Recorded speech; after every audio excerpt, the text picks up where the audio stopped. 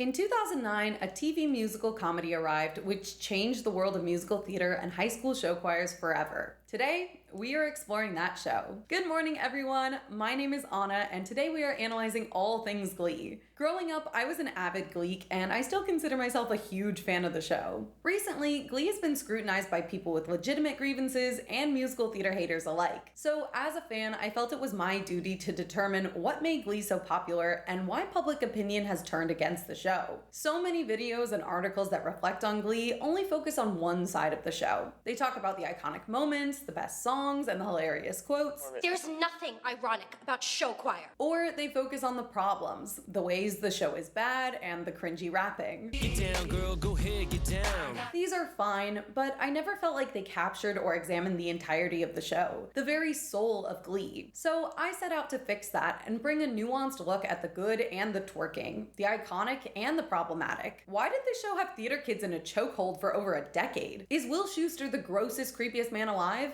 Maybe. Is the cast truly cursed? Why did this thing keep getting made when no one wanted it? Did you know there's a forum on my blog that's begging you to stop rapping? Is it as hilarious as it seems? Wait, the kids don't like it when I rap? For almost 2 years, I have done nothing but eat, sleep, and breathe Glee. I firmly believe that I know more about Glee than 90% of the cast, and I understand the show better than Ryan Murphy himself, which I know is a bold claim, but I stand by it. If there was a doctorate program for it, I fully believe I earned my PhD Glee with this giant dissertation of a video. We are exploring the good, the season 5, the controversies, and more that make up this musical explosion of a television show. This is an incredibly deep exploration of 2010s music and fashion, so please fasten your seatbelts and keep your hands, arms, feet, and legs inside the vehicle because we are about to dive in.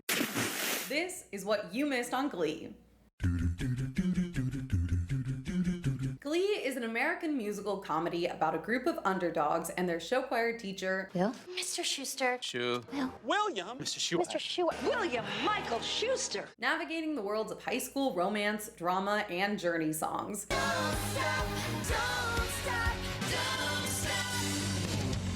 6 seasons of Journey songs to be exact. The show premiered in 2009 and hung on until 2015, but before we begin, it's important to understand the television landscape back then. In the mid-2000s, most adult television fell into one of 4 genres: crime, sci-fi, mystery, and drama. And during this time, gritty, intense shows like 24, The Wire, Battlestar Galactica, and Prison Break dominated the market. But right around 2008, economic trouble made real life gritty and depressing. I don't know why, or even what a recession is, but it's my understanding that we're in one. Which meant audiences needed a change in their media. 2009 was a huge turning point, marking the arrival of Glee, along with a bunch of other teen and family-oriented comedies such as Parks and Rec, Community, Modern Family, The Middle, and of course, The Vampire Diaries. Despite the need for escapism, musicals have always had a hard time finding their target demographic. The Hollywood cycle usually makes 1 to 2 legitimately great musicals that audiences love, prompting other studios to churn out not-so-great musicals which oversaturate the market and leave audiences fatigued. 1969's Hello, Dolly was such a huge flop, it tainted the musical market for decades, resulting in one of the longest live-action musical recessions in history. By the 1990s, musicals were relegated to animated and live-action children's media. But when Baz Luhrmann's Moulin Rouge garnered award interest and Chicago did even better in 2002, the cycle began anew, bringing about a string of less than stellar movie musicals including Rent,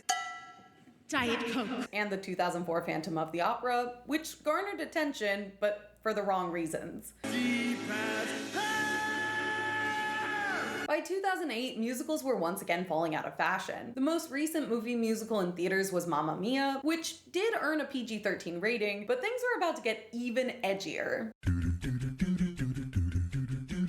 Despite most people associating Glee with producer Ryan Murphy, it was writer and former show choir kid Ian Brennan who first conceived of Glee back in 2005. However, it looked a lot different than the show we know today. Ian initially wanted to create a movie based on his own experiences in show choir at Prospect High School in Illinois back in 1996. He wrote up a script and tried to get it produced, but couldn't seem to make it happen. After multiple years with no success, he brought it to his producer friend Mike Novick, who happened to work out at the same gym as writer-director Ryan Murphy. Hot off the success of Nip Tuck, Ryan needed a new project for Fox, and as a former show choir kid himself, things clicked when Novick brought Ryan a copy of Brennan's script. Along with his Nip Tuck co-producer Brad Falchuk, Ryan proposed turning the script into a TV series. Ryan, Brad, and Ian drafted a pilot, and within 15 hours of submission, Fox greenlit the show. If that sounds crazy fast, it is. Ryan attributes this quick turnaround to the success of reality singing competition American Idol, which was Fox's most popular show at the time. The network wanted a fictional musical TV show to capitalize on the audience Idol provided. And with Ryan Murphy at the helm, this new show seemed like a sure thing. Ryan and Brad became the show's executive producers. Ian became a co-executive producer, and Mike Novick became a producer. Then, Brad, Ryan, and Ian started writing the first 13 episodes of season 1.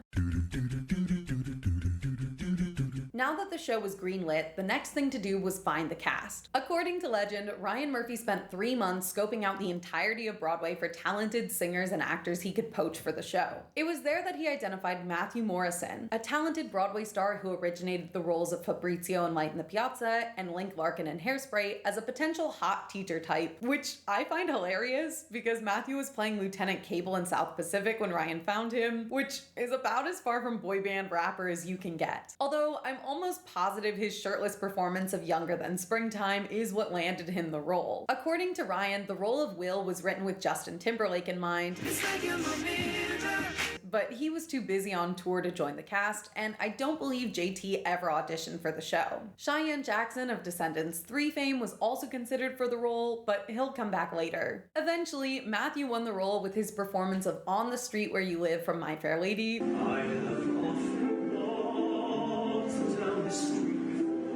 which is cute because that ends up being Emma's favorite musical in the show. Ryan Murphy also discovered Leah Michele starring as Wendla, and Jenna Ushkowitz understudying the roles of Ilsa, Martha, Anna, and Thea in the original Broadway cast of Spring Awakening. When it comes to Rachel Berry, the drama started long before the role was even cast. Apparently, Leah Michele was in a car accident on the way to her audition and allegedly ran to the studio with glass shards in her hair. They asked her back for another day, where she sang On My Own from Les Miserables, which made its way into the pilot episode. On my own, pretending he's beside me. Strangely, Nina Dobrev also auditioned for Rachel, but thank God she didn't land the role because only a couple months later she was playing Elena Gilbert on VPD. For Tina, Jenna Ushkowitz auditioned with Waiting for Life to Begin from Once on This Island. We'll talk about it later. Amber Riley auditioned for Mercedes with And I Am Telling You from Mean Girls.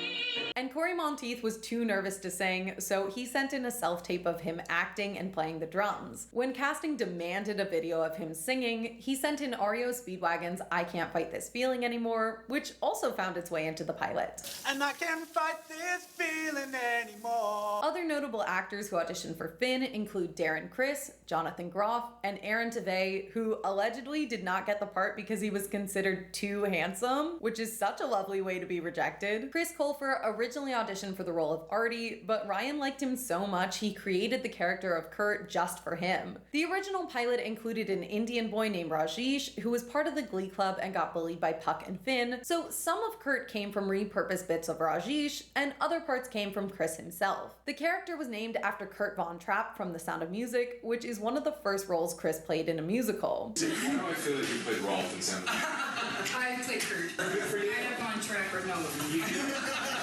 And the surname Hummel comes from the Hummel figurines with rosy cheeks that Ryan Murphy's mother collected when he was a child. There were a few other notable actors who auditioned for the show. Skylar Astin auditioned for Puck, Kristen Cavallari auditioned for Quinn, and allegedly the entire cast of Spring Awakening auditioned, which makes sense because at the time, this was the only Broadway show with a cast of primarily teens and young adults. Mere days before filming started, the main cast of Glee was solidified with an ensemble of 12 actors: Jane Lynch, Matthew Morrison, Chris Colfer, Mark Salling, Corey Monteith, Diana Agron, Leah Michele, Gemma Mays, Jesselyn Gilsig, Amber Riley, Jenna Ushkowitz, and Kevin McHale. There were also several recurring characters who became part of the main cast in later seasons, including Harry Shum Jr., Naya Rivera, Heather Morris, and Mike O'Malley. At the time filming began in 2009, here were the ages of the cast members. When they were cast, everyone was already older than the high school sophomores they portrayed, and these will only become more absurd as the show progresses.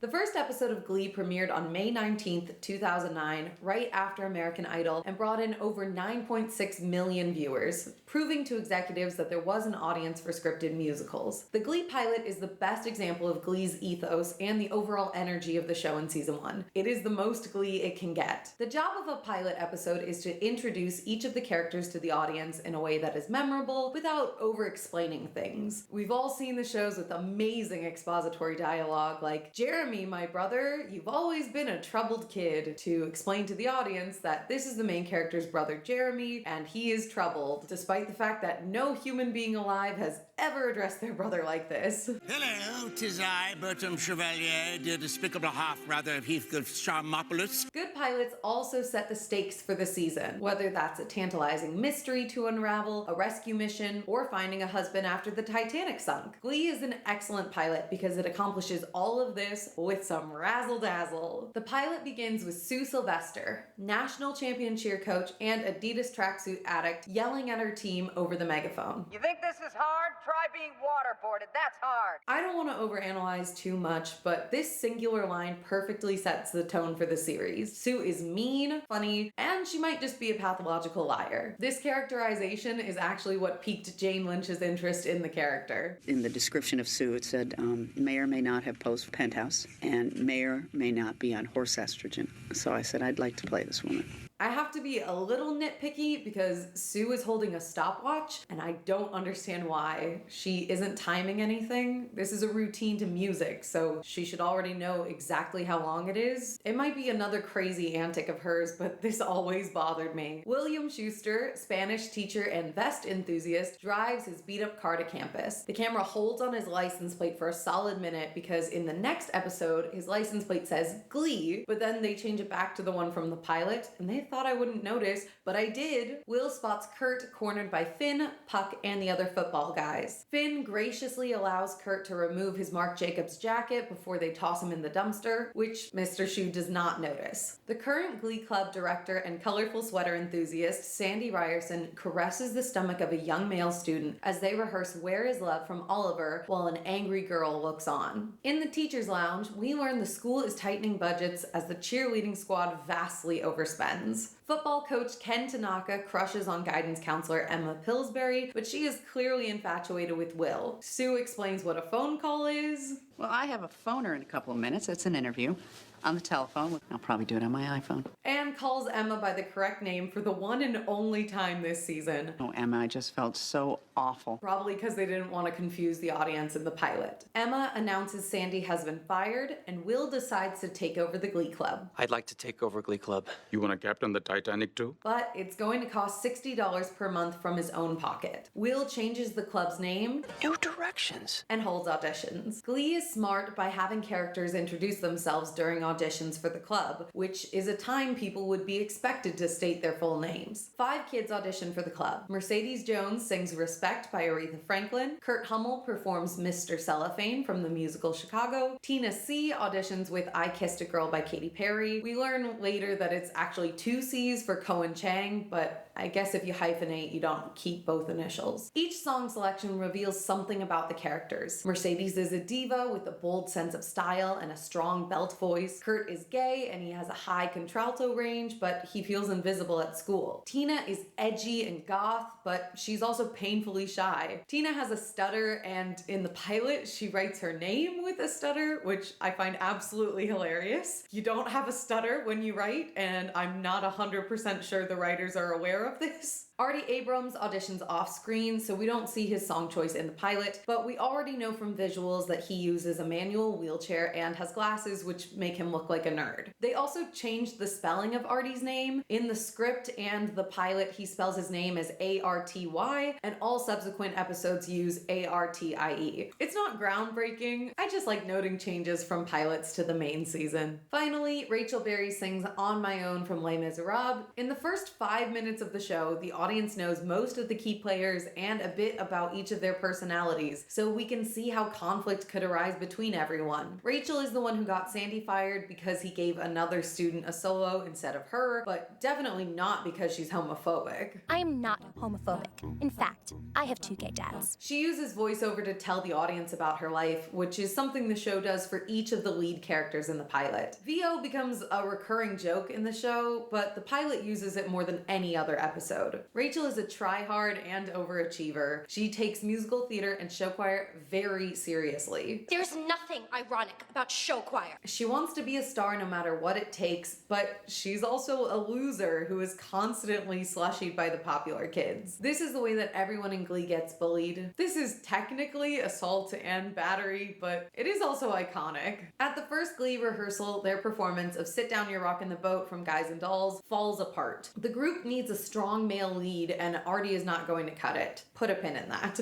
Rachel storms off for the first of many, many times, and when Mr. Schue finds her, she admits she just wants to be special. Being a part of something special makes you special, right? And quits the Glee Club. Principal Figgins plans to cut the club so AA can have the auditorium, but Will convinces him to keep the club around. If we show at regionals, Glee stays. If not, the bar's open in the auditorium. 12 minutes into the pilot, we now have the stakes of the season. The Glee Club needs to win their sectionals and perform at regionals in order to remain a club. At Sheets and Things, a spoof of Bed Bath & Beyond, Will brings lunch to his terrible wife, Terry. Howard, if you can't afford a fitted sheet, you cannot work at Sheets and Things. And bumps into Sandy, who is now working as a drug dealer. Oh yeah, make 5 times more than when I was a teacher. For the record, Sandy is my favorite character in season 1. He has some really funny lines, and he's just iconic overall. I love him. Sandy gives Will a sample of the chronic lady to help him deal with those horrible Glee kids, and boy does it help. Will struggles to find a male lead. He puts up sign-up sheets in the boys' locker room, but no males want to join the club. After hearing him sing in the shower, Will blackmails Finn with the pot sample from Sandy into joining the Glee Club. It's not mine. I'll pee in a cup. In VO, Finn says his dad died before he was born, so he was raised by a single mom. He plays the drums, and his love of Journey comes from his mom's ex-boyfriend. At the next Glee rehearsal, Rachel and Finn sing You're the One That I Want from Grease. And it's the first time we've been kind of good. Even though Rachel freaks Finn out a bit with her intensity. Finn skips Saturday football practice to see their competition, Carmel High School, perform at their invitational, but he lies to his best friend Puck, saying he is taking care of his mom Carol, who had her prostate removed. At the invitational, Rachel is obviously crushing on Finn, but he's in a 4-month relationship with head cheerleader and president of the celibacy club, Quinn Fabray. Quinn doesn't appear much in the pilot because Diana Agron was reportedly the last person cast a couple of days before filming began, and the character was almost cut from the show entirely. But even with her minor screen time, we can already tell that Quinn's not very nice. She's a very stereotypical mean blonde cheerleader. Hi, Finn. RuPaul. The New Directions are discouraged after seeing Vocal Adrenaline's killer performance of Rehab. We're doomed. Which they should be. VA is so good in season 1.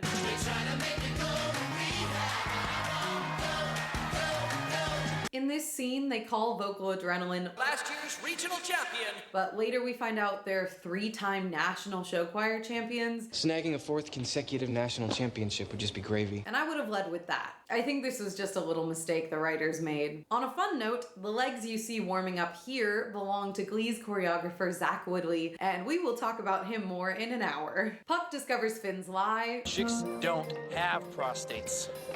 I looked it up. And the football guys mercilessly pelt Finn with paintballs. Terry announces she is pregnant, and Will reluctantly resigns from his teaching job and the New Directions to become an accountant, just like Terry wants, sadly singing Leaving on a Jet Plane as he finishes his application. As a present, Puck and the football guys trap Artie in a porta potty with the intention to flip it, but Finn stops them. He helps Artie, and after seeing his mom's ex-boyfriend, he reunites the Glee Club, which was crumbling under Rachel's controlling leadership. I'm sorry, did I miss the election for Queen? Because I didn't vote for you. I know what I'm talking about. Emma finds a video of the McKinley High Glee Club winning nationals in 1993 as a last-ditch effort to stop Will from giving up on his dreams. But it's too late. Will is quitting. As he leaves, he is stopped by the sound of music, not that one, coming from the auditorium, where the Glee Club is giving an iconic performance of Don't Stop Believing.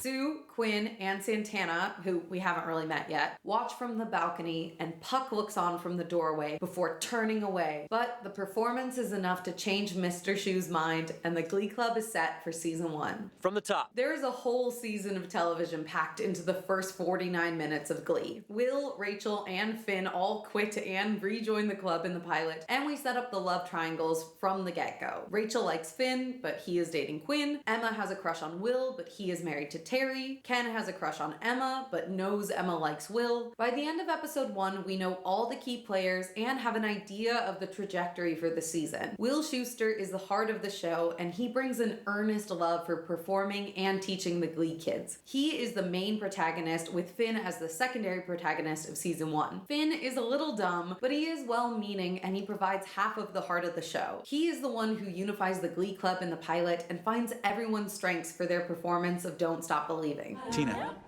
what are you good at? We'll figure something out for you. It's also why Puck appears in the final moments. Puck is Finn's counterpoint, so it makes sense for him to appear and act betrayed. The pilot and season 1 of Glee have a similar conflict to High School Musical. Finn is a jock who wants to participate in the arts, but school politics and social pressures stop him from doing the things he loves. I've never experienced this specific dynamic, but I think the themes of Glee hold up pretty well. The arts continue to be gatekept, and there are financial factors which often prohibit people from poor backgrounds from exploring creative pursuits. In America, straight men continue to be questioned about their sexuality when they express any interest in the performing arts, such as dance, musical theater, or singing. I have personally noticed that acting in film and television is usually regarded as more socially acceptable than live theater, but I'm sure people get bullied for wanting to express themselves through film acting as well. I never experienced conflict between sports and the arts, probably because I ran cross country. Instead, I saw the conflict of academia and the arts. In schools, artistic pursuits are often viewed as frivolous, a luxury people should only pursue after they achieve career success. It is rarely discussed as a viable career. Personal experiences aside, Glee holds up pretty well thematically, and it does a good job of showing Finn's conflict. We understand from the pilot exactly what everyone wants. Rachel wants to be a star by any means necessary. My gold stars are a metaphor for me being a star. Finn wants to sing and maintain his popularity. Will wants to support his family and help kids. The club needs to beat vocal adrenaline to keep it running. Sue is unhappy about the club in general and likely to add drama. We can see storylines unfolding based on these simple pieces of information, setting up plot elements that bleed into... On September 9th, 2009, Fox released an extended director's cut of the pilot, heralding the start of season 1. The first season of Glee is the best the show has to offer. It is the epitome of Glee in many ways, and it is one of my personal favorite seasons of television ever. I've watched this season probably 5 or 6 times because I love it that much. Season 1 blends genres in a way that feels clever and fun. It's a mix of satire, melodrama, and comedy, but it is also earnest. This is the key component of Glee itself, and the less earnest the show is, the worse it becomes. Not sappy, sincere. The show makes fun of musical theater kids, but it also cares about what the characters value. Glee is heightened drama because that's what the characters feel. Rachel is a drama queen, but she does really believe these situations are a big deal, which makes her theatricality more relatable. I know I was super dramatic in high school. The characters are passionate, and that's part of what makes me care about them. Sue is the only character who makes outlandish claims, but the show frames her as potentially being a pathological liar. I'm not an American citizen. I was born in the Panama Canal Zone, but I managed to get a passport. I've run for office twice. Or maybe just playing into the absurdism. Either way, it works because the rest of the cast is grounded, making Sue appear even wackier and funnier in comparison. Season 1 also has a compelling story to tell. There are 2 different types of storytelling which were popular in 2009 and continue to this day. These are episodic dramas and serialized dramas. Episodic drama is a form of storytelling that can stand on its own as a complete narrative. You can turn on any random episode and you don't need to know the context of any previous episodes to understand what is happening. Nothing is really going to impact the story too drastically, and things usually return to the status quo by the end of the episode. A great example of this is Monster of the Week shows or medical dramas like House. This type of television show is great for reruns because you can tune into any episode and have a good time. It's the type of show I like to watch while staying at a hotel. On the other other hand, there's serialized drama, which functions like chapters in a book to form a bigger season or series narrative. Serialized stories require the audience to remember where the characters left off and the goal for the entire season. This type of storytelling offers more narrative fulfillment than episodic shows, but they are also more difficult to watch because they require a commitment from the audience. I think of serialized fiction as the one my mom asks a million questions about. Who's that guy? Why is she acting evil this season? I thought we liked her. That sort of thing. It was definitely harder to be a serialized television show back in 2009 when streaming services were non-existent.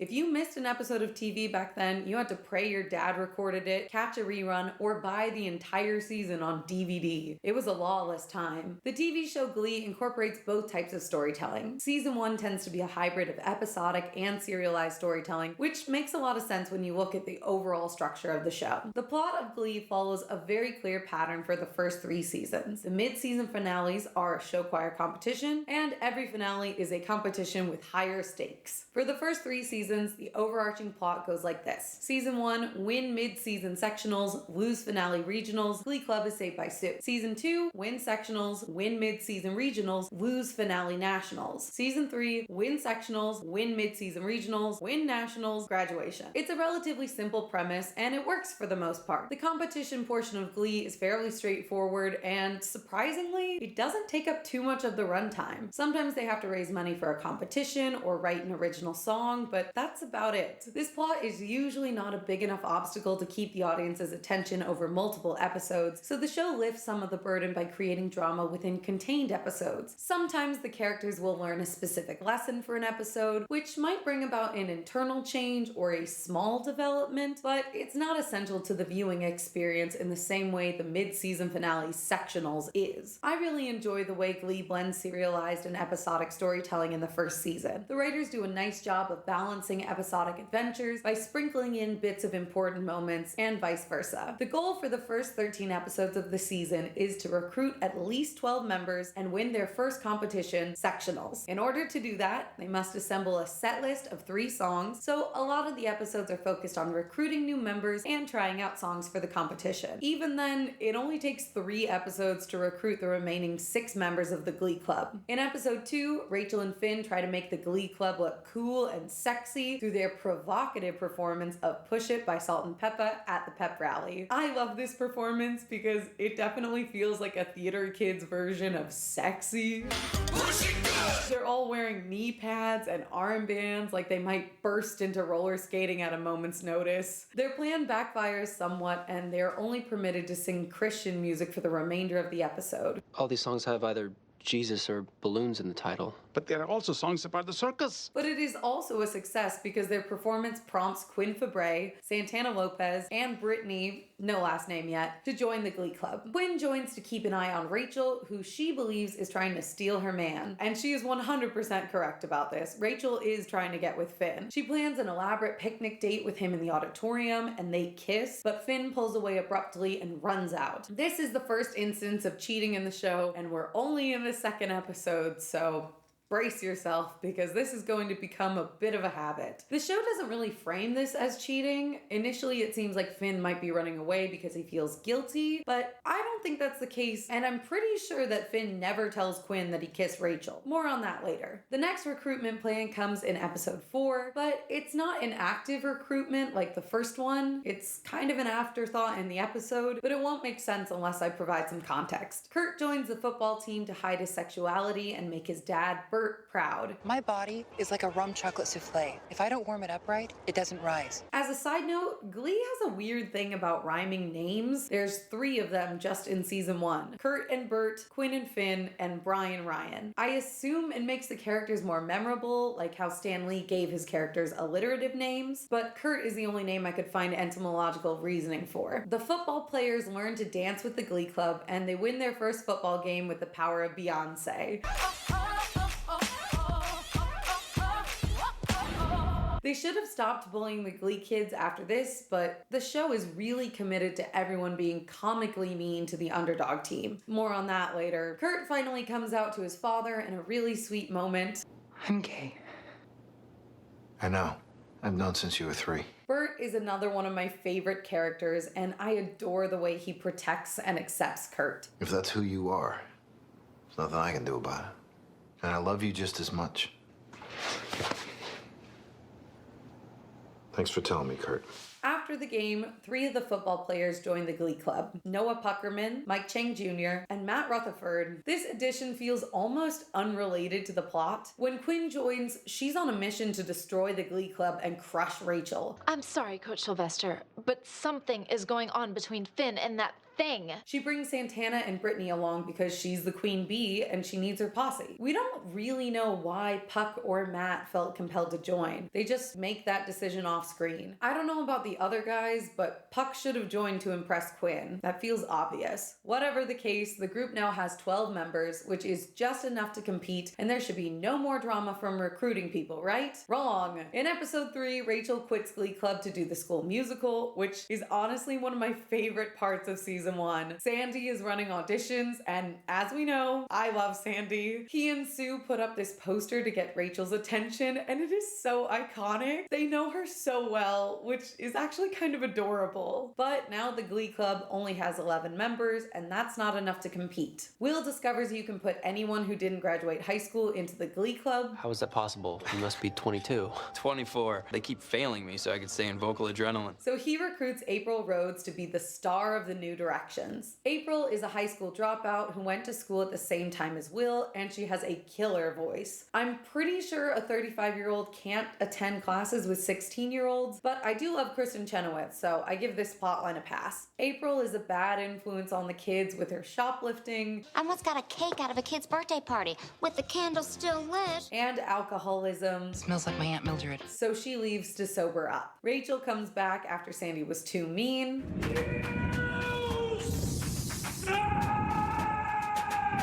So we are done with recruitment until episode 13, and we can finally move on to the main plotline for season 1. But before we do, we have to talk about self-fulfillment. This is a bit of an awkward subject to discuss, but it is surprisingly important to Glee season 1, and it comes back in season 2. I swear I am not discussing this to be inappropriate or overly graphic. This is actually relevant to the plot in a big way, so here it is. In Glee, high school boys have a persistent problem with arriving early. Whenever I grind Cinco de Mayo. To prevent this from happening, Finn thinks about his first driving lesson with his mom.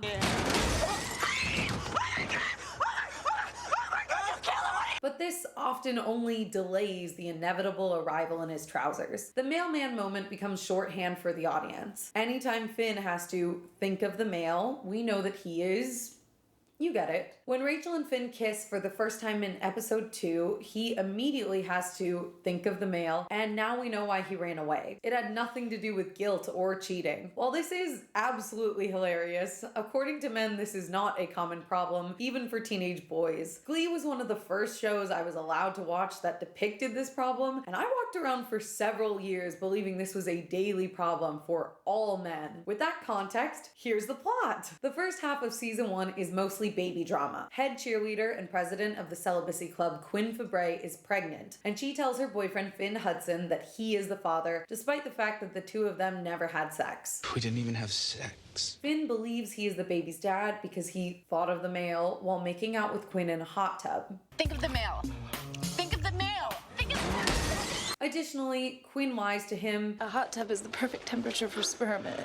It helps it swim faster. And Finn is either too unintelligent to realize this is a lie or unwilling to accept the fact that his girlfriend cheated on him. But the show frames it as him being naive, so I'm inclined to believe that one. In reality, Finn's best friend Puck is the father. Quinn got pregnant after hooking up with Puck one time. This is all the show says about her getting pregnant. There is room to speculate about this being a gray area of consent because Quinn was drunk at the time, and it's not clear what Puck's state of sobriety was. I had sex with you because you got me drunk on wine coolers and I felt fat that day. In episode 22, we see a flashback to the conception where Quinn hesitates. I can't do this. Yes, you can. Have another wine cooler. Which feels like he is plying her with alcohol and might be considered dubious consent, but the show is uninterested in seriously exploring this. Puck knows he is the baby's father, cause Finn's my boy. He would have told me. But Quinn doesn't want Puck to raise the baby with her. The show and Quinn initially frame their hookup as a mistake and a one-time thing, but it is clear that Quinn and Puck have feelings for each other. They frequently flirt with one another, and they have obvious chemistry. The other baby drama comes from Will's wife, Terry. After announcing her pregnancy in the pilot, Terry finds out she is not in fact pregnant in episode 2. There's no baby. Did it fall out? The doctor says she has pseudocyesis, also known as a phantom pregnancy, which occurs when the body shows signs and symptoms of pregnancy without a fetus being present. Instead of telling Will, Terry keeps this information secret until she devises a plan of action. She confides in her sister Kendra, who is just as crazy as Terry, if not more so. We're gonna have to get you a baby. Terry is willing to do whatever it takes to keep her man. She convinces Ken Tanaka to propose to Emma as a way of getting her away from Will, and sometimes she'll commit literal crime. In episode 6, Terry becomes the school nurse, even though she is not remotely qualified. But I'm not a nurse. I work at Sheets and Things. Because she's worried that Emma is flirting with her husband, which she is. Will challenges the club with boys versus girls mashups, and when Finn goes to see Terry, she gives him literal drugs. All the kids take drugs to make their performances better, and Terry terrorizes Emma. Someone got a little lipstick on your cup. Looking back, I now think Emma and Will were in the wrong to keep flirting with each other while Will's wife was pregnant. The audience knows he should be with Emma because Terry is not pregnant and also not nice. But from Emma's perspective, she is pursuing a married man with a kid on the way just because he's good looking. It's inappropriate, but in the narrative it's fine. Figgins fires Terry, and also she's a bad coworker. Howard Bamboo got arrested. But the good news is Quinn is going to give her baby to Terry. The plan is for Terry to go into fake labor at the same time as Quinn and come home pretending Quinn's baby is Will and Terry's. I know she's chaotic, but I have to hand it to Terry and Kendra for this unhinged baby stealing plan. It's completely unfeasible and insane, but I admire the ambition. We also get this moment. A lot of ants on the sidewalk today. I think about this scene anytime there's an awkward silence in my life. It's my favorite conversation starter. Next, Rachel is blackmailed by a reporter for the school newspaper. This is another mistake we'll talk about in season 2. So she gives Jacob and Israel a pair of her underwear to keep him from announcing that Quinn is pregnant. Finn thinks she is doing it to protect them, but Quinn sees right through this, and she is once again correct. Jacob threatened to tell everyone that Rachel is in love with Finn. Because the same birdie told me you're heartbroken Finn Hudson didn't choose you to carry his litter. And he is correct, but what is going on with this school paper? I worked for the school newspaper when I was in high school, and we had to run everything by a faculty member. No way my junior English teacher would let me publish a story about a girl having a crush on someone. This isn't 17 magazine. Sue discovers Rachel's underwear and forces Jacob to run the story, outing Quinn to the entire school. Sue is initially surprisingly nice to Quinn, allowing her to stay on the cheer team, but after being dumped by local news anchor Rod Remington, she changes her mind and kicks Quinn off the squad. I can't have a pregnant girl in my squad. You're a disgrace.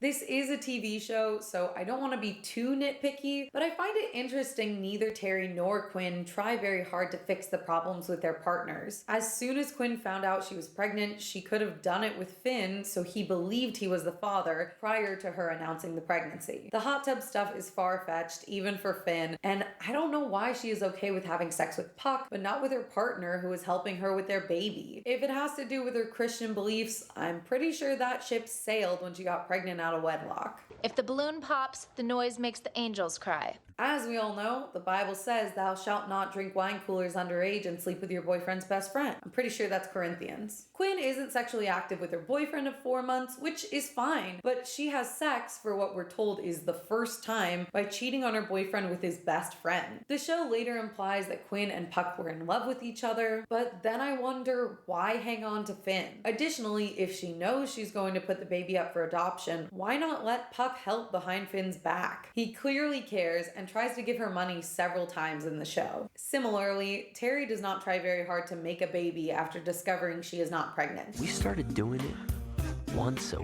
week. The joke here is that once a week is not very frequent. There are a couple other options these women have, and the show never really discusses them. Right when Finn finds out, he insinuates asking Quinn about getting an abortion. Are you gonna get a... No. But they never explicitly or seriously discuss the topic. I understand that Quinn is Christian and this would likely be against her religious beliefs, but I'm not sure why the show doesn't discuss this. I'd like to hear Quinn's reasoning why she believes she needs to have the baby, even if it's going to ruin her life. I really thought I had a shot of getting out of here. Additionally, Terry never contemplates telling Will that she had a miscarriage. She is early enough into the pregnancy where it would still make sense, and then they can adopt Quinn's baby without the elaborate plan. The show does a good job of showing how Terry felt the baby was the only thing keeping Will from leaving her for Emma. He already has one foot out the door. This baby's the only reason he's still here. Which, again, is a totally valid concern because Emma keeps pursuing Will, and Emma might be the secret villain of season 1, but I wish Terry and Kendra explored their options more. I also think the show never considered the miscarriage angle because the writers really wanted Emma and Will to be endgame. Personally, I would have liked to see more of Jesselyn Gilsig as Terry for another season and save the Lemma coupling for later. But alas, everyone except Rachel and Finn discover Finn is not the father in episode 10 when Puck tells Mercedes, Finn's not the father! I am.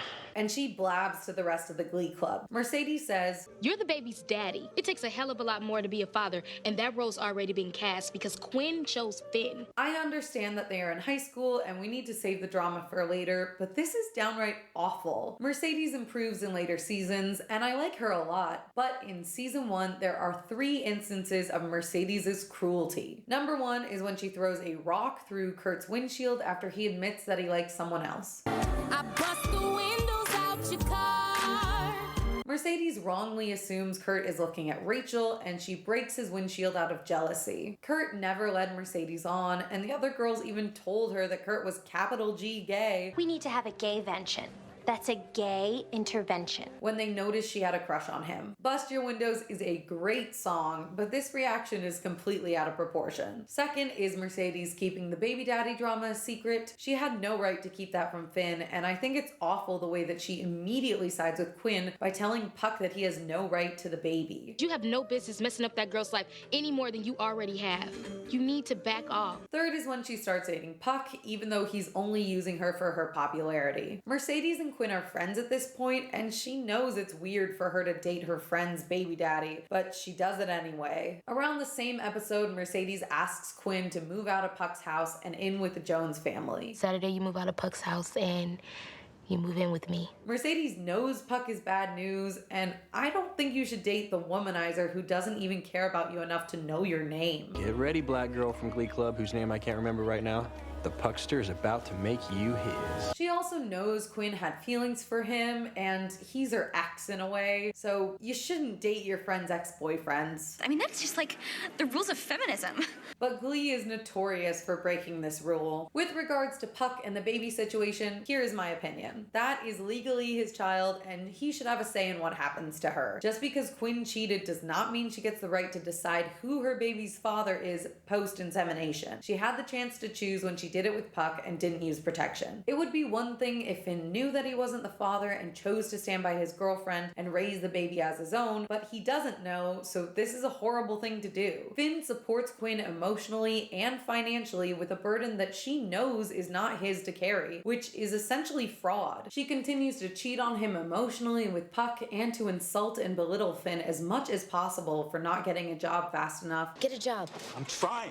And he's just doing his best. In episode 10, Finn sings You're Having My Baby at dinner with Quinn's parents, That you're having my baby.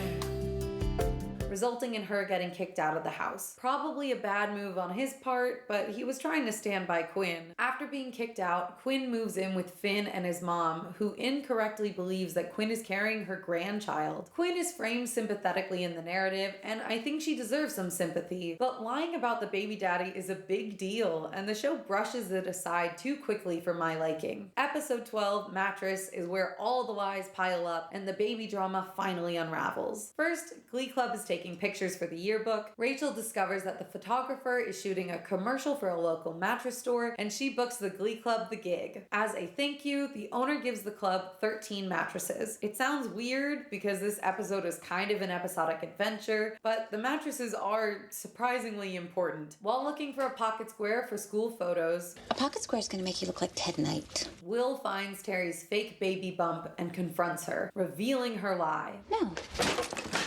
Pick up your shirt. I know this is serious, but this scene is so funny to me because even in the middle of her confession, Terry blames their failing marriage on The damn Glee Club! Terry, this is not the Glee Club's fault. And she is straight up gaslighting him by saying that Will being happy and confident is the real problem with their crumbling relationship. This marriage works because you don't feel good about yourself. Will leaves and sleeps on one of the mattresses stacked in the choir room. The next episode is sectionals, and it's also the mid-season finale. Sue reveals that the Glee Club has disqualified themselves from sectionals by accepting the mattresses. Payment for services rendered negates amateur status, triggering immediate disqualification. But Will sacrifices himself instead. He was the one who accepted the mattresses, so he can't go to sectionals or help the club prepare in any way. Emma sacrifices her wedding with Ken in order to take the club to sectionals on Will's behalf. Rachel also learns Finn is not the father after she notices the way Puck reacts to Quinn falling. Rachel is the only person smart enough to figure this out on her own. I've never told you guys this before, but I'm a little psychic. Which is not saying much. She tells Quinn about a rare genetic disorder that only affects Jewish people, and then watches to see what Quinn does. This confirms Rachel's suspicions. Rachel immediately tells Finn he is not the one who got Quinn pregnant, prompting Finn to attack Puck in the choir room and demand the truth, which Quinn finally admits. Yes. Mike is the father. Finn dumps Quinn and quits Glee Club, ruining any chance of them succeeding at sectionals. I'm done with all of you! In the aftermath, Rachel tells Quinn, I was selfish when I told him. But this is ridiculous. Quinn and the other Glee kids act like Rachel is the bad guy for telling Finn. Who told you this, Finn? Obviously it was Rachel. But she didn't do anything wrong in this one specific situation. Rachel tells Quinn her motives were selfish because she thought breaking up Finn and Quinn would mean that she would get to be with him, but even then, Rachel did the right thing. Finn deserved to know the truth. Everyone else was being wildly horrible and manipulative by not telling him, and I am mad that the show did not address this. Finn never really gets over this betrayal, but we don't discuss it much after this one episode, so I hope you got your fill. The New Directions grab Jacob Ben Israel, so they have 12 members, but when they arrive at sectionals, they learn the other two clubs stole their set lists and exact performance ideas. Proud Mary performed in wheelchairs, and I am telling you, and don't stop believing, Sue leaked the set list to the other choirs. You have no proof. No proof. You were the only person who had the list. But other than that, you have no proof. Then deliberately put the New Directions last so it would look like they were the ones copying everyone else. The club is frantic and leaderless. Will has a heart-to-heart with Finn since they have experienced a similar betrayal from their partners, and Finn rushes to sectionals where they pull together a last-minute performance inspired by Mr. Shoe. I know you can always get what you want. As well as the iconic Rachel Berry performance of Don't Rain on My Parade. Don't tell me not to live, just sit and put up. And with that, the New Directions win sectionals at the mid-season finale. When we return from the mid-season break, the drama has shifted a bit. The new goal for this season is to place at regionals or the club will be cut. But between sectionals and regionals, the story is mainly focused on relationship drama. Emma and Ken broke up post-wedding disaster. Will left Terry post-baby scheme. Will finally admitted his feelings for Emma when he kissed her, so they are starting to date, but it's not really working. However, Emma and Will are no longer the main focus. Instead, the narrative is focused on Finchel, which is the ship name for Finn and Rachel. I made us his and her relationship calendars, so you can't say you forgot we had plans when you miss our dates anymore. They are the new power couple at school, even though Finn is depressed. Fact is, I'm kind of depressed. And he hasn't fully gotten over Quinn. Sue is trying to destroy the Glee Club as per usual, and she tasks Santana and and Brittany was seducing Finn, so he will break Rachel's heart, which works immediately. Finn breaks up with Rachel to go on a terrible double date with Santana and Brittany after only 10 minutes of Finchel as a couple. While looking for sheet music in the library, Rachel meets Jesse St. James. Oh my god, you're Jesse St. James. The male lead of Vocal Adrenaline. They sing Hello by Lionel Richie. I can see it in your smile. And have very strong romantic chemistry. Finn realizes his mistake and tries to get back with Rachel. Look, I even circled some dates on your crazy calendar. But she's busy dating Jesse. Everyone assumes Jesse is manipulating Rachel so that Vocal Adrenaline can spy on the New Directions, or so they can break her heart before regionals and throw them off their game. Mr. Shu makes out with the director of VA, Shelby Corcoran, even though he's not officially divorced. Wait, are you gay? What? No. Because most of the show choir directors I make out with are gay. And he is sort of dating Emma. He also sleeps with April Rhodes, but like literally sleeps, not in the innuendo way. So Emma angrily calls him out in front of everyone. You're a slut, Will. You're a slut. You're a slut. You're a slut. You're a slut. In The Power of Madonna, Jesse transfers from Carmel to McKinley to be with Rachel. You would never be with me completely if I were on the opposing team, and I care about you more than winning another national title. And joins the New Directions, much to Finn's disappointment. What the hell? It seems like now everybody's doing things just to hurt my feelings. Finn is still clearly into Rachel, but she is happily dating Jesse. In the same episode, everyone does the deed in an epic 6-part rendition of Madonna's Like a Virgin. Like a virgin, feels so good inside. Finn does it with Santana, which we will discuss more in season 3. Rachel is too nervous with Jesse, and Emma is similarly unable to copulate with Will, but the song is still fantastic. Continuing with the relationship drama, in episode 17, Bad Reputation, a mystery person posts a list ranking the Glee Club members in terms of promiscuity. Rachel is upset that her name is at the bottom with -5 points, so she devises a plan to make herself appear more attractive. I'm gonna stop you. You had me at sex tape. In the A-plot, Rachel enlists Artie in the AV Club to help her with their Bad Reputation music video of Run Joey Run. She casts Finn, Puck, and Jesse in the lead role to make it look like all the guys want her, but instead it makes all the guys mad at her. First of all, I need to trust my instincts more because I had a feeling when we were shooting that it was not going to be good. Jesse takes this the hardest. Being triple cast with 2 other guys to play opposite your girlfriend? It's mortifying. While he doesn't break up with Rachel, he does say, Everyone thinks I'm the big heartbreaker, but the fact of the matter is, you broke mine first. Rachel gives a great performance of Total Eclipse of the Heart with all 3 guys as she and Jesse dance around each other in ballet club. If we end up next to each other on the bar at Ballet Club this week, just do your arabesques and piqués in silence. Don't talk to me. Jonathan Groff is so good. Rachel and Jesse are on the rocks for sure, but don't technically break up. This is one of my favorite episodes of the season, and it has my favorite subplot of the entire show. In the B-plot, Kurt leaks a video of Sue performing Physical by Olivia Newton-John, and she becomes the laughingstock of the school until the real O&J contacts her and they redo the music video together. Let's get physical, physical. I wanna get physical. This is Sue's best number in the show, and I am obsessed with this song. I honestly think it's better than the original. We also meet Sue's sister Jean, who has Down syndrome. They have an adorable dynamic, and Jean always humanizes Sue. After RJR, Jesse disappears for an episode, and the state of his relationship with Rachel is unclear. Finn continues crushing on Rachel, and she clearly reciprocates feelings for him, but she doesn't want to end things with Jesse. Finn sings Jesse's Girl to Rachel during class. I wish that I had Jesse's girl.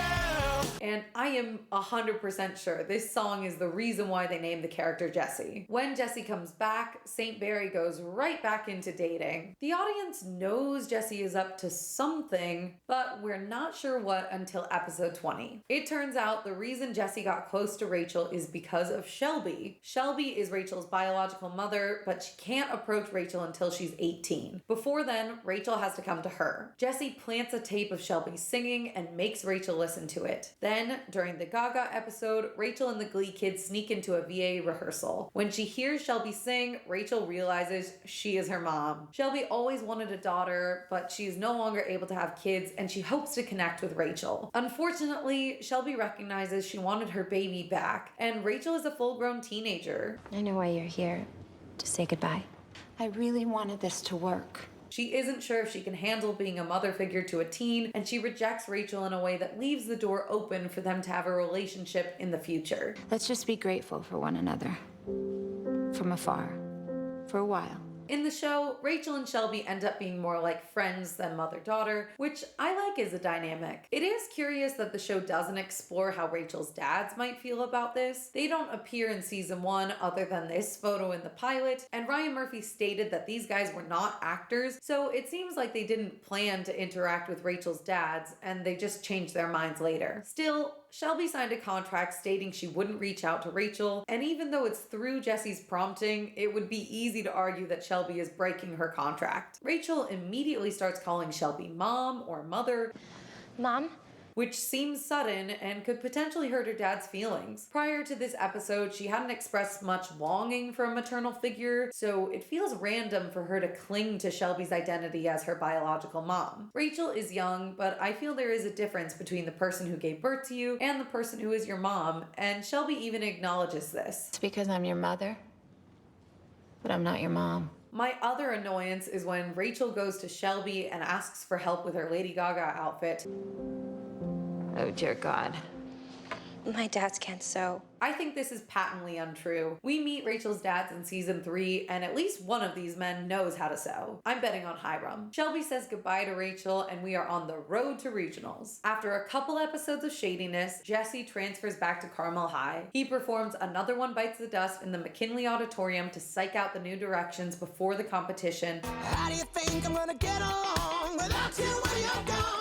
And they TP the choir room. So naturally, Huck and Finn slash their tires. I know this is a crime, but I love the way they go to such extremes like this. You slashed the tires on the Range Rovers of all 26 of my performers. It is also ridiculous that the VA kids have Range Rovers. Shelby says it was a gift. Those were gifts for our win at sectionals. But a couple episodes ago, Sue got the Glee Club in trouble over one mattress. This feels like such a double standard. Jesse further humiliates Rachel by throwing eggs at her in the parking lot, finally breaking one right on her vegan head, which traumatizes Rachel. I'm not sure what's up with these eggs, but I think they were filled with either paint or mustard. When Jesse breaks the egg, it's all yolk, no white. Either way, the whole club is in a funk. I'm so depressed I've worn the same outfit twice this week. But they pull themselves out by doing the one thing VA can't. They did a funk number.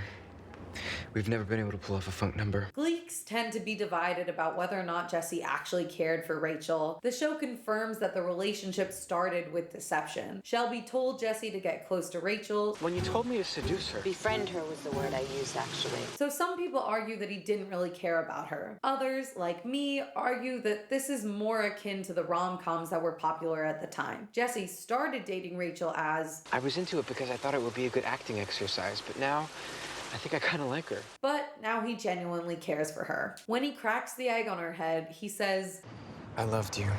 And to me, this seems real. Jonathan Groff really sells it, and I believe that he loved her and wasn't going to betray her until he was embarrassed by the Run Joey Run scandal. Rachel and Jesse are very similar characters. I think of Jesse as the boy version of Rachel, like with the Chipmunks and the Chipettes. They're both great performers who are willing to go a little too far to get what they want. Rachel is willing to hurt all three guys to look like she is wanted. This is garbage. And Jesse is willing to break Rachel's heart to win a show choir competition. When I first watched Glee, I thought Jesse was overreacting about the Run Joey Run video. It seemed really petty, and I didn't understand why he was willing to break up with Rachel over it. But if the roles were reversed, Rachel would feel completely betrayed if Jesse made a video where he cast her, Quinn, and Santana as his love interest. Jesse gives up a lot to be with Rachel, and she betrays his trust by working with the guy who has been pining for her all season in order to look more promiscuous. Glee could have done a better job of showing how much this hurt Jesse, but in terms of breakups, this one is at least different from the tired tropes we get in later seasons, so I give it some credit. I think Jesse did love Rachel, and I like these two as a couple. There are a lot of things that make this season great. The music choices, she had dumps like a truck, thighs like what? The 2010s aesthetic, the one-liners. It's my very own Sophie's choice. Sue. I don't menstruate. Yeah? Neither do I. But the most important part of Glee Season 1 is the nuance. The characters are flawed, and there's room for you to argue that either side is right in any given situation. None of the characters are perfect. Rachel got a man fired, Will is flirting with Emma. Each person feels real and they make mistakes. The best example of this is in the Finn-Kurt situation. I see a lot of depth in Season 1 Finn. In episode 20, Theatricality, Tina has to find a new look after Figgins bans goth attire following an outbreak of twilight fever at McKinley. This is totally gonna get Robert Pattinson's attention. Will does Lady Gaga week, which the ladies and Kurt embrace, but the guys are less than thrilled. Kurt has harbored a crush on Finn since episode 3. I'm in love with someone else. Which is the main reason why Kurt connected their parents, Bert and Carol, to start dating. Miss Hudson, my father, Bert Hummel. You both have dead spouses. Maybe you should talk. He thought it would bring Finn closer, which it does, but it also brings Finn and Bert closer together, hurting Kurt's feelings in the process. Kurt is devastated by the way his dad easily bonds with Finn over sports when Bert doesn't take an interest in the things Kurt enjoys. Finn says he knows about the crush. You think I don't see the way you stare at me? How flirty you get? But I don't think that's true because he's pretty oblivious. He doesn't notice when anyone else has ulterior motives this season, and Kurt never explicitly told him. After Kurt sabotages Rachel's attempt to seduce Finn, You look like a sad clown hooker. she realizes You like him. but she doesn't tell Finn. The Finn-Kurt dynamic doesn't return until the Gaga episode. Kurt is being bullied for dressing in a feminine manner. Karofsky and Azemia pick on him and even commit battery against Kurt and Tina in the hallways. Finn is also targeted and harassed by the football guys after he is seen putting on makeup for the boys' kiss performance. On top of that, Bert and Carol announce that Finn and Carol are moving in with Kurt and Bert. Finn is upset by the news that he has to leave his childhood home, and everyone expects him to be not only fine, but elated by the situation. Finn wants his mom to be happy, but it is also hard for him to adjust to her dating. He is mourning the loss of his father, and he doesn't want Bert swooping in trying to be his dad. We're not a family. Finn. It's cool. You're right. Your mom and I are just enjoying each other's company right now. He was never consulted about the decision to move in together or given the opportunity to decline privately. The Hummel household only has 2 bedrooms, which I don't really believe, but whatever. This means that Finn and Kurt have to share the basement, which isn't even technically a bedroom. Wait, we're sharing a room? I'm not cool with that. Finn is now bullied for rooming with the only openly gay kid in school. After Kurt redecorates the basement according to their mutual styles, Finn goes ballistic. Then the first thing that needs to go is that lamp, and then we need to get rid of this couch blanket. He uses the F slur to describe the lamp and drapes, and Bert overhears, prompting the best Bert moment in season 1. This is our home. Kurt. He is my son. Bert is the best father figure in the show, and moments like this meant so much to young fans. I get where Finn is coming from, and I understand why he exploded. At the same time, I completely understand Kurt's point of view. Kurt has tried to suppress his crush, and he is excited about rooming together. He is genuinely trying, and he doesn't understand why Finn is so upset. It's just a room, Finn! We can redecorate it if you want to! Kurt isn't trying to make Finn uncomfortable on purpose. He's young and naive and rooming with the guy he has a crush on. It's a fanfiction fantasy, but Finn is not reacting the way Kurt expected. That's not a privacy partition. Why is it so hard for you to understand? Instead, he is mean and rejects Kurt's help several times. What is your problem, Finn? It's just a moist towelette. Finn has never talked with him about boundaries, and Kurt is an only child. He has never shared space with anyone other than his father, and their relationship isn't the typical father-son dynamic. Kurt also genuinely thinks the room looks nice. Why are you getting angry about everything? I worked hard on this. I feel for both sides here. I think you can make an argument for either position, and that's great. It sparks debate among the fan base and lets people have nuance. In the real world, there aren't usually villains and good guys. People are complex. I don't think Finn is a horrible person at his core, but he really hurt Kurt, not only with the slurs, but when he lashed out. This isn't the first time Finn has taken his anger out on Kurt when he didn't deserve it. Your lashing out at me is fantastically compelling and inappropriate. Finn has some internalized homophobia. I can't sing to a dude. And he needs to deal with this. But the show also depicts how Kurt might have taken things too far with his crush. Neither one of them is perfect, and I personally think Finn is more at fault than Kurt, but I understand where Finn is coming from. He did not ask to move in or share a room, and he is rightfully upset that he has no control in his life. Not over where he lives, who he lives with, or even the way his bedroom is decorated. He's uncomfortable, and he doesn't have the tools to express this in a constructive way. He's also 16 and bad at expressing his emotions, and he's a little dumb. You're so chivalrous. Thanks. That's a good thing, right? Ultimately, Finn stands up to Karofsky and Azemia while wearing a red shower curtain dress. Is he wearing a red rubber dress? I'm not tripping. Inspired by Lady Gaga's 2009 meeting with the Queen of England. It's a sweet moment of reconciliation where Finn shows Kurt that he understands what he said was wrong and he won't let anyone hurt him. And I'm not gonna let anyone lay a hand on you. Finn still needs to learn more, but this is definitely a step in the right direction. Back in the season finale, the celebrity guest judges for regionals are Rod Remington, Olivia Newton-John, Josh Groban, and Sue, meaning the Glee Club is toast. No way Sue is going to vote for them, and she is definitely going to rally the other judges against them. I don't care who comes in first, I don't care who places second, but I have a very strong opinion about who comes in third. So the Glee kids briefly consider giving up before deciding to make the most of it. Rachel kisses Finn, and just before their performance, Finn confesses, I love you. The New Directions perform a killer Journey medley in these iconic outfits. Quinn's mom attends and reconciles with her just before Quinn's water breaks. My water just broke. Everyone rushes to the hospital, but Rachel stays behind to watch Jesse and VA perform Bohemian Rhapsody in true theater kid fashion. Too late.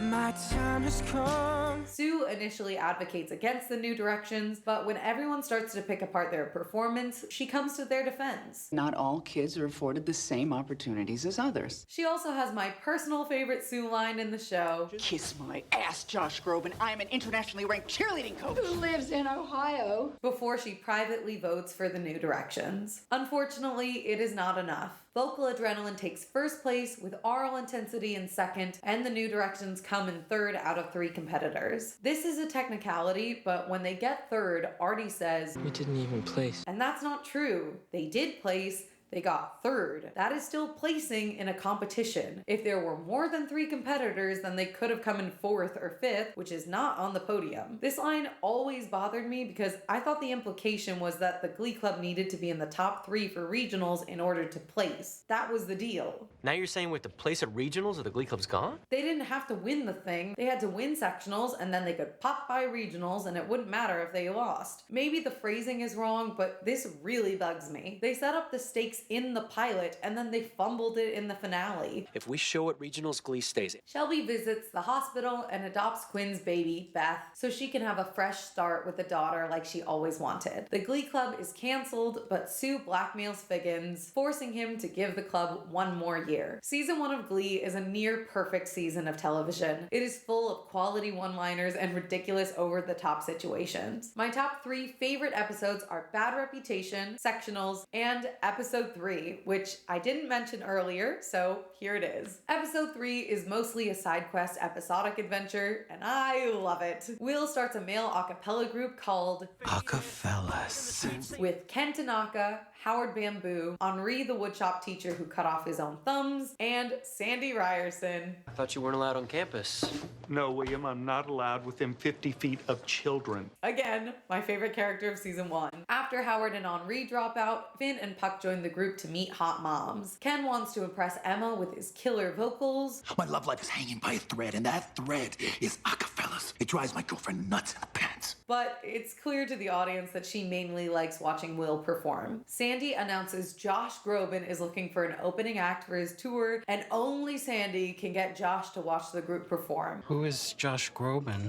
Who is Josh Groban? Kill yourself! This is the best line in the whole entire show. I have heard nothing better. Real life Josh Groban shows up for their performance, and it turns out Sandy is Josh's stalker. And he is only there to deliver a restraining order. Stop sending me nude photos. Stop calling me. I don't know how you got my number. I don't know how you got my number again after I changed it. And hit on Will's mom. Josh Groban loves a blousy alcoholic. Oh. This episode is iconic. It's a national treasure, and it is in my Glee Hall of Fame for best episodes ever. It's mostly focused on Will and his adult friends, which is something we don't see again for the rest of the series. The premise is goofy, and we know I love Sandy, but I would now like to announce that I also love Josh Groban. So this episode really delivers for me. Once again, Will and Finn are the heart of season 1. That's why their struggles mirror each other. They are both betrayed by their partners with baby drama, they both mess up their love lives in the second half of the season, and they confess their love to their endgame partner in the season finale. Will and Finn give the show a sincerity that is rare in modern media. A lot of people today think that being sincere is cringe, and it can be. People who earnestly love something can come across as ridiculous to those who don't have the same appreciation for that thing. But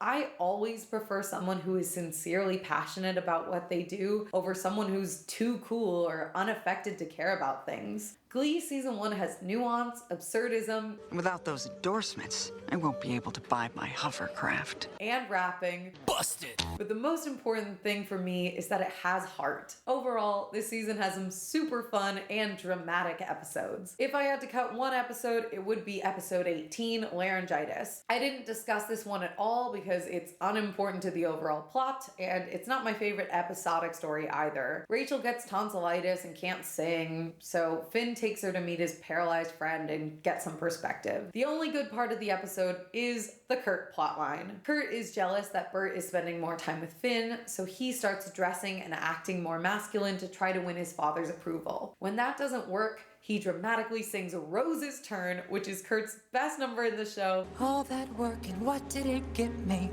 And his dad makes an effort to connect with him. And I have no idea what that song was about, but fine don't sing like you just sung. I skipped the Rachel parts of this episode because the A plot is pretty uninteresting, but the B plot is fantastic. Everything's coming up.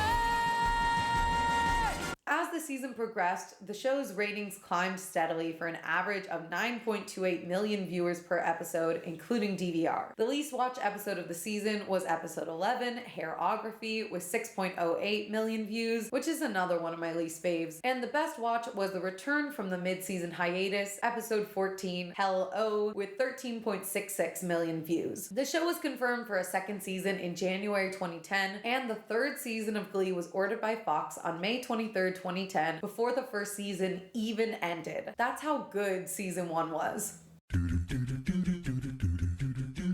If you're uninterested in an episode of television where a young man prays to half a grilled cheese sandwich with burn marks in the shape of Jesus Christ to touch his girlfriend's boobs, then this is probably not the season for you. Season 2 of Glee aired in September 2010, and it was the best watched season of the show with an average of 11.7 million viewers per episode. The most viewed episode of the season was number 11, the Sue Sylvester Shuffle, which broke from Glee's normal time slot at 8 p.m. on Tuesday nights to air on Sunday, February 6, 2011, right after Super Bowl 45. It was a football-themed episode which referenced the Super Bowl and was watched by 28.32 million viewers in the US. It was the highest-rated TV broadcast in 3 years. With season 2 of Glee, Fox had gold on their hands. There are 3 new characters introduced this season. Coach Shannon Beast, played by Dot Marie Jones, is the new football coach at McKinley, and their goal is to improve the team and bring in some alumni funding to the school. Coach has a tough exterior with a heart of gold and some fascinating idioms. That's a steer with 6 teats and no oink.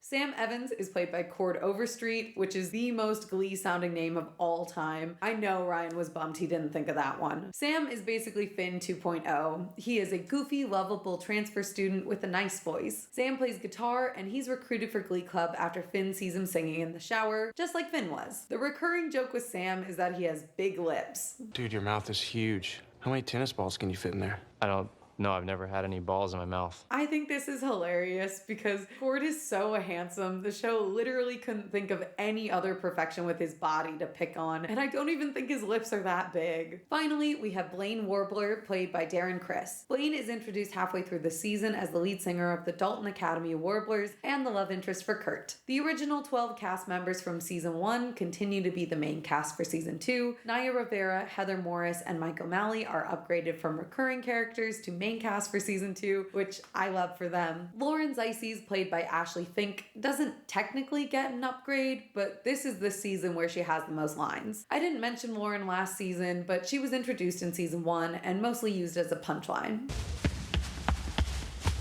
Tell me you're not serious. In season 1, she's in the AV Club, which means she should have worked on Run Joey Run and Vogue, but I think the show forgot they did this, and instead she's mostly around to fill background shots. Although she does bug the choir room in Laryngitis. Lauren Zeisys, president of the AV Club. Bug the choir room. I'm almost offended by the simplicity of the request. In season 2, Lauren is given more screen time when she becomes a love interest for Puck, and her personality starts to shine through. She is sassy and tough, and she even gets to sing a solo. I like Lauren. She's a fun character, but she's definitely underused, and we'll discuss that later. I will mention other recurring and guest characters as they come up in the plot. Here's an age update with all the newbies. Finally, there are a couple changes since last season. We learn about these in episode 1 thanks to Jacob Ben Israel reporting on Glee's big, gay summer with all the Glee Club dish you're dying to know. Tina broke up with Artie and started dating Mike Chang after she saw his abs at Asian camp. Puck and Quinn broke up post-baby, and Puck got a vasectomy. It's true. It was the responsible thing to do. It never comes up again, but I do think this was a responsible choice for him, and it seems like some actual character growth. Too bad this is just a joke and they forget about it entirely. Matt Rutherford fell off the face of the earth. Matt transferred. I feel so bad for this man. I hardly mentioned him because the show is completely uninterested in Matt, and he doesn't get a solo or even many lines. This is the only line I remember from him. Hey, Mercedes. Yeah, hi. He deserved better. Finn and Rachel are happily dating, and everyone thinks Will's song choices are bad. Your Glee Club song selections sound like they come from a drag queen's iPod. And no one likes his rapping. This summer update is one of my favorite little jokes in the show. It's a fun way to catch up the audience and start the season with a bang. Since we're in the good times, I'd like to analyze the storyline while there is still a plot to discuss. If that felt ominous to you, good. I've also taken out a couple episodes to discuss later, so don't panic if it looks like I cut your favorite episode. As mentioned last season, the overarching plot of season 2 follows the pattern of win sectionals in episode 9, win regionals in episode 16, and then lose nationals in the season finale, episode 22. Most of the episodes spend a couple minutes on the through line, and the rest of the time singing songs or focusing on a theme of the week. The themes are not quite as strong as season 1, but a lot of the episodes are still really fun and also very messy. For now, I'm only discussing the episodes that are relevant to the main plot. At the start of the season, Will is looking for new kids to recruit, but no one shows up to auditions because Rachel sent the new girl, Sunshine Corazon, to a crack house. I didn't send her to an active crack house. Not kidding. I don't know how she knew where the local crack house was, but okay. Coach Beast takes over the football team and part of Sue and Will's budgets, so they team up to bully Coach out of the school. They play some mean pranks like sending 20 pizzas to the locker room or not letting Coach sit with them during lunch. Anyone sitting here? Yes, these seats are currently being occupied by my ghost friends. And Will ends up feeling really bad about it. Coach Beast kicks everyone off the football team and makes them all try out again. Finn gets fully cut from the team for helping Artie try out, and Sam is made the new quarterback. This is a whole misunderstanding. Coach Beast thought Finn was trying to pull a prank or be a jerk by having Artie try out for the football team. You come in here pushing a kid in a wheelchair, making me look like some kind of monster because I have to tell him he can't play? They thought Sue and Will put Finn up to this to make them look bad. You know what? I don't like being screwed with. Do you understand me? Dude, you're totally overreacting. Dude? But Finn was genuinely trying to help his friend because, again, he's not that smart. But he gets back on the team in the very next episode. When Finn burns his grilled cheese in the shape of Jesus Christ, he takes it as a sign to start praying and dedicate a week in Glee Club to God. And when I pulled the sandwich out, I saw the face of God. Literally. Allegedly, the Glee food stylist Lisa Barnett made over 100 grilled cheeses for this one episode. In the same episode, Kurt's dad Bert has a heart attack and is in a coma for a week. The Glee kids pray for Bert in their respective ways, but Kurt doesn't believe in God and he doesn't believe prayer will help his father recover. I appreciate your thoughts, but I don't want your prayers. Chris Colfer won a Golden Globe for his performance in this episode, so I guess grilled cheeses was an award-winning app. Finn finds out about the heart attack during school the next day, which is very weird because Kurt's mom is gone, so he only lives with his dad. I feel like he should have gone over to Finn and Carol's house, but maybe he stayed at the hospital overnight. It's still weird that Kurt or Will didn't call Bert's girlfriend when they heard the news. Anyway, Finn asks Jesus for 3 wishes like a genie. 1, to win their first football game. 2, to touch Rachel's boobs. And 3, to make quarterback. Keep in mind that 2 of those 3 wishes are made after Finn finds out that his and Kurt's only father figure is in critical condition, and if he dies, Kurt will be an orphan. He's not your father. Yeah, well, he's the closest I'm ever gonna get. Even after being called out, Finn never prays for Bert to get better. I'm bummed about Kurt's dad. I've kind of been praying for him. I know how hard it is not to have a father, you know? What do you pray for? Yeah, same stuff. Sam's shoulder is dislocated and Finn becomes the quarterback again. He feels incredibly guilty and tells Emma that he is the one who hurt Sam. You didn't hurt Sam. It was a 300-pound left tackle who just got expelled because he's on steroids and he's 23. This line is so funny because if you remember my chart, Corey is 28 in this scene. Emma offers some comfort. God works in all kinds of mysterious ways, but I'm pretty sure he doesn't spend a lot of time trying to speak to us through sandwiches. Bert wakes up from his coma and Finn eats grilled cheeses. If it seems like Finn is being kind of awful this season, don't worry, he gets worse. And we're gonna talk about it. Episode 4 is Duets Week in Glee Club, and the winning couple gets dinner for 2 at Breadsticks, which is the only restaurant set they have. Breadsticks is a play on the Olive Garden, and I love all the times we get to see it. Puck is in juvie for 2 episodes for stealing an ATM, so there's an odd number of couples. Allegedly, Mark was absent because he was promoting his band. If they hadn't pointed this out with dialogue, Puckerman's in juvie. I wouldn't have even noticed Puck was gone. After his shoulder injury, Sam joins the Glee Club and agrees to sing a duet with Kurt. Sam was originally intended as a love interest for Kurt, but after they discovered Cord's chemistry with Diana Agron, they changed him to a love interest for Quinn, but you can still see bits of the Kurt relationship, like the fact that Kurt knows Sam dyes his hair. I'll dye my hair, dude. Yes, you do. But it's just between friends. That's not natural. Sam tells Quinn that it was lemon juice, but he definitely dyed it, and the show confirms this in later seasons. We learn that Sam loves Avatar. I saw Avatar like 6 times. And he speaks Na'vi. Illuminati. Means you have pretty eyes. It's Na'vi. I'm obsessed. For the record, he is my favorite character of season 2. Kurt says he can't do the duet with Sam anymore and cuts Sam loose. I'm setting you free. We'll talk about that more in a bit. Kurt ends up performing a duet by himself, and Sam sings Lucky with Quinn. This is probably their best number as a couple. Santana and Brittany make out, but Santana says she's not interested in a relationship. Rachel and Finn give their worst performance of the season, singing With You I Am Born Again to intentionally lose the competition.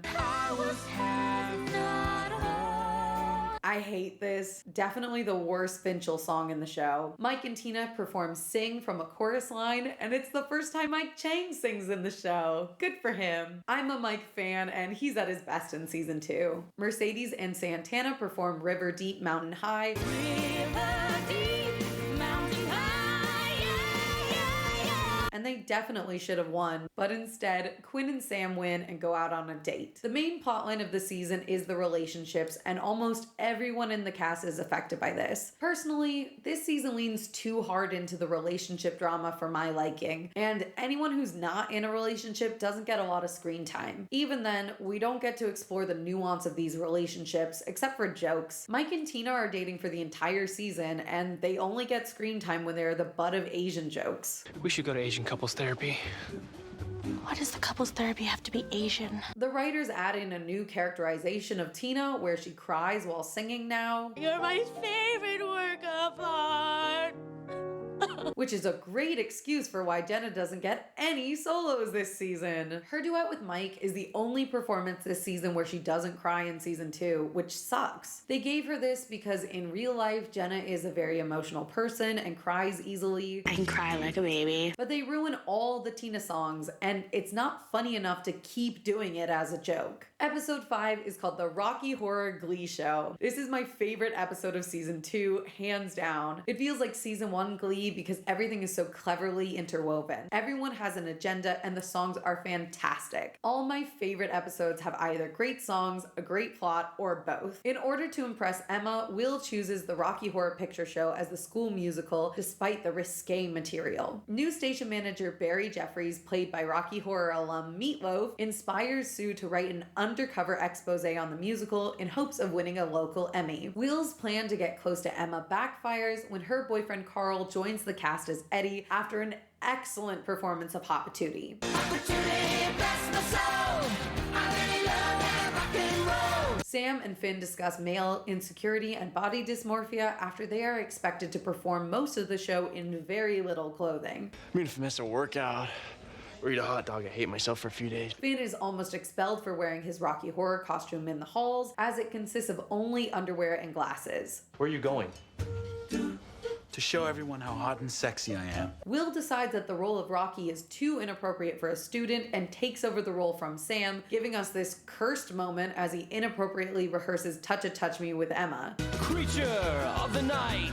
Everyone hates this moment from Will, which is justified, but I have to say, Chris Colfer's look is way worse in my opinion. Creature of the night. Will discovers Sue's plans and ultimately cancels the show because he was doing it for all the wrong reasons. Instead, the kids perform Rocky Horror for themselves, which is a shame, but this is such a fun episode. For Girls vs. Boys Week, everyone is challenged to do the opposite of what they usually do, but honestly, Rachel is the only one who does the assignment. Why isn't Rachel talking? Yeah, she should totally be bossing us around right now. The idea of the assignment was to do the opposite of what we normally do. The girls perform an 80s rock mashup, which is good, fun, and edgy, and Rachel doesn't take the solo.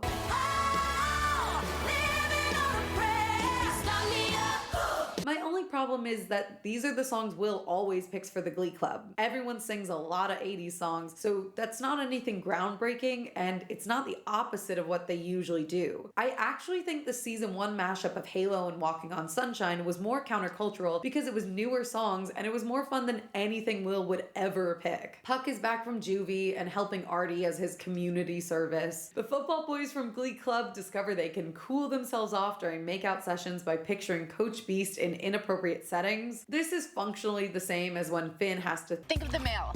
Think of the mail. Bet you didn't think that would come back. Finn, Sam, and Tina use this method, which is weird because I don't get why Tina needs to cool off during makeout sessions. She's a woman, so she wouldn't have the same problem as the guys. Maybe I'm missing something. Quinn accuses Coach Beast of stealing her man. I'm not putting out for you, so you're getting it wherever you can, including the locker room with the Beast. Will tells Coach about what the guys are doing, and Coach quits. As an apology to Coach Beast, the boys perform a mashup of Diana Ross's Stop in the Name of Love and Free Your Mind by En Vogue, but they arrange it in the style of an 80s rock number, so it doesn't actually feel like they are branching out style-wise.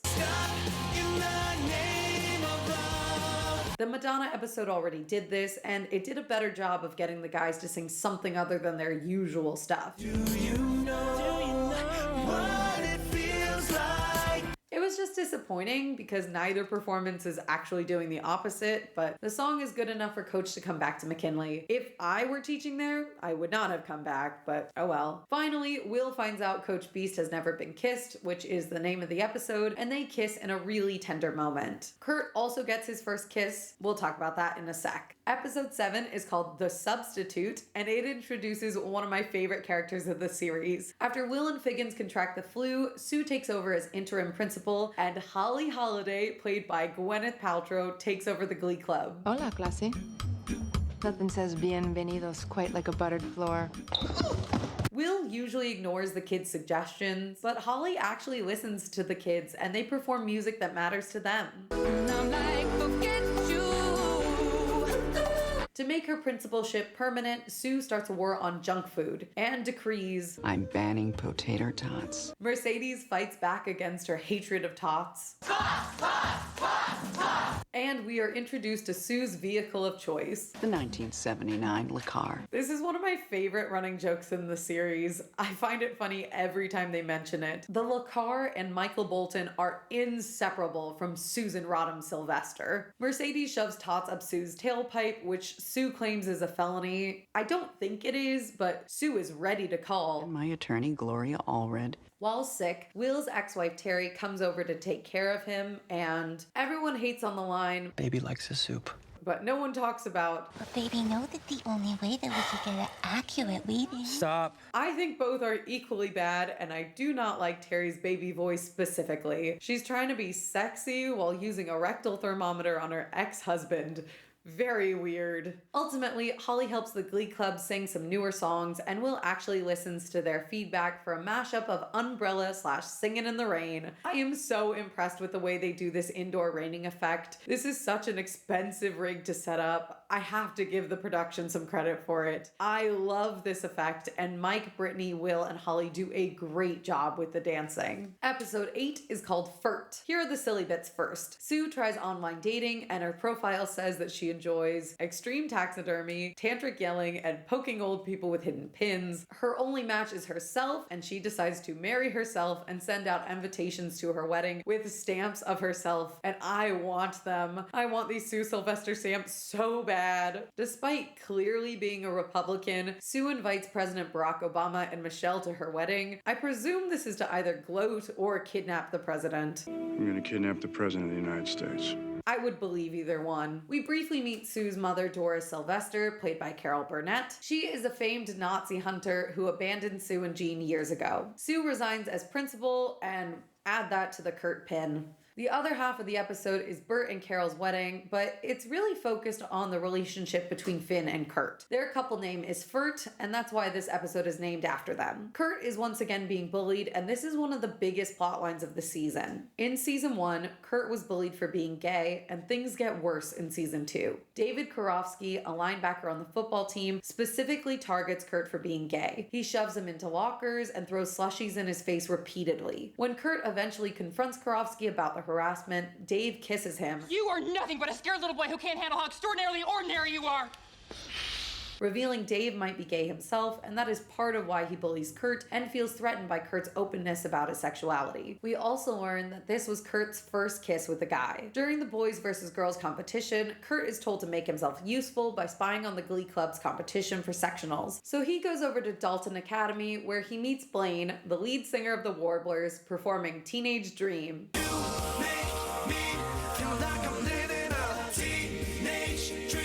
The Warblers are an all-boys a cappella singing group that I strongly believe to be the inspiration for the Troublemakers. The biggest point in favor of Dalton is their zero-tolerance policy for bullying. We just have a zero-tolerance harassment policy. Everybody gets treated the same, no matter what they are. After Karofsky threatens to kill Kurt, his dad decides to transfer Kurt to Dalton for his safety. There, Kurt and Blaine start a relationship. This plot with Kurt is the most compelling part of season 2. I like his early relationship with Blaine, and his dynamic with Karofsky is really interesting. Over the course of 20 episodes, I actually start to like Karofsky and care about his development. He does inexcusable things to Kurt, and I don't fully forgive him, but I do feel for him as he struggles with his own sexuality and bullying. He learns and grows from his mistakes, which is something not everyone in Glee is allowed to do. Speaking of, let's talk about the other half of Flirt, Finn. This season of Glee has a lot of moments that are very frustrating to me on repeat viewings. Despite liking the first 7 episodes a lot, after episode 8, I get annoyed with the way certain characters behave. The one who gets it the worst this season is Finn. His decisions don't make a lot of sense, and he's not allowed to learn anything from his mistakes last season. In season 1, Finn struggled with some internalized homophobia because Kurt had a crush on him, and it made him uncomfortable. The show paints this moment as a bit of both sides were in the wrong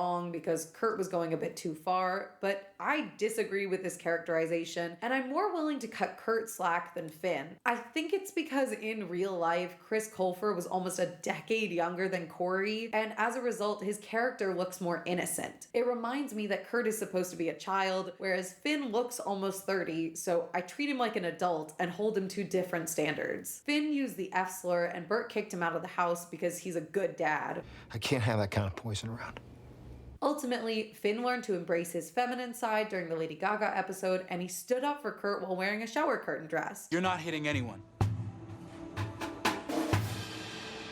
It was a great moment that showed Finn's solidarity with Kurt and how much he has grown since the pilot episode where he was throwing Kurt in a dumpster with all his football buddies. In season 2, all of Finn's homophobia comes back. The show claims Finn is not being homophobic, but I disagree with this. Finn tells Kurt that he can't do a duet with Sam because it would make Sam a target for ridicule. If he sings with you, you're painting a bullseye on his back. I know I shouldn't have used that word in your basement, but it's not like you were innocent. Kurt has a crush on Sam and thinks he might be queer because he dyes his hair. According to Finn, singing with another man is emasculating, but only when it's Kurt. Finn and Puck were in the Acafellas, an all-male singing group, and later Sam sings Bieber with Artie, but neither of those things are considered emasculating. It seems like the only time it's emasculating is when one of the people singing is gay. Finn's internalized homophobia is showing because he assumes Sam will quit Glee Club because of Kurt's crush. Sam, on the other hand, is relatively cool with singing a duet with the guy. I don't see the big deal. He emailed me like 60 MP3s of him singing, and I thought it was Faith Hill. When Finn tells him he'll be picked on, Sam says he already promised Kurt. You singing a duet with Kurt is a death sentence. I gave him my word. My world, that's that. And he doesn't really seem fazed by having a slushie thrown in his face. Although technically, the slushie is just for joining Glee Club and having big lips. Welcome to Glee Club, Lady Lips. It had nothing to do with the duet. And even then, Sam calls out Finn's homophobia. I didn't realize you had a problem with gay dudes. When Karofsky picks on Kurt in season 2, Finn does not stand up for him. Since Tina, Quinn, Brittany, and Rachel are all dating guys on the football team, they ask their boyfriends to stop Karofsky. When Rachel asks Finn, he refuses because he's afraid of losing the quarterback position to Sam. Karofsky plays right guard. If he gets pissed at me, I'm gonna get sacked more times than Jay Cutler. As a result, Artie and Mike stand up to Karofsky alone and get pummeled. Just back off, all right? Look, you back off! As a side note, I love this sequence. That man is not Kevin. The stunt doubles in this show are so obvious. Sam steps in and fights Karofsky. Puck can't do anything because he's on parole, and if he fights, he'll go to juvie. Coach B sees this, and for some unknown reason, they don't explain what happened. They have witnesses, and it would be very easy to prove that Dave was the one who started it. Mike and Artie were a little aggressive in the way they told him to back off Kurt, but Karofsky is the one who shoved Mike to the ground and knocked a kid out of his wheelchair. Yes, Sam might have gotten into some trouble for punching him, but Karofsky started the fight, and he should have been expelled for what he did to Mike and Artie. Everyone in Glee Club wonders why Finn wasn't there and why he didn't step up as a leader. Fact is, it shouldn't have gone down without you, Finn. You should have been leading the charge. He says he was on the field, but Rachel knows Finn is a coward. In episode Furt, Kurt shows his dad how to dance in the choir room. Kurt and Finn dance together for a moment, and of course, Karofsky walks by and makes fun of him. Bert sees this and demands to know who that was. Kurt reveals that Karofsky has been harassing him for weeks and confesses that Karofsky said he would kill him, but he doesn't say what for. Without the context of knowing why he made the threat, this definitely sounds like a hate crime, and Bert is rightly upset. He confronts Karofsky in the hallway, which is completely inappropriate to do in real life, but totally fine for Bert because he's my fave. Bert then turns the blame on Finn, asking what he was doing to protect Kurt during this time, and he's right to blame Finn. Kurt's dad, Bert, marries Finn's mother, Carol, in this episode, making Finn and Kurt stepbrothers. He was a coward for not sticking up for Kurt, and he was a bad brother to him. Finn knew Karofsky was shoving Kurt in the halls, throwing slushies, yelling slurs, and generally terrorizing him, but Finn says he can do more for Kurt when he's popular than when he's unpopular, which is categorically untrue. Finn never protects anyone when he is in a position of authority. When he's popular, all he cares about is maintaining that fragile popularity, and any number of perceived transgressions can lower his social status. Sticking up for the losers is one of those transgressions, and so is dating Rachel, despite the fact that she's one of the most attractive girls in the school. Finn can't stand up for Kurt and maintain his popularity because being a nice person is not popular, and being gay is so transgressive in this school that even associating with a gay kid can get you harassed.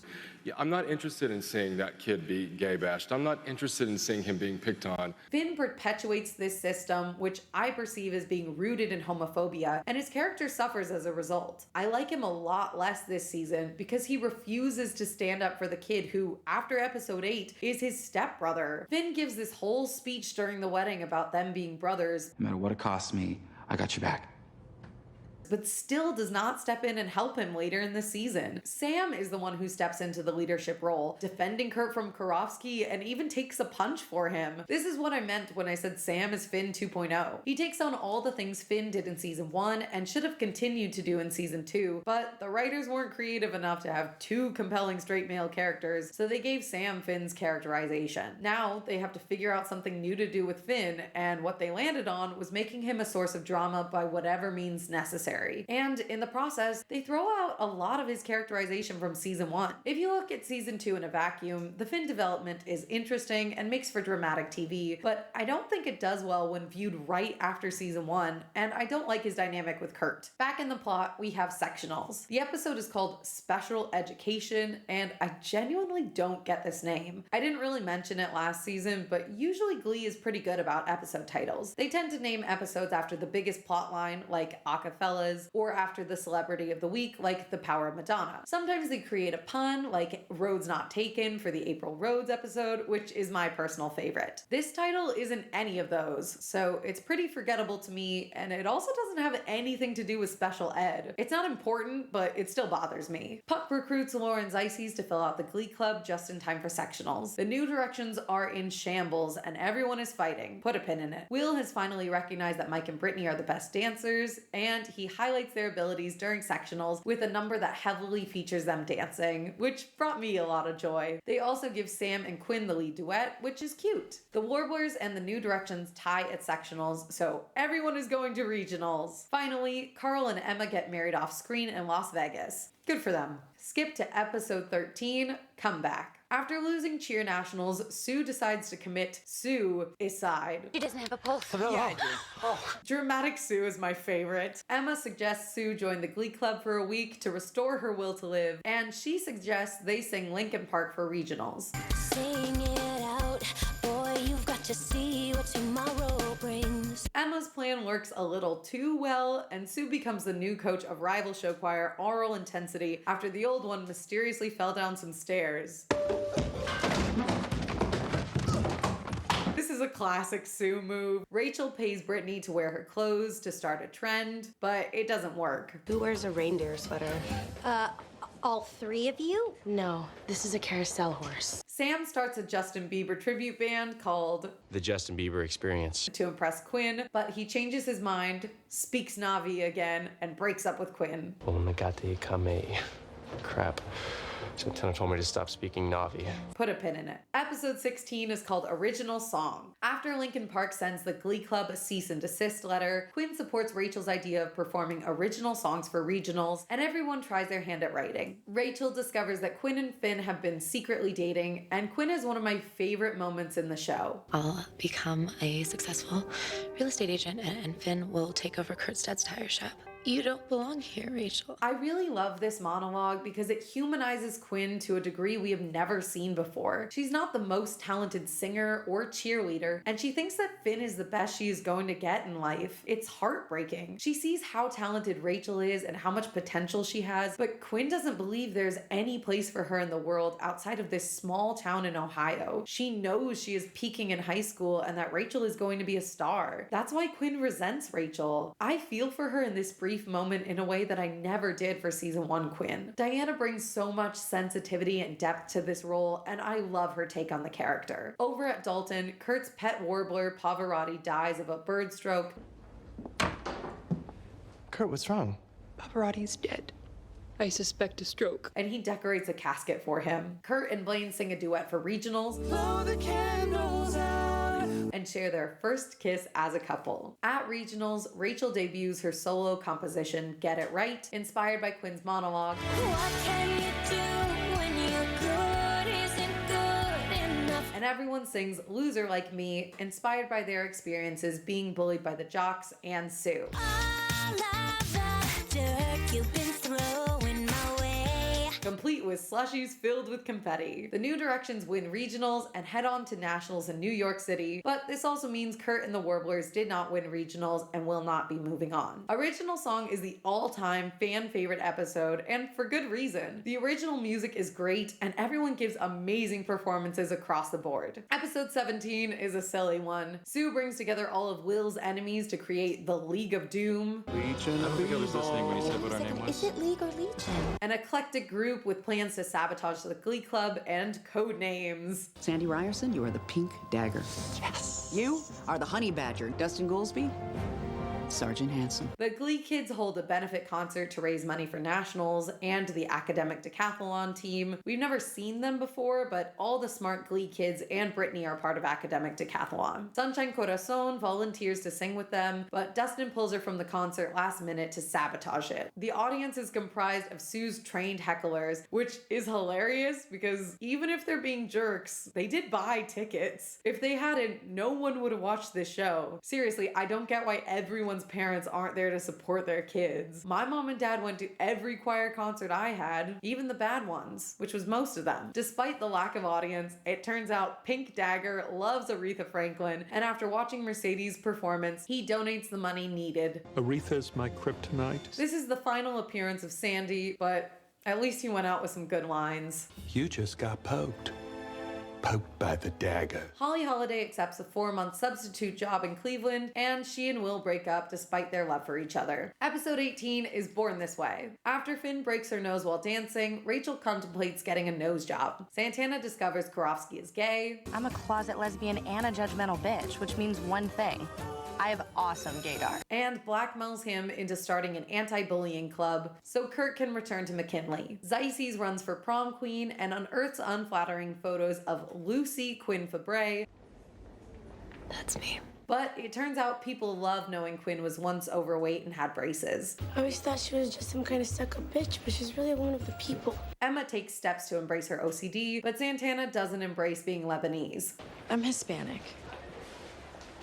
Wait, was that supposed to be lesbian? In the Rumors episode, Sue reignites the school newspaper to spread rumors around the school. This is a small plot hole because last season, Rachel gave Jacob and Israel her underwear so he wouldn't run a story in the school newspaper. What is it going to take for you to not run the story?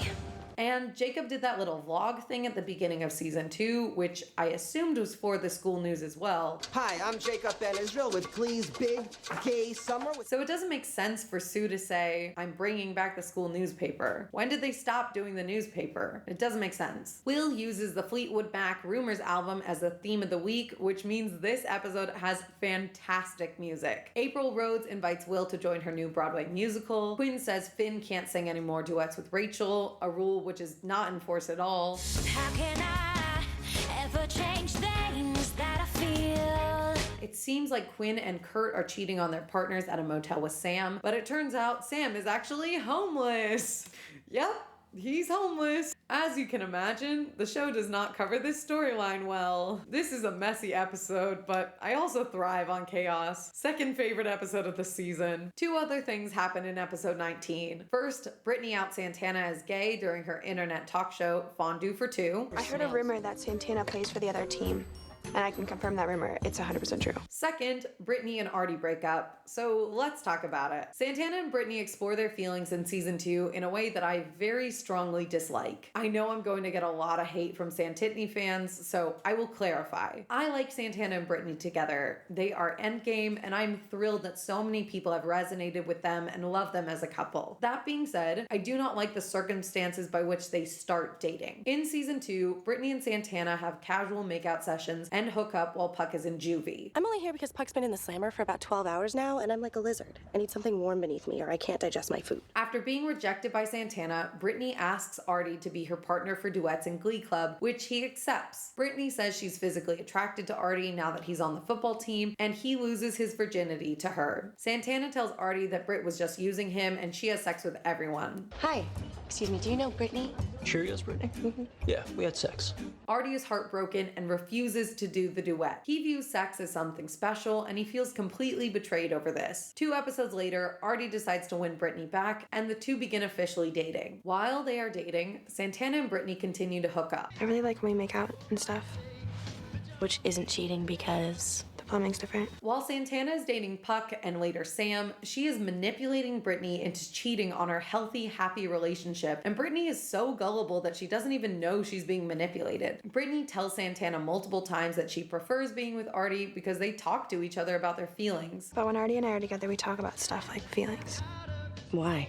Because with feelings, it's better. Britt thinks sex is better when you care about the other person, and that's part of why she likes being with Artie. Santana refuses to admit she even has feelings for Britt, and she never wants to talk while they are making out. There's a lot of talking going on, and I wants to get my Mac on. But she finally admits she is in love with Brittany in episode 15 when Holly Holiday teaches sex ed. Still, I have to accept that I love you. Brittany says she loves Santana, but she also loves Artie, and she would be with Santana if it weren't for Artie. Again, Brittany and Santana are still in other relationships while they are both cheating on their partners in front of the whole class and singing love songs to each other. Eventually, Artie catches on. Are you cheating on me with her? No, of course not. I mean, I can't. She's a girl. Going around with her isn't cheating, it's just friends talking with their tongues super close. Artie tries to explain that Santana is manipulating her and lying to her, but Brittany refuses to see it, and eventually Artie exclaims, She's taking advantage of it to break us up. No, everybody thinks she's a bad person, but she's not. God, Brittany, why are you so stupid? Even though she's been cheating on him for weeks, Artie is suddenly the bad guy, and he apologizes to Brittany multiple times. I hope you know how sorry I am. Even though she's been cheating on him. This plotline is so infuriating to me. There are only two options here. Either she knows what she is doing is cheating and she is the bad guy for cheating on her boyfriend for weeks, or she genuinely doesn't know it is cheating, and in that case, she is stupid and Artie is justified for calling her that. The show provides more evidence for the second option and has demonstrated her stupidity for 2 seasons now. Brittany still believes in Santa. She thinks she's pregnant because a stork built a nest on her garage. She says the president is Will.I.Am. What's the capital of Ohio? Brittany. Oh. What? And she fails her senior year because she has a 0.0 GPA and writes all her assignments in crayon. I got knocked down an entire letter grade because it was written in crayon. Artie insults her, and 2 minutes later, Brittany's like, Okay, so why couldn't you sing that to me in front of everyone? Now that Artie and I aren't together. Santana, why don't you confess your love for me in front of the Glee Club since Artie and I broke up? Excuse me, when did you break up? She got mad and stormed off crying, and then they didn't talk for the rest of the episode. We barely even saw Artie. Brittany moves on to Santana immediately after Artie asks if she's cheating on him, which is a reasonable thing for him to ask because she is cheating on him. I can't emphasize this enough. I know the writers want Brittany and Santana together, but Santana is the bad guy here, not Artie, and I really dislike the way the show frames this. Santana is being toxic and manipulative. She only wants Britt for herself. She lies to Brittany and intentionally ruins her relationship, which is one of my favorite pairings in the show. And then she has the gall to act like Artie is a bad guy after she manipulated Brittany into cheating. Brittany is stupid and she knows it. During Born This Way, she wears a shirt that says, "I'm with stupid." Do you like my shirt for Glee Club? That's perfect. She wears that shirt 1 episode before getting mad at Artie. It doesn't make any sense. Why is she so upset about Artie agreeing with something that everyone knows and says to her? She embraced it 1 episode ago. Did she suddenly hate that label 5 minutes after she custom printed it onto a t-shirt and performed a song about how this is just how she was born? Even Santana thinks she's stupid. If I were prom queen, I could get Brittany to drop the 4-eyed loser. She's so gullible, I could convince her that by royal decree, I'd made her being with me the law of the land. That's something a villain says, not the endgame love interest. Artie apologizes to Brittany in the next episode, even though he's not in the wrong. He asks her to prom in a room full of kids, and Brittany cruelly rejects him in front of everyone. I'm not gonna go to prom with you. You called me stupid and I really didn't like that. The writers want Santana and Brittany as a couple, so give them a good reason to be together. Make their relationship healthy and not a toxic power imbalance with coercion and manipulation tactics. Then Artie can do something wrong and we get why they have to break up. Or have Britt realize that she's in love with Santana and she breaks things off with Artie in an amicable way where they remain friends, but she knows that she wants to be with a woman. Have Artie realize that he's still in love with Tina and he was jumping into a relationship too quickly. There There are a number of ways to do this without cheating being involved. No one in Glee is allowed to break up for non-toxic reasons, and that's disappointing. I know the show is focused on drama, but it's okay for one of the couples to demonstrate a breakup without a dramatic fallout. We don't even see Artie for the rest of the episode, so it would have been fine if this was a mutual breakup, but apparently that would have been too healthy, and we can't have that. Episode 20 is titled Prom Queen, and I bet you already know what's happening. It's junior prom at McKinley. Figgins asks the Glee Club to perform because My favorite band canceled. What band? Air Supply, William. and he gives them money for nationals. Rachel, Mercedes, and Sam do prom on a budget as a trio. Jesse St. James is back. Don't underestimate the things that I will do. And he joins Rachel for prom. Kurt brings Blaine, who sings I'm Not Gonna Teach Your Boyfriend How to Dance With You, Words on the streets and it's on the news. I'm not gonna teach you how to dance with you. which is amazing. It's one of my top 3 favorite songs in the show, right up there next to Physical. Physical. Artie spikes the punch bowl with lemonade, and Sue tortures him. What I am going to do is attempt to give you a simple cleaning. A jealous Finn fights Jesse, and they both get thrown out of prom. Quinn and Finn, Santana and Karofsky, Puck and Lauren are all running for prom king and queen, which is contradictory because the Glee Club is still getting bullied, but they're also the entire prom court, which I assume means they're the most popular kids in school. At least that was the case for my school. I don't know. Santana ends bullying to win prom queen. I'm the Law and Order prom queen candidate, here to protect every student at this school from harassment. My high school prom queen didn't run on a platform, but sure. Ultimately, the bullying is not over, and Kurt is voted prom queen with Dave as the prom king to humiliate him. Kurt encourages Dave to come out in front of everyone. Come out. Make a difference. Which is insane, and he runs away, but Blaine saves the day. Quinn slaps Rachel. Nobody ever would have voted for me because they know he would rather be with you. That's not true. Drama. Episode 21, Funeral. The penultimate episode of season 2 begins when Sue kicks Becky Jackson off the Cheerios. Sue's sister Jean passed away from complications of pneumonia, and Sue is unable to cope with her grief. Will brings in Jesse St. James as a show choir consultant for nationals. Mr. Shu, is he your son? Heather came up with that line herself, and it is probably the best Brittany line in the show. Finn and Kurt help Sue clean her sister's room, and Finn asks the Glee Club to plan and perform at Jean's funeral. Jesse thinks they should focus on nationals, which are next week. Now, I don't mean to be blunt, but I don't think you should be planning a funeral the same week you should be focusing on a set list for nationals. Seriously? He holds auditions for the solo because I took a class at UCLA in judging for reality TV shows. Jesse is framed as the bad guy in this episode, but he's also right. The club is doing original songs for nationals, and they haven't written a single one of them. They don't have a set list, and they are really unprepared for this competition. But also, they're obviously going to do the funeral. Finn and Kurt prepare a Willy Wonka-themed funeral for Jean because that was her favorite movie. This whole episode is one of Sue's best performances in the show. Jane Lynch was nominated for an Emmy, and she even won a Golden Globe for Funeral. The Glee kids sing at the funeral, and afterwards, Finn ends his relationship with Quinn, mainly because it's the end of the season and we need to get Finn and Rachel back together so we can have a happy ending for season 2, just like last season. But also because he realized he wasn't in love with her.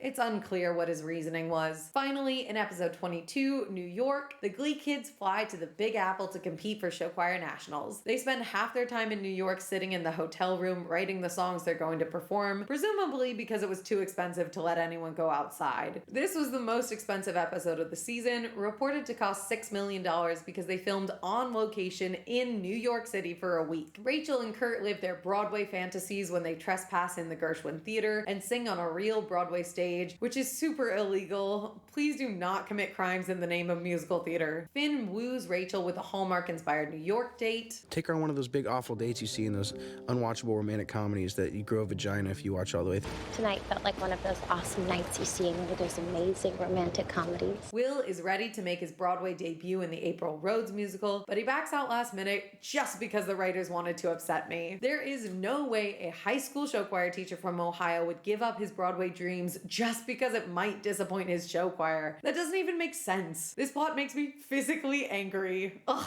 At nationals, Rachel and Finn perform a duet that he wrote called Pretending. And and they share a kiss at the end of the song, which is romantic when the actors do it, but in real life, it would look like this. In order to make that Finchel kiss make sense, I need to fill in a couple blanks. At the beginning of the season, Finchel was going strong, but they break up in episode 9. This is probably going to be unsurprising and controversial, but I have strong feelings about the circumstances of Rachel and Finn's breakup. During episode 8, Santana tells Finn that if he wants to be popular, he should tell everyone that the two of them hooked up last year. If you were honest and told people that we did it last year, you would go from uncool to chilly willy. Santana's motivations for this are unclear, but it seems like she just wants to stir up drama. That's kind of the point of her character in season 2. Finn can't because he lied to Rachel, and for some reason he tells Santana this. If she found out, she'd break up with me. As if she isn't the queen of stirring up drama. Flashback to season 1, during the epic Madonna episode, Santana offered to have sex with Finn as part of Sue's Madonna assignment to date a younger man. Finn initially rejected Santana because of his feelings for Rachel, but after he found out Rachel and Jesse were secretly dating and had plans to hook up on Friday night, Finn accepted Santana's offer. Let's do the deed. I interpreted this as Finn being jealous and wanting Rachel to be jealous of him and Santana hooking up. What do I get out of it? I don't know, you get to have sex and make Rachel jealous? After they had sex, Finn realized it didn't mean anything to him because he didn't care about Santana. How do you feel? I don't feel anything. Because it didn't mean anything. And he was still in love with Rachel. So he lied to Rachel, saying he didn't have sex with Santana, and Rachel lied by saying that she did it with Jesse when she didn't. Well, it went wonderfully.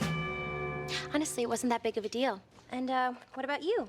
Yeah, I couldn't go through with it. They're both lying to each other in this scene. In season 2, Rachel comes clean to Finn that she didn't do anything with Jesse. I didn't have sex with Jesse. And instead of being honest with her in return, Finn continues to lie about being a virgin because he thinks Rachel will break up with him if he tells the truth. In episode 8, Santana gives Finn an ultimatum. Either tell Rachel himself or she will. Well, maybe I'll tell her. I mean, if you two broke up, we'd be free to see each other, right? She doesn't need to tell Rachel, it's just a plot contrivance. Despite this clear warning from Santana, Finn still doesn't tell Rachel the truth, and instead, Santana reveals it in episode 9 in front of the entire Glee Club and Mr. Schue with the intention of hurting Rachel, humiliating her in front of her peers, and alienating her from her partner. That's right, Yentl.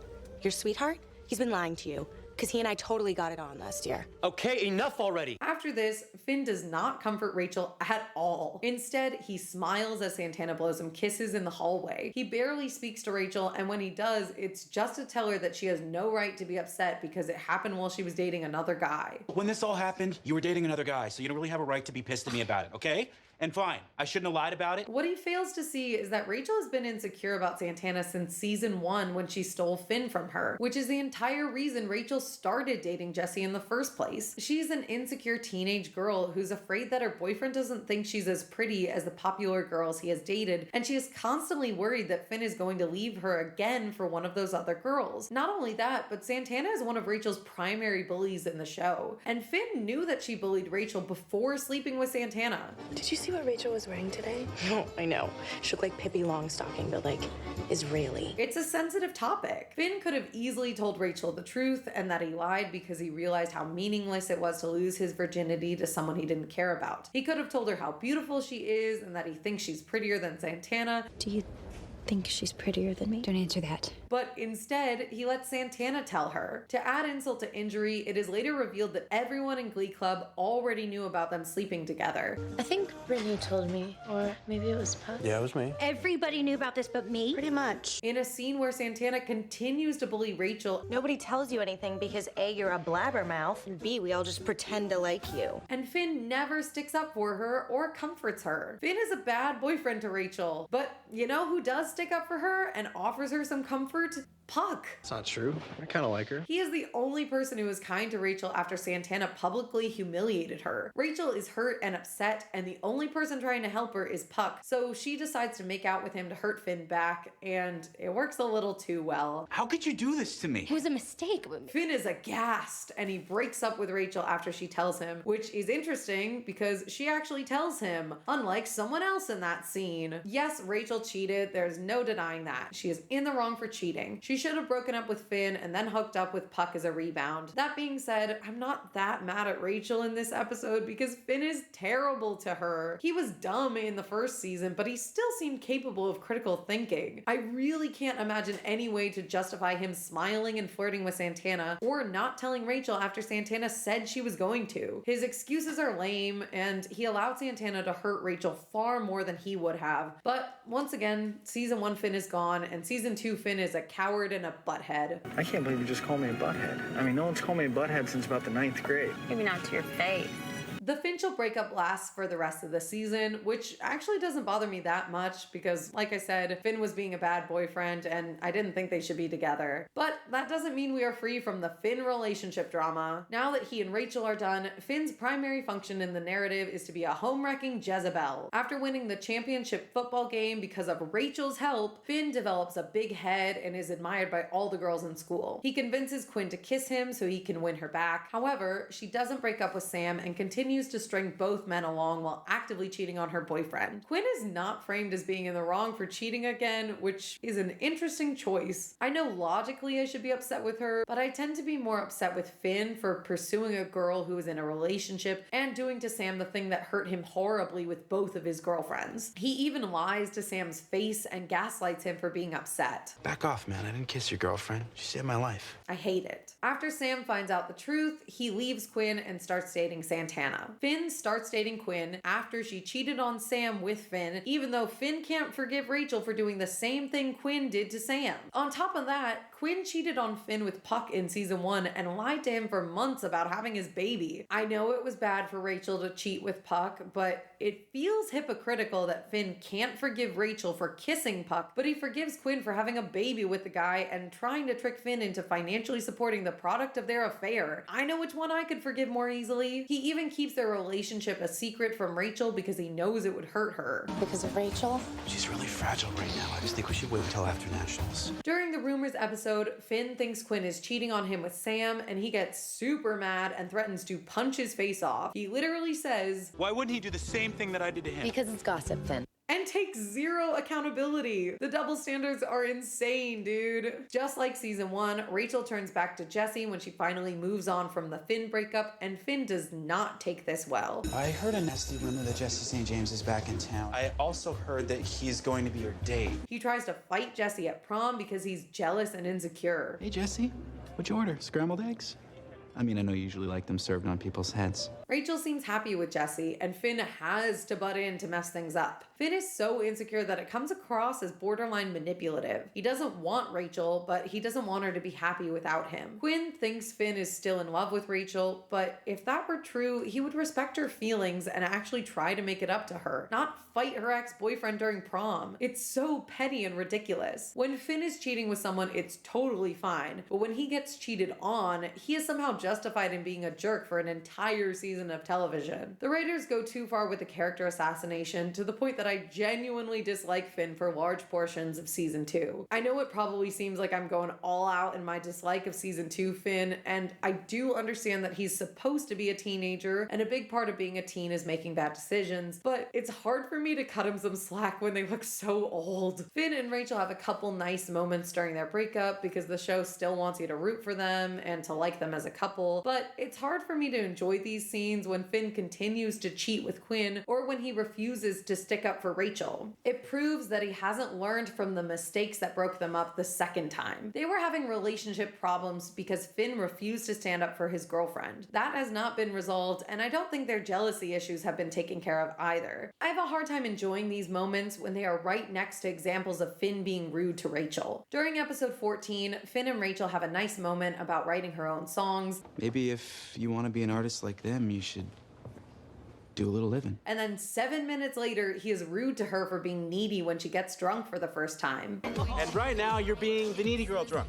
Hanging all over me, being overly lovey, it's not cool. 15 if you're watching with commercials. Rachel never treats him this way in return. She tends to be clingy, hurt by his attraction to other girls, and a bit self-deprecating at times. She's prettier than me. But she's not mean to him. The characters still have chemistry, but the way Finn shuns Rachel and treats other girls during their breakup makes it clear that Rachel should not get back together with him. Just like season 1, the only reason Finn even changes his mind and wants to be with Rachel again is because she's unavailable. He doesn't forgive her when she tries to talk to him for 11 episodes, but she's supposed to get back with him after he ruins her prom and only broke up with his girlfriend half an episode ago. In case you can't tell, Finn is on my do not fly list this season, and he annoys me constantly. Speaking of, back at Nationals, they announced the top 10 teams, and the New Directions don't make the list. Everyone blames their loss on the Finchel kiss, including Jesse, and they are pissed. Do you think this voodoo doll looks enough like Rachel Berry to actually work? Personally, I blame their loss on the fact that they just came up with those songs and they didn't practice very much. They returned home with the 12th place trophy, and everyone still views them as losers, even though they competed in a national show choir competition. For comparison, my high school show choir got 4th out of 3 teams at a regional competition, and we got to go to Disneyland. Despite my complaints, these were the best parts of season 2 in a nutshell, but we are missing a few episodes, so let's check up on them. This season of Glee contains several of what I like to call special episodes. A special episode is one that doesn't have much or any plot advancement because it's focused on some episodic adventure. They usually revolve around holidays, but sometimes there's a lesson of the week as well. Examples of the special episode in other TV shows would be Everybody Hates New Year's from Everybody Hates Chris, the alcohol awareness episode of Buffy the Vampire Slayer called Beer Bad, and every single TV show that has a dedicated musical episode. How can we go wrong with the powerful magic we now have the means? Most of these episodes happen in the middle of the season, which makes sense because the beginning and end are usually reserved for the setup and payoff of bigger plot developments. Glee was popular during a time when hour-long shows with 22 episode seasons were king. Much like Vampire Diaries or Pretty Little Liars, I think Glee suffered from having such long seasons. The show always loses steam mid-season, so their go-to solution is to have a special episode and sprinkle in 1 or 2 plot elements so the audience doesn't notice, but I always do, and these episodes are ranked at the bottom of the season for me. Season 2 of Glee contains at least 6 special episodes. You can make an argument for more, but I'm trying to be nice. Here they are. Episode 2, Brittany. Will wants to teach the kids a lesson about Christopher Cross. Who can tell me who Christopher Cross is? He discovered America.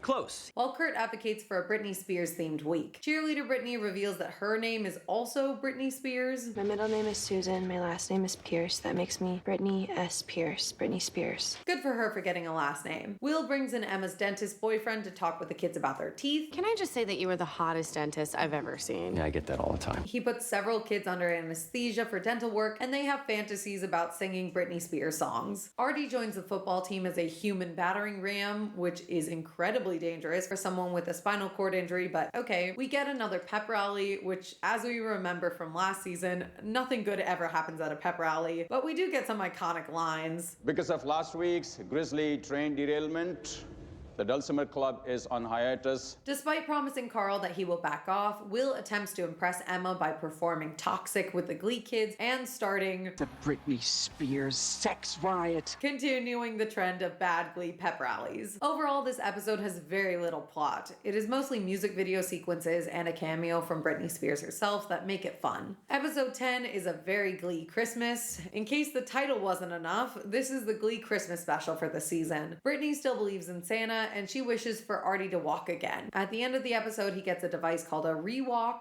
Some guy in Israel invented it. We know Sue got him the rewalk because in episode 8, her mother said, I was going to send you to Israel for your honeymoon.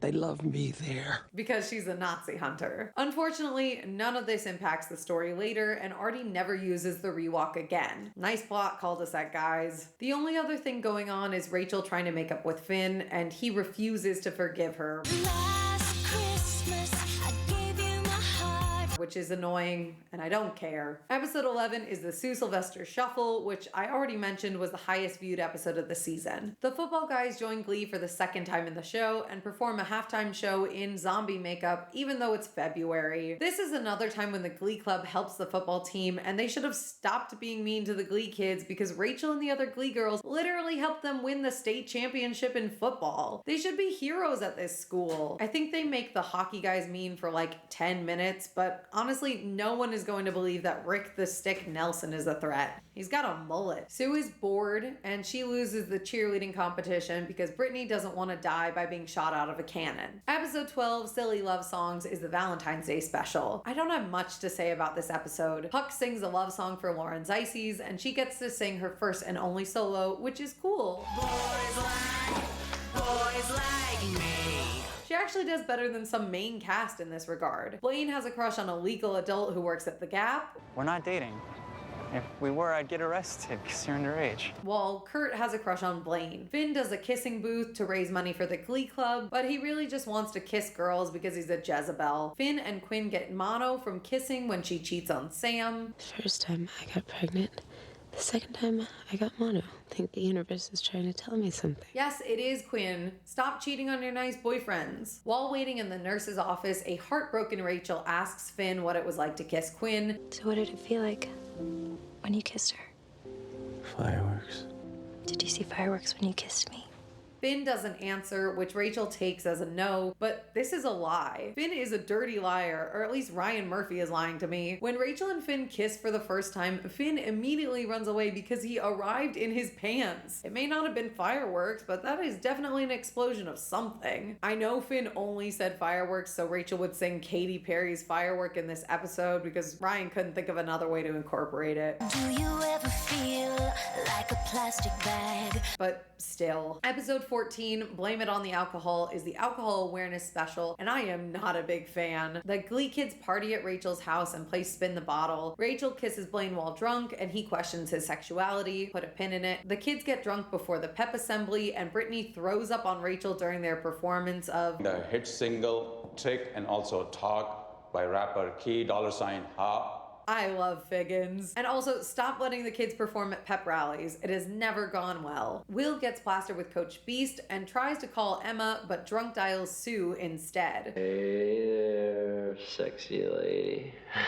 Sue thinks he needs AA, and Figgins tells Will to You see something about your sex and love addiction. Santana says Will is a hypocrite for telling the kids not to drink. You're such a hypocrite. You drink. Most adults do. And I hate this whole scene. Will is above the legal drinking age in the United States, which is 21. If he wants to get drunk at home during his free time, that is his prerogative. When the Glee kids do it, it's an MIC-MIP, which is a criminal misdemeanor and could land them 180 days in an Ohio jail. Puck is already violating his probation, so no, Will is not being a hypocrite. Any of you guys drinking at all is illegal. It's a fair amount of the pot calling the kettle black right now. The actors are adults. The only one who's not legal to drink yet is Chris. Everyone else is 21 and over, but the characters are not. They're supposed to be 16 to 17-year-olds. Will is not an alcoholic, and it's a dumb plot line. The songs also aren't great. I hate Rachel's Little House on the Prairie dress, and this whole episode feels very preachy. I understand that Glee had a predominantly teen and young adult audience, but I didn't feel like this episode showed me the dangers of alcohol. I also don't like to see vomit or other bodily fluids in my media, so this one got negative points from me. Episode 15, Sexy, is a sex education episode guest starring Holly Holiday. This episode is fine, but it is also the final special episode of the season. By the time I get to this one, I'm pretty tired of episodes that don't matter to the plot. There are only 3 moments with any significance. Finn and Quinn start officially dating again. Bert has the talk with Kurt in a very sweet and caring way. Because it is time you and I had the talk. No, it's not. Yes, it is. And Emma and Carl are having intimacy problems. When Emma admits she has feelings for Will, she and Carl get divorced off screen, even though they pay John Stamos to appear in the episode. I genuinely don't get why we didn't see them fight and then divorce. It was the only thing happening. And that is it for special episodes. Like I said, almost all of these episodes happen in the middle of the season, and they are very skippable. We already know Carl and Emma are dating in season 1. You can figure out they got divorced from context clues in episode 16. You can can figure out Sue lost cheerleading nationals from context clues in episode 13, and you can tell Kurt has a crush on Blaine from the very first time they meet. These episodes are so inconsequential that I was able to remove them from the main lineup, and they didn't make any difference to the show. It's nice for some added context, but I think it's a problem if 6 out of 22 episodes can be removed without significantly impacting the story. I would give season 2 a little more grace if it were just the Christmas special or the Valentine's Day special, but 6 episodes is over 25% of the season spent on filler, and they don't even give me a Halloween episode. Season 2 of Glee falls into a lot of the traps that later define the series for the worse. One of these is love triangles, or love pentagons as the show calls it. It used to be a love triangle, and now it's like a pentagon. As I said, I dislike relationship drama. I just want the characters to be happy and have healthy relationships, but I understand why they do what they do. Season 1 got the endgame couples together. Will and Emma kiss at the midpoint of season 1, and Finchel kisses before regionals. I love you.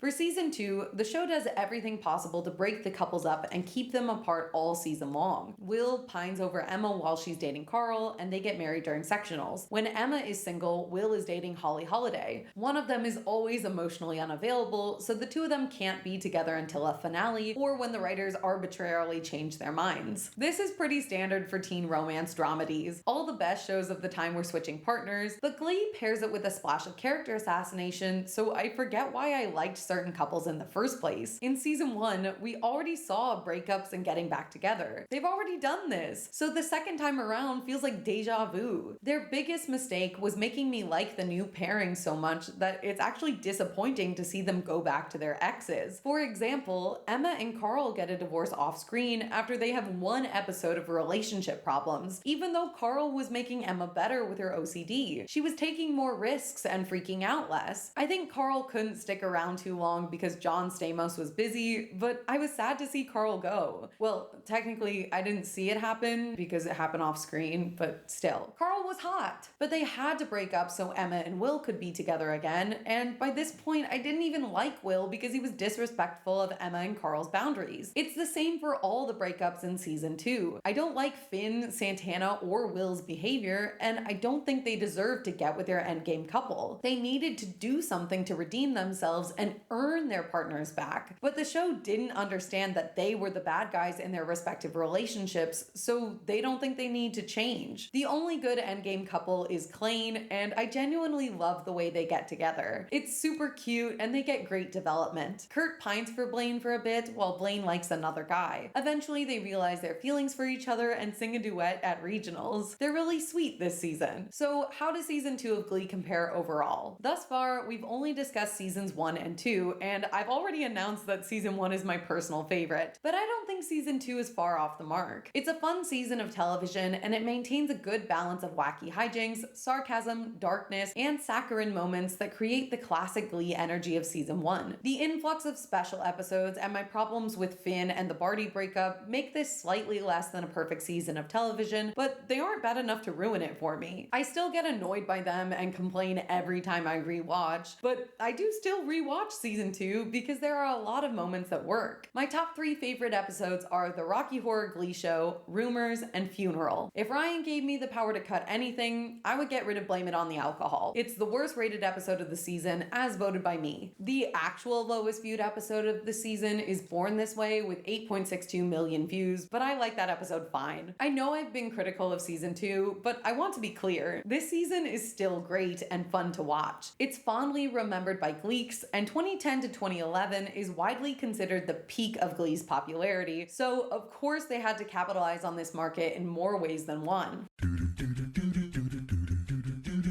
When Glee first premiered, the cast did several things to promote the show. First, they did a small promotional tour nicknamed the Gleek Tour. The tour started in August 2009, continuing into spring 2010, and mainly consisted of the cast doing Q&As in malls and taking cringy photos with fans in Hot Topic stores. These are historical artifacts to me. The cast also promoted the show by performing the national anthem at Citizens Bank Park for the 3rd game of the 2009 World Series. Amber Riley sang lead vocals while everyone else backed her up, up, and Leah looked really bitter the whole time. Finally, the cast of Glee was invited to perform at the 83rd annual Macy's Thanksgiving Day Parade. However, a couple days later, NBC rescinded the offer. Glee aired on Fox, but the Macy's Parade airs on NBC, which were rival networks at the time. Despite having winners of American Idol and High School Musical actors in previous parades, the network felt that having the entire cast would be too much promotion for their competition. Ryan Murphy responded by saying, "I completely understand NBC's position and look forward to seeing a Jay Leno float. I cannot."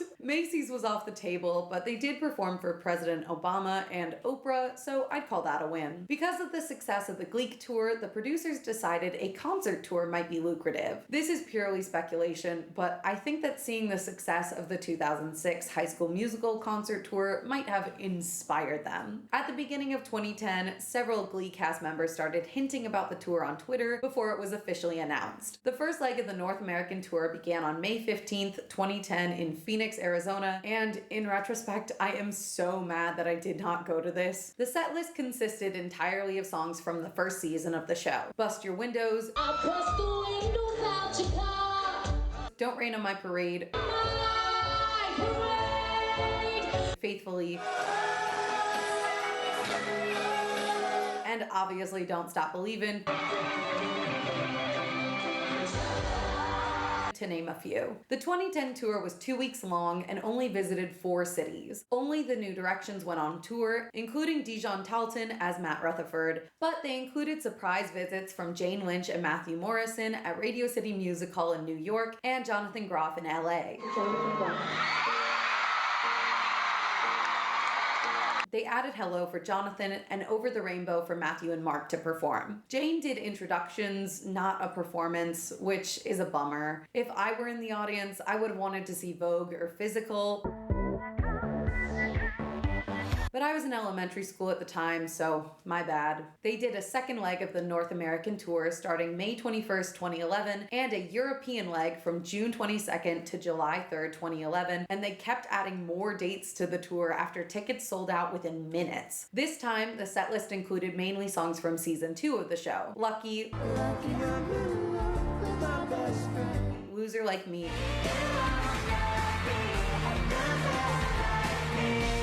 Slave for You.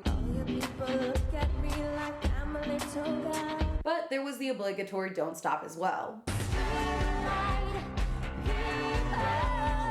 I was actually surprised that the 2011 concert didn't include more of the original songs from season 2. I assumed they wrote original songs so they could make more money and stop paying for the rights to Journey songs, but they didn't include Pretending, Get It Right, or Light Up the World for some unknown reason. They traded out Matt Rutherford for Blaine Warbler, Lauren Zisys, and Sam Evans. Gwyneth Paltrow appeared as a special guest star in New Jersey. What a weird and random choice. And then again in London to perform for Get You. The show brought in over $45 million from 31 shows in 21 cities. Gleeks were thrilled, but critics were less than dazzled. The Associated Press called it an evening that only a fan would appreciate and a glorified high school talent show, which seems a little harsh to me. There's also a small mystery around the Glee concert. In 2017, Lea Michele told Jimmy Fallon, I was on stage singing this song, which I've sang 100 times, and God knows what part of the song it was, and now I don't remember any of the words. And it was fine, like I got through it, but after the show, I fell to my knees, and I told Ryan, I was like, I can't do it in the concert anymore, so we cut it from the concert. The part I find weird is that according to the internet, Lea performed this number for all of the 2010 tour, and then again for May 21st through 28th and June 16th through 18th in 2011. It seems odd that they would cut the song for 2 weeks and then bring it back for 3 days. So let's put a pin in that. Finally, in August 2011, 20th Century Fox released a movie version of Glee Live in concert that they called Glee the 3D Concert Movie, and my dad actually took me to see this in theaters. He's a champ. Love you, Dad. Hope you enjoyed your nap during Glee the concert. The movie was shot during the concerts on June 16th and 17th, 2011, when the cast was in New Jersey, and featured special guest Gwyneth Paltrow, which is why she appeared for those 2 random shows in New Jersey. They also included behind-the-scenes footage, and the DVD has an intro by Sue Sylvester in her Adidas wedding gown and exclusive performances that were not in the theatrical cut. Overall, it was a crazy time to be alive. I am disappointed that they never did another tour, but after watching several cast interviews, it seems like they didn't have the best time. The only two who advocated for the tour were Mark and Kevin, which makes sense because Kevin was part of a boy band before joining Glee, and Mark wanted to be a touring musician. Allegedly, the girls did not enjoy touring, and the schedules had them going straight from filming right to touring and back to filming, which is a big undertaking for a group of 20-year-olds who want to live their own lives. For this video, and as an act of public service, I decided to rewatch the Glee 3D movie. Thanks to the power of the internet, my public library, and a Portuguese Glee YouTube channel, I have now seen both of the Glee concerts in their entirety. So, how was it? I think it's kind of cruel to ask how the Glee 3D concert movie was because the movie itself feels like it's trying to spite the performers. It was setting them up for failure. Something I forgot was that this show is only 66 minutes long, and that is super short for a concert. Taylor Swift is putting on 3-hour productions, and Glee could barely pull together an hour of content. So, to fill out some of the runtime and make the movie version a full 84 minutes, Glee adds 4 minor plot lines. They use these segments to introduce songs, and so we can learn about the lives of a couple fans who were greatly impacted by Glee. The first is a high school cheerleader with dwarfism. We follow her as she wins prom princess at her school, which is cute. Next is a girl with Asperger's who is obsessed with Brittany S. Pierce. She's very honest and vulnerable in the film. She talks about losing her father and finding real comfort in Glee. Up next is a 19-year-old guy who was outed to his entire 8th grade class by his best friend who stole his journal and passed it around the school. He had to transfer schools because of the bullying, so he really resonated with Kurt. He is now confidently out and proud, and I'm really happy for him. Finally, we see a little boy who is obsessed with Blaine and calls himself the Mini Warbler. He has the Dalton uniform and everything, and he gets to meet Darren in the end. Definitely an interesting group. It is a bit weird to have this in the film. It doesn't really work for transitions, and it feels kinda exploitative to me, but everyone seemed to genuinely love and connect with the show, so it's hard for me to fault this segment. I wish them all the best. This is not to say that the Glee concert itself is without criticism. My biggest problem with the movie format was the cinematography. A lot of the songs have fun choreography, but the camera is so close we can't see, and it keeps cutting quickly so you can't enjoy any single performance. I think they use the same style of cutting that they had on Glee itself, and that works fine when the performers don't have exact choreography, but when Brittany is flipping over Mike Chang, that is what I want to see. Not a close-up on Santana standing still and singing. Back up the camera. Use a wide angle, please. Mike, Brittany, and Artie were my favorite performers to watch. Britt and Mike have always been the best dancers in the cast, and this was no exception. They kept hiding them among the dancers in the big group numbers, which I thought was really fun. They are also better than all of the backup dancers that were hired. I couldn't take my eyes off them. Well, except when the cameras kept cutting, I guess. Jenna Ushkowitz sang The Dog Days Are Over for the tour, but they cut her song out of the movie. Allegedly, Jenna did not find out about this until she saw the film and realized that she was basically not in it at all. They also left her off the poster. They left Brittany and Santana off as well, but Tina was a main cast member since season 1, so this feels particularly mean. They remembered Lauren's Ices and Sam, but not Tina. It just feels like a big 1-2 punch to Tina. I made sure to watch her performance on the DVD special features, but I still feel bad for Jenna. Her performance was good. No notes. Now is probably a good time to mention that the Glee concert is supposed to be in character. So when the performers are on stage, they refer to one another by their Glee names, not their real names. When Puck sings Fat Bottom Girls, he says, It is very weird and I don't like it. This gets even stranger when Artie gets up out of his wheelchair to perform Safety Dance. Real life Kevin McHale can walk and does not need to use a wheelchair. If they did the concert as their real selves, it would be fine for him to stand and dance. But since he's in character as Artie, it feels weird that he just gets up for one song. It acknowledges to the audience that this is all pretend. That guy isn't a wheelchair user. Kevin does a great job. I want to emphasize that I am not bashing his performance. Like I said, he's one of my favorites for the concert, and I know he can dance. It's just uncomfortable. I don't know how else to put it. The character stuff is also weird because in the backstage footage, everyone is pretending to be their character while they get their hair and makeup done, and Leah is doing something. You seem overwhelmed.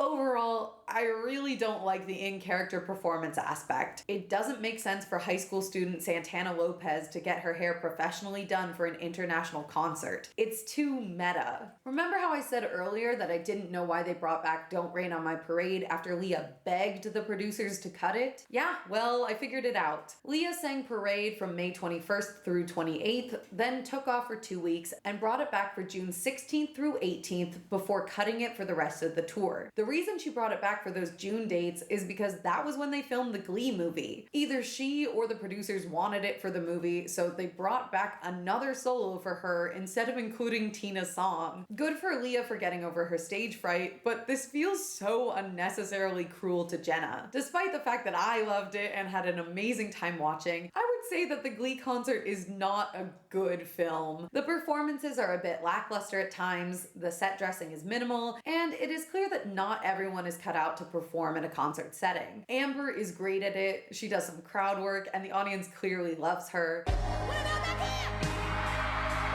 Naya is similarly amazing. She has a powerful command of the stage, and I loved watching her. The group numbers are well choreographed and fun, but there's still something missing. I watched the Glee movie first because I assumed it would be better than the 2010 tour, but after watching some YouTube videos, I'm not sure. The biggest thing I noticed about the 2010 concert is that everyone seemed like they were having a lot more fun. The audience is clapping and singing along throughout the performances. They scream for their favorite character every time they appear. The person who filmed this got an excellent angle that captures their performances, and they even zoom in whenever someone has a solo. It's better than the professional cinematography Fox presumably paid for. This girl filmed for free on a 2010 video camera, and she nailed it. The show itself is super fun. The set list is vaguely chronological, following the order in which songs appear in the show itself, which is definitely not the case for the 2011 concert. I also think that the 2010 tour had some better production value. For Bust Your Windows, they drive a real car onto the stage. At one point there's a pause, and then Amber pops up from the sunroof. And she has to slide down the car to get out. It's awkward, but there's something so endearing about it. They sing Jump with mattress trampolines on stage, and Harry and Heather are flipping and toe-touching for like 3 minutes straight. Heather talked about there being no safety measures though, so maybe it's for the best they didn't bring that one back. The actors also encourage audience participation, like when they sing Sweet Caroline, which makes it feel like a real concert. Push It feels just like they did it in the show. I really feel like I am sitting at a pep rally watching my classmates grind on each other. They can't be too overtly sexual, so they just kind of feign touching each other or stand awkwardly for 20 seconds at a time. It's the best number in the show. When Jonathan Groff and Matthew Morrison show up, the audience cheers so loudly you can hardly hear the songs. One girl screamed the entire time. I think she was hoping to get cast in the show because that's some great breath support. They also have better costumes. The 2010 tour uses the outfits from the actual show. For example, when Rachel sings Parade, she wears her black dress from season 1 sectionals. For the 2011 tour and the movie, she wears a black dress with a red ribbon, but it's not the right outfit. I know they have the original costume because she wore it less than a year ago on tour. It seems like they keep a lot of the Glee outfits because they come back later. They use the costumes from season 1 regionals for Kurt's performance of Not the Boy Next Door in season 3, so did they think I wouldn't notice that that's not Leah's dress? For Don't Stop Believing, they wear jeans and blue Lacoste polos that don't look great on anyone. It's been established since the pilot that the New Directions are a red shirt and jeans group, so this blue decision is unfaithful to the source material. But the 2010 concert has them in historically accurate red jackets and jeans. Their blue Push It shirts peek out underneath, but at least they made an effort. The only good outfits in the 2011 tour are Brit in Slave For You and Holly in Forget You. That being said, I would kill for one of these custom Glee concert Letterman jackets. I tried so hard to find one. I read that they sold them during the tour, but I found no trace of them on the internet. Please let me know if you have one of these or where I can find one. I don't know if it's just because I like the season 1 songs better, but I would genuinely listen to the Glee concert version of these songs.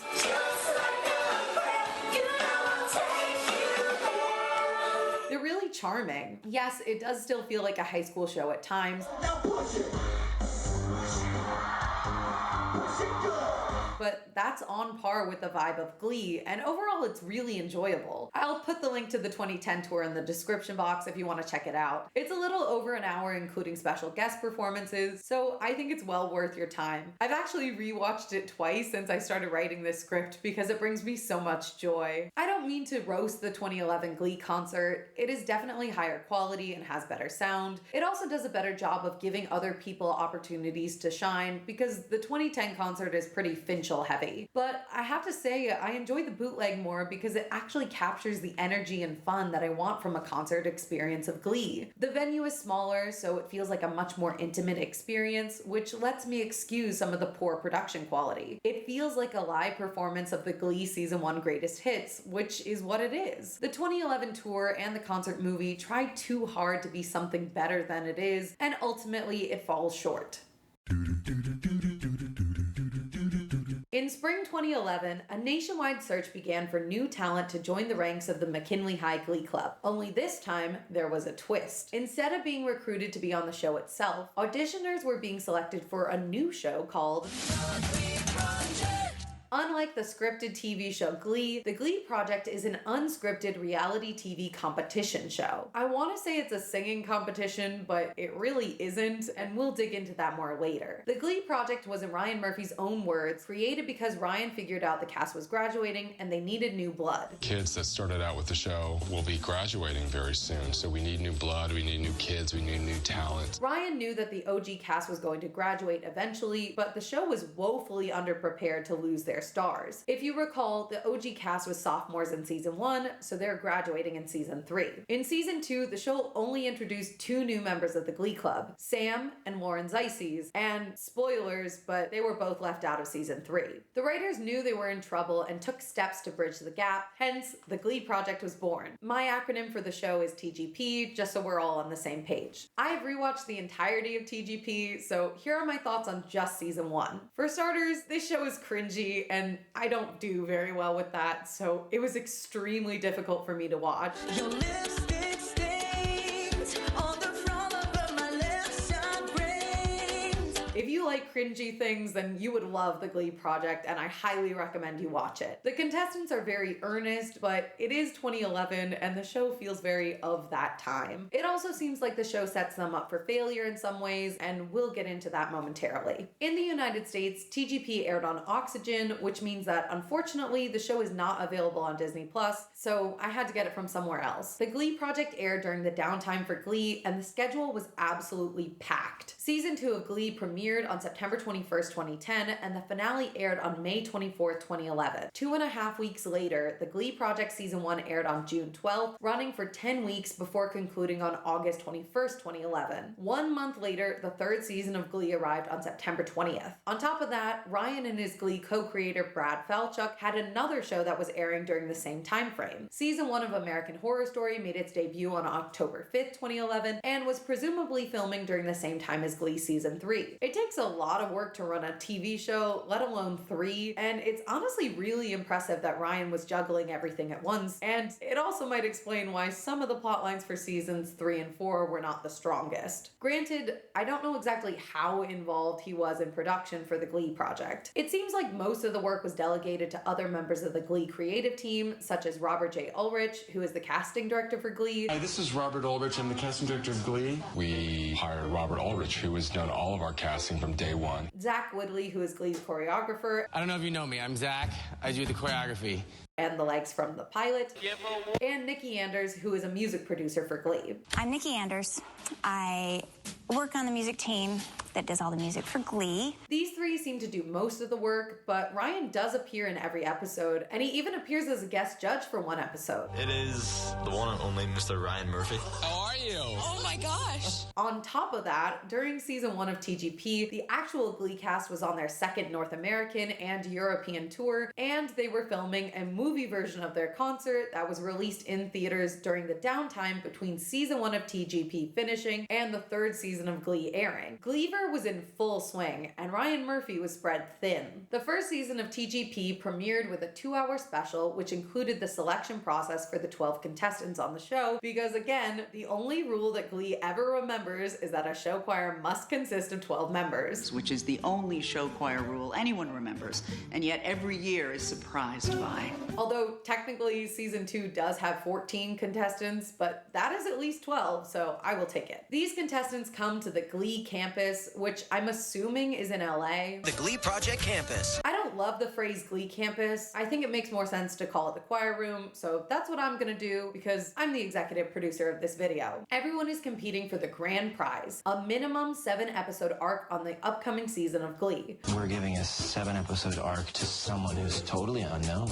That's actually more than a prize, it's a career. Let's go ahead and put a big old pin in that one. The biggest pin you have into that word arc. Each episode has a title that includes the phrase ality or itty. I know that probably sounds stupid, and that's because it is, but I feel like if I just tell you the episode names, you'll understand. They are individuality, vulnerability, theatricality, tenacity, generosity, sexuality, romanticality, act ability, dance ability, pair ability, and both season finales are called Glee-ality. I'm not reading too much into this, I swear. The only time they deviate from this pattern is for the season 2 episode Fearlessness, and even that title is packed with unnecessary suffixes, and it should have been called Ferocity, but someone on the team dropped the ball, I guess. The show follows a very simple structure. Every week, the contestants are given a homework assignment, which consists of a song that everyone learns and a theme. For example, in season 1 episode 2, they sang Bad Romance by Lady Gaga, and the theme is theatricality. The contestants are given little solos during the song and some time to learn them. Then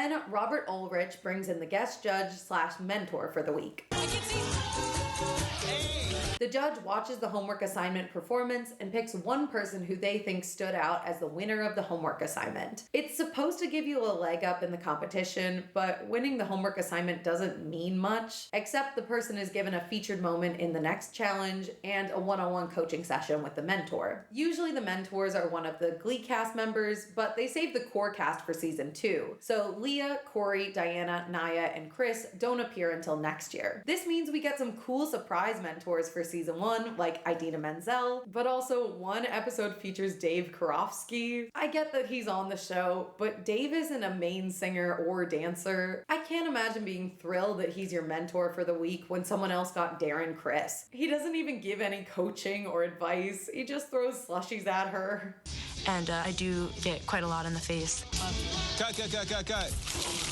The guest judge announces what song they will be performing for the next challenge, which is a music video, and everyone goes off to learn their parts, get their coaching sessions, and record vocals for the song. They meet in the dance room to learn some moves with Glee's choreographer Zach Woodley, and then they film the music video. The judges watch the video and then announce who is being called back for another week. That's the show's equivalent of giving out a rose on The Bachelor. The contestants who are not chosen are labeled the bottom 3, and they are given one final opportunity to impress Ryan Murphy during the last chance performance. They are assigned songs by the team and then given 2 hours to learn them before they have to perform for Ryan, Robert, and sometimes Zach and Nikki, who decide which one of them is going home. The callback list is posted. The bottom 3 walk down the hall dramatically while telling the audience in a confessional how they don't want to leave, and then the person who did not get called back sings the solo in Avril Lavigne's Keep Holding On, and it fades to credits. I'm over-explaining it a bit, so here's the simplified version. There's the homework assignment, the music video, the last chance performance, and then someone goes home. I do want to clarify something real quick. The way I describe these events makes it sound like the majority of the runtime is spent on the music video and guest judge, and then there's 10 minutes of tension about who's going home, but that is not the case. The show is 45 minutes long without commercials, and between 20 to 30 minutes of every episode is dedicated to the last chance performance. They finish up the guest judge, the homework assignment, and the music video in half the runtime, and the other half is all about who is going home. I had completely forgotten this, and when I rewatched the show, I was amazed by how much time is dedicated to the bottom 3, but this decision does make sense in the context of the show itself. Now it's time to meet the contestants. Like I said, the season 1 cast started off with 12 contestants. They are Bryce, the Heartbreaker,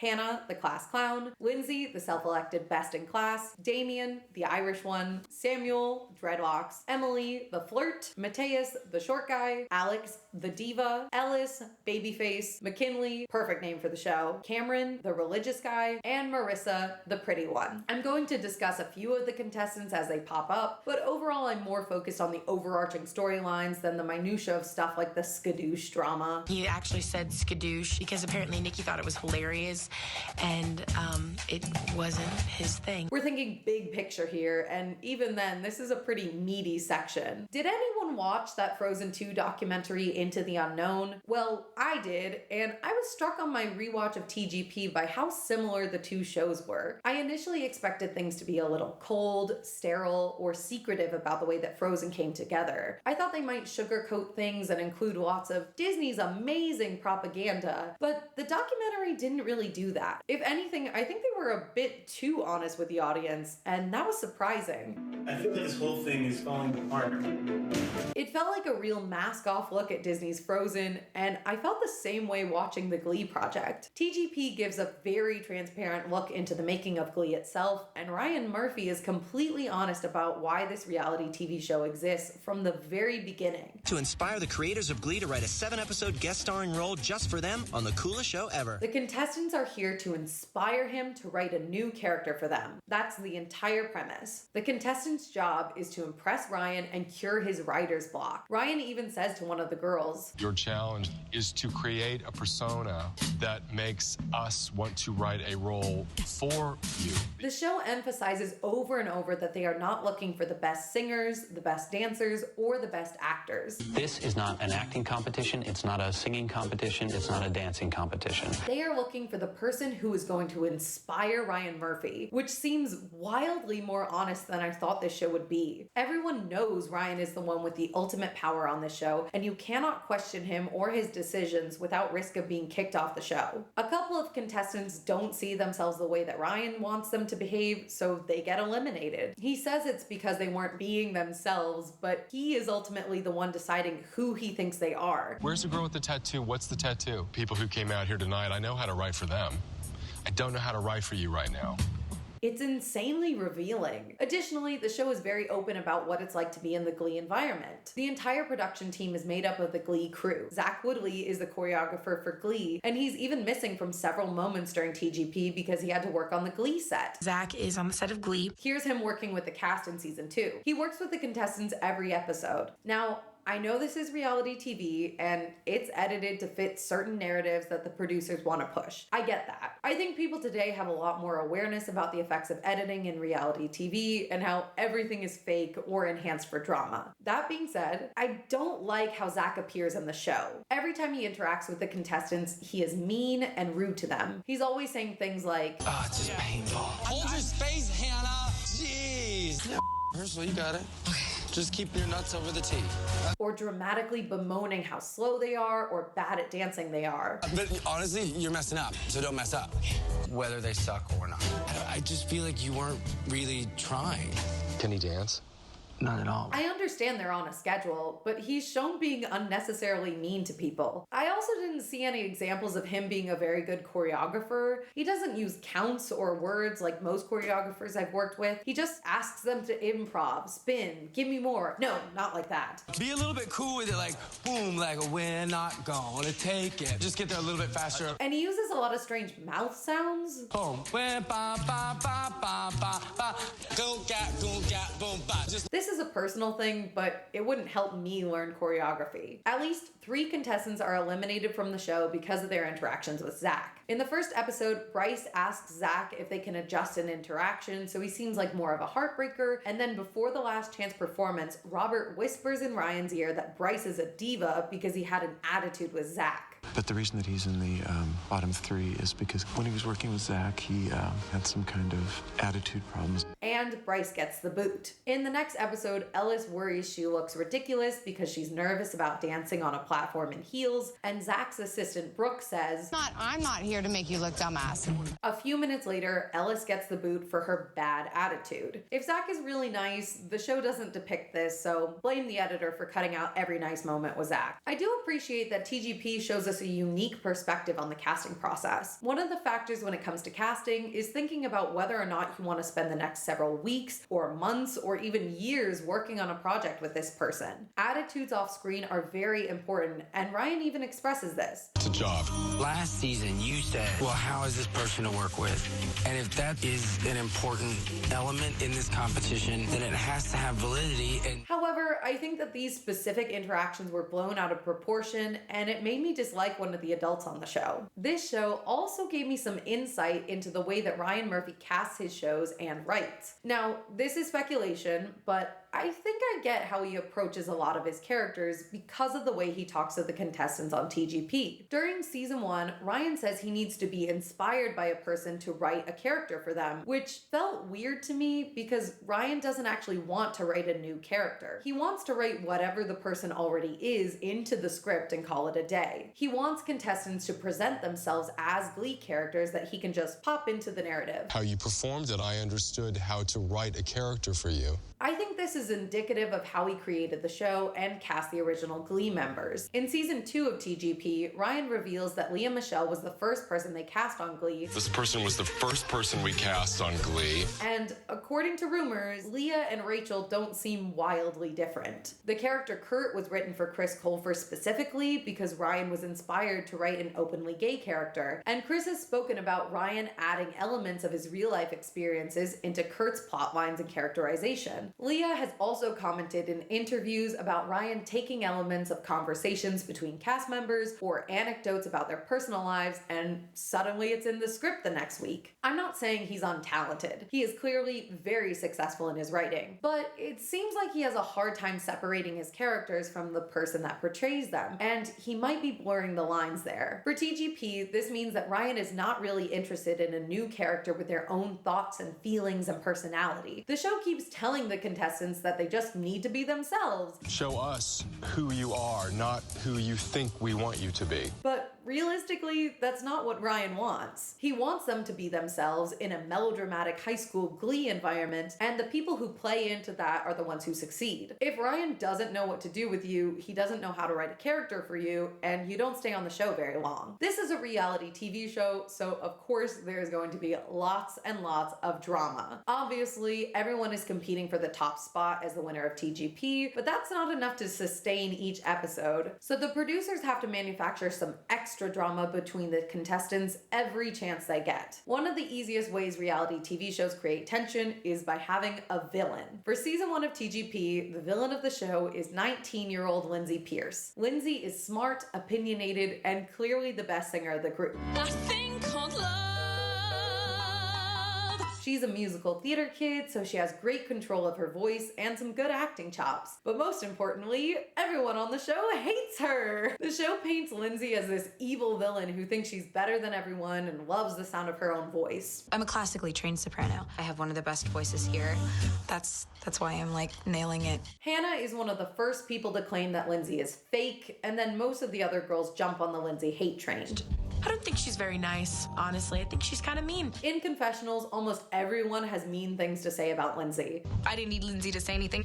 Lindsay sees what makes me feel vulnerable, and she seizes on it. She's coming across as a bully. They complain she's too opinionated, she tells other people what to do, she's too bossy, she needs to put a sock in it, etc. You just can't get a word in. You really can't. Sometimes you feel like going up and putting a sock in her mouth. During episode 2, Lindsay and Ellis have a disagreement after Lindsay says Ellis needs to be more careful about what she says on set. Sorry, we're just trying to tell you that you just have to be careful. You said something that apparently hurt Brooke, and I didn't mean it, and now I feel like Ellis lashes out and claims Lindsay is attacking her. You shouldn't make me upset all the time. Time out. Can I just ask why you just attacked me? I didn't attack you. You attack me every day.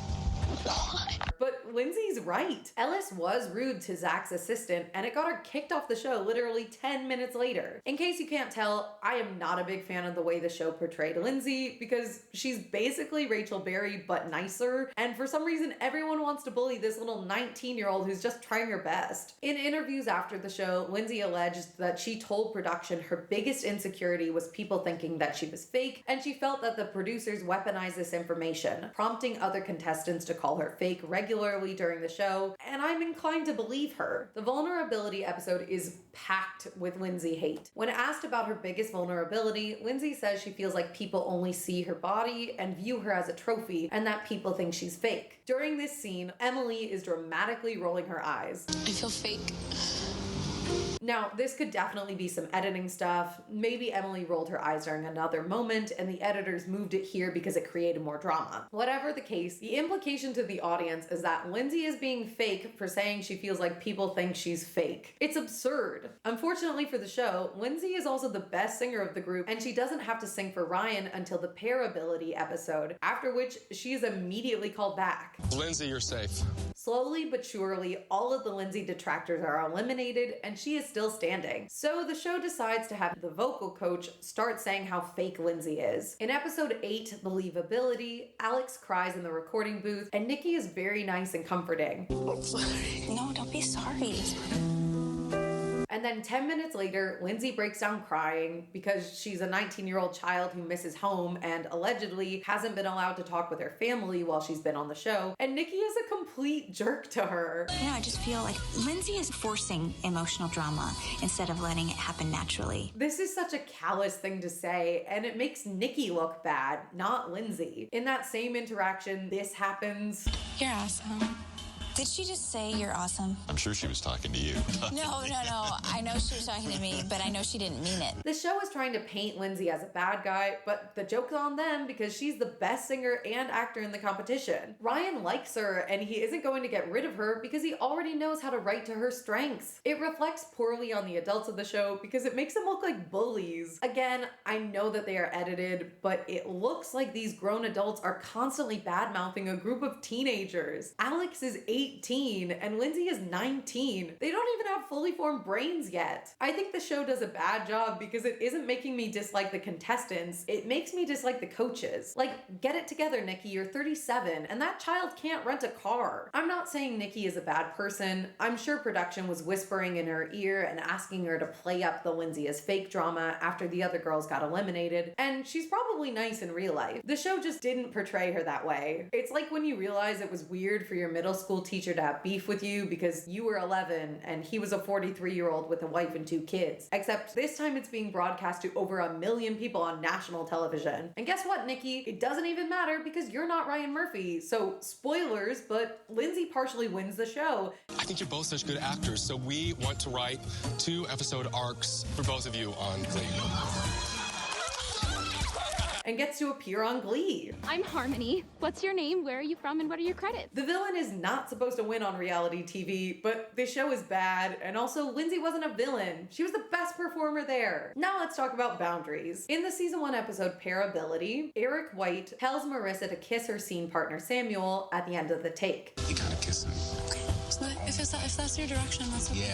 Yeah. He wants it to be a surprise and asks her not to tell Samuel that she is planning on kissing him. Eric does give me the direction that I kiss Sam. That kind of had me taken aback. Then, when it's Lindsay and Cameron's turn to film, she kisses him at the end of their scene unexpectedly. Although, it definitely seems premeditated on her part.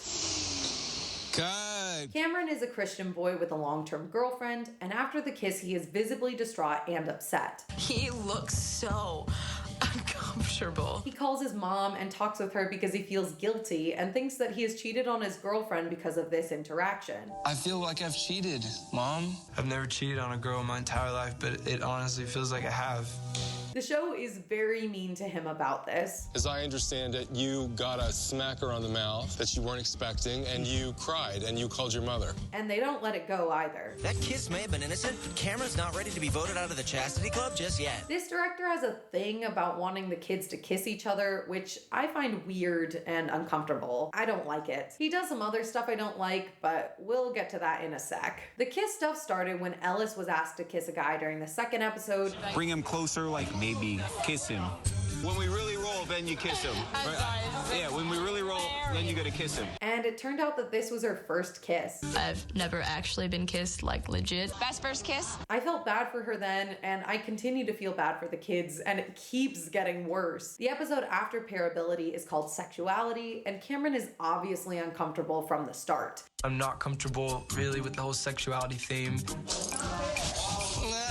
He does not like the theme, and he doesn't feel comfortable being so intimate with the other contestants, which is his right. During the music video, for the 4th time, there is a kiss. And cut. And then when it's Cameron and Hannah's turn, the director asks Cameron if he is comfortable with kissing her. How do you feel if like you did like you kissed her? So Eric asked me the golden question, what if you just kissed her? He says no, he isn't comfortable, and as punishment, he is sent to the bottom 3 and has to explain himself to Ryan Murphy. Cameron reflects and ultimately decides that this is not the right environment for him, and he leaves the show. Wait, are you quitting? I feel like you're just resigned. Here's where we talk about boundaries. I understand that things have changed significantly since 2011. Intimacy coordinators and caring about your actors' feelings have only barely become important to TV execs, but I still think it's important to talk about consent and how that works as a performer. I'm an actor. I have worked in film, TV, and musical theater for several years, and I have kissed people other than my partner in these roles. So I'm partially speaking from my own perspective and partially just as a decent human being. It is not cool to surprise your scene partner with an unscripted kiss. That is a violation of their boundaries. Whether or not the person is attractive does not matter. As a good rule of thumb, you should not surprise people who you are not dating with kisses. It's unprofessional. It's one thing to kiss your scene partner as a spur of the moment thing because you're both feeling it and you maybe get a little carried away with the scene, but it's another thing entirely to have a secret plan with your directors to surprise someone else with a kiss. Wait, you want me to surprise him? You want me to surprise him? Actors should ask before kissing others because they might be uncomfortable with that or inexperienced. It might be their first kiss. You should definitely not kiss someone unexpectedly while filming in front of everyone so that their reaction is captured for national television without their consent. Cameron is visibly distressed over the kiss, and I don't think he would have consented without Lindsay forcing him. That's bad. It is also bad that production made him feel stupid for being upset over it. Ryan's like, oh, did a pretty girl kiss you and now you're being a little crybaby over your boundaries being violated? Boo-hoo! That's a bad look. Additionally, when they do ask for Cameron's consent, he says no. He clearly states that he has a boundary around lip contact in a scene that does not need it, and the show punishes him for this boundary. That is not okay. It is clear that when they ask him whether or not he's comfortable, they aren't actually asking him. They are telling him that he has to do this or he's going to be punished by the show. That's not how this works, and it's exactly why we need intimacy coordinators. There is a big difference between 2 characters sharing a kiss in a movie and 2 people acting as themselves in a music video kissing on reality TV. I have kissed people in character during shows in a way that felt professional and removed from myself, but what's happening on TGP does not feel like that. I also think that Ryan's comments are very telling. He says he respects Cameron's boundaries, but also... But what if we see something in that character that we create for you, and you have to have a scene with Lea Michele, and you have to kiss her, and you're not dating Lea Michele, and I'm brought down to the set because you say, I won't do this. Of course. What am I supposed to do?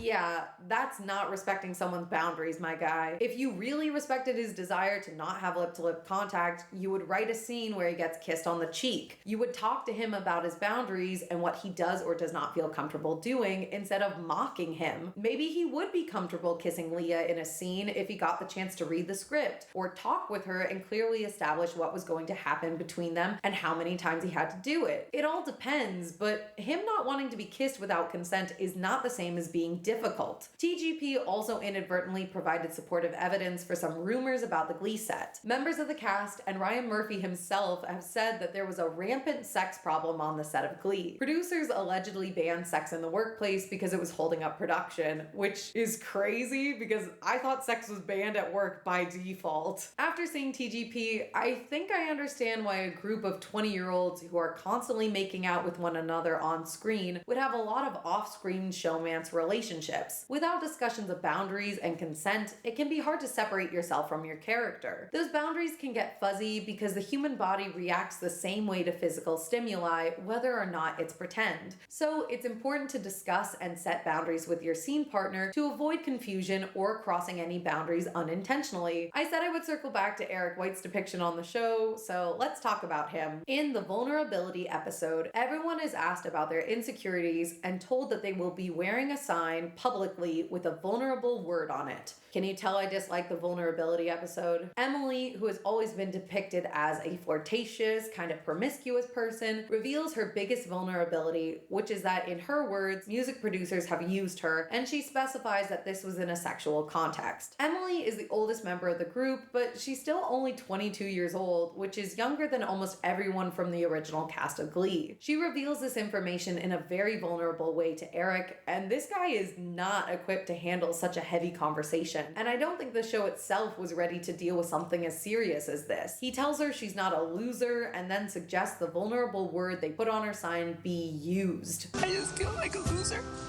You're not a loser.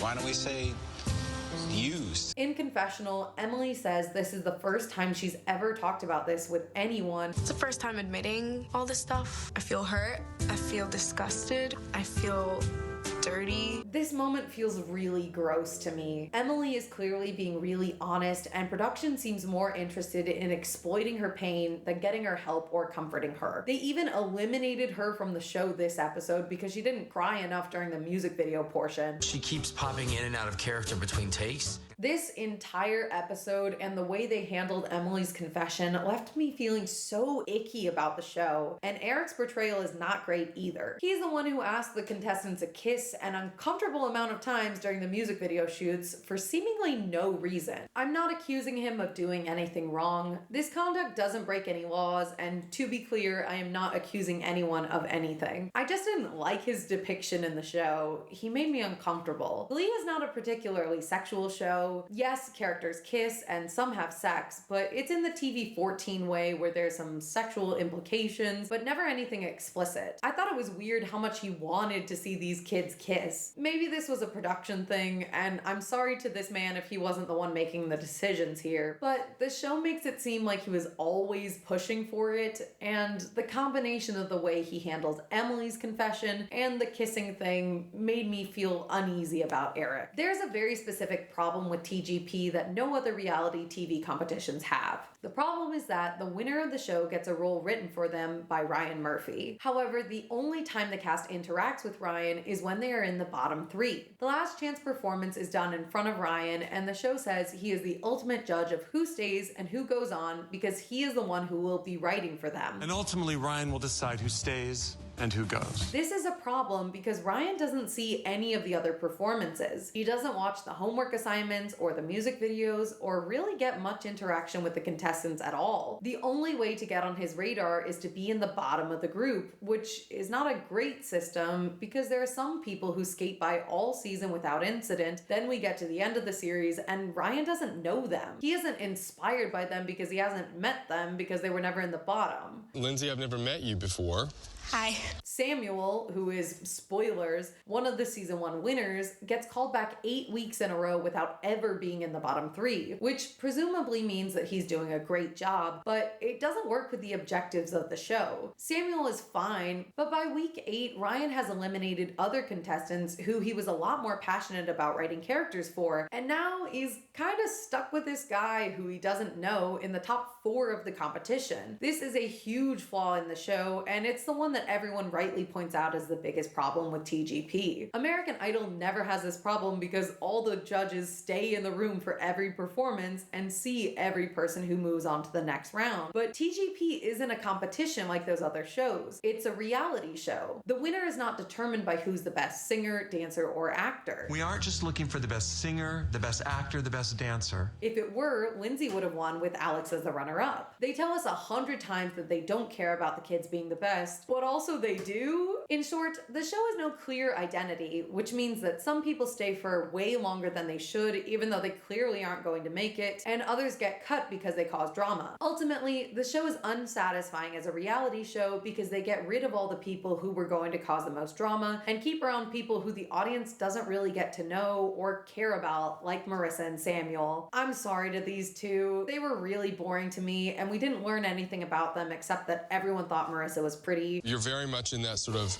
beautiful girl, femme fatale thing. And it made me uncomfortable. Marissa is gorgeous. Stop saying that, Robert. You sound like a creep. But it's also unsatisfying as a competition show because they eliminate good performers and keep around ones who are definitely not going to win because they were just fine. It's unfulfilling all around. This show is also weird because it insists that the contestants don't have to be the best. Robert, Nikki, and myself are not looking for the best dancer, obviously. But it doesn't help the people who are not gifted in certain areas. The kids who are bad dancers don't take dance classes or get coaching sessions with Zach. They're just expected to be better next time in some vague, unhelpful way. Cameron and Damien still can't dance. The people who struggle in the recording booth with Nikki don't get vocal coaching or training with an experienced voice teacher. They just get told they suck and they should be better or they will be kicked off the show. Nikki isn't a vocal teacher. She's a music producer who is used to working with professional singers, and that's fine when she's working with Broadway-trained singers like Matthew, Leah, and Jenna, but not when she's recording with an 18-year-old with no voice training walking into a studio for the first time in their lives. It's my first time being within like 20 feet of a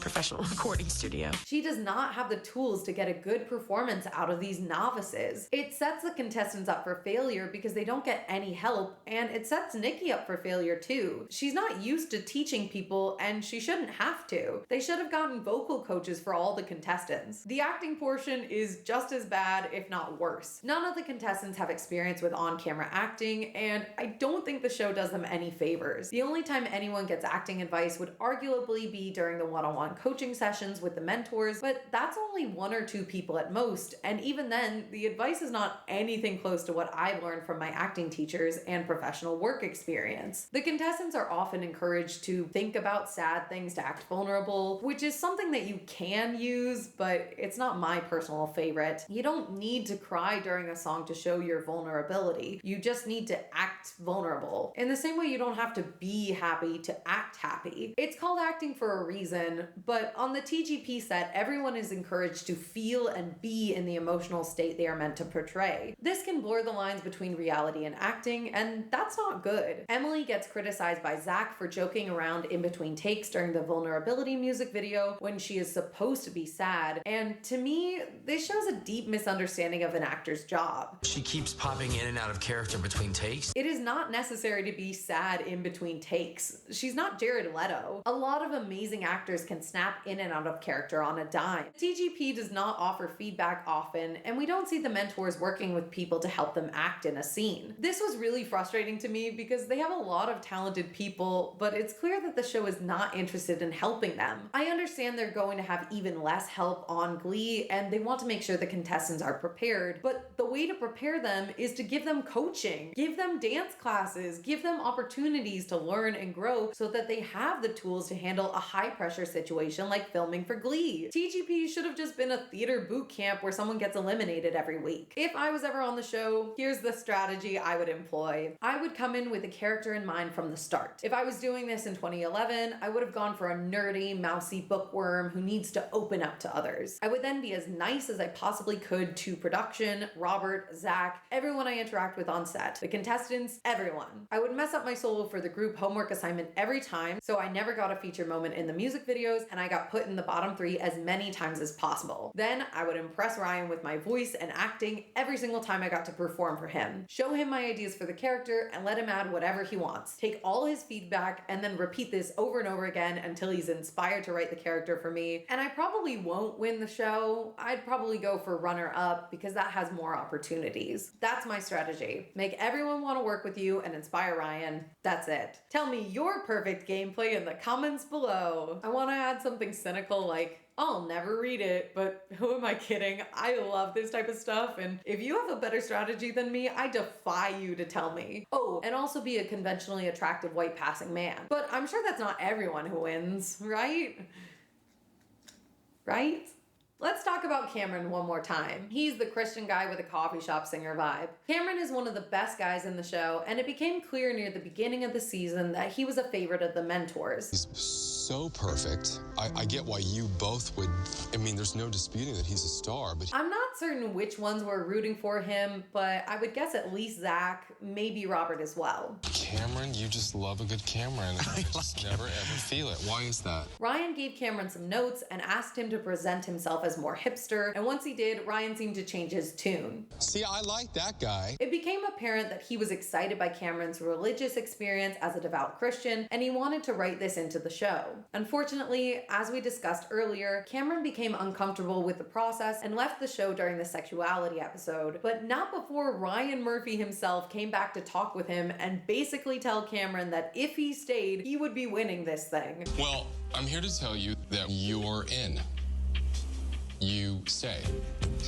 Honestly, I could speculate all day about the impact of Cameron staying on TGP on Glee itself. I do think some impacts are pretty obvious because we know for a fact Damien was going to be booted off during the sexuality episode. Ryan tells Damien explicitly, The person you just saved is Damien. Hannah and Samuel would have probably been the next to go because, again, Ryan hadn't even met Samuel yet and he wouldn't have a use for him, leaving Lindsay, Alex, and Cameron in the final 3, and then Cameron wins and Lindsay and Alex get runner-up, but it's impossible to say for certain. Back to what actually happened. Cameron left, and after that, Ryan met Samuel for the very first time in the entire competition. I think it's obvious that Ryan was not interested in Samuel as he presented himself. He comments that Samuel is too cool and sexy for the show.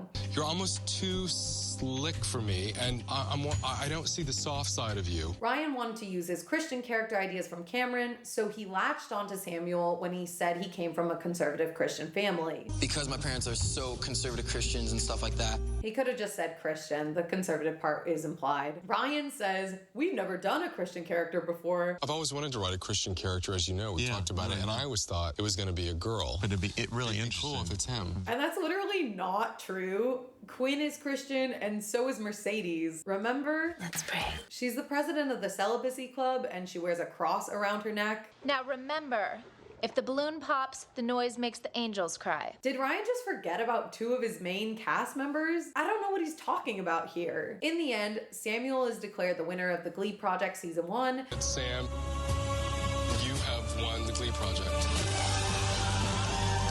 And Robert surprises everyone with the announcement that Damien is also a winner of the season and will be getting his own 7-episode arc on Glee. You have also won the Glee Project. Alex and Lindsay are declared the runner-ups, and they will each get a 2-episode arc on the show as well. Did we all just win a little bit? Which was a very exciting surprise for the contestants, but strange in practice. Remember that big old pin we put in the prize all the contestants are competing for? Well, I think it's time we take it out and explore that hole we left in the wall because it's such a big pin. Season 3 of Glee began on September 20th, 2011, and presumably started filming sometime in June or July of that year. TGP confirms this because there are several times when people cannot be on the show because they had to go film for Glee, like when Zach is missing from episode 2. Because Zach is away on the set of Glee this week. So that begs the question, if the core cast of Glee has already started filming season 3, and the prize of TGP is a 7-episode arc on the show, and there were 2 winners of the season, meaning each one was promised their own 7-episode arc, which means parts of 14 episodes of this 22-episode season are supposed to include these 2 brand new characters that Ryan didn't even know existed until he changed the rules of the show, allowing both Samuel and Damien to win, and they've already started filming episodes that were presumably written before the existence of these characters because we know they already started filming in June and the winners weren't announced until August 21st. How did they make this happen? The answer is they didn't. Hooray! I mentioned earlier Ryan Murphy was aware that his main cast was graduating and he saw the need to write in new characters to bridge the divide between the old and the new. That's the main reason he gives for why he made TGP, to bring in new blood because he's a vampire. No, I mean, Damien and Samuel were supposed to be the solution to all of their problems, and I don't think it worked. Season 3 of Glee premiered on September 20th, and Damien McGinty's character, Rory Flanagan, does not appear until episode 4, Pot of Gold, which aired on November 1st, 2011. Rory was written as an Irish exchange student living with Brittany. My name's Rory Flanagan. I'm a foreign exchange student from Ireland, and I love everything about America. You can actually see the moment Ian and Ryan came up with this idea during TGP. She would just never understand. Brittany would never understand it. What? What do you say? It writes itself. Yeah. This is one of the only jokes they write for Rory. I don't understand what you're saying, so if you want to make it in this land, you really need to speak English. No one can understand him because of his Irish accent, and even TGP can't understand him. There's one scene where Damien is talking with the other guys in the Glee bedroom, and the show added subtitles in case the audience couldn't understand him. I'm very nervous. It's just because there's so much at stake. He's speaking English, guys. Rory gets his only plot lines in episode 4, Pot of Gold, where he is introduced and recruited for the Glee Club, Extraordinary Merry Christmas, the obligatory Christmas special, Heart, where he and Artie compete for the affections of Sugar Mata. Chicks dig accents. Sorry, what was that? Couldn't quite make it out. This is a 4-leaf clover, kid, because you're gonna need all the luck you can get. And I guess you could make an argument for On My Way, where he tries peanut butter for the first time and gets to talk briefly. Oh my god. That's the best thing I've ever had. It's a bit of a stretch. Rory appeared in a grand total of 17 episodes, which is great. I'm happy for him, and I'm sure some of you are like, Anna, 17 episodes is 10 more than the 7 episodes he was promised. What's the problem? And the problem is not the number of episodes. The problem is that he was promised an arc on the show. That is the part the show did not fulfill. Rory sits in the background of the choir room, making sympathetic faces and swaying while Rachel sings. I get that it's Rachel's final year, but this season really needed to build up Rory so he could be the next Sam or Blaine to help take over the club. Instead, they shoved him in the background and turned him into the next Matt Rutherford. And then they deported him to Ireland, which completely defeats the purpose of the Glee Project. I just found out the request was turned down. So when the school year ends, I have to go back to Ireland. He comes back for one episode of season 4, which I will talk about later, and they use footage of him for flashbacks in seasons 5 and 6. But Ryan said the goal was to write new characters to take over when the others were gone. How is Rory supposed to take over when he just falls off the face of the earth? Unfortunately, the co-winner of TGP fared only slightly better, maybe worse. It's hard to tell. Samuel Larson's character, Joe Hart, does not appear until the 13th episode of season 3, titled Heart, which aired on Valentine's Day 2012. Now, obviously, the episodes are filmed prior to their release. This is a scripted TV show, so they needed a bit more time for editing and everything. But still, 13 episodes is a long time to wait before introducing a new character who's supposed to take over a leadership role from the main cast. Joe Hart appears in 10 episodes of season 3, 13 episodes of season 4, and 2 episodes of season 6. Joe is introduced as a formerly homeschooled Christian who joins mid-semester, I guess, and he's part of the God Squad before he randomly joins the New Directions without auditioning. Oh, what's with the tats? Bible quotes. And each one of my dreads is named after a book of the Bible. You've got to be kidding me. Arguably, his only plotline is during season 3 when he takes Quinn to physical therapy and gets a semi while stretching her out. Is that... I'm so sorry. The pair briefly fall for each other before the show forgets about him entirely. In season 4, he functions like Tina. He sits in the classroom, and sometimes they remember him for a one-liner or two, but mostly he reacts to things and asks other characters questions so they can tell him their interesting dialogue like a video game NPC. Kitty calls him Avatar. Shut it, Avatar. Which is crazy because Ryan straight up predicted Spider from Avatar 2: The Way of Water, and Sue calls him Jar Jar Binks. What are you looking at, Jar Jar Binks?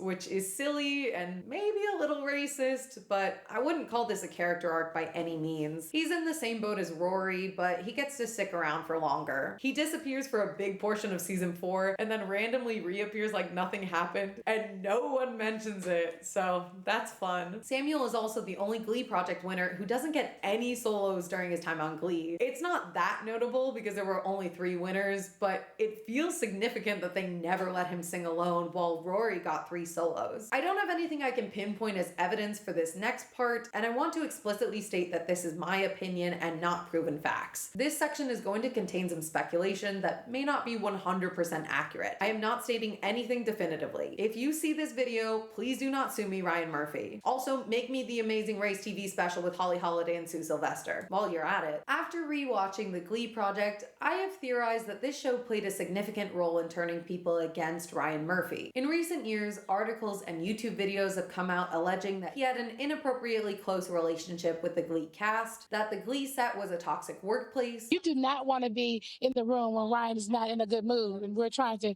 get our work done. That's a scary thought there. That he wielded the scripts like a weapon and relished punishing actors who stepped out of line with monologues designed designed to target their deepest insecurities. No one's better than Ryan at taking a person, looking at them, finding their Achilles heel, or the kind of the overriding characteristic of them on like either a physical level, like Matt's hair, or on an emotional level, and we'll read it in the next script. Like I know when he's mad at somebody. I can tell by reading the script. That's so true.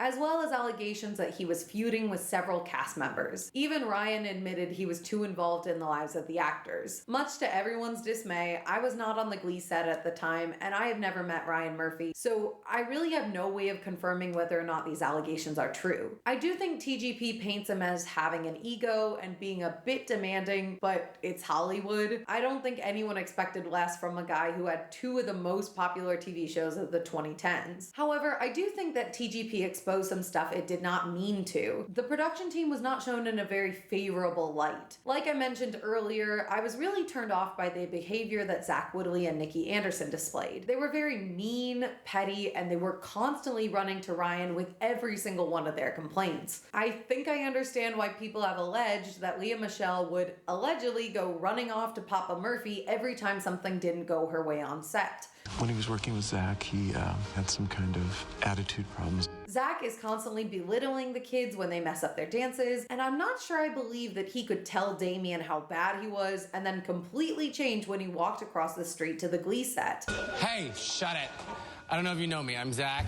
Again, some of these things might have been taken out of context or made worse with editing, but Zach did say these things, and not just privately. This show also helped me understand where the toxic workplace rumors might have come from. Ryan says that the Glee cast is literally killing themselves to be on the show. Now, he did mean to say figuratively, but still. Where we have 14 people sitting in a choir room, and it's long hours, and it's really hard work. I feel like this statement supports the allegations that Glee had ridiculously long working hours. It's legal to have long shoot days. I just feel bad for everyone who worked those, because a 16-hour day filming is exhausting, and it seemed like this happened a lot. I want to end on a positive note, so let's talk about music. Most of the songs selected for TGP are recycled from Glee itself. All the group numbers and homework assignments were sung by someone on the show. This can be fun, like when Jenna shows up and they all sing True Colors, which was her song from season 1 and the Glee tour. You with the sad eyes, don't be discouraged. Additionally, whenever someone is in the bottom 3, they are assigned a song by Zach and Robert. They don't get to make their own song selection, and according to the show, the contestants only have 2 hours to learn their specific cut of the song before they have to perform it for Ryan. This leaves some contestants at more of a disadvantage than others. Some people get assigned songs that they have never heard of. Damien gets Jesse's Girl by Rick Springfield in the first episode, and he messes up the lyrics to the point that Ryan comments on it. It was an interesting interpretation because, you know, the main lyric is I wish I had Jesse's girl, and you said it many times, I wish I was Jesse's girl. And so does Ian Brennan. I wish that I was Jesse's girl.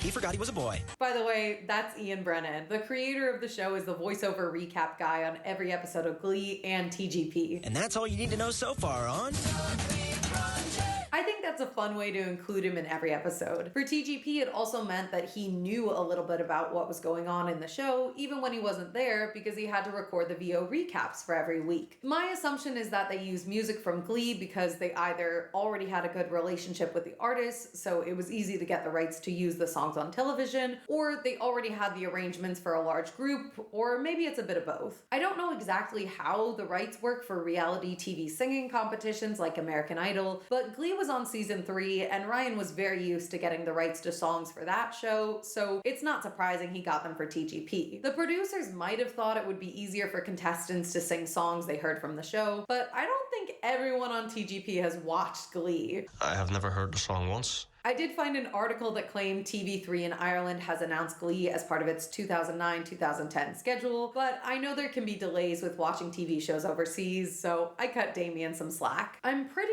sure the bottom 3 and the songs they sing are picked right after the music video is filmed, maybe even before. I say this because the band already knows the songs to the point that they don't need sheet music. I'm not sure why they do this because it doesn't affect the performance to give them sheet music, but they all seem to have the songs memorized. My other other evidence for this theory comes from the one and only time the contestants get to choose their own audition material. During the finale of the show, all 4 of the remaining contestants are told they will be performing a song of their choice for Ryan. Lindsay picks Gimme Gimme, Damian sings By the Sea, Samuel picks Jolene, and Alex sings I Am Changing. Again, the show says they only have 2 hours to prepare the song, but I don't think that's true. I think they got a heads up from production because they already have their songs selected when Robert announces that they get to choose. You were given the choice as to what you would like to sing.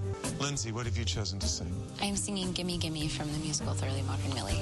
If someone asked me to pick a song for the finale of a TV show, it would definitely take me more than 30 seconds to think of something. When they show up to perform, the band is playing off book, even though they claim everyone has only known about it for 2 hours. I think the pianist might have sheet music during Lindsay's performance, but the cameras don't show it. I also think that if they really only had 2 hours, a lot of these performances would be worse than they are. Damian is one of very few contestants to mess up, and I believe he only had 2 hours to learn Jesse's Girl, but everyone else definitely got longer. Finally, I'm pretty sure it takes longer than 2 hours to get the TV rights approved for a song, so they must know in advance. My point is that the show is lying about how long the contestants have with their music, and I can't figure out why. It doesn't make a big difference if they have 2 hours or 6. You can be honest. It's not gonna ruin the dramatic tension to say they got some extra time or they rehearsed with the band. It's a reality show. It won't break the immersion. Also, they should give everyone more time. The finale has the best performances in the show because A, the contestants know the songs, and B, they seem like they got more rehearsal time. It's far beyond the stars. I wish they let the contestants choose their own songs more often because they would probably give better last chance performances if they all knew the songs and felt confident. Overall, the music of TGP is good. The songs are all derived from seasons 1 and 2 of Glee, which has mostly great music, so that makes sense. I'm honestly amazed that the Glee Project was made, and I understand why it's not on any streaming service. If you can find it, I recommend watching it. Not for the show itself, that's mostly cringy.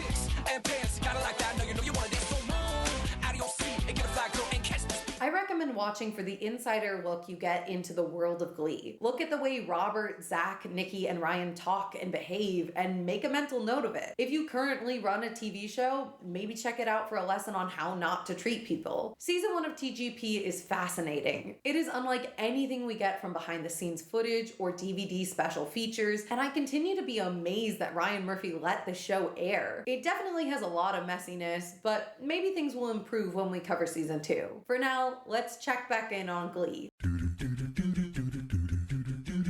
Rory and Joe were the 2 big additions to the McKinley cast for season 3, and we already covered them pretty in depth. But there are 3 other new characters that I want to talk about, so you have some context for when I mention their plots later. The first newbie we meet is Sugar Mata, played by Vanessa Lengies. Sugar is a tone-deaf girl with a very rich dad, a lot of undeserved confidence, and no filter. And I have self-diagnosed Asperger's, so I can pretty much say whatever I want. I'm like a diplomat's daughter. Sugar is pretty iconic, and unfortunately, she only talks for this one season. Second, we meet Sebastian Smythe, the new head warbler at Dalton Academy, played by Grant Gustin. Sebastian is a smarmy, sneaky jerk. I dislike him so strongly that I didn't like Grant Gustin in real life up until I watched some interviews of him for this video, and I realized he's just a good actor, and then I felt bad. Sorry, Grant. Finally, we have Nene Leakes as Coach Roz Washington, the synchronized swimming instructor turned cheer coach, and the winner of this bronze damn Olympic medal. Roz is my favorite new addition to the cast. She's introduced as Sue.0, minus some of the crimes that Sue commits, and everything she says is incredible. I'm Coach Roz Washington,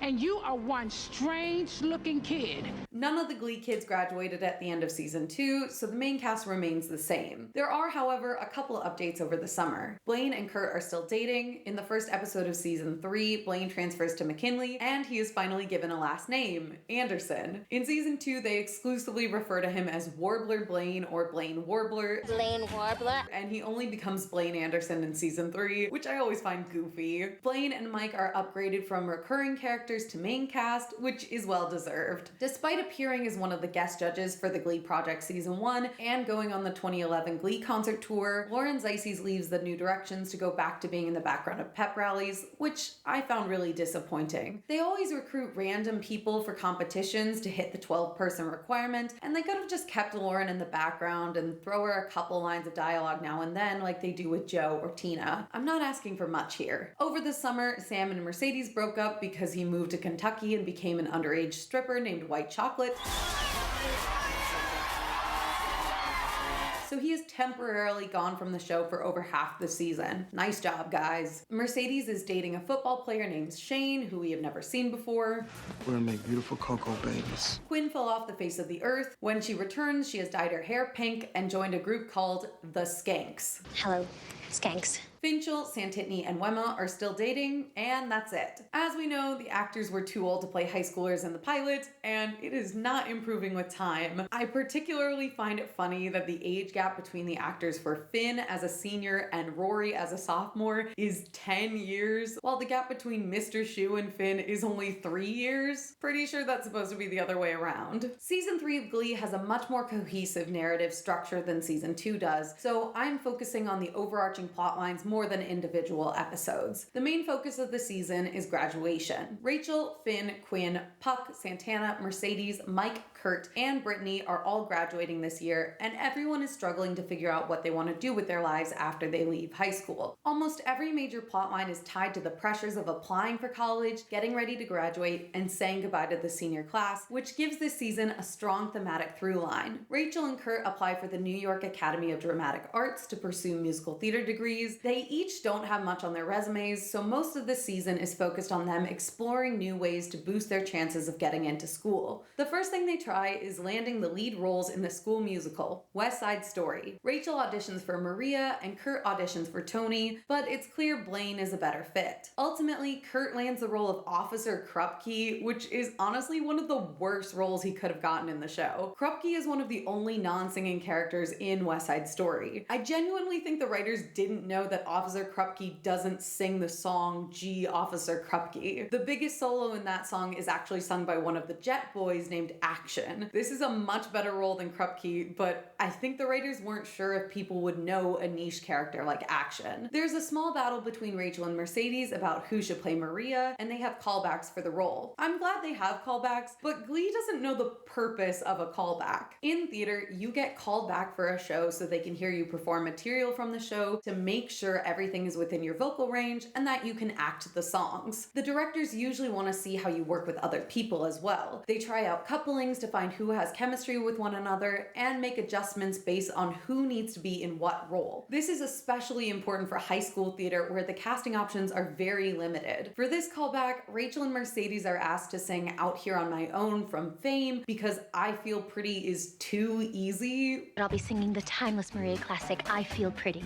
Actually, that's too easy, Rachel. Which is bogus. That's a tough song and it would be appropriate for a callback. Out Here on My Own is lovely, but it doesn't utilize or show off the range required to play Maria, a classic soprano ingenue with a Puerto Rican accent. Both women perform the song and Rachel admits, she was better than me. But that doesn't matter. Just because someone is better at singing an unrelated song does not mean they deserve to be Maria in West Side Story. I can sing Defying Gravity better than Hugh Jackman, but that doesn't mean I should be Harold Hill in The Music Man. Ultimately, the directors decide to double cast the role, but Mercedes declines because she knows she was better than Rachel. We never get confirmation that Mercedes could even sing the notes required for the role. Maria sings a high C during Tonight, and I honestly don't know if Mercedes could hit that. The highest note she sings in the show is an A-flat 5 in season 4. In season 3, Mercedes usually sings strong belt songs in an alto range. And and I can't recall her singing a single soprano number. That being said, I am disappointed with the writer's decision to write her out of the West Side Story plot. I would have loved to see Mercedes perform as Maria, or even Tina, who sang tonight in season 1, but she's involved in this plot in a different way. In episode 3, Asian F, Mike Chang's dad accuses his son of being on drugs because he got an A- in chemistry, which is called an Asian F. You got an A-, Tina? Got an Asian F? This is supposed to be a joke, but it comes off as really racist to me. Mike and Tina are never allowed to be funny in their own right. They're just props to make jokes about Asian people, but we'll get to the episode props soon enough. Take a lap and cool down, Asian number 1. My name is Tina. The show tries to lampshade these jokes by calling out Sue for being racist, but this feels hypocritical because the show itself seems to view Mike and Tina as just Asian and other Asian. I feel like an Asian Branch Davidian. When does Asian Santa arrive? We should go to Asian couples therapy. Why does the couples therapy have to be Asian? Glee plays into a lot of stereotypes about Asian people, which is not inherently a bad thing, but it comes off as racist when this is the only characterization Asian people get in Glee. How do you get the white on rice? Mike's dad wants him to be a straight-A student and to become a doctor, which again is not inherently bad, but that's all Mike gets for the season. He rarely gets any plot lines or characterization, and when he does, it's solely focused on his Asian identity, but doesn't feel authentic. It feels like tokenism because Mike and Tina don't have any character development or growth other than being the butt of Asian jokes. In Asian F, Mike's dad wants him to give up the arts because he doesn't think it's practical, but Tina pushes him to pursue his dreams. Mike's mom sees him dancing and encourages him to audition for the musical. A couple episodes later, Mike's dad disowns him when Mike says that he wants to pursue dance in college. You will no longer be my son. Then I guess I don't have a dad anymore. Tina meets with Mike's dad privately and gives him a copy of West Side Story so he can see what an incredible dancer his son is. Mike is pretty mean to Tina about this and lashes out at her for trying to help him. You're making things worse. I'm really disappointed in you. Well, that makes 2 of us because I'm really disappointed in you. Which I disliked. Mr. Chang Sr. has a change of heart, but it's too late for Mike to apply to dance school, except Tina already sent in Mike's applications for the best dance schools in the country. Tina is really wonderful and kind to Mike, but he doesn't appreciate her enough for all of her efforts, and we don't get a proper reconciliation between these two because they get shoved in the background again. They're my favorite Tina pairing, but I dislike the way Mike never stands up for Tina or takes her side. I get that it made things difficult at home, but Mike already said, then I guess I don't have a dad anymore. So I don't see the harm in Tina talking with him, and unfortunately, the show is uninterested in exploring their relationship more. But there is one final Tina moment in here. The only other plotline tied into the West Side Story musical comes in episode 5 for the first time, when Artie tells Rachel and Blaine, The song is about sexual awakening, as is the entire musical. And have either of you two actually... which is completely inappropriate for a director to say to his actors, and it's also not appropriate for Coach Beast and Emma to discuss with their students in this context. Artie tells Rachel and Blaine they need to have sex before opening night so they can give an authentic performance, which puts pressure on them to do it with their respective partners before they are ready. Rachel asks the girls for help after her failed attempt to seduce Finn, and Tina says, Losing my virginity was a great experience for me. It happened this summer. Mike and I talked about it for a while because we knew that the first time was going to be something we'd want to remember forever. This is one of my favorite Tina moments in the whole show because it makes her feel like an actual character and not just a stereotype. I like her advice about sex and the way she helps Rachel. In the end, both couples do the deed, but only after they are fully ready and doing it for the right reasons. Overall, I think West Side Story was a bad choice for McKinley High. The whole show is about the divide between a Puerto Rican gang and a white gang. Santana is the one and only Hispanic high school character on Glee. I'm Hispanic. Harry Shum is actually from Costa Rica and fluent in Spanish, but Mike Chang is only portrayed as Asian. The dancing Asian. And he plays Riff, which is a white role in West Side Story. As a result, Rachel and Puck play the two lead Hispanic roles of Maria and Bernardo. The characters are both Jewish, but that's not the same thing, and Mark's not Jewish in real life. So the main cast is white kids pretending to be Hispanic. Mercedes would have been a great addition to the Sharks, but she disappears for the rest of this plotline.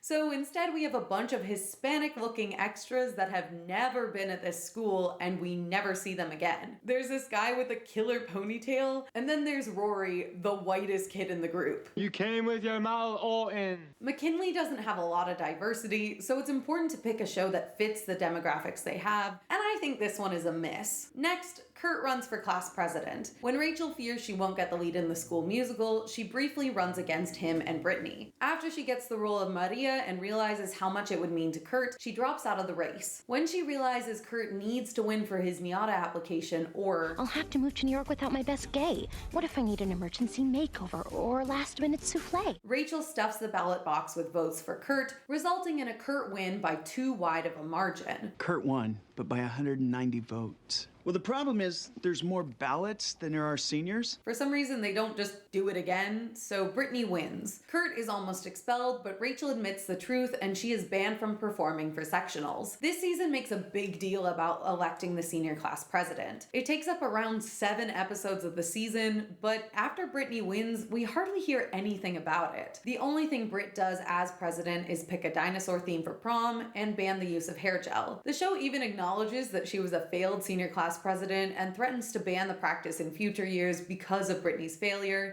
Your do-nothing presidency has me seriously considering abolishing the post altogether. But it's not entirely her fault. Brittany wasn't the focus of any episode in season 3, so how is she supposed to make a difference? Personally, I found this whole plot to be very strange. It seems like there's only one class president for the entire school, and only the seniors vote for this position. At my school, each class voted for their grade student government positions every year. So we had a junior class president and a sophomore class president, as well as other positions like treasurer or council member. And the election takes over 7 weeks to have a vote, which is entirely too long. By the time they finally vote for a president, they're already over 2 months into the school year, and their term is basically over. At my school, class elections happened in the first or second week of classes, and they weren't a big deal. I understand that Glee is a TV show, and class elections are something that can be played up for dramatic purposes. When you're living them, a lot of things that happen in high school feel like huge, life-changing events and decisions. High school, and specifically high school graduation, is filled with drama and opportunities for conflict, but I think a class election was a boring choice, and they should have done this in season 1 or 2. They have polls to see how each candidate is doing. Also, you're trailing Brittany by 17 points.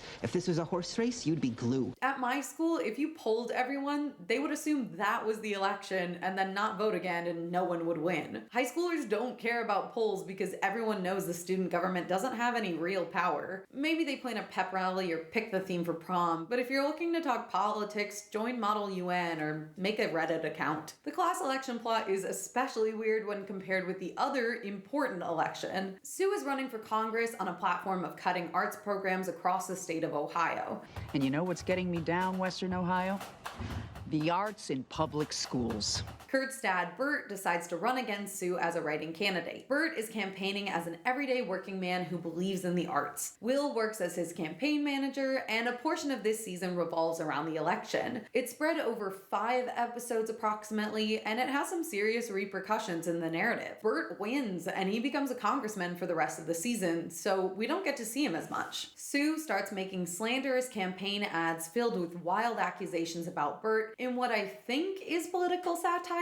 Bert Hummel and his baboon heart. Wrong on the issues, wrong for Ohio. This starts a chain in which Sue's competition, Reggie the Sauce Salazar, creates a campaign video implying Sue is gay. Why would someone assume I'm a friend of Ellen just because I'm mannish and highly aggressive and have short hair and I only wear tracksuits and I coach a girls' sport and I married myself? And outing Santana as a lesbian. This is a big plotline for season 3, and it has repercussions for later seasons, so it's time to discuss the Santana problem. In season 1 of Glee, there is an earnestness that is carried throughout the show. It's part of what balances out the rest of the cast. Will has it and Finn has it. Sometimes other characters have it as well, but one character specifically does not fit the mold created by season 1 of Glee, and that is Santana. I have similar problems with Santana as I do with Sue. First of all, I love both of these characters and the actors who play them. That being said, I do not like their characterization and the way that they impact the show. Santana is a she-devil in most of the episodes. Go with God, Satan. Santana. She's a bully and she only has mean things to say to everyone. When she's first introduced, Santana is a one-dimensional cheerleader who wants to sleep with guys and bully the losers in the Glee Club, which is fine. She's one of Sue's lackeys and she wants to be popular. As she grows closer with the rest of the core cast, they adjust her character to include more nuance. Santana continues to be mean, but she is also sometimes vulnerable and open. She is a closeted lesbian and she's afraid of being judged. Santana has moments when she recognizes that everyone hates her. I mean, just because I hate everybody doesn't mean they have to hate me too.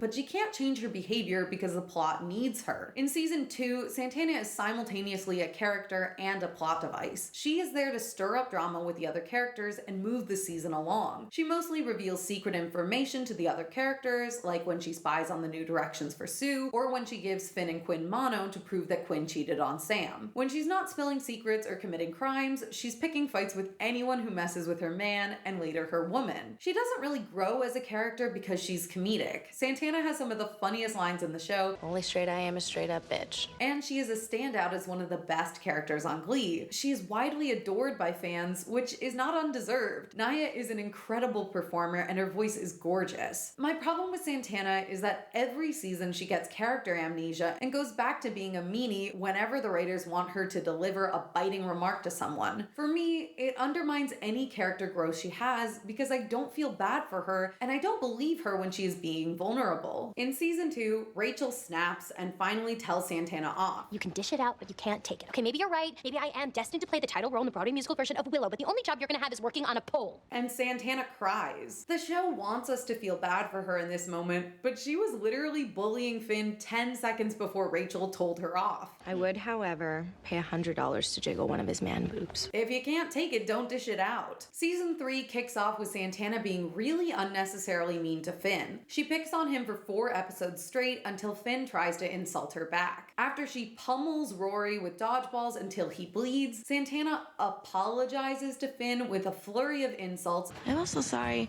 that you have no talent. Sorry that you sing like you're getting your prostate checked. And he retorts back, Hey, Santana, why don't you just come out of the closet? During this time, Sue is making the slander campaigns and Reggie outs Santana because... Turns out he has a niece who goes to this school and she overheard a conversation a couple of days ago between you and Finn Hudson. As a result, Santana comes out to her parents off-screen, who are fine with her sexuality, but she's shamed by her abuela. Santana blames Finn for her outing, but this is, in my opinion, a major plot hole. In the season 2 episode Rumors, Brittany talks with Tina and Mercedes during Fondue for Two and says, I heard a rumor that Santana plays for the other team.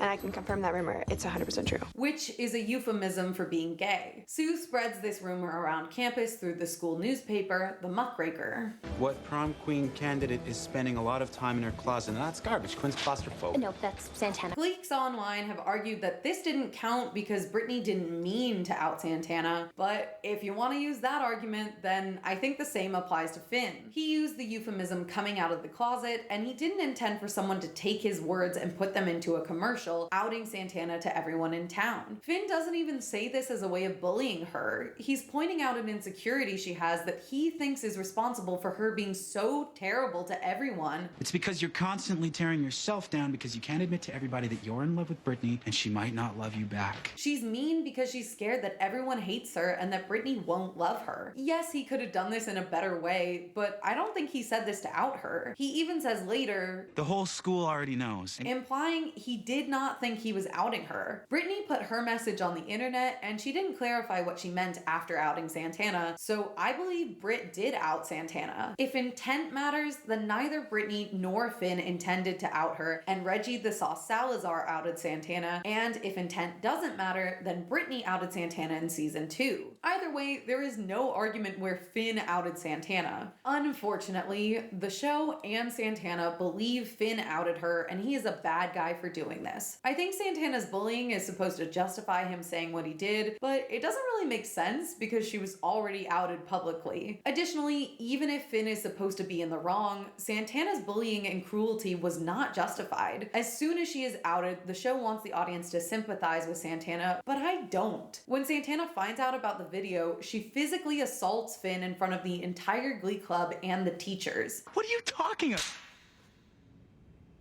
Finn apologizes and everyone gives her advice and dedicates songs to her, but Santana continues to be mean and horrible to them when they're just trying to help her. You know, with all the horrible crap I've been through in my life, now I get to add that. She never has an emotional breakthrough where she becomes a better person, and that's part of why I dislike the character. I have a problem with this slap scene in real life too. Remember our discussion of boundaries during TGP season 1? Well, allegedly, Naya Rivera actually hit Corey Monteith because the episode's director Eric Schultz instructed her to do so and did not tell Corey because they wanted an authentic reaction. Eric Stoltz came up to me and was like, just hit him.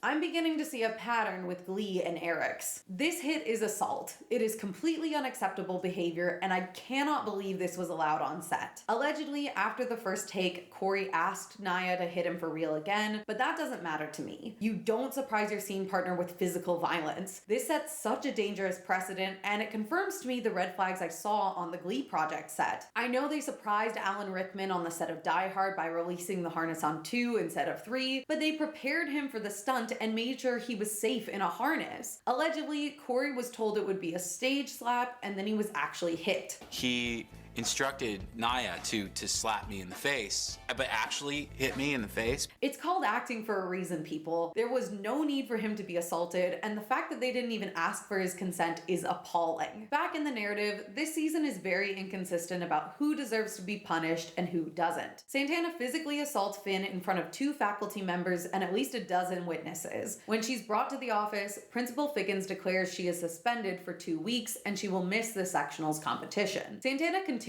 to bully Finn in front of the principal and never takes accountability for her actions or apologizes to Finn for, again, physically assaulting him. This is garbage. Hamburglar Finn is fine. Finn lies, claiming it was a stage slap and that Santana never hit him. His reasoning is he wants it to be a fair fight for sectionals, and they can't do that if Santana is suspended. This is dumb, and I hate the way the show tries to justify this behavior. A couple episodes later, Rachel is suspended from school and banned from performing at sectionals for stuffing the ballot box for the high school student government election. Figgins adds this infraction to her permanent record and makes an addendum to her application for NIADA discussing her suspension. Unlike with Santana, Rachel's suspension is enforced and she actually has to deal with the consequences of her actions. One of those things is worse than the other, and I bet you can tell which one I side with. I have no idea what, if any, rules exist about rigging a senior class school election, but this punishment is too harsh in my opinion. The fact that everyone in Glee witnessed Santana's violent assault of another student and she got no punishment, but Rachel did, annoys me so much. The only upside of Rachel being suspended is they bring Sam back so they have enough members for sectionals, and he's my favorite. Sam doesn't get a lot of plot lines though. I think his one and only moment is when he tries to win Mercedes back by joining the swim team, and that's how Roz is introduced into the show, which means double points from me because these are my 2 favorite characters of the season. If you pee in my pool, I will kill you.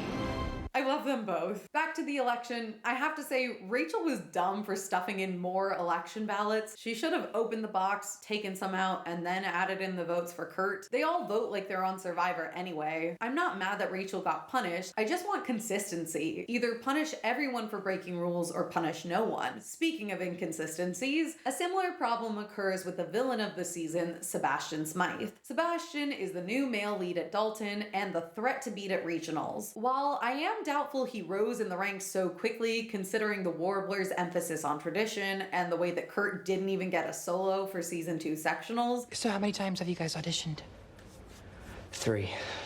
6. I am willing to let it slide. Sebastian tries to tempt Blaine away from Kurt, and the 2 of them have a very contentious relationship. I don't like your smirky little meerkat face. I don't like your obnoxious CW hair. During a sing-off brawl, Sebastian throws a slushie filled with rock salt at Kurt, but Blaine jumps in front, taking the hit. Dalton Academy has a zero-tolerance bullying policy. That's literally the reason why Kurt transferred there in season 2. We just have a zero-tolerance harassment policy. The only thing that can really protect me is what they have at Dalton. A zero-tolerance, no bullying policy. So this behavior is completely unacceptable. Blaine undergoes eye surgery because the slushie scratched his cornea. Santana gets a recording of Sebastian admitting he put rock salt in the slushie. I got Sebastian on tape admitting that there was rock salt in that slushie that blinded Blaine. Now all we have to do is send this tape to the popo and that little bitchlet is headed to juvie. But Kurt says that they shouldn't take this evidence to the police or Dalton to get Sebastian expelled because then they wouldn't be winning fairly at regionals. No, we're not doing that. Why?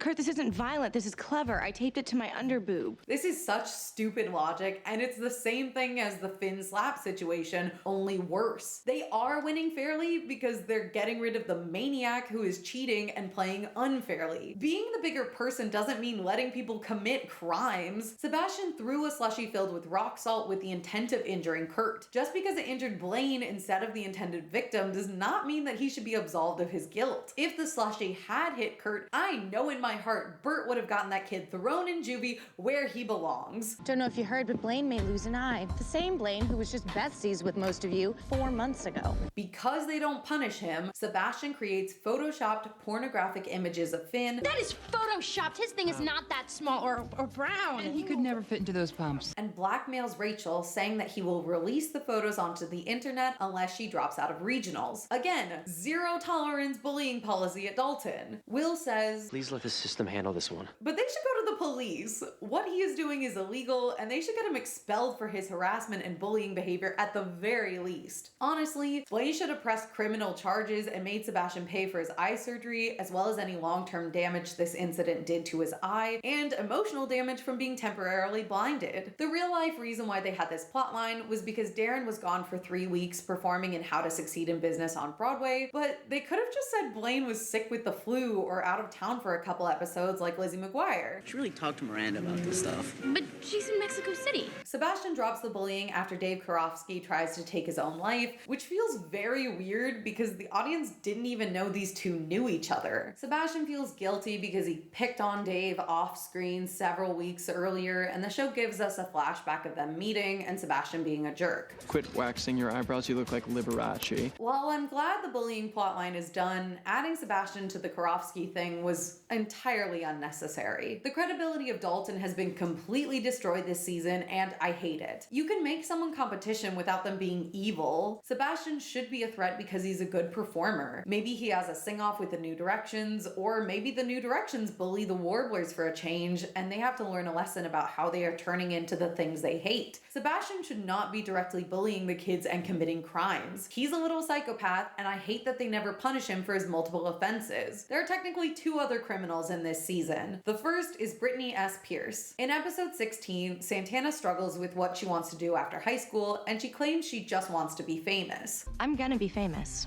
If it's the last thing I do.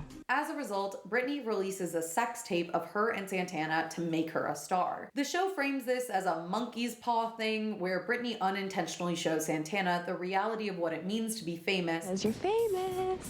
Everybody's loving the sex tape of us I posted on the internet. And Santana realizes that she doesn't want to be famous for nothing. She wants to share her talents with the world. Still, this moment is a huge breach of trust between Santitney. Brittany, that sex tape was private. We made that for us. These two might be legal, but it's definitely towing the line of being child P. I can't imagine staying with a partner who genuinely did not see what was wrong with posting a sex tape of us without my consent. Santana is a lot smarter than Brittany, and I don't really understand what they see in each other. I know this is a hot take, but Brittany is my least favorite character this season and beyond. I love her as a dancer, and I like some of her silly lines and stuff like Fondue for Two in seasons 1 and 2. People thought I went on vacation, but actually I spent the summer lost in the sewers.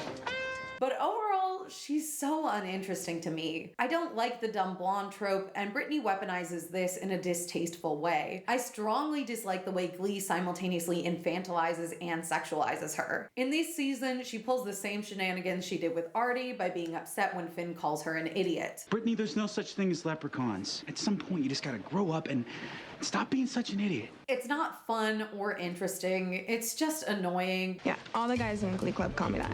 And you're the leader, so that makes you the worst of them all. I think she's supposed to be empowered in this moment, but she's also failing all of her classes because she has a 0.0 GPA because she is genuinely unintelligent. Finn apologizes to her in the next episode, but her point isn't even true. We never see anyone call Brittany stupid. It never happened in season 2 or 3, except for the Artie and Finn moments where Brittany says that everyone calls her stupid and it hurts her feelings. This is a classic example of showing, not telling. Brittany is one of the popular girls, so I don't even know who would be bullying her anyway. Some of the teachers have moments where they are dumbfounded by her answers, but they don't make fun of her. What's the capital of Ohio?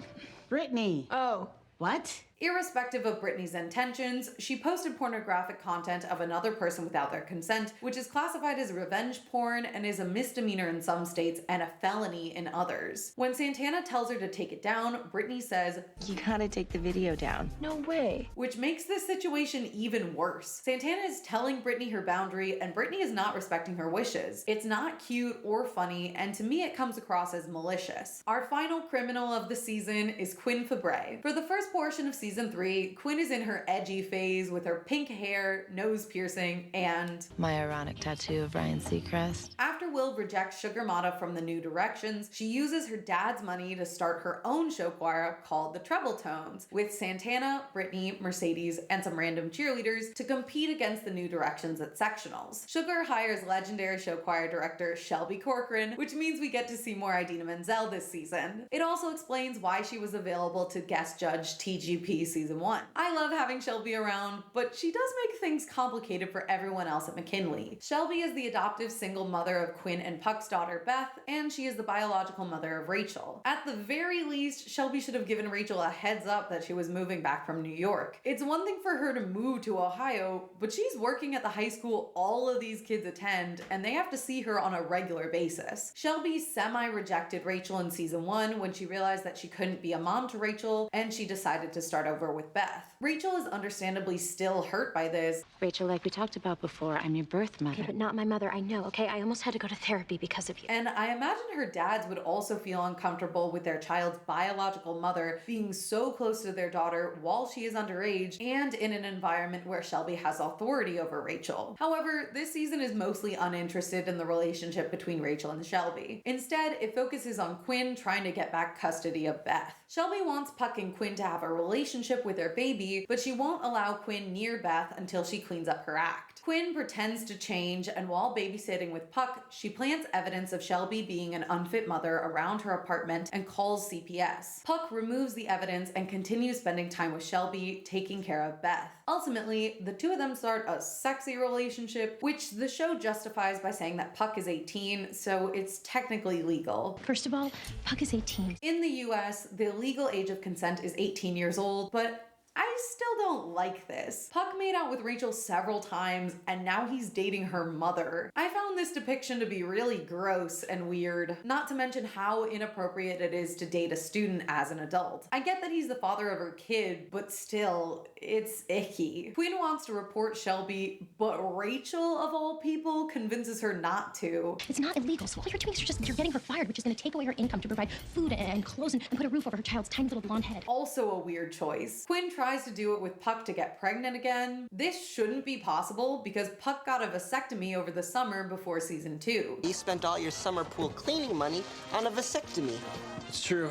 But he doesn't mention this because I think the writers forgot about it. Ultimately, Quinn realizes she was having a breakdown because she felt like a failure. She thought Beth was the only good thing in her life, but Puck says Quinn is special all on her own. She realizes Shelby is a good mom and doesn't report her for sleeping with a student, but I felt like this was a pretty unsatisfying narrative conclusion. I wanted more of a realization from Quinn. She somewhat realizes she's been letting men define her, but I didn't feel like that was her main problem. It was more that Quinn has always thought high school accomplishments were the biggest thing in the world, and she needed to realize there was more outside of Lima, but she doesn't learn this lesson because she continues to care about being prom queen. Maybe she'll have more growth with her next plotline. Halfway into season 3, there's an episode called Yes No, where Will asks Emma to marry him. Everyone pitches their ideas for the best proposal song possible, and it's quite enjoyable. Finn also proposes to Rachel, which she accepts because she's afraid she isn't going to get into NYADA, and she is clinging on to Finn. We finally get to meet Rachel's dads, played by Jeff Goldblum and Brian Stokes Mitchell. I love these two, and I wish they got more screen time. Jeff has some of my favorite lines in the whole show. Your father has been having recurring dreams about Hollywood heartthrob Tony Danza. One dream. I had one dream that Tony Danza and I went ice fishing, okay? Hiram and Leroy team up with Bert and Carol to pretend to support the wedding, thinking it will reverse psychology Finn and Rachel into breaking up, but that doesn't work, and they move the wedding date to after regionals, much to the chagrin of their their parents. This brings about the worst plotline of the season. After winning regionals, everyone goes to the courthouse for the Finchel wedding. In the last 2 minutes of the episode, Quinn is driving alone because she forgot her bridesmaid's dress. Rachel texts her asking where she is, and Quinn types out "on my way," which is the title of the episode. As she is texting and driving, Quinn is hit by a truck. Back in 2012, you had to wait 7 weeks to find out if Quinn was okay. On My Way aired on February 21st, and then there was a spring hiatus that lasted until April 10th, 2012, which is crazy to think about, but not as crazy as the rest of this plotline. Quinn survives the accident, and the only harm she sustains is an unspecified spinal injury, which means she can no longer walk and must use a wheelchair for mobility. I believe the implication in the narrative is that it's been a couple weeks, but I'm still surprised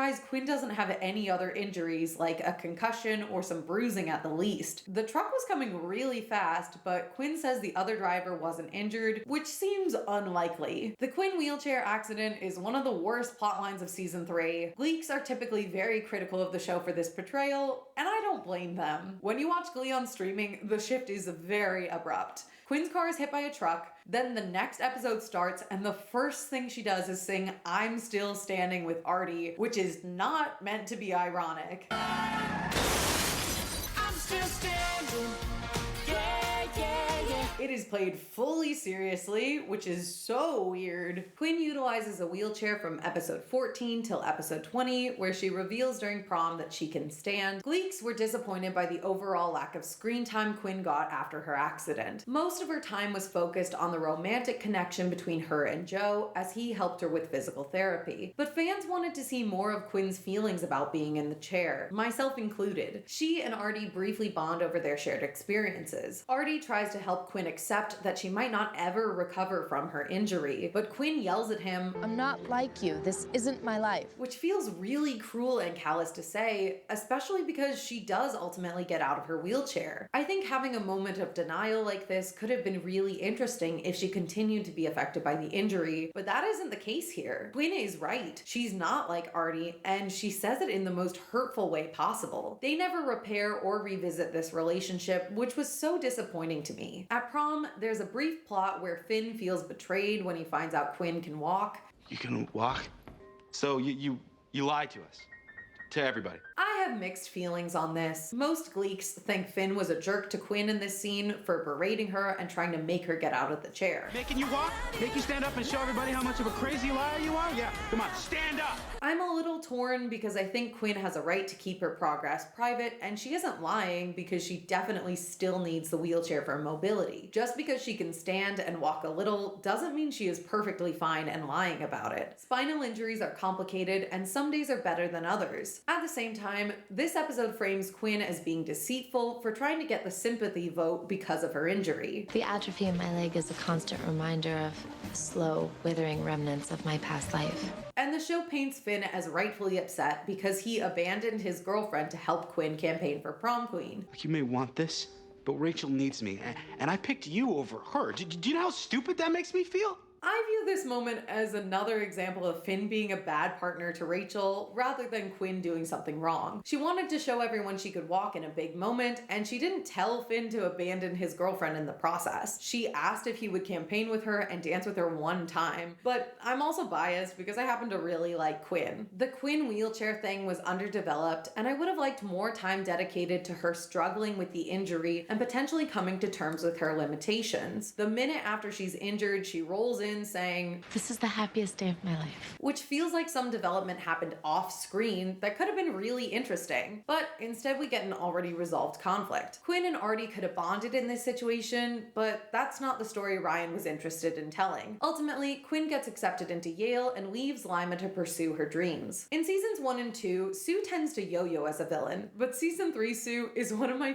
favorites. She is still a menace for the first half of the season, where she is trying to take down the arts and win the election. This is out of nowhere, especially since the last thing the Glee Club did was perform at Sue's sister's funeral. I was so moved that I have spent the entire year being nothing but kind to you people. Today's only the second day of school. But I don't mind it as much because she doesn't do a lot to take down the arts. She tries to get the school musical canceled, but Bert raises the funds for the show, which helps him as he campaigns against Sue. For the second half of the season, Coach Roz Washington tries to steal the Cheerios, and Sue is desperate to hold on to her team without Roz's influence. She needs to win a national championship, so she allies herself with the Glee Club. She's still pretty mean to the kids. You're constantly late, and when you're not too busy texting, you're complaining about the choreography you're too lazy to learn. But now it's in an effort to train them, which makes a lot of sense. Sue is a national champion cheer coach. Kiss my ass, Josh Groban. I am an internationally ranked cheerleading coach. And I like her as an ally of the New Directions. It makes sense that she could whip them into shape and improve the club. Sue becomes pregnant with what may or may not be Michael Bolton's child. Please don't ask me which celebrity is the father of my baby. Please. I will release that information once I finalize my book and movie deal. And this explains some of her more sentimental characterization in the second half of the season. Sue doesn't really get a redemption arc. She's simply friends with the crew for a little bit. I love when the villain becomes buddies with the heroes. It's one of my favorite tropes, so this is perfect for me. Roz is the first and only character to successfully bully Sue. Sue, you can't have no baby. You are old as a hill. Which is a nice change of pace. Sue is still mean, but she doesn't feel as capricious as last season. She has goals that make sense for her character, and she still gets good one-liners. Advertisers are manipulative alcoholics who use images to play on our emotions. Haven't you seen Mad Men? Roz takes over as the main source of bullying, but she isn't fat-phobic or cruel like Sue is. She's just sassy and wants what Sue has, so that makes her an antagonist. Joe and Rory may not have gotten the strongest plot lines, but they weren't the only TGP contestants to appear on Glee. The season 1 runner-ups Lindsay and Alex were promised 2-episode arcs on season 3 of Glee, so let's check on those. Surprisingly, I think the writers actually did a better job with these smaller arcs than they did with the 7-episode arcs. Lindsay appears in episodes 1 and 8 as a character named Harmony. When Kurt and Rachel attend a mixer for prospective NIADA students, Harmony wows them with her mashup of Anything Goes / Anything You Can Do. We next see her at sectionals, where she sings Buenos Aires with the unitards. Kurt congratulates her on coming in third, and she says, "Just think I'm only a sophomore and I'm already this good. Next year's gonna be a bloodbath." This is a little bit of a plot hole because at the NIADA mixer, where she was introduced, it's implied that Harmony is in direct competition with Rachel to get into the school, but it's weird for Rachel and Kurt to cry in their car if Harmony is 2 years younger than them and not auditioning this year. Despite her foreshadowing, we don't see Harmony again, and she doesn't come back next year. Alex Newell makes their appearance on the show for episodes 16 and 21 as Wade Adams. Wade seeks out Kurt and Mercedes for advice about performing as their alter ego, Unique. Unique is a woman, and Wade is worried that they will not be accepted for performing in drag. Kurt and Mercedes initially advise against it, but later encourage Wade to perform as Unique for Carmel's regionals. The season 3 coach of VA, Jesse St. James, tries to stop the performance, but Unique's rendition of Boogie Shoes is an undeniable hit. I wanna put on my boogie shoes. In episode 21, Unique performs at Nationals and wins the award for Most Valuable Player, which is a new addition, but Unique deserves it. Vocal Adrenaline comes in second place for the second year in a row, and Unique tells Mercedes and Kurt, "Unique might need to transfer schools next year." Unlike Harmony, Unique does show up later. I love Unique, and Alex does such a great job with all of their performances. I'm excited to talk more about them in season 4. Back in the narrative, Rachel and Kurt are both chosen as finalists for NIADA, which means they must perform a song for the intimidating Dean of Students, Carmen Thibodeau, played by EGOT winner Whoopi Goldberg. Kurt changes his song last minute and performs Not the Boy Next Door from The Boy from Oz, which is one of Kurt's best performances, and I fully believe he should have gotten into the school. I am not the boy next door. I don't belong like I did before.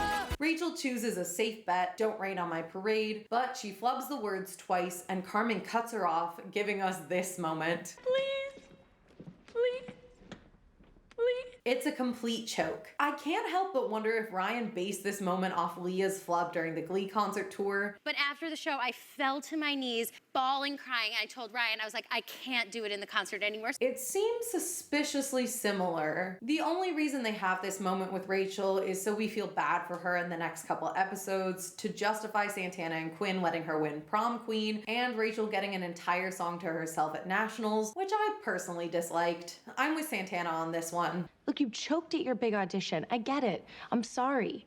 But it happens. First of all, this is not how musical theater callbacks go. I went to school for musical theater performance, and I went through the college admissions process for some of the top musical theater schools in the US. This is my personal experience, but I don't think the process has changed much today. When you get a callback for a school, they expect you to foot the bill. The dean of students doesn't go to your high school to watch you perform a private show for them with elaborate choreography and lighting cues. Depending on how far away they are, you, as a little high schooler, must take time off from school, pay for a flight, a rental car, and a hotel to go to the college and perform for them. They normally ask for 2 song selections, usually 32 bars in length, meaning you get maybe 3 minutes in the room. Sometimes they will ask for a monologue or they will have a dance call, but that's about it. Most of my auditions took less than an hour. This is part of why people say the arts are a luxury. I traveled to 7 different cities for my callbacks and actually got called to the dean's office at my high school for truancy because I missed so much school to audition for colleges. On top of that, in the United States, you pay $70 to $80 per application per school, so it can get very expensive very quickly. My biggest gripe with this scene is the way Carmen treats Rachel. After Rachel messes up for the second time, Carmen cuts her off and walks out. You get 8 bars. I gave you 16. Musical theater kids, tell me if you had different experiences in the comments, but when I was auditioning, almost everyone was super kind and encouraging. They understand that you're nervous and they want you to succeed, which is the case at most professional auditions as well. Yes, there are sometimes auditions where the director is preoccupied or the pianist is grumpy, but in my experience, these occurrences are rare. Rachel starts crying and Carmen dismisses her. If I were in this situation and someone treated me like that, I would never want to go to that school because the people are jerks. I have worked with some of the best musical theater performers and teachers in the country, and I hope with all my heart that none of them would do this to a student. At the same time, I do know some MT schools that treat auditioners poorly because they think they're the bee's knees. This is so toxic to me, and I hope these programs learn to treat people with more kindness. My point is,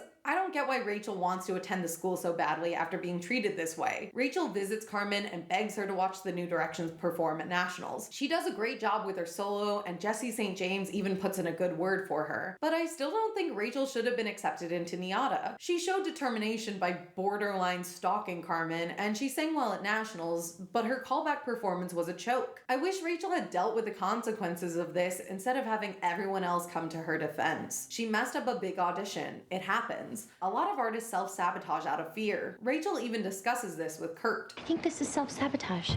You're scared you're not going to get in, so you're using something to blame just in case this all doesn't work out. I also think it would have been interesting for her to realize that she doesn't really want to go to NYADA because they were jerks to her, and that's not the kind of environment that helps her art. She wants a teacher like Mr. Shu who inspires his students, not a musical theater drill sergeant. Personally, I think Kurt should have been the one accepted into NYADA. His rendition of Not the Boy Next Door was amazing, and he didn't have to harass Carmen to show what he can do. I think it would have made more sense to see Kurt leave for school and Rachel decide to move to New York despite her rejection. It could have been a great way for Rachel to have some character growth and overcome a big failure. Instead, the show hands everything to Rachel when she has done nothing to deserve it. She only found out about NYADA in episode 2 of this season. New York Academy of the Dramatic Arts. U.S. News and World Report ranked them the #1 school in the nation for musical theater. So it's not like this is her dream school. It feels silly for her to be so attached to the school, even though she has never been there and her only experience with the faculty was Carmen being a jerk to her. It would have been nice to see Rachel get a new dream or deal with going to a lesser known school in New York. None of these kids even apply for backup schools, which is very common in high school TV dramas, but it always bugs me. The end of season 3 is when I really start to get annoyed with all the talk of how amazing Rachel Berry is, and it only gets worse. Which leads me to Tina underappreciation. Season 3 is very light on Tina plotlines. She has the moment where Mike underappreciates her her, and then the only other time the narrative remembers her is during episode 20, Props. And even then, only half of this episode is dedicated to Tina. After being underappreciated by everyone in the club for an entire year, Tina has had enough and she storms out of the choir room. You want props to move around? Well, I'm a human prop, and I'm sick of it. Mike chastises Tina, which is what I was talking about when I said Mike never takes Tina's side. You're being selfish. How come when Rachel complains about not getting enough solos, she's claiming her stardom, but when I do it, it's selfish? I get Rachel being Rachel in this moment. Which is why I'm willing to offer you $50 just to let this all go until after nationals. But this is terrible behavior from a partner. You're a junior. You'll get your chance next year. I'm really disappointed in you. Mike should recognize how horribly Tina has been treated by himself and everyone else in the club. She points out, I am one of the original Glee Club members,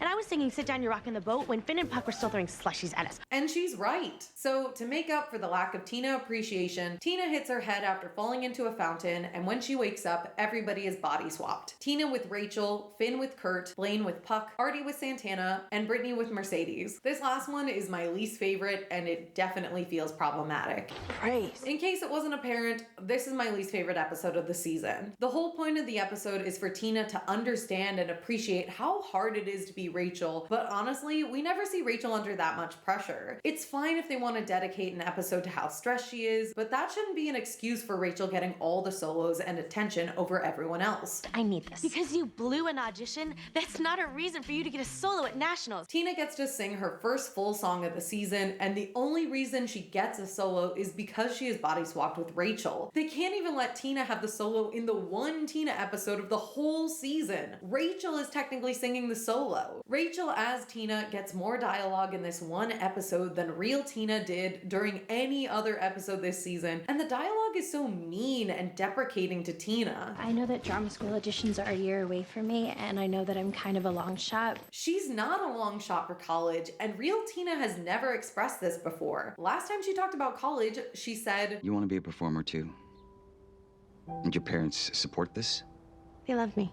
So fake Tina saying this feels mean, and there's no narrative justification other than Rachel thinking that Tina isn't good enough to get into college for theater. During the dream sequence, fake Rachel is also nicer to Tina than real Rachel has ever been to her. Your oohs and ahs are always on pitch, and your light sachet makes my tour de force performances even more spine-tingling, if that's even possible. Tina just wants to feel appreciated, and I hate the way they treat her this season and the props episode specifically. She deserves so much better. After she wakes up, Tina realizes how hard it is to be Rachel Berry, and she defends her to the other kids. I mean, this is Rachel Berry's dress, right? She should sew it herself. Rachel's probably practicing her songs right now. It honestly comes across as Tina being brainwashed into the cult of Rachel Berry, and I am sick of it. Rachel is not that good of a performer, and she is certainly not good enough to excuse her mistreatment of everyone else. She does not deserve the special treatment she is always given in the narrative. The only nice thing she does in this episode is tell Tina, You do know that next year you're going to be the lead female vocalist. But I guess we'll have to see if that comes true in season 4. After winning first place at Nationals in Chicago with a fantastic rendition of Paradise by the Dashboard Light, So now I'm praying for the enough time to hurry up and arrive. the season wraps up with graduation and everyone moving on with their plans for college and beyond. Will and Emma are still engaged, Sue is still pregnant, Kurt doesn't get accepted into NIADA, so his fate is undecided, but it seems clear he will not be moving to New York for the time being. Finn is rejected from the actor's studio, Rachel was accepted into NIADA, but she tries to defer her acceptance until Kurt and Finn can reapply. As they drive to the Finchel wedding take 2, Finn surprises her with a train ticket to New York and sends her to the city alone. He enlisted in the army and officially canceled the wedding so she could pursue her dreams. Quinn is off to Yale for drama school, Mike Chang Jr. was accepted into the Joffrey Ballet Academy of Dance, Santana got a full ride to the University of Louisville with a cheerleading scholarship, but she is still unsure about what she wants to do with her life. As far as we know, Puck is moving to LA to start his pool cleaning business, Mercedes is moving to LA to pursue her music career after Sam posted a video of her singing Disco Inferno on YouTube and it got 485 views, which the show actually gets wrong because she says 485 comments. But this screenshot clearly says 485 views. It was 2012, so I guess that was a good number for the time, but I would not move to LA for less than 500 views. I have some standards. Rory gets deported off screen. Tina, Blaine, Artie, Sam, and Joe are left behind because they are underclassmen. And finally, Brittany announces in the season finale that she failed all her classes and has to retake her senior year. I'm not graduating. What? Yeah, I was kind of glad when I found out that I was flunking. Season 3 of Glee has a much clearer narrative through line than Season 2, but it loses some of the Glee-ness of Season 1. There are still a couple episodes that don't tie into the main plot, like the Christmas special, but there are not nearly as many as there were in Season 2. There continue to be musical-themed episodes as well. Season 3 dedicates episodes to Michael Jackson and Saturday Night Fever, as well as a Whitney Houston tribute, which aired a little over a month after Whitney's death. I know she was alive during my lifetime, but I find it really crazy to think about Whitney Houston being alive at the same time as Season 3 of Glee. By this point, Will is clearly no longer the main protagonist. Aside from the engagement, he has relatively few plot lines this season. The only other plot Will gets is when he attends night school with Ricky Martin to become a better Spanish teacher and ultimately decides to stop teaching Spanish. My yearly rendition of La Cucaracha on Taco Tuesday used to be such a hit. Because Will is no longer the lead, Rachel is made the new protagonist, and it's important that everyone likes her. She has a moment with each of the main cast to say, "We're friends now." We have 42 days left to at least be friends. I'm gonna give you a hug. And no one directly picks on Rachel this season except for Carmen Thibodeau. There are not as many fun, wacky plot lines, and everything is rather grounded, which is a good thing, but it kind of sucks the fun out of the show. There's not as many goofy hijinks from characters. This season feels more like a drama than a dramedy, with Blaine getting blinded, Quinn in a wheelchair, Dave being outed and bullied into attempting to take his life, Rory getting deported, Mike being temporarily disowned by his father, Santana being disowned by her abuela, Puck and Brittany failing in school, and Kurt and Finn not being accepted into college. Overall, I enjoy Season 3 a lot, but because the narrative is much more cohesive and has a better through line, there aren't as many standout episodes. If I had to pick, I think Yes No would be my favorite episode of the season. Yeah, there's one, but I don't think you're gonna be interested.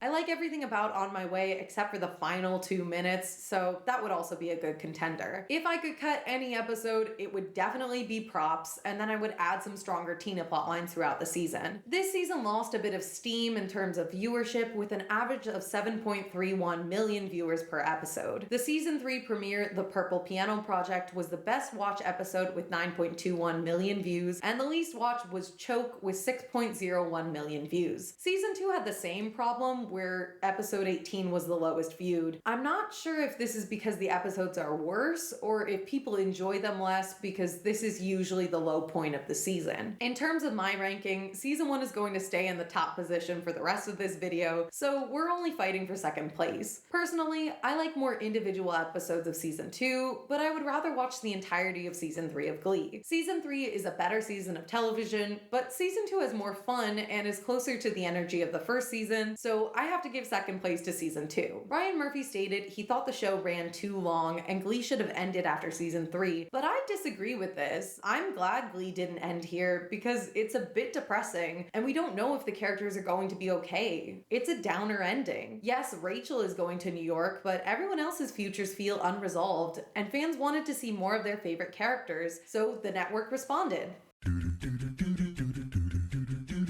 After the main cast of the New Directions graduated at the end of Season 3, there was a lot of speculation about the next chapter in the Glee saga. In 2011, rumors circulated online that the original cast was leaving for good after The Hollywood Reporter broke news that Lea Michele, Corey Monteith, and Chris Colfer would not be returning for Season 4 of Glee. Lea addressed concerned fans on Twitter, stating, "We always knew we'd graduate in real time. It's all part of the plan and it's all good. It's going to make Season 3 amazing." According to Ryan Murphy, the original plan was to create a spin-off with Rachel, Finn, and Kurt set in New York. There was a rumor that Chris Colfer said he found out he was fired from Glee via Twitter, as well as a lot of online speculation that this upset Ryan, who knew a Glee spin-off was in the works. Some internet users claimed Ryan was so upset about Chris and Lea acting like they were leaving Glee for good that he canceled the spin-off just to spite them. Personally, I think the reason why we didn't get a Glee spin-off is a lot more boring. By the time we got to season 3, Will was no longer the lead character he was in season 1. A significant number of storylines were focused on Rachel, Finn, and Kurt as lead characters, and when they graduated, they left a big hole in the narrative. The ratings for Glee had dipped slightly, and it was likely that adding a whole bunch of new kids could have tanked the show entirely. When it was announced that Blaine, Tina, and Artie would be staying behind because they were juniors, You're a junior. it seemed clear that the writers were attempting to bridge the gap between the original cast and the newbies who were being introduced. Seasons 2 and 3 had trouble introducing and holding on to new cast members, something they should have figured out when they realized they wanted to have more seasons after Rachel graduated. If they had created new characters and integrated them into the storylines, giving them progressively bigger roles, it would have been a much smoother transition into season 4, but then Rachel wouldn't get as many solos. So what did they do instead?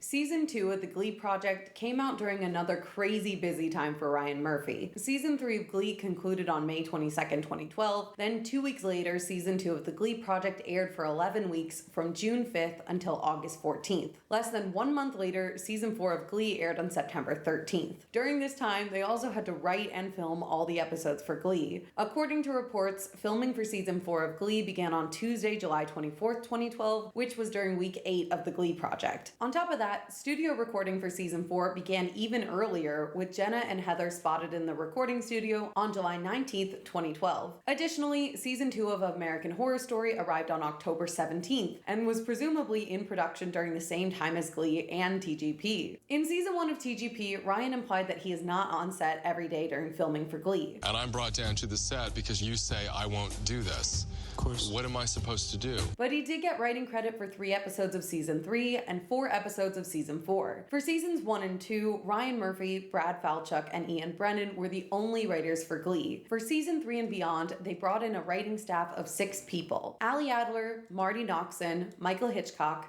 Matt Hodgson, Ross Maxwell, and Riverdale writer Roberto Aguirre-Sacasa. Season 3, Episode 4, Pot of Gold, was the first episode not credited to one of the show's 3 creator and was instead written by Ali Adler. So the one and only episode dedicated to the character of Rory was not written by Ryan Murphy. In case you're wondering, no, Ryan didn't write any of the other episodes about Rory or Joe either. Instead, Ali Adler was the writer for Heart, so that's disappointing, but maybe they'll do better the second time. Let's meet the cast for the second season of the Glee Project. This time, there are 14 contestants. They are Lily, Mario, Danny, Charlie, Allie, Michael, Tyler, Eileen, Blake, Taryn, Shanna, Maxfield, Nellie, and Abraham. It was difficult for people to stand out when there were 12 contestants last year, and upping the number to 14 made it even harder, especially for the people who weren't in the bottom 3, which is still half the runtime of the episodes. However, this is a really diverse group of people. Allie uses a wheelchair, Mario is blind, Tyler is a transgender man, Eileen is a Turkish Muslim, Danny is non-binary, and then Blake, Charlie, Michael, and Maxfield are all straight white guys.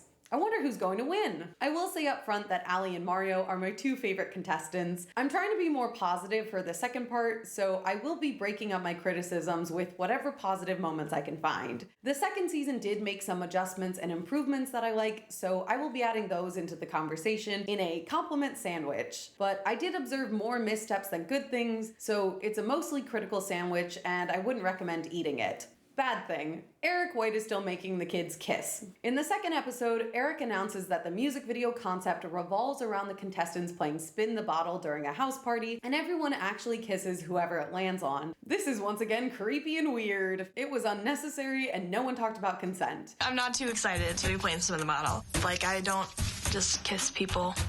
We get a couple episodes of no kissing, then in the romanticality episode, all the contestants have to make out with each other. They don't express discomfort, but they also don't ask for consent. The contestants are expected to kiss each other without any discussion, and I don't like that. In Fearlessness, they film a music video in their bathing suits, and Nellie is visibly uncomfortable, and she expresses this verbally. My little thing is like getting out of the water and doing a hair flip shake slow motion thing. And I am not as excited as... No, I'm just not excited.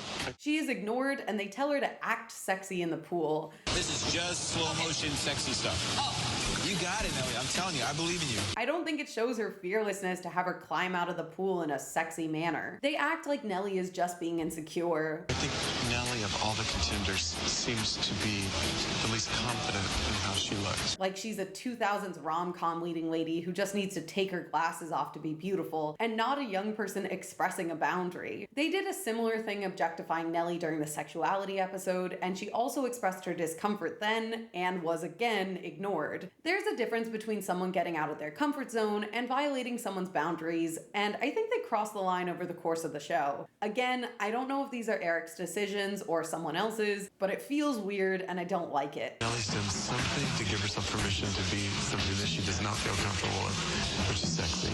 Good thing. Ryan Murphy attended the callbacks. During season 2, episode 0, they narrowed down from thousands of auditioners to 80, then 30. Ryan showed up to decide who from the final 30 would be selected for the show, and I think this was a great decision. It meant that Ryan saw each of the contestants perform at least once, so the Samuel situation did not repeat itself. Bad thing. The Samuel situation repeated itself. Yeah, I know what I just said, but hear me out. This is my main problem with the show, and unfortunately they did not figure out a way to fix this for season 2. Blake and Allie are this season's equivalent of Samuel. They perform for Ryan during episode 5 in duets and are immediately called back. Blake is in the bottom 3 during episode 9 despite winning the homework assignment, which proves that winning the homework assignment means nothing in this show. Everyone performs for Ryan during episode 10, but still, Ryan doesn't really know either of these contestants because they have done well enough to stay out of the bottom 3. That's a problem. Allie does the best in the show, and she is never put in the bottom 3. I would also be excited to be at the bottom because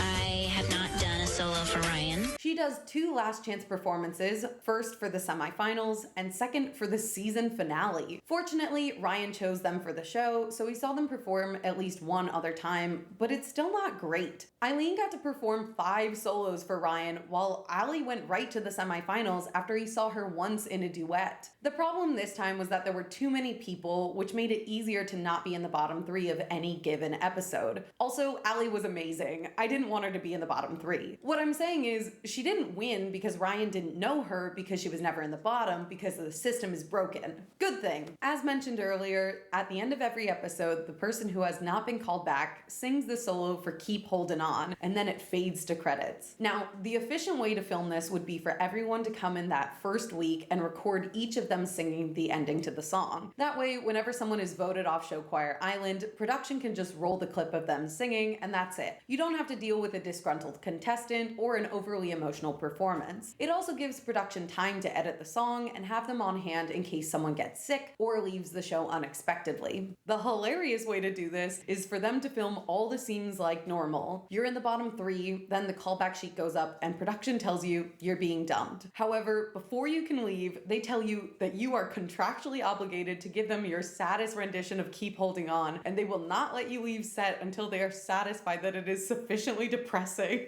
Season 2 confirms that this is the way they film because in episode 3, none of the people in the bottom 3 get eliminated, so they all perform Keep Holding On together. Thinking about this made me laugh every time I watched it. Bad thing. Zach and Nikki are portrayed as even meaner. Yikes. Hey! I really think the season 2 contenders of the Glee Project are trying. It just felt too contrived, like you were trying too hard. During the episode 2 music video, some contestants struggle with the choreography, and Zach does not hold back. That was absolutely horrible. I mean, horrible. Did anyone rehearse? I can tell this is exaggerated, and they are playing into the reality TV aspect of the show a lot more than they were in season 1. However, that doesn't change the fact that this is not appropriate, and I dislike the way they speak to and about the contestants. There is a lot more drama this season, which makes it a better season of reality TV, but makes me less happy. I feel like it contributes to a hostile work environment. Most of these kids have never worked in film before, and this is not a great first impression. Good thing, the homework assignment performances are much better. In season 1, the performances were pretty awkward and bad overall. I always felt uncomfortable for the guest judge because they had to smile while 12 kids stood right in front of them and sang directly into their souls. It was strange. In season 2, they step it up a notch with some lighting and blocking that makes these performances more bearable. Bad thing, I still hate the vulnerability episode. This is once again my least favorite episode of the season, and I think this whole situation was handled very poorly. For the music video, Eric tells the contestants they are exploring bullying, and each of them will play the bullied kid in one scene and the bully in another. This immediately creates a hostile and very problematic environment on set. I want to have different vignettes of you guys getting bullied, and I really want it to be honest. What are you gonna do? Blake grabs Michael and shoves him around several times. Oh, stop. I said okay. I said okay. He is praised by the mentors for his amazing acting. Blake is scary as hell. Blake is the best actor of the group. Excellent job. That was good. That was good, you guys. But I don't feel like this is acting. It looks genuinely intimidating and aggressive. Oh my God, Blake looks like he's like gonna kill him. Next, Lily Mae fights Eileen. She throws her to the ground and pins Eileen down with her body. This is clearly scripted, but Eileen looks like she is genuinely crying, and Lily Mae is actually shoving her, which could potentially hurt Eileen. Cut it. We don't see anyone talking about safe practices while they do this, or boundaries. They don't make sure everyone is okay with being pushed and shoved and touched by their fellow contestants, and that is really concerning to me. Finally, we have the biggest safety risk of all. When Mario gets bullied, he is supposed to walk down the sidewalk with a group of bullies shouting behind him. During the first take, Charlie decides to run up and grab Mario's cane out of his hands. Eric immediately stops filming. I got this, man. Wait, cut! So I didn't say to do that. And reprimands Charlie for being reckless and irresponsible, so good job, Eric. The other mentors agree that this was completely inappropriate and admonish Charlie for doing something that directly impacted Mario's safety. Do you realize how not only dangerous that is, but disrespectful that is to the people you're in the scene with? This is the worst moment in the show, and it is the one most people remember about season 2 of TGP. The aftermath of this moment is handled in a way that I personally find very distasteful. It is clear that the mentors are actually just upset about Charlie doing something he was not told to do. Was he supposed to grab the cane? Yeah. No. So it's unacceptable. Could have been dangerous. They are not upset that he violated another person's boundaries and potentially put Mario's safety at risk. Despite all the mentors stating that what Charlie did was wrong, they put the take of him stealing the cane into the final music video. Not good, Eric. I was just starting to like you. They actually did multiple takes of this cane stealing scene because Charlie is wearing a red hoodie in the final music video, which he was not wearing on the first take. Charlie is sent to the bottom 3 and has to explain himself before Ryan Murphy. Unfortunately, no one directly tells Ryan that Charlie stole a blind kid's cane without being directed to do so. Instead, they say, The reason that he's here is when he was playing the bully, he made kind of odd choices. Which is a gross oversimplification to me. Charlie then performs for Ryan, who likes him. I could not have loved him more. Maybe my favorite thing I've ever seen on the show. Probably because he looks like a young Corey Monteith, and that's what Ryan is looking for this season, so Charlie gets to stay on the show with no repercussions. If I were in charge, Charlie would have been kicked off the island the minute he touched Mario's cane. That moment was not acting. It was bullying, and I don't stand for that. To be clear though, I don't blame the contestants for these bullying behaviors. I blame Zach, Robert, and Eric for creating this unsafe environment and then pretending to be shocked when it turns out to be unsafe. That was scary. No, I didn't like that at all. They are in charge of this set, and they are modeling inappropriate practices to these young people who don't know any better. They don't have a stunt coordinator on set or anyone making sure these kids are safe. They don't even check on the contestants after they are bullied. They don't make sure Mario is okay or Eileen is all right after sobbing on the ground. That reflects poorly on them as professionals in the TV industry. I hate the vulnerability episodes, and this one was really horrible to watch. Good thing, the guest judges are better this season. They actually bring in members of the core cast of Glee, and it was cool seeing them work with their future co-workers. I like the advice they give to the contestants. When we're shooting Glee, if it's an emotional scene, I think about stuff with my family. Jane Lynch is definitely the most charismatic person to appear on the show. I'm surging with caffeine and fear. She is funny and silly, but she also has a sweet moment with Lily Mae about being fearless. I'm a big fan of Jane, and she seems like a nice person in real life. She's on my celeb bucket list. I want you to succeed, so do a great job. Have fun. Grant Gustin is the only guest judge who isn't part of the core cast. I would have preferred to see Matthew Morrison, but Grant ended up being a great judge. Bad thing, the penultimate music video is so bad. The concept for this one is that the kids are filming a trailer for a new movie called Perfect, and they ask everyone to improv lines of dialogue that are super duper cringe. Does anything hurt? No, I'm like on a lot of meds, so like I'm not in too much pain. But how are you? I'm okay. Cut. I had to pause this so many times because it made my skin crawl. I'm pregnant. Why do I do that? They're not playing characters. They're asked to use their own real names and exaggerated parts of their own personal life experiences. So Lily tells Allie that she was perfect before her accident that left her without the use of her legs. This whole video is a bad look to me. The producers want Blake to express more emotion, so he yells a lot and shoves Michael for the 3rd or 4th time this season. So you're having trouble with me, and then you get comfort from my best friend, huh? You. Come on, get up, Michael! Let's go! It really feels like the only emotion they want to see from him is anger, and that does not bode well. We want to see the dark side of Blake. We want to see Darth Blake.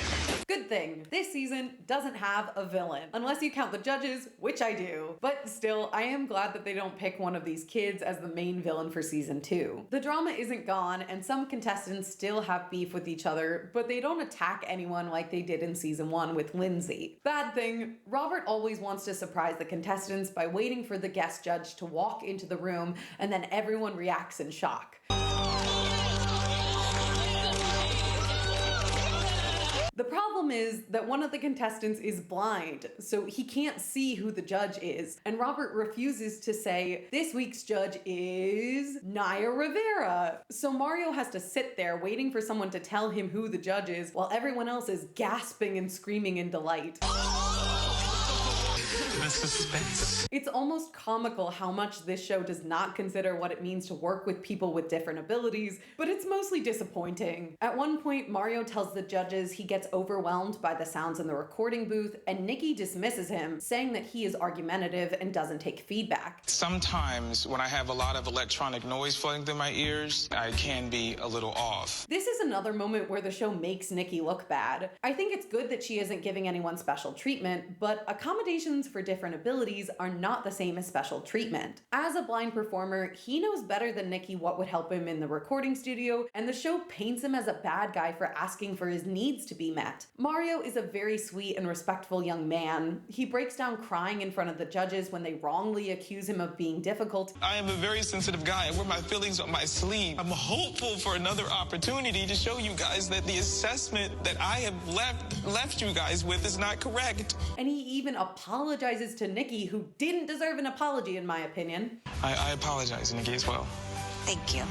Keep in mind that this happened in the vulnerability episode after he got attacked by Charlie. Mario got sent to the bottom 3 in an episode where he was the victim of bullying. I hate the vulnerability episode so much. Like I mentioned, Allie Stroker uses a manual wheelchair, and she's a very talented performer with musical theater experience. She does her best with choreography, but Zach doesn't know how to play to her strengths. Mario briefly works with Zach to navigate how he can learn choreography. What I would do is touch the person's feet or touch their legs or touch their arms so that I can get a mental picture in my head of what my body is supposed to be doing. We don't see Allie have this type of conversation with Zach, presumably because he has previous experience with the actor for Artie, Kevin McHale, but I wish they talked to Allie more. She is a real wheelchair user, and I know she has feedback and ideas about how to dance with the wheelchair rather than in spite of it. I know this because in 2019, Allie appeared on an episode of Encore. She worked with a man who had recently lost function in his legs and helped him explore new ways of moving in a chair. Being on wheels, it's just like this whole other vocabulary. Right. And it can be so sexy. There's a lot of opportunity in being side by side with somebody.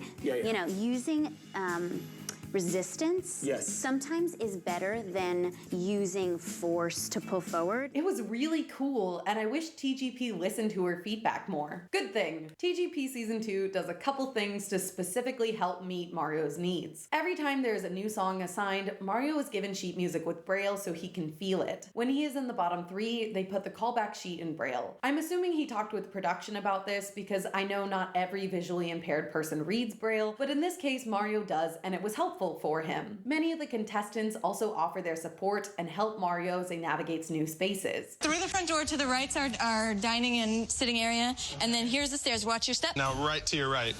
Right here is the room. Lily Mae tells Mario what's going on verbally, like when the guest judge is revealed. No way, it's Leah Michelle. So I thought that was nice. I think the show could have done more, like telling Mario verbal descriptions of what he is holding or where he is. For example, Naya Rivera just walked into the room. She has dark wavy hair and she is wearing a white sleeveless blouse, a beige knee-length skirt with a bow, and a pair of white stiletto heels. That's a very simple way to make things more inclusive for him. Bad thing, Charlie thinks he's Jared Leto. Starting with the cane incident during the Vulnerability music video shoot, Charlie takes it upon himself to be a method actor every time they film a video. My intention for today is to stay in character the entire time. Charlie stays in character and he makes some bizarre and inappropriate choices for the shoots. Ordinarily, the only requests I make from people below the poverty line are for more caviar. The show says he's very difficult to work with and constantly telling people how to do their jobs. Well, the way that Zach and I choreographed it first was that Charlie's trying to change the shot, man. No. He wants to do everybody's job. You're filming from where you are? Okay, cool. Charlie has to stop. It's driving me crazy. Nikki also says that he behaves unprofessionally in the booth. Again, I don't fully blame Charlie for this one. I blame the mentors. Charlie is just a kid. He has never been on a professional set before, and now he's one of the stars of a reality TV show. Charlie needs to learn what is appropriate. It is the job of the mentors to coach these kids and teach them how to behave on a professional set. Ryan says, "You're doing all these things that you just can't allow in a professional setting. You should know that." But how is he supposed to know better? He's never done this before, and it seems like no one on set pulled him aside and said, "Hey, what you're doing is inappropriate. Your job as an actor is to stand on your mark and say your lines. Do not do anything other than that, and don't talk back to your director." That's all it would take to fix this behavior, a 2-minute sidebar with him. But either they don't want Charlie to learn because they like the drama, or they're just incompetent. I don't know which one is worse. In season 1, I mentioned they weren't teaching the kids real acting techniques, and because of this, Charlie decides to try some stuff that doesn't work. I would consider myself to be a pretty seasoned actor. To make me a good bully, I have to somehow find a way to find joy in what I'm doing. And no one gives him other suggestions. My guess is that Charlie has seen or heard about method actors, and that is what he is trying to emulate on set. He also probably heard that film actors ad-lib or improv moments that become iconic to fans later. I'm almost positive this is why he grabbed Mario's cane, and TGP rewards him for this choice. They put the moment in the music video, and it did become the most infamous incident in all of TGP. Charlie even gets to stay on the show for a week longer than Mario, the kid he bullied. In season 1, Ryan said he doesn't stand for bullying. Apparently it's fine when you want him to be your leading man. It's hypocritical for the mentors and the show to say Charlie is not behaving in a professional manner, but also to reward him every time he does not behave professionally. Either you like it or you don't. They're sending him mixed messages, and that's why he keeps doing it. Nikki also does this. She is passive-aggressive about his behavior in the booth in a way that comes across more like jealousy rather than disapproval of his conduct. Who's he looking at? Who is he smiling at? And who are you smiling at out there? If you're upset about his behavior, tell him, and maybe his behavior will change for the better. Give him feedback. Don't just bottle it up and then lash out at the end of the episode in front of Ryan. You have 3 people out here who are a little upset with you. Flirting with a girl, blowing kisses. It sounds just like you were being unprofessional. I would agree. And I'm assuming that part of that is maybe your muse. I feel like I'm giving therapy lessons. Good thing. Robert seems more apologetic about people getting eliminated. In season 1, he sounded very lethargic about it, which I always found comical. But the list is up, so go take a look. In season 2, the team has a harder time making these decisions, and they're a lot more apologetic than they were last year. Hey, this has been a really emotional week. But the list is up. Go take a look. Bad thing. The show continues to be inconsistent about when they do or do not care about repeated mistakes. Sometimes a person will make a mistake once and it immediately gets them sent to the bottom 3, but other times someone who keeps messing up gets to stick around for multiple episodes and Ryan refuses to kick them off the show. One of these people is Michael. Michael is clearly not used to being in a recording studio. Nikki consistently dislikes what he records and he's not a star in the music videos. He gets the same feedback from the mentors 6 episodes in a row, which is more chances than any other contestant gets. I think he's stuck in the same rut he's been in a lot of weeks in this competition. I'm expecting Michael to be challenging to work with. He's just been tough to get the right performance out of him week after week. It's clear to me that he's not going to win, but Ryan keeps him around anyway. He stays longer than Shauna, who is another one of my top picks for best performers, and she gets eliminated in episode 9 largely because of Michael. Shauna gets her first negative feedback during the homework assignment when she works with Michael, and instead of kicking him off the show, the mentors send Shauna to the bottom 3. She is up against Blake and Eileen, which sucks because Shauna knows that Blake isn't being sent home. Blake's not going home. And Ryan likes Eileen. The only choice is to send Shauna home during an episode where Michael should have been kicked to the curb, and Shauna even tells the judges this. I hear that you aren't exactly pleased at the bottom 3 tonight. Is that true? I guess working with Michael, I feel like he's gotten that critique over and over. Do you think that he should be here instead of you? Yes. I am sorry to this man.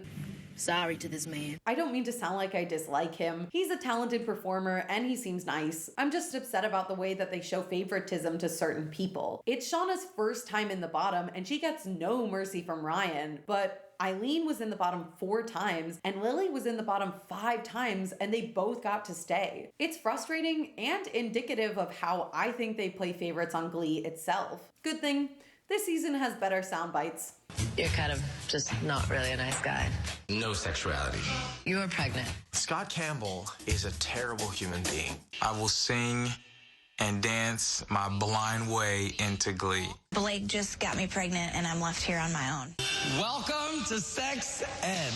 Bad thing. They continue to tell people they need to be real when what they actually want is for people to cry and break down. Be yourself. I don't like it. Good thing. All of the contestants suck up to Ryan when they come into the room for the last chance performances, and this means we get some very funny interactions, and Ryan Murphy's like, Well, that was weird. Usually guys just, put my name in the jingle bells or something. And then they do put his name into songs, and it made me laugh every time.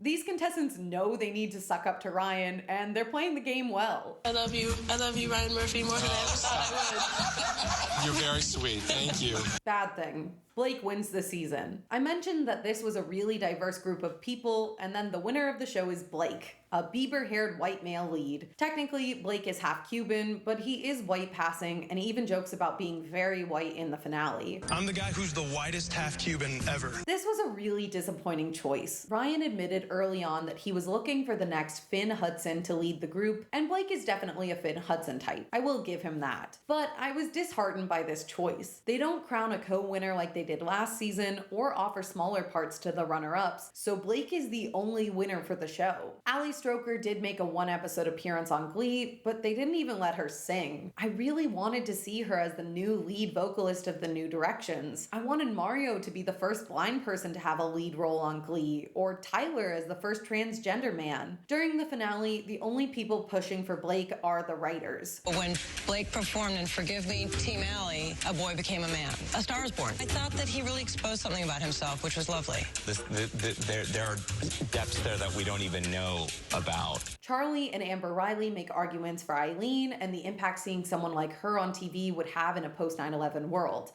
She's amazing to me, and I think she can be amazing to thousands and thousands of people. The rest of the Glee cast like Allie. But there's always that extra je ne sais quoi, and Allie has that in spades.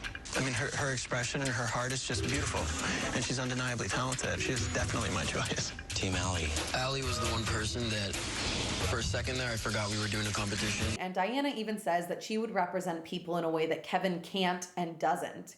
You know that he can get up and walk again, and the fact that she's so talented, you can't teach what she has. Blake is talented. I don't want to disparage or discredit him. I just felt like he was a boring choice during a season that was packed with inspirational, amazingly talented people. He was also the only contestant already living and working in LA as an actor. TGP tries to downplay his acting experience, but it feels unfair to have him up against other contestants like Taryn, who has never been on a plane, let alone auditioned for TV. It was clear from the beginning that Ryan wanted a Finn, and that's fine. But it feels like tokenism to cast all these people from diverse backgrounds and then pick the white guy after you already did that twice last year. They should have called the show The Search for the Next Finn Hudson if that's what they wanted, and not brought in so many passionate people. I think the least they could have done was pick Allie as the co-winner, but they weren't going to pick her because Ryan says they've already done a character with a disability. Do you feel that we have an obligation this year when we pick a winner to sort of do something on the show that we haven't done before? Ryan didn't want to explore being in a wheelchair again because they already had a blonde, popular girl in a wheelchair when Quinn was in her accident in season 3. He didn't want to write a new role for Allie because he didn't see what could be interesting about a new female lead with a disability who is valued for something more than her chair. He thought Allie wouldn't be unique, but Diana agreed that neither she nor Kevin were enough. Allie is unique. She's an actual wheelchair user, she's majorly talented, and she has a fun southern twang. Last season, Ryan wrote a Christian character again, even though they already had 2 Christian girls. I don't see the problem with having a 3rd wheelchair user. Ryan talked last season about how they've never done country, and he's always wanted to explore country music. Allie could have been that. I know she could sing some Dolly Parton or Shania Twain. She could have been a great addition to the cast, but it feels like they can't see past her wheelchair, and that breaks my heart. If I won, I all of a sudden could be the girl who sang and did shows, and I wouldn't have to be the girl in the wheelchair. Final verdict.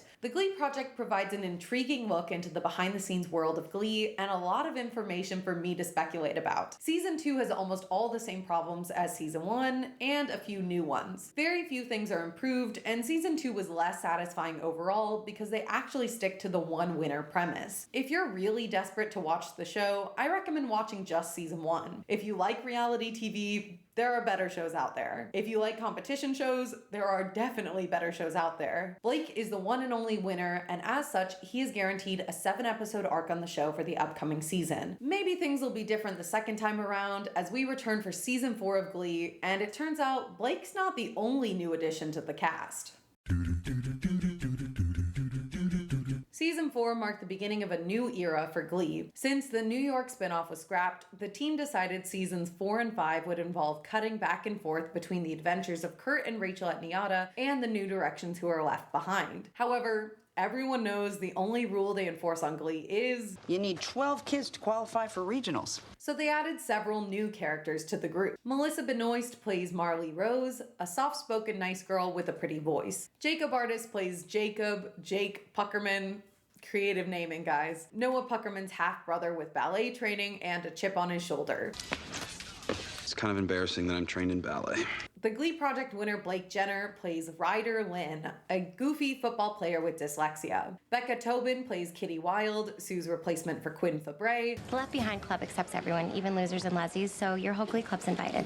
And finally, the Glee Project Season 1 runner-up Alex Newell returned to the show as Unique Adams, who has transferred to McKinley from Carmel High specifically to join the Glee Club. All of the new cast members were already older than the 16-year-olds they were portraying. This helped them blend in with the current cast members who were in their mid to late 20s by this point. I think this was a smart way to handle this, but it is still funny. The new cast was billed as recurring characters, even though they got a similar amount of screen time as the main cast. My assumption is that recurring characters get paid less, which is disappointing. The actors were definitely putting in the same work as the season 1 main cast. Sam was finally upgraded from a recurring role to main cast, and he didn't get shipped off to Kentucky this season. Quinn and Emma were the only 2 pre-existing characters to have their roles reduced from main cast to recurring roles, which seemed very odd to me considering that they were in season 4 just as much as Mercedes, Puck, or even Will, who was missing for several episodes. I don't know why Emma was demoted, but my guess is that Emma was written out because Matthew Morrison expressed he no longer wanted to do the show, and Emma's main function was as a love interest for Will. Unfortunately, circumstances changed, making this decision feel weird in retrospect. There are 2 other new characters in New York, and I will mention them as they appear in the plot. The new kids joined Blaine, Artie, Tina, and Sam, who are canonically 1 year younger than the rest of the cast, and Brittany, who was held back because she failed her senior year. Because I'm not graduating. This is something that the writers had obviously not planned when they introduced these characters in previous seasons. None of the characters ever mention what grade they're in, and they often take classes together even if they're supposed to be in different grade levels. Blaine was clearly meant to be an upperclassman in season 2 because he's the head of the Warblers, but then they made him a sophomore, I guess. The point is, Glee was not ready for the rest of the cohort to graduate, and having some of the main cast stay behind made it more compelling than having an entirely new cast. It also gave these characters more screen time than they would have gotten in the New York side of Glee. Season 5B and 6 are proof that if the entire group graduated in season 3, there wouldn't have been room in the story for many characters, and let's be honest, Glee was never great at writing plotlines for Tina. So what did they write for the story of season 4? Season 4 is split with the McKinley plot, primarily focused on the love triangle between Ryder, Jake, and Marley, and the New York plot focused on Rachel and Kurt taking classes at NIADA. And with that, we are now entering...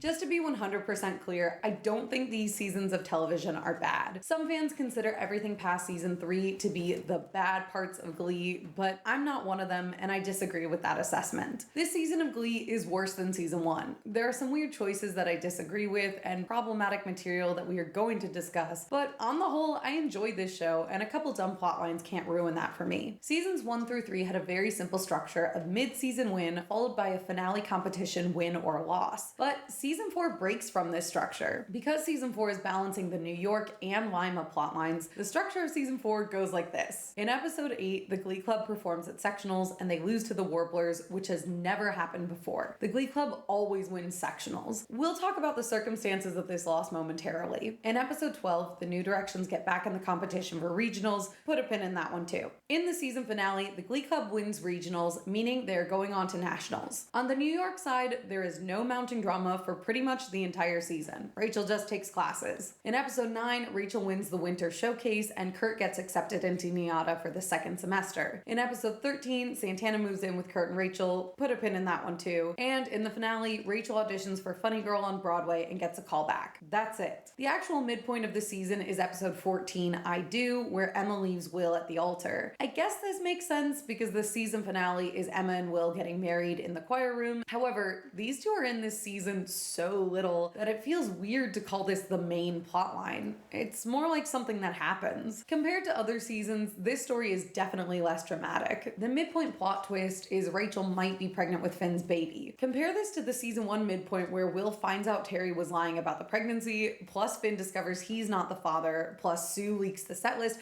plus Will is banned from sectionals as the culmination of 12 episodes of drama and growing tension. I'm sorry, but you can't compete where you don't compare. There's almost no build up to their loss at sectionals, and it feels very weird since half of the plot takes place in New York with no connection to the Lima drama at all. Even the show acknowledges the disconnect. That's unfortunate, but doesn't really have anything to do with us. On top of that, the audience learns that season 4's plot is not going to be resolved in a single 22 episode arc. If you recall, seasons 2 and 3 had nationals as the finale. Since they won regionals in the season 4 finale, the New Directions are going to nationals, but it's going to bleed over into season 5. That season structure is less messy than season 4, but it is more boring. It takes 11 episodes for the New Directions to compete at nationals, and it is painful, but I'm getting ahead of myself.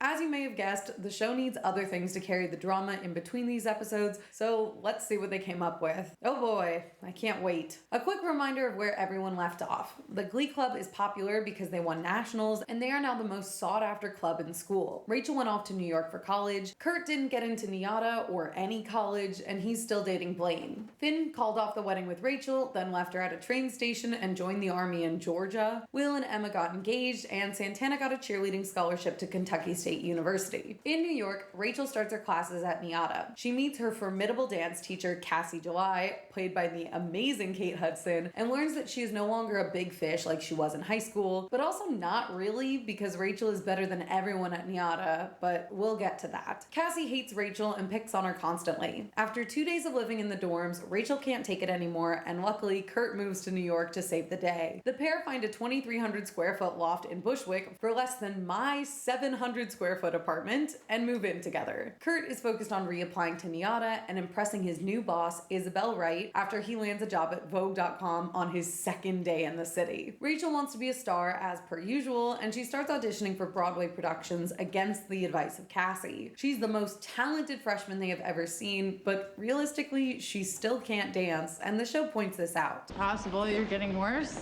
I've been practicing a lot of... Rachel keeps saying she's improving, but I don't see any evidence of this. In episode 2, Cassie says Rachel's not sexy enough to tango. You don't have enough sex appeal to pull off a credible tango. You're awkward and tentative in your body, and you move like you're ashamed of it. So Rachel performs Oops, I Did It Again, and she doesn't dance at all. She just stands there and has people lift her up. Cassie is framed as a bully, but she is kinda right. Rachel is a show-off and a diva know-it-all. She constantly talks back to her professors and doesn't take direction well. She needs to be knocked down a peg and realize there are hundreds of people who are just as talented as her with better attitudes and more Broadway credits. Cassie is teaching valuable lessons, but Rachel can't learn them because Cassie doesn't kiss up to her, and the show rewards Rachel for this behavior. In case it's not obvious, season 4 is where I really get annoyed by Rachel and her obvious favoritism in the narrative. In earlier seasons, I couldn't really dish on Rachel because I am Rachel Berry in a lot of ways. I got the lead in my school musical, solos in show choir, and I always dreamed of being a Broadway star. I didn't cheat on my high school boyfriend, but one of my exes sent nudes to every girl in our theater program and then made out with the guy I was dating, so I feel like they would do that on Glee. However, by season 4, I feel fully justified in my dislike of Rachel. I don't hate her as a character, but I hate the way the show bends over backwards to give her everything she wants without having to work for it. Glee is obsessed with underdogs, but they don't seem to realize Rachel is no longer one of them. She is a mean girl, a plastic, especially in season 4. The only time she gets humbled is when Kurt wins Midnight Madness, and then she makes Kurt feel bad about it. Apparently the revival Funny Girl's having open auditions. You want to go with me? You should try out Kurt. I don't care about your pity party, Rachel. Get it together. Stop being a brat. In episode 9, Rachel is invited to the Winter Showcase. This is a very prestigious showcase and competition that we have never heard of before or built up to. The Winter Showcase is like the NYADA Met Ball. 10 students are invited to perform at the showcase a year. The cream of the cream. The show tells us several times that this is a big deal. There are only 10 people selected, and Rachel says she isn't going to be picked because there's only been one freshman chosen in the last 7 years. But of course she does get picked because even at the best musical theater program in the country, Rachel is better than everyone else and more deserving. Not only does she sing 2 songs at the Winter Showcase, she wins the whole thing. Personally, I think it's really stupid to have a competition like this. There's no prize, so you're just pitting students against each other for no reason, and that is not a good way to foster a positive learning environment. Plus, it's a great way to create divas, which it does. Second, Rachel should not win this showcase. She is not the best singer in the world, and I cannot understand why the show is always bowing down to the almighty Rachel Berry. I get that Leah has been on Broadway since she was a child, but Rachel is just a girl from Ohio with 1 theater credit and a nice voice. She can't dance, and we don't see her act at all in season 4. She did an acting workshop in season 3 with Blaine's brother. The key to a dramatic scene is pointing. When people are really emotional, they point their fingers a lot. But I don't think that counts. Rachel is very bossy, and she has a bad attitude. That's not something you want to reward. She has to learn to compromise and be respectful, or she will never be hired in the real world. Unfortunately, season 4 is the Rachel Berry show, so everything just falls at her feet in an unsatisfying way. I don't know about everyone else, but I like to see people work hard for what they want and achieve it because they've earned it. This Rachel plot is not satisfying because she doesn't work at all. She barely got into NYADA, but now that she's here, she's automatically the best one in the school without even trying. Additionally, the show adds 0 new female characters to the NYADA plot. Rachel has a roommate in episode 1 who she never meets. My roommate seems nice. Well, I haven't officially met her. She's usually busy with company, but She sounds nice. She doesn't make any friends unless they came from her high school, and the only new people we meet at NYADA are Cassie and Brody. You're telling me Rachel never had to do a duet or scene study with any females in her class? She never interacted with any other woman in New York or made one single friend the entire time? I know I'm complaining, but Rachel's not that horrible. She should have made at least one female friend. The show could have explored Rachel's friendship with someone who is better than her or has more experience, and the two of them could have grown together. But unfortunately, the show is only interested in characters we already know, and they're only willing to add new characters if it creates relationship drama. Speaking of, after one whole peaceful year of barely any relationship problems, season 4 ruins everything by being mostly about relationship drama. Finchel, Klaine, and Santitney all break up during episode 4 of this season, called The Breakup. At the start of the season, Finn is MIA, and Rachel has not been able to contact him for months. I haven't heard from him in 2 months. Rachel starts flirting with Brody, a handsome junior who she met inexplicably lurking in the freshman girls' dorm at 3 a.m. while Rachel is doing her skincare routine. This is such an odd thing for the era. For some reason, Glee and Pitch Perfect decided 2012 was the year to depict co-ed communal showering situations. Apparently, Harvard still has co-ed bathrooms in their dorms, but I still think this is a weird thing to experience. Anyway, just as Rachel and Brody are leaning in for a kiss, Finn appears at their door. Honestly, the most unrealistic part of this scene is that Finn was able to find their apartment without contacting either Rachel or Kurt. New York is huge. Finn is hurt that Rachel is moving on, but he's also the one who left her and hasn't contacted her at all. If your boyfriend cuts off all contact for months, a la Edward in Twilight New Moon, I think it's fair to assume you're broken up. I don't want you to come.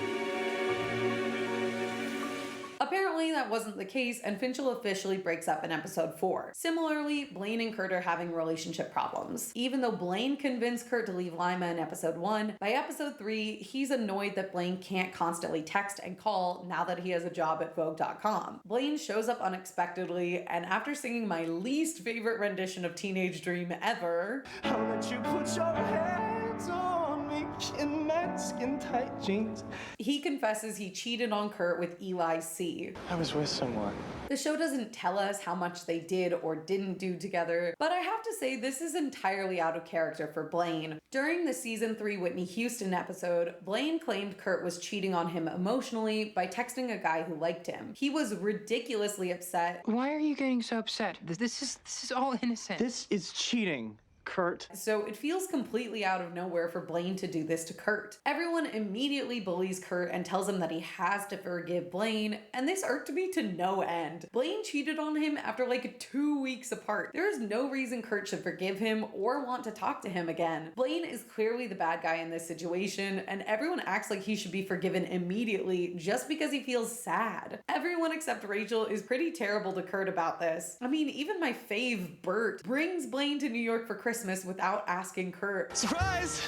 Your dad called me out of the blue and wanted to fly me out here. Which feels so weird. If my dad flew my ex out as a Christmas surprise, I'd be pissed. Send that cheater home. I don't know why you thought I wanted to see him. Next, Santana and Brittany break up because Santana was thinking about cheating while she was at college. It's lame. Finally, Wemma has some relationship drama also starting in episode 4. Emma and Will are engaged, but when Will is accepted for a blue ribbon panel to support the arts, he has to go to Washington. He assumes Emma will drop everything and move to DC with him for several months, but she doesn't want to do that because she likes her job and enjoys working. She is rightly upset when Will assumes she will play the role of the dutiful housewife, and he never listens to what she has to say. He bullies and berates her into leaving, even though she clearly doesn't want to go. Ultimately, he leaves without her, but in the process, Emma is abandoned to do all the wedding planning by herself. It's not a breakup, but it is another relationship complication, and I didn't need more from these two. They've been terrible for 4 years now, and they should just call it quits. While Rachel is out of town, Brody sleeps with Cassie, even though she's a teacher and he's her TA. I don't care if it's legal. This is still a power imbalance, and that's not cool. Brody gaslights Rachel. Don't be that crazy girl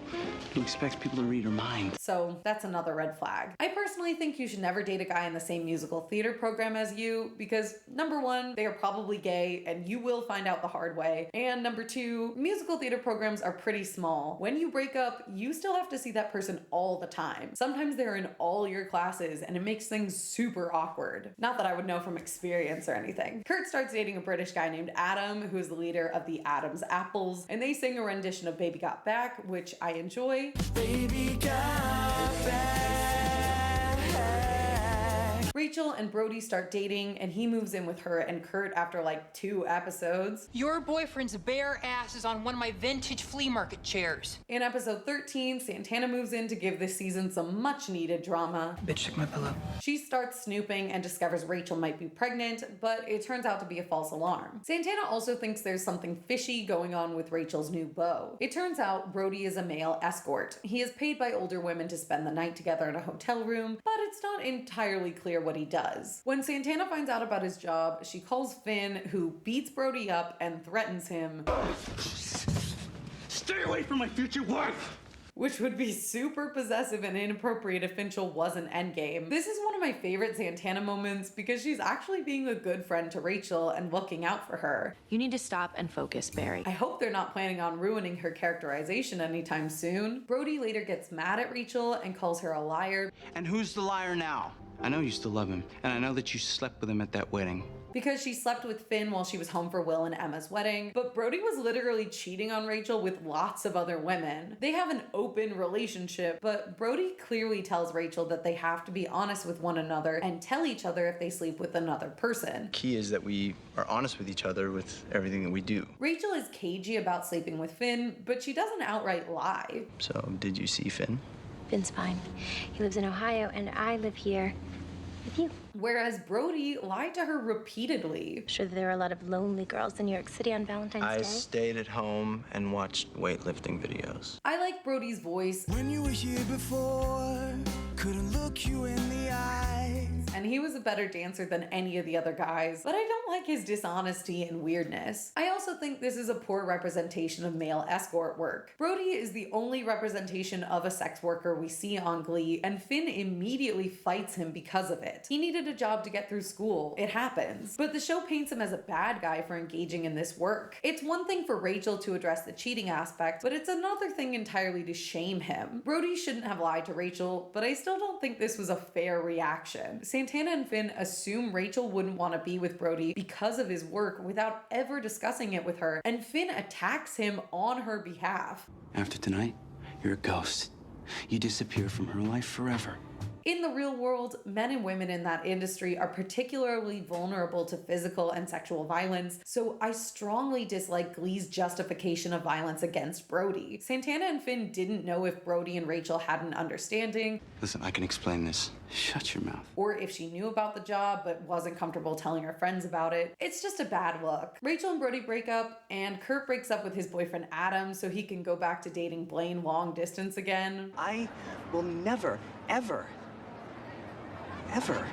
cheat on you again. That again gives me a lot of confidence that this relationship is not going to have any more problems or red flags. On the McKinley side, the season starts with a competition to determine who will be the new Rachel. Essentially, who is going to be the star of the Glee Club that gets all the solos at competitions and the lead in the school musical. Brittany, Tina, Blaine, and Unique battle it out in classic Glee diva off, singing What Rachel would sing if she were here. The song of the summer. Call Me Maybe. In no world would Rachel sing Call Me Maybe. That is a bold-faced lie. If they think Little Miss Barbara Streisand Jr. would sing Call Me Maybe, then they didn't know Rachel at all. Despite the fact that Rachel literally said Tina was going to be the new leader of the Glee Club at the end of season 3, You do know that next year you're going to be the lead female vocalist. it is decided that Blaine is the natural successor to the Barry throne. We're also introduced to Marley Rose, a transfer student whose mom is an overweight lunch lady and poor. Marley is nice and mousy, and that's pretty much all the show or anyone in it has to say about her. A bunch of kids audition for the Glee Club, but Mr. Shu only selects Marley, which goes completely against their policy of anyone who auditions getting in. Everyone who's ever auditioned for this group has gotten in. That's how we do things here. It's also dumb because they don't even have 12 members yet. They shouldn't reject people when they don't have a full club. And we know they're going to randomly recruit backup dancers exclusively for competitions. Just show us these guys getting recruited and then have them hang in the background. Speaking of background, Sugar and Joe are there, but they randomly disappear for episodes 13, 14, and 16 through 21. They show back up for regionals and everyone cheers. Are Joe and Sugar here? Present, Mr. Shoe. Come on. Even though the show never acknowledged they were missing, so it's weird to point out that they're back. Jake Puckerman auditions for the club, and when Mr. Shoe cuts him off mid-song, he damages school property. First of all, Will shouldn't have cut him off because he's never done that to anyone else in the history of Glee auditions. Even Sugar got to sing her full song.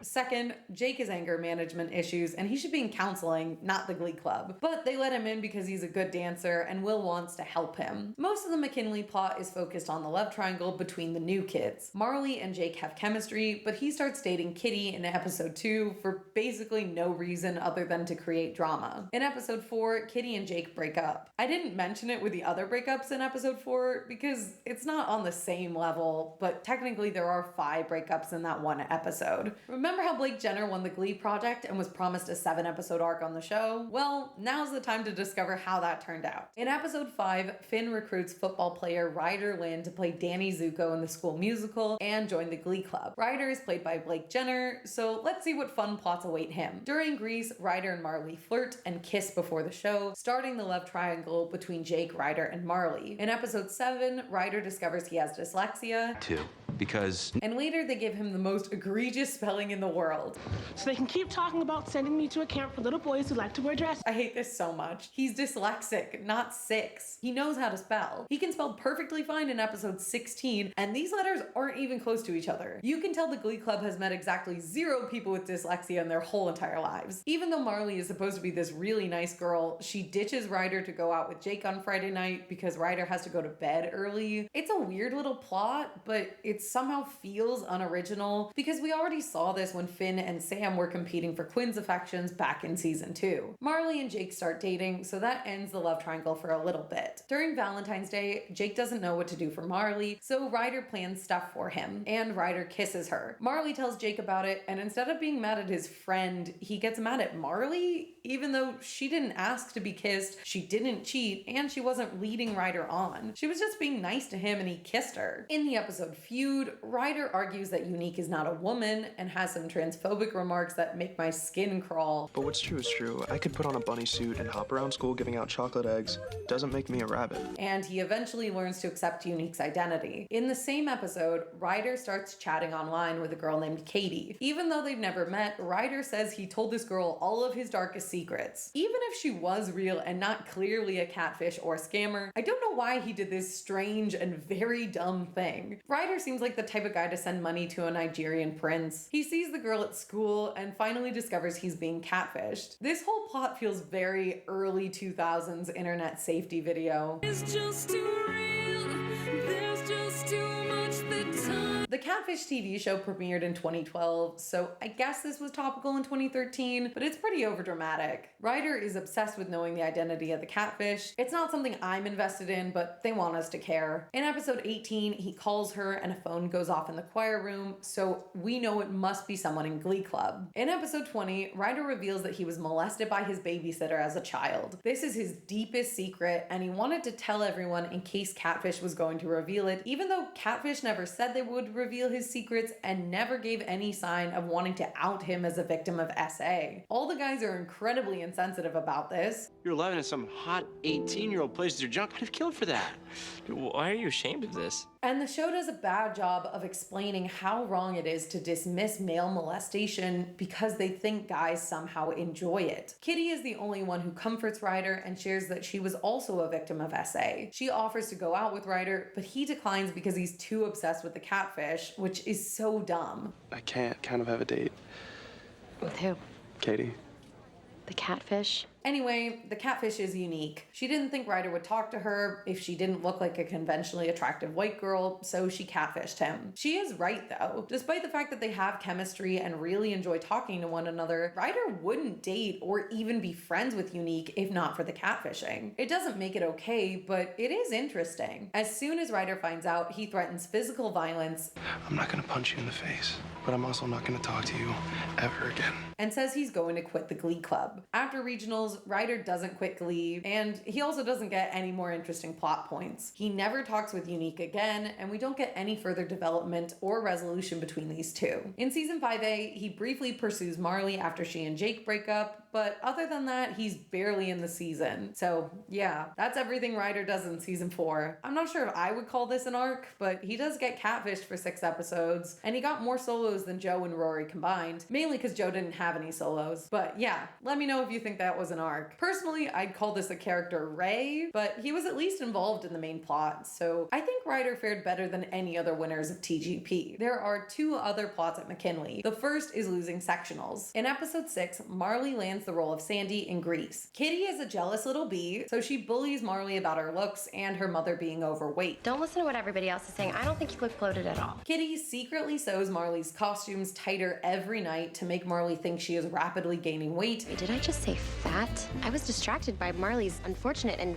very noticeable weight gain. And encourages Marley to stick her fingers down her throat. This starts Marley down a path of bulimia and anorexia. She stops eating and hyperfixates on her physique. Marley and Kitty become friends for some reason that I can't understand, because Kitty is clearly manipulative and she talks badly about Marley all the time. Marley sees her being a jerk and she continues to want to be friends with Kitty and listen to her advice. I get that Marley's supposed to be nice, but there is a difference between being nice and being friends with someone who bullies and manipulates you regularly. That's just unintelligent. Marley's ED gets so bad that in episode 8, she faints during the New Directions performance at sectionals. They rush her off the stage and everyone tries to help her. Will runs into the choir room and announces they need to get back out there immediately. Leaving the stage mid-competition for any reason is risking immediate disqualification. This is the dumbest rule I have ever heard of, and there is no way they can enforce this. It cannot be legal. They had a medical emergency on stage and everyone left for a good reason. They didn't know if it was a seizure, a heart attack. Marley could have hit her head when she fell, or worse. They have never set up this rule before, so it sounds completely fake, and I don't think any judges would tell a group that they're disqualified for having a medical emergency during their performance. I think it would be criminal negligence to force children to continue performing while one of them is unconscious on stage. I know Vocal Adrenaline has this line. Do you know what happens in Vocal Adrenaline if someone dies during a number?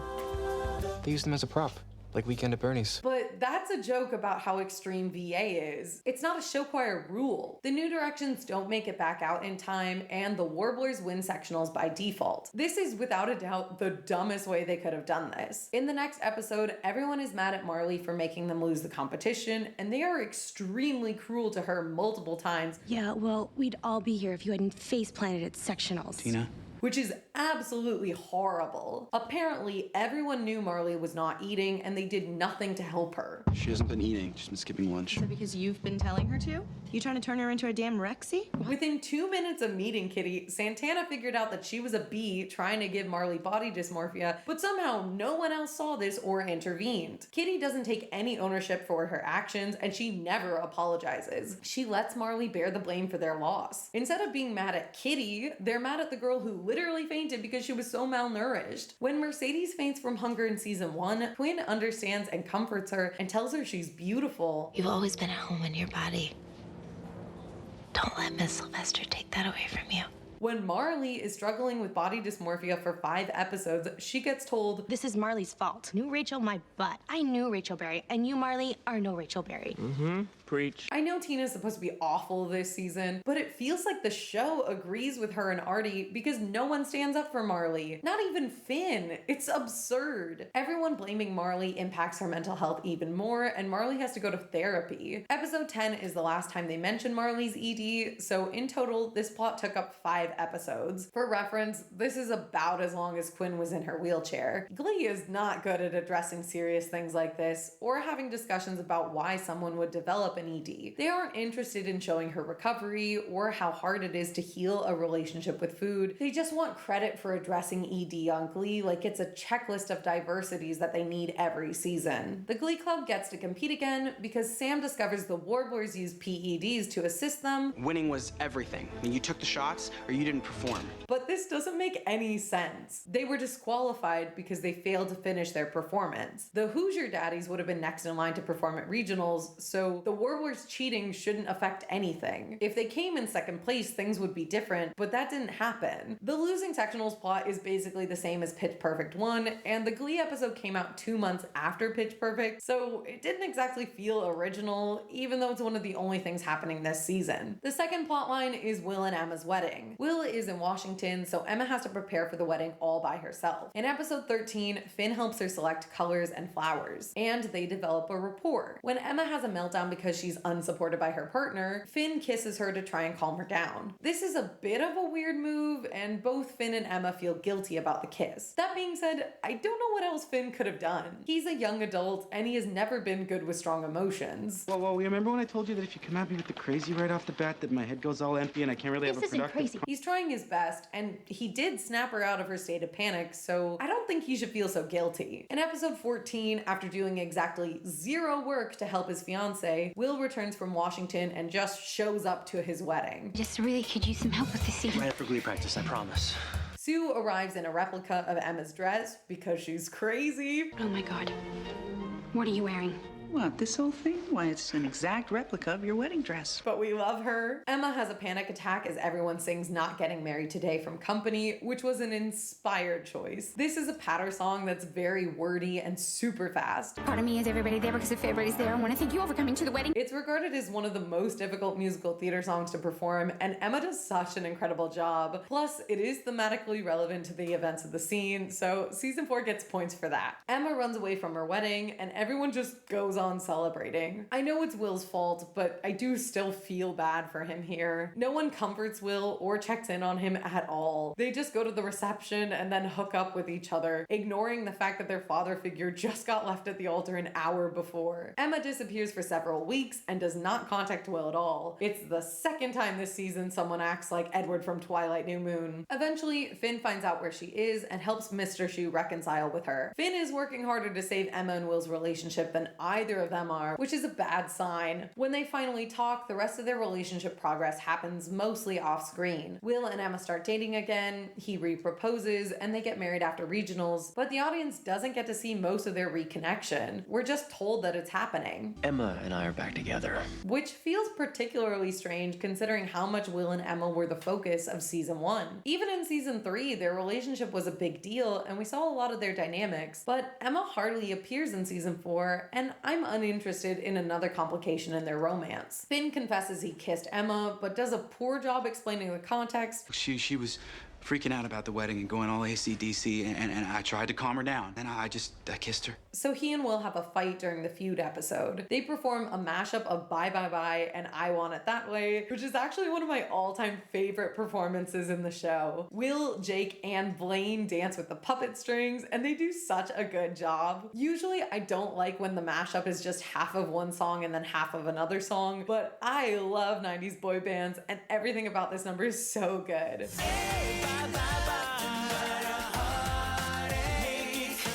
Halfway through, it turns into a straight up fist fight, which is just too hilarious. Ultimately, Will cannot get over the betrayal. You broke the code of a brother, Finn. Which is a very weird way of phrasing this. And Finn leaves for college to get his teaching degree. They semi-make up before the end of the season, but the relationship between Finn and Will is never fully repaired. In between these big moments, there are a lot of other small, disconnected events, but they make everything else make sense, so I feel like we should talk about them. Much like season 2, this season is filled with special episodes, otherwise known as filler. There are 12 in total, which is over half the season dedicated to filler, but you can make an argument that even more of these episodes are wasted time. I want to clarify that there's a distinction between a special episode and an episodic adventure. The difference is specials don't impact the story at all. Acafellas from season 1 is an episodic adventure, but we also see the Glee Club temporarily doubt Will's leadership and one of Sue's attempts to sabotage the club. By the end, they appreciate Will Will more and have grown closer as a group. It's not a big change, but it does develop everyone a little bit more. Not to mention, it's just a good episode. The special episodes don't change the status quo, and they feel like they were designed to actively waste my time. What the hell? It seems like now everybody's doing things just to actively waste my time. The way I differentiate between a special episode and a good episodic adventure is entirely subjective and based on my personal preference, but I also think I'm right when I say that Blame It on the Alcohol is filler and Akafellas is not. Episode 2 is Britney Spears week again. They use new songs, but the performances once again are not connected to the plot. Britney gets kicked off the Cheerios for having a 0.0 GPA, so she has a breakdown involving attacking Jacob Ben Israel and lip syncing during a pep rally, which Will calls the most embarrassing thing to ever happen. In the 58-year history of the William McKinley High School Glee Club, there has never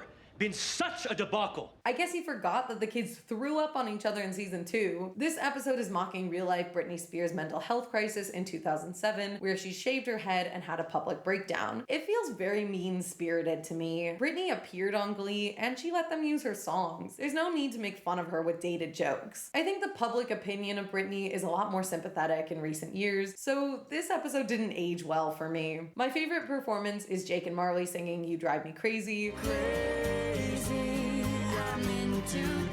But Womanizer and Every Time are also great.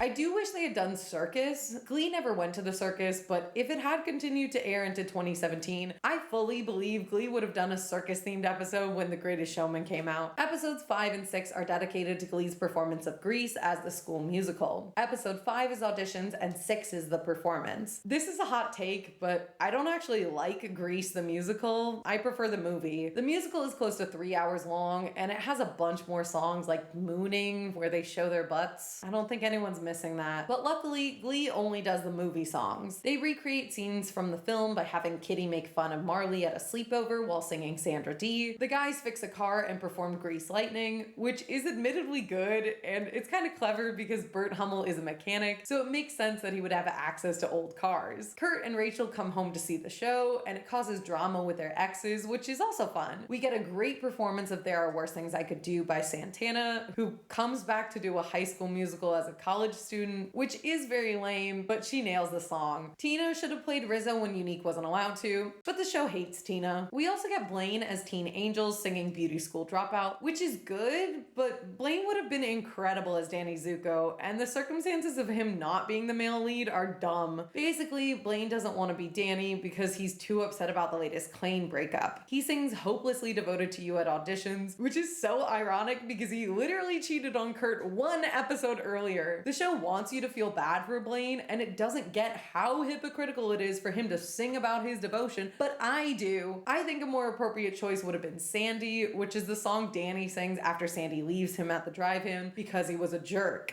Can't you see I'm in misery?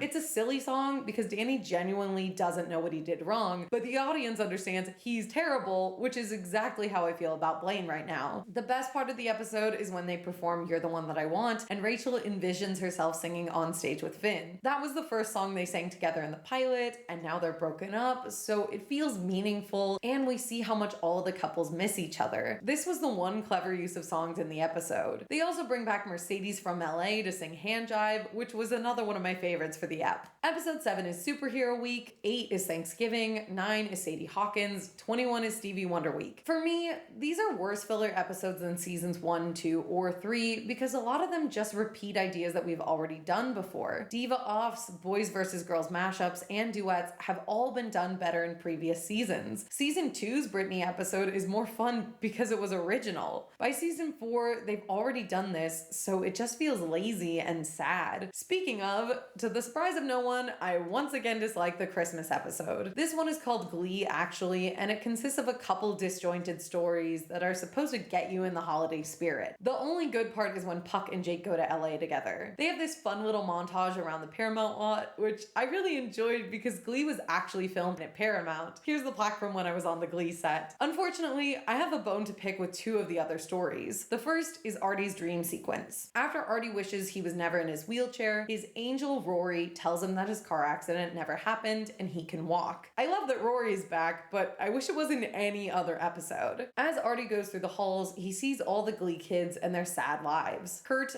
Puck, and Finn were held back in school. Tina still has her fake stutter. Will is a drunk married to Terry with a fake baby. Rachel works as the school librarian. And finally, Quinn was never able to walk again after her accident. She died? It turns out Artie was the glue of the Glee Club, and without him, everyone went down negative paths. It's supposed to be like It's a Wonderful Life, but this time it's about how a tragic accident that crushed a child's spine was actually a good thing, and Artie should be happy with his disability because it gave everyone around him better lives. I don't think that's a great message, and it definitely doesn't put me in the holiday spirit. The second story is Brittany panicking about the Mayan end of days. This one is pretty ridiculous, but not in a fun way. Brittany sells all her possessions and marries Sam because they think the world is ending in 2012. Despite that premise, this is actually a pretty boring story, and it gives me the perfect excuse to talk about my problems with Brittany this season. I do not like Brittany's characterization in season 4, so that makes this whole plot worse. Brittany is infantilized for the entire season. The show plays childish music every time she's the focus of a scene, and it feels incredibly patronizing. All of her plot lines are about her believing something dumb is true or randomly acting out for no reason. Yeah, not if you're gonna tell me that the Mayan apocalypse isn't real. A deadly asteroid is headed our way. After she gets a near perfect score on her SAT, Brittany gets early admission into MIT because it turns out that she's a secret genius. The show doesn't say it, but Brittany basically has savant syndrome. She can't understand simple addition, but she somehow cracks complex math equations and formulas. I don't like this plot by any means, but it does beat the alternative. I didn't really want to talk about this episode, but I feel obligated to discuss it in all its horribleness. Episode 18 of season 4 is titled Shooting Star. This is the school shooting episode, and if that's not something you're prepared to hear about today, please skip to this time code. I'm starting with the Brittany parts so you have time to skip. Brittany believes that an asteroid is hurtling toward Lima, and they all have to prepare by telling their loved ones how they really feel. This is the second time this season Brittany has freaked out about an apocalyptic scare, and just because Tina points this out... Didn't we just go through this at Christmas? Yeah, and is it true you and Sam got married? Did that happen? Shut up, Tina. Doesn't make it any funnier. The Christmas episode is only 8 episodes before this one, and I need at least one season between my worrying about the end of times plots. Brittany discovers the asteroid she saw was actually a dead ladybug at the end of her kaleidoscope. This is the tone they established for the episode. While everyone is in the choir room, 2 shots are fired. Will and Coach Beast lock down the room, and everyone hides behind piles of chairs, crying and confessing secrets to each other. Marley's mom isn't answering the phone, and she doesn't know why. Artie takes a video of everyone sending one final message to their loved ones because they are afraid they will not make it out alive, which is so dark and serious. Brittany was in the girls' bathroom at the time, and she hides in the stall. Will eventually finds her, and everyone is safe and unharmed. This episode has such a jarring tone shift, and it does not work with the season or with Glee in general. I understand that shooters are a real concern in American high schools. I went to high school in America. I experienced drills and concerns about shooters, but this was not something Glee needed to address. Glee is not a drama show. It's not 13 Reasons Why. It has nothing to say about school shootings or gun violence. This episode uses the shooting for shock value and as a plot device for the characters to find out a couple of secrets. Kitty confesses that she sewed Marley's Grease clothes to give her an eating disorder. When we were doing Grease, I took in all your costumes so that you'd think you were fat. And Ryder finds out that the catfish is someone in Glee Club. There was a way to reveal this that didn't involve guns. Allegedly, the cast was asked to improv dialogue for these scenes to make it feel more authentic, which feels really gross to me. In my opinion, the creative team wanted to have an episode about school shootings, but they didn't have anything to say. The episode isn't condemning gun violence or advocating for mental health in schools. A shooting gives a scene life or death stakes. It is a serious topic, and I don't think Glee was prepared to tackle that subject matter, especially when the first 20 minutes are dedicated to Brittany making amends with her cat. Well, I stopped singing to Lord Tubington at a protest when he joined the KKKK, which is the Ku Klux Klan for cats. I assume they did this so it would shock the audience when the shooting happened, but instead it felt completely tone deaf. This could have been an interesting episode about how gun violence impacts people, but instead it was just filler, which is insane. At the time of filming this episode, Heather Morris was pregnant. Some fans claim she started showing around episode 17. I think it's really obvious in episode 22, but if you already know, you can spot some signs in earlier episodes. Because Heather was pregnant and starting to show, the creative team needed to find a way to write her out of Glee. In the past, characters have been written off temporarily, like with Blaine and his eye surgery, Quinn at Yale, or when Rory got deported back to Ireland and was never seen again. Allegedly, Brittany was going to be written off the show because the shooter found her. This didn't make it to air, and I don't know if they filmed this scene, but I am so thankful they did not do this plot. It would have been so awful and horrible. It's way too serious and violent for a show like Glee, and I can't believe anyone even contemplated writing Brittany off in this way. Joe Hart and Sugar Mata disappeared for an entire season, and no one said anything. Sugar already bailed. Brittany could have transferred or gotten mono for as long as Heather needed for maternity leave. Even though I dislike the MIT plot, I much prefer Brittany being alive and a genius to the alternative. We learned that Becky was the one who brought the gun to school. She was scared of graduating high school and being alone in the real world. It accidentally fired in Sue's office, and then Becky dropped it, so it fired again. Sue takes the blame so that Becky wouldn't be expelled or punished, and instead, Sue is fired. She leaves for a couple episodes and becomes a fitness instructor at the gym. If I hadn't mistaken you for a Butch Israeli girl, I would have never let you in here. While loitering outside the high school, Sue sings Little Girls from Annie, which was a very weird choice because not only is Sue probably breaking the law by being so close to the school she brought a gun into, but the song ends with all the cheerleaders laying down like this. Considering they just had a school shooter scare, I don't think this is a good look. This image really rubs me the wrong way. Furthermore, I don't know why the writers chose Sue to take the fall. Sue was written out for a couple episodes, and I initially thought it was because Jane Lynch needed time off to play Miss Hannigan in Annie on Broadway, but she started her run on May 16th, 2013, which was a week after the final episode of Glee Season 4 aired. Maybe she needed time off for rehearsals. I'm not 100% sure about the timeline. Either way, it was very weird for Becky to bring a weapon to school and to have Sue take the fall for this. I don't understand Becky's intent, and the show doesn't elaborate much. She says it's her dad's gun and she wanted to feel safe, but I don't understand why she would feel unsafe in school or after graduating. We don't get an explanation or any further exploration of Becky's feelings, and it seems like the show intended for someone else to be the perpetrator, not Becky. Or maybe that was supposed to be a shock too. I'm not sure. The shooting scare is over, and then we just have 15 more minutes of nothing plot. The episode ends with more of Artie's footage and lots of crying. I know I don't always let you know, but you've taught me a lot. It's a journal with a bunch of songs that I wrote. This is without a doubt the worst episode of the season, maybe the entire show, and I do not recommend this one to anyone. I skip it every single time I rewatch. Moving on to more positive things. Just because I say something is a filler episode doesn't mean it's bad by default. Episode 17 is Guilty Pleasures Week, which I actually love. Everyone sings songs from their guilty pleasure artists. This episode has some of my favorite musical performances. Sam announces I love Barry Manilow and sings Copacabana, which is his best performance on Glee. Her name was Lola. She was a showgirl with yellow feathers in her hair. Blaine sings some Phil Collins, and the ladies perform Spice Girls.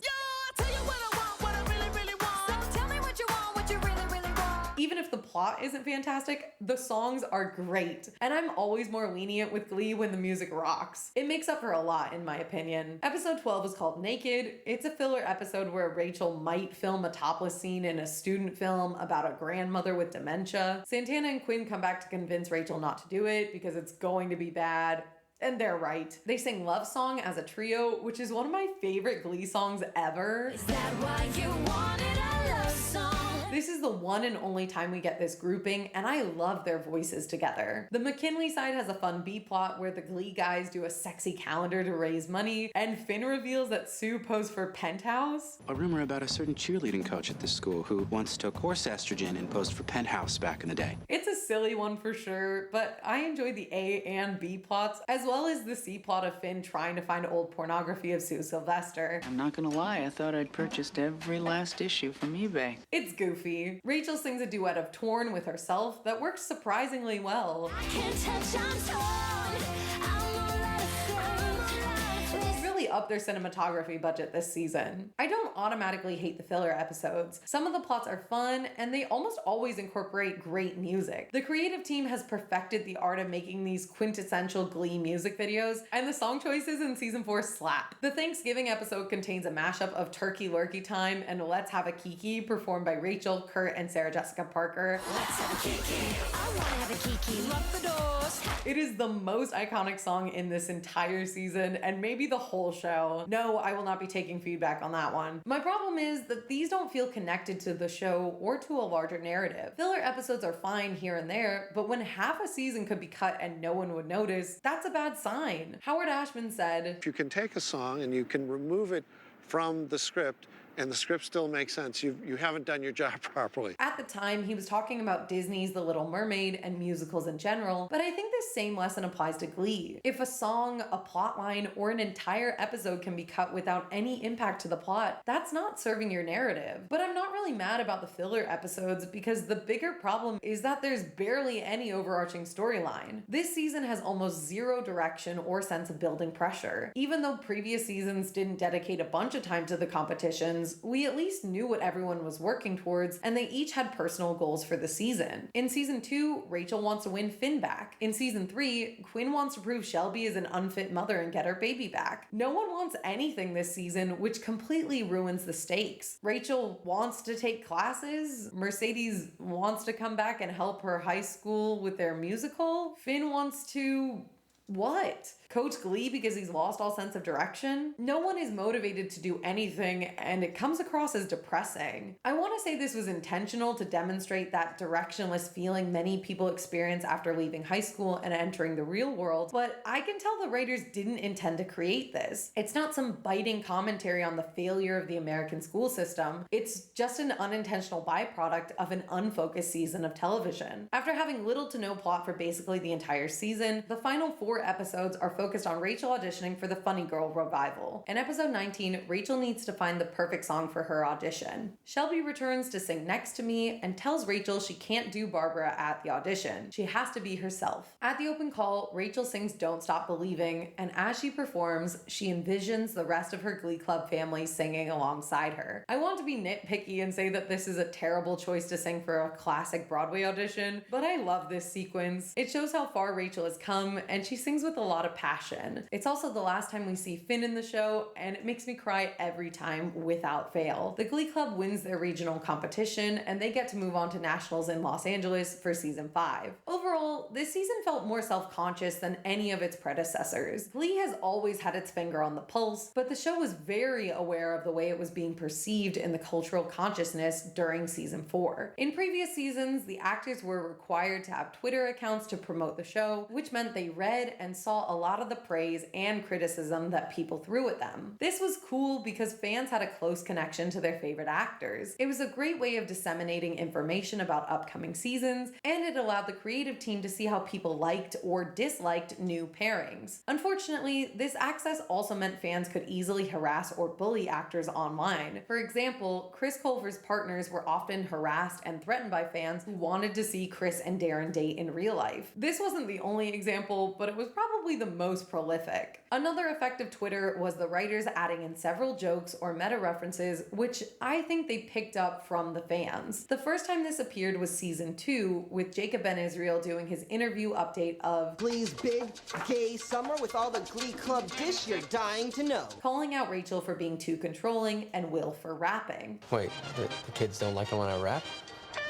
Sometimes these can be funny little quips, like when Sue will make a meta joke about something that was supposed to be a non-literal song interpretation. But if it's like a dream sequence, how can you film that? Okay, Becky, shut up. You're ruining this, honey. Or when Emma's dad makes this comment. The kids at this school don't seem to even think about what college they want to go to until about a week before graduation. These can be funny, but they also feel out of character for Glee. The show doesn't really work with meta commentary. It's not Rick and Morty. Glee was already supposed to be a satirical show making fun of musical theater tropes and adding in moments of melodrama. The meta jokes hurt the show because in order to be self-referential, the show often takes it too far and comes across as self-deprecating. gaslighting, making fun of and bullying the characters we love for the reasons that we love them. It's not funny to say Tina and Artie sway in the background of every episode and don't get their own time to shine. You two losers are always in that choir room. It is technically true, but referencing this fact isn't fun meta humor. Instead, it just makes me feel bad for Jenna and Kevin, who are two very talented actors that were wasted by the show.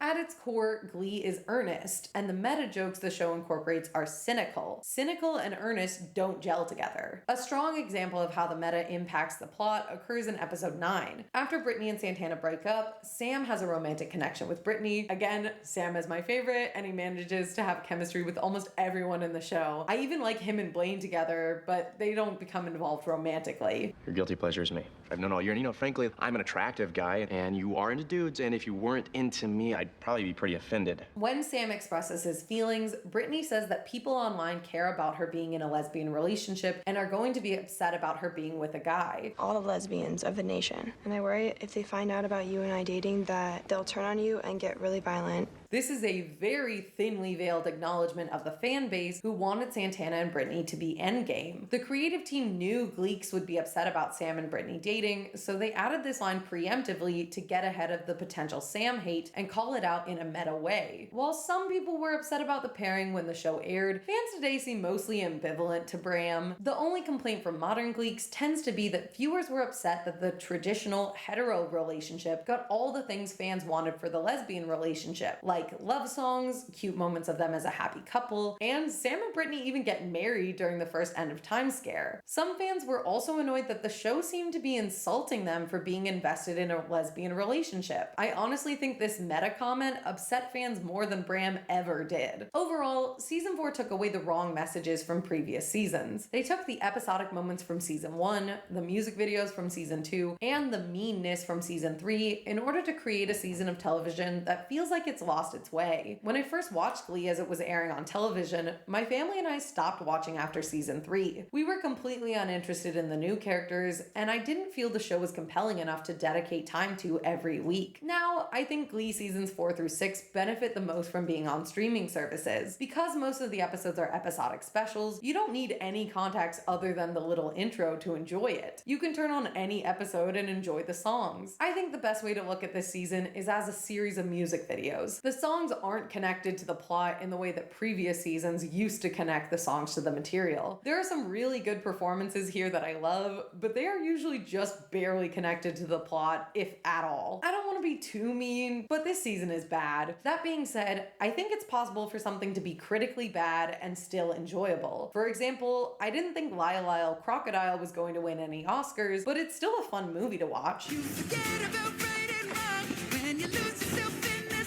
Something doesn't have to be all bad just because the plot isn't good. You can find artistic merit in a piece of media even if it is worse than the season that preceded it. I like season 4 of Glee and I like the new characters. My favorite episode is Guilty Pleasures and the New York parts of Thanksgiving. I feel like it goes without saying that if I could cut anything, it would be Shooting Star. In general, season 4 had a respectable audience with an average of 5.86 million views per episode. The show moved from its Tuesday 8 p.m. time slot to Thursdays at 9 p.m. after X Factor in the fall and American Idol in the spring to try to recapture the audience from previous seasons, but the show was still doing well enough that it was renewed for a 5th and 6th season at the same time on April 19th, 2013. The best viewed episode was Britney 2.0 with 7.46 million views, and the least viewed was Dynamic Duets with 4.62 million views. Considering this was released during the height of superhero fever, I am surprised this episode didn't perform better. It is definitely not the worst episode of the season. I actually have fondness for Dynamic Duets, and I'm surprised it did so poorly comparatively. I don't like season 4 in the same way I like season 1, and it is certainly not a better season of television, but I am able to see it for what it is and enjoy individual episodes and songs. If you don't like seasons 4 and 5, maybe you just haven't found the right viewing environment. You need to meet the show on its terms. If that doesn't work, I recommend playing them in the background while you doom scroll on your phone for hours, or you can skip all the songs like my sister does, and then you only have to watch 6 minutes per episode. It saves a lot of time. But seriously, I think season 4 is at times very enjoyable, and if you don't like a particular episode, you can usually skip it without much impact on your overall viewing experience.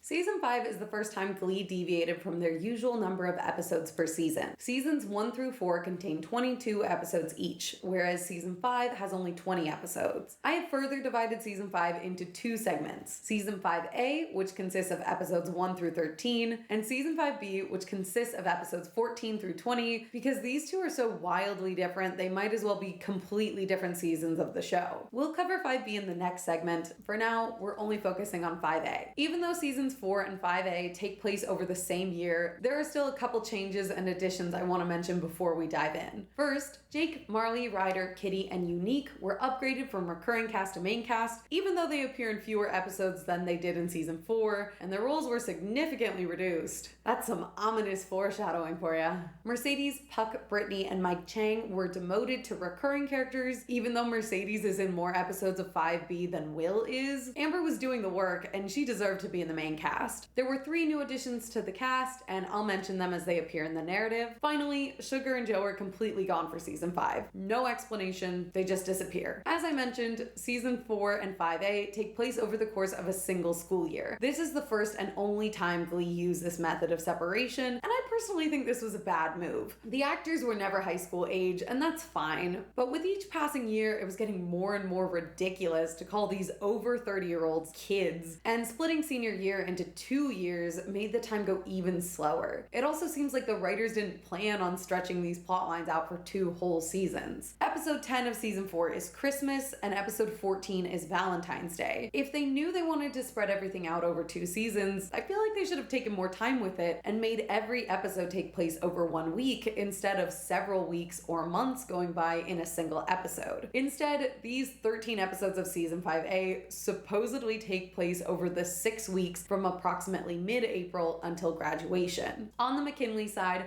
5A is mostly focused on getting ready for graduation and nationals. There's not a ton of stuff going on, so this section's really quick. There's a new head bee on the Cheerios named Bree, like the cheese, who comes in during the last month of the school year, I guess. It doesn't make any sense to me, but sure. Bree has no personality other than being generically mean. She was clearly designed to take over as the new Quinn Fabray after Kitty became too nice. Sue becomes principal with Becky as her secretary. Blaine proposes to Kurt with a big Beatles number, and he says yes. Tina wins prom queen, making her the 3rd Glee Club member in a row to win prom queen. They drop a slushie on her Carrie style, but Kitty gives Tina her dress to save the day, which is surprisingly nice of her. Jake pressures Marley to do the deed, and when she refuses, he cheats on her with Bree. When Marley finds out, they break up. Jake acts like a D-bag, hooks up with all the Cheerios, and has a pregnancy scare with Bree. Like I said, she's the new Quinn. She's the head bee on Cheerios, and she has a pregnancy scare with a Puckerman. They basically just hit copy and paste. Jake acts like he's the victim in this situation, which I dislike. Jake's really annoying in Season 5, and he deserves more hate. So mean of me, but so true. Ryder puts the moves on Marley, but they don't date, even though I think they might be a better couple than Jake and Marley were. Artie gets accepted into the Brooklyn Film Academy, and he starts dating Kitty. Blaine and Sam visit New York for Blaine's Niato audition, and Sam messes up his interview by being kinda racist. So you're black.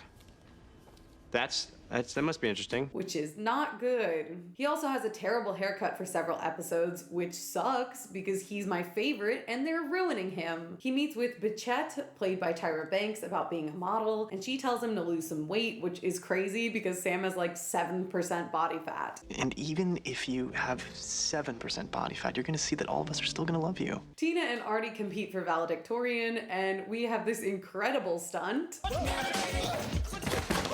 This is so funny to me because that guy is clearly not Kevin. They make it very obvious because they only shoot the back of his head. Also, it's basically impossible for this to happen. Tina didn't shove him and Artie's chair didn't get caught on anything. They make him fall just so Tina looks like a jerk during one of her only songs this season. It's lame. Ultimately, Sue decides that Blaine should be valedictorian and Tardy is co-salutatorians, which is also stupid. If there can be co's, then they should have just been co-valedictorians.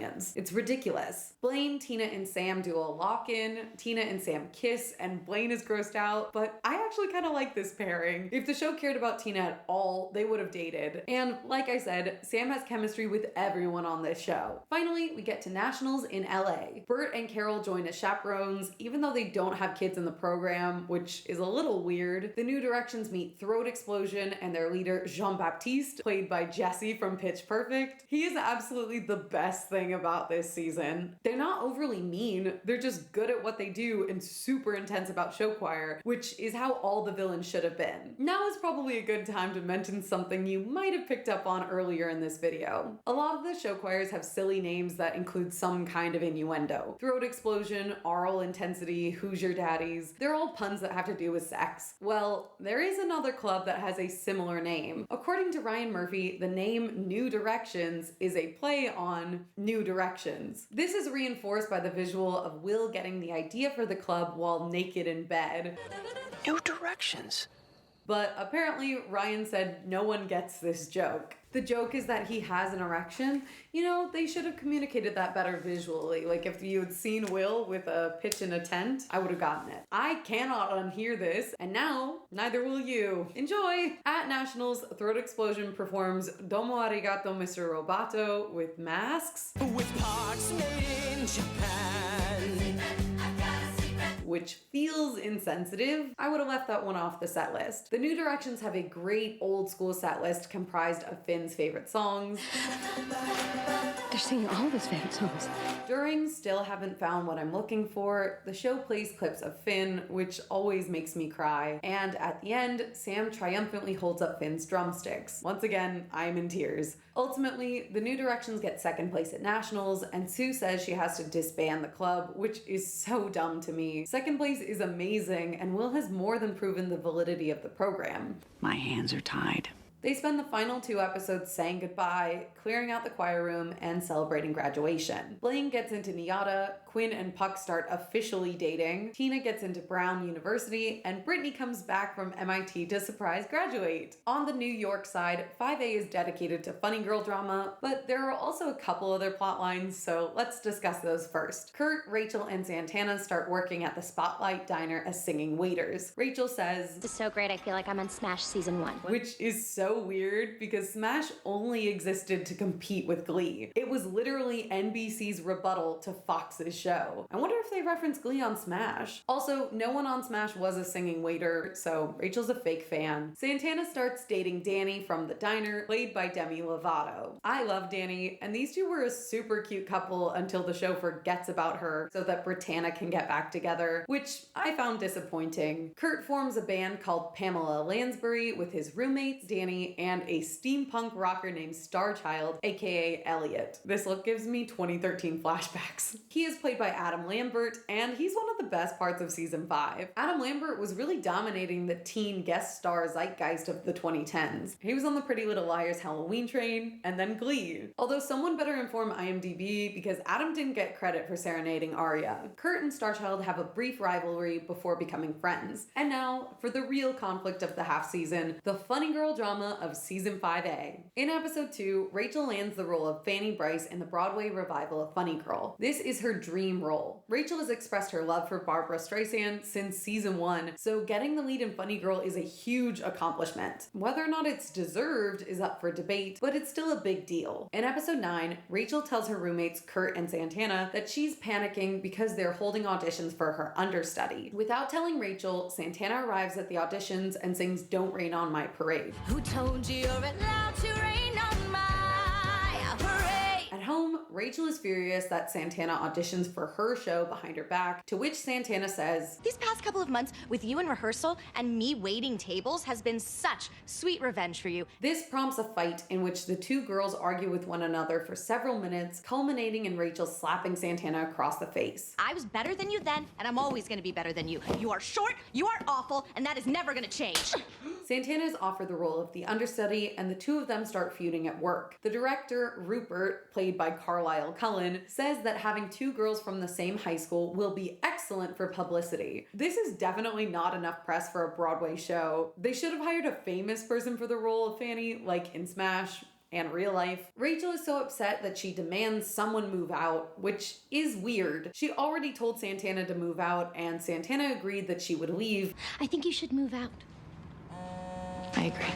But when they finally discuss it, Santana says she has squatter's rights. I have paid rent here for 3 months, and even though I never actually got to have a bed, I have squatter's rights. Which is not true. Squatter's rights don't apply to an apartment that is occupied by tenants. She might have tenants' rights, but she's not on the lease, and I believe Kurt and Rachel can legally evict her from the premises depending on the situation. Housing laws get pretty complicated, especially in New York. For whatever reason, Santana decides she wants to stay, so Rachel moves out of the apartment because I can't be around this negative energy anymore. This is my big break, and she is poisoning it. Even though she's definitely still on the lease. The controversy comes in when you talk with Gleeks about who is right in this situation. Is Rachel overreacting, or is Santana being a jerk? My answer is yes. Rachel is being more than a bit ridiculous. Understudies play a vital role in the world of theater. They are not conspiring and hoping the lead will get sick. That's something that only happens in high school movie musicals. Performing 8 shows a week is tiring work, and the Actors Union has requirements to make sure actors are working under safe conditions. Understudies are necessary if you get sick, but also if you just need a night off. Sometimes emergencies or injuries happen, and producers need multiple people to know the role so they don't lose $1 million or more every night the lead is unable to perform. During 2020, people saw just how important swings and understudies are to keeping a show afloat. Rachel's understanding of an understudy is childish and immature. The sole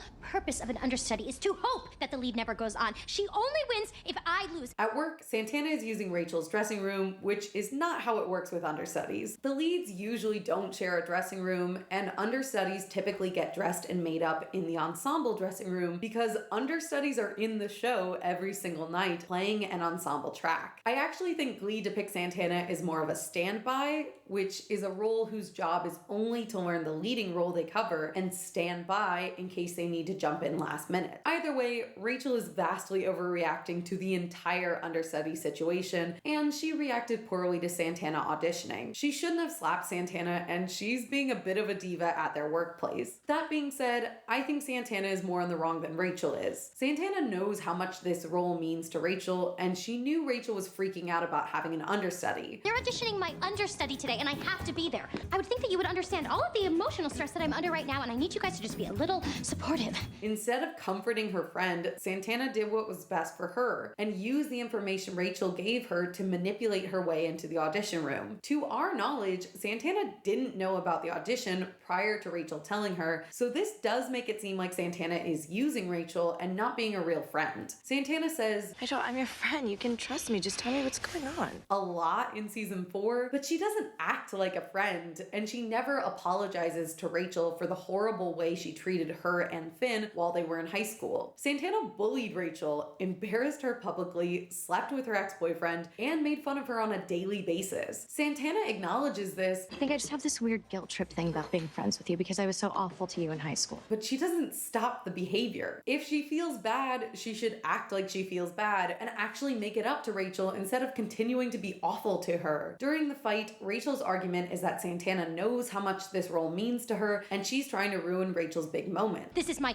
big break, and she is poisoning it. Santana, on the other hand, uses ad hominem arguments to personally attack and bully Rachel. Unlike you, I can be popular in high school and still make it big after graduation. She claims Rachel only got where she is because she's trying to spite Santana. Every step that you take in this city is fueled by all of the hate that we gave you. All of that ambition is just you trying to prove us wrong. Which is just an outright lie. Rachel went to New York in spite of Santana's bullying, not to spite Santana. Santana isn't Rachel's nemesis. She's just a bully Rachel had to overcome. Rachel doesn't care that much about Santana, so this argument makes Santana look like a narcissist. I accomplished something. It had nothing to do with you. No, see, it actually has everything to do with me. Santana should have moved out. They had roommate problems since the second episode she moved in with them. She showed up unannounced and decided she was moving in, which was so entitled and absurd. She didn't pay rent, and she violated their privacy while continuing to bully Rachel and Kurt about their music, their boyfriends, and everything in between. scene. It wasn't a good fit, and I don't think this version of Santana works for the season. But when your friend suddenly shows up in your home,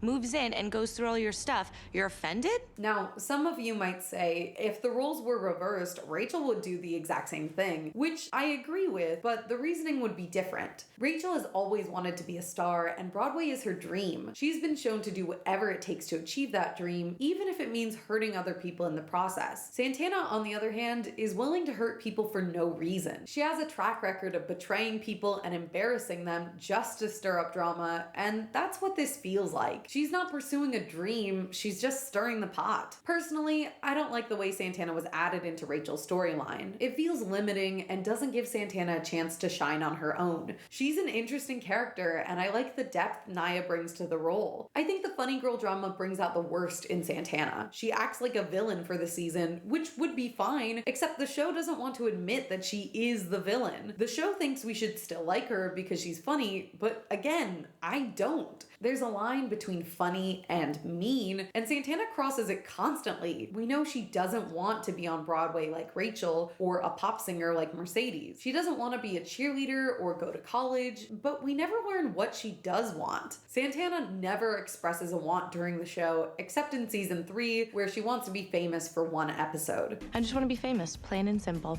Don't even care how it happens. I just want everyone to know my name. Season 5 could have been a great opportunity to explore her, but instead they add her to the Rachel plotline for drama, which is so disappointing. I think it would have made sense for Santana to want to be a movie star. She booked a national commercial in her first week in New York, and she's good at it. I like yeast in my bagel, but not in my muffin.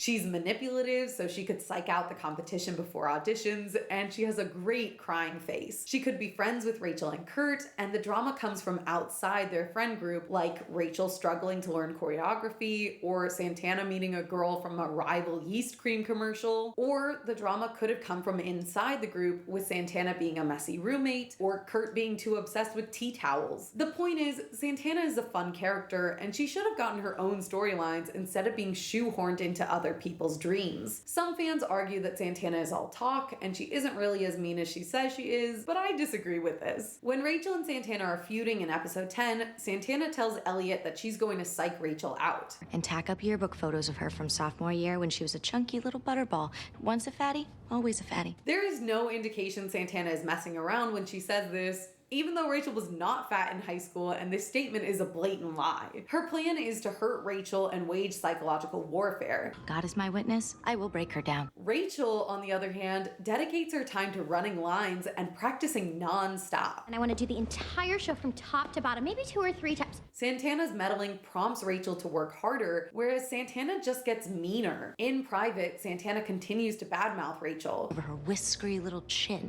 and she will chew you up and spit you out like a Jewish Hillary Clinton. Whereas the worst thing Rachel says is, since I have Gina Gershon Jr. nipping at my heels. This is a reference to Showgirls, but it's actually incorrect because in that movie, Gina Gershon's character is the lead and Elizabeth Berkley is the understudy who pushes Gina's character down the stairs and steals her role. So Rachel didn't even insult Santana correctly. My point is that Santana is once again being petty and mean while Rachel did nothing to her. At one point, Santana even argues that you just love having something over me. Me waiting tables has been such sweet revenge. And Rachel counters with, I just got you on the cover of New York Magazine.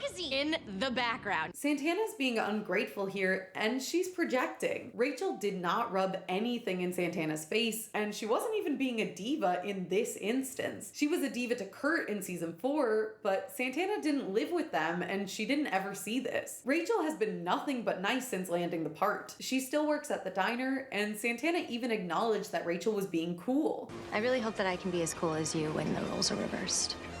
You're a really good friend. Santana booked a national commercial, and Rachel wasn't a jerk about that either. So Santana claiming Rachel is being horrible and hypocritical is complete BS. The resolution to this plot comes in episode 13. Santana gives yet another mean-spirited, unprompted speech about how awful Rachel is. Rachel Berry is the most horrible human being on the planet. What? Can it troll? Even though she doesn't deserve it, and it makes Rachel cry. Apropos of nothing, Rachel decides to be the bigger person and offers Santana 10 shows of her choosing. But Santana says, I want them all. I'll be happy and kiss and be friends once you give me the part. She continues to hurl insults at Rachel. I'll let that dwarf Barry win. While she does nothing to her. Come at me all you want, Santana fans. The truth is, Santana is a horrible person. She may be iconic, but that doesn't counteract the fact that she's a complete jerk to everyone except Brittany, and even then, she manipulates and lies to Brittany several times. Afterwards, Brittany and Santana have a heart-to-heart where Britt tells Santana that she doesn't really want to be on Broadway. Santana suddenly quits the show and tells Rachel that it had nothing to do with her and was actually an entirely selfish moment for herself. I'm really happy for you, but I didn't do this for you. I did this entirely for myself. Fans have framed this moment as Santana potentially being too scared to admit her true feelings, but there's no evidence for this. Brittany convinces Santana that she doesn't want to do Broadway, and Santana seems to agree with this. If there's a secret liking for Rachel, Santana never expresses it, and she doesn't apologize to Rachel. Even the show knows that Santana was in the wrong here because Rachel says, "What have I ever done to you?"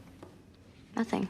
I'm just not a particularly nice person. This would be fine to say if Santana was the villain of the season, but the show and Gleeks still try to make her sympathetic and justify the way she bullied Rachel for years. I agree that Rachel is annoying several times in this show. I don't like her diva behavior, all the solos she got, or that time she sent Sunshine to a crack house. She deserved to be knocked down a peg at times, but Santana wasn't mean in response to times when Rachel sucked. She was disproportionately terrible to Rachel, and it made Santana look bad. If the show acknowledged Santana was the bad guy, they could have done some fun stuff with her like they do with Sue. Santana could have motivated Rachel to be a better performer and work harder so she was ready for her big opening night. Maybe Rachel only knows how to succeed when she has an adversary, and Santana could give her one. Then she could have revealed her master plan and they could have made up. Instead, Santana quits the show and Rachel forgives her even though she never apologized and hasn't learned her lesson. It's disappointing. Now on to the bad parts of the season. Out of the first 13 episodes of season 5, most of it is good. The focus is no longer split evenly between the New York plot and the Lima plot. Instead, the show is starting to favor the New York plot, and that's my personal preference. I like the city of New York in general, but I also think it makes a lot more sense to have aspiring Broadway performers in New York City. When we do focus on the Lima plot, we get 2 out of the 3 worst episodes of the season. They are The End of Twerk and Puppet Master. The End of Twerk is all about the Glee Club being obsessed with twerking for an entire 45 minutes. And now, it's twerking. We gon' probably come in y'all head. It is not good, but Unique sings If I Were a Boy. Say it's just a mistake, think I'd forgive you like that. And Marley sings Wrecking Ball. I came in like a wrecking ball. Both of which are great. The only connection this has to the New York plot is that twerking is somehow about rebelling, and Rachel is rebelling at Funny Girl by getting a fake haircut and a real tattoo that says Finn. Kurt messes up his tattoo. It says it's get better, not it gets better. They misspelled it. But the artist fixes it. It's got Bette Midler. And gives him a tongue piercing for like 10 minutes. Puppet Master is worse than twerking in my opinion. Blaine tries to get the New Directions prep for nationals, but they don't want to listen to him. When Kurt suggests he tone it down or the team might think he's a puppet master, Blaine gets super offended for no reason. They might think you're a control freak or a puppet master. Kurt didn't call him a puppet master, he said Blaine might become one. In protest, Blaine sits in the corner instead of participating and hallucinates that everyone is Sesame Street style puppets who adore him. In arts and crafts class, which is apparently a thing, May I experiment with decoupage? No. Blaine builds a strikingly accurate Kurt puppet to agree with his every decision. I will admit that the puppets are cute, but that does not excuse how weird this episode is. There's a gas leak, and whenever someone sits in that exact seat, they hallucinate vividly. Jake sits there and hallucinates dancing really well to Janet Jackson. We are a part of the rhythm nation. Sue sits in the chair and hallucinates a black and white ballroom dance with Will to cheek, which is actually pretty good. Hey doll, what do you say you and I cut a rug? It feels inspired by Singing in the Rain, and I'm a sucker for Will-Sue duets. They're actually one of my favorite couples in the show, and they have some of the best duets. Blaine starts hallucinating without the gas, and he keeps obsessing over puppets, which is a very weird thing for an 18-year-old man to do. He apologizes in the end and sends the New York crew puppets of themselves before everyone performs What Does the Fox Say? What does the fox say? Ding, ding, ding, ding, ding, ding, ding, ding, ding, ding, ding, ding, ding, ding. This isn't Blaine's worst performance. In my skin tight jeans. I'm so sorry. I'm sorry, Darren. I'm really sorry. But that Teenage Dream performance is the worst. But it is terrible, and the entire thing is disturbing. Dog goes woof, cat goes meow.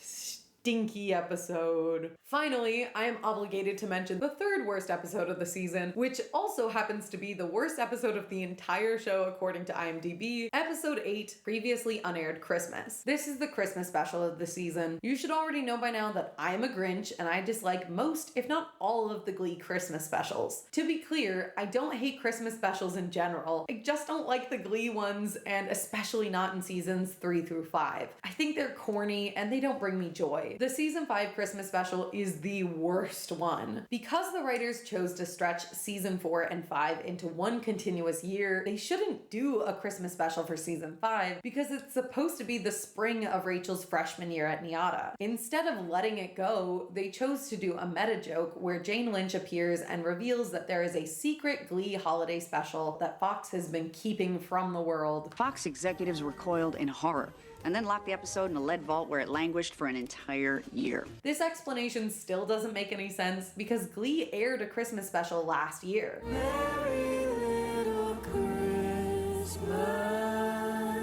If there wasn't one in season 4, I would give season 5 a break, but we already had Christmas specials in seasons 2, 3, and 4, so I will not be showing this one mercy. The only unaired special I would have accepted is a Halloween special, or if they did a previously unaired Christmas special from season 1, because that's the only season that didn't have one. Yet another reason why it's my favorite. I don't get why Glee is so desperate to have a Christmas special, because this episode is awful. The Glee Club does a Christmas tree competition, and the girls compete for the role of the Virgin Mary in the nativity scene, which I thought was something only small children did at church. Also, the whole plot doesn't make sense to me. First, I've never heard of a singing nativity scene. I don't think that's a thing. Second, nativity scenes are considered pretty religious and specifically favoring Christianity. It was the subject of several lawsuits and the box office smash hit Christmas with a capital C. But it's also been contentious in Glee itself. In season 2, the Glee Club wasn't allowed to sing exclusively religious songs. You can still sing whatever songs you like that sum up your feelings about God, about spirit.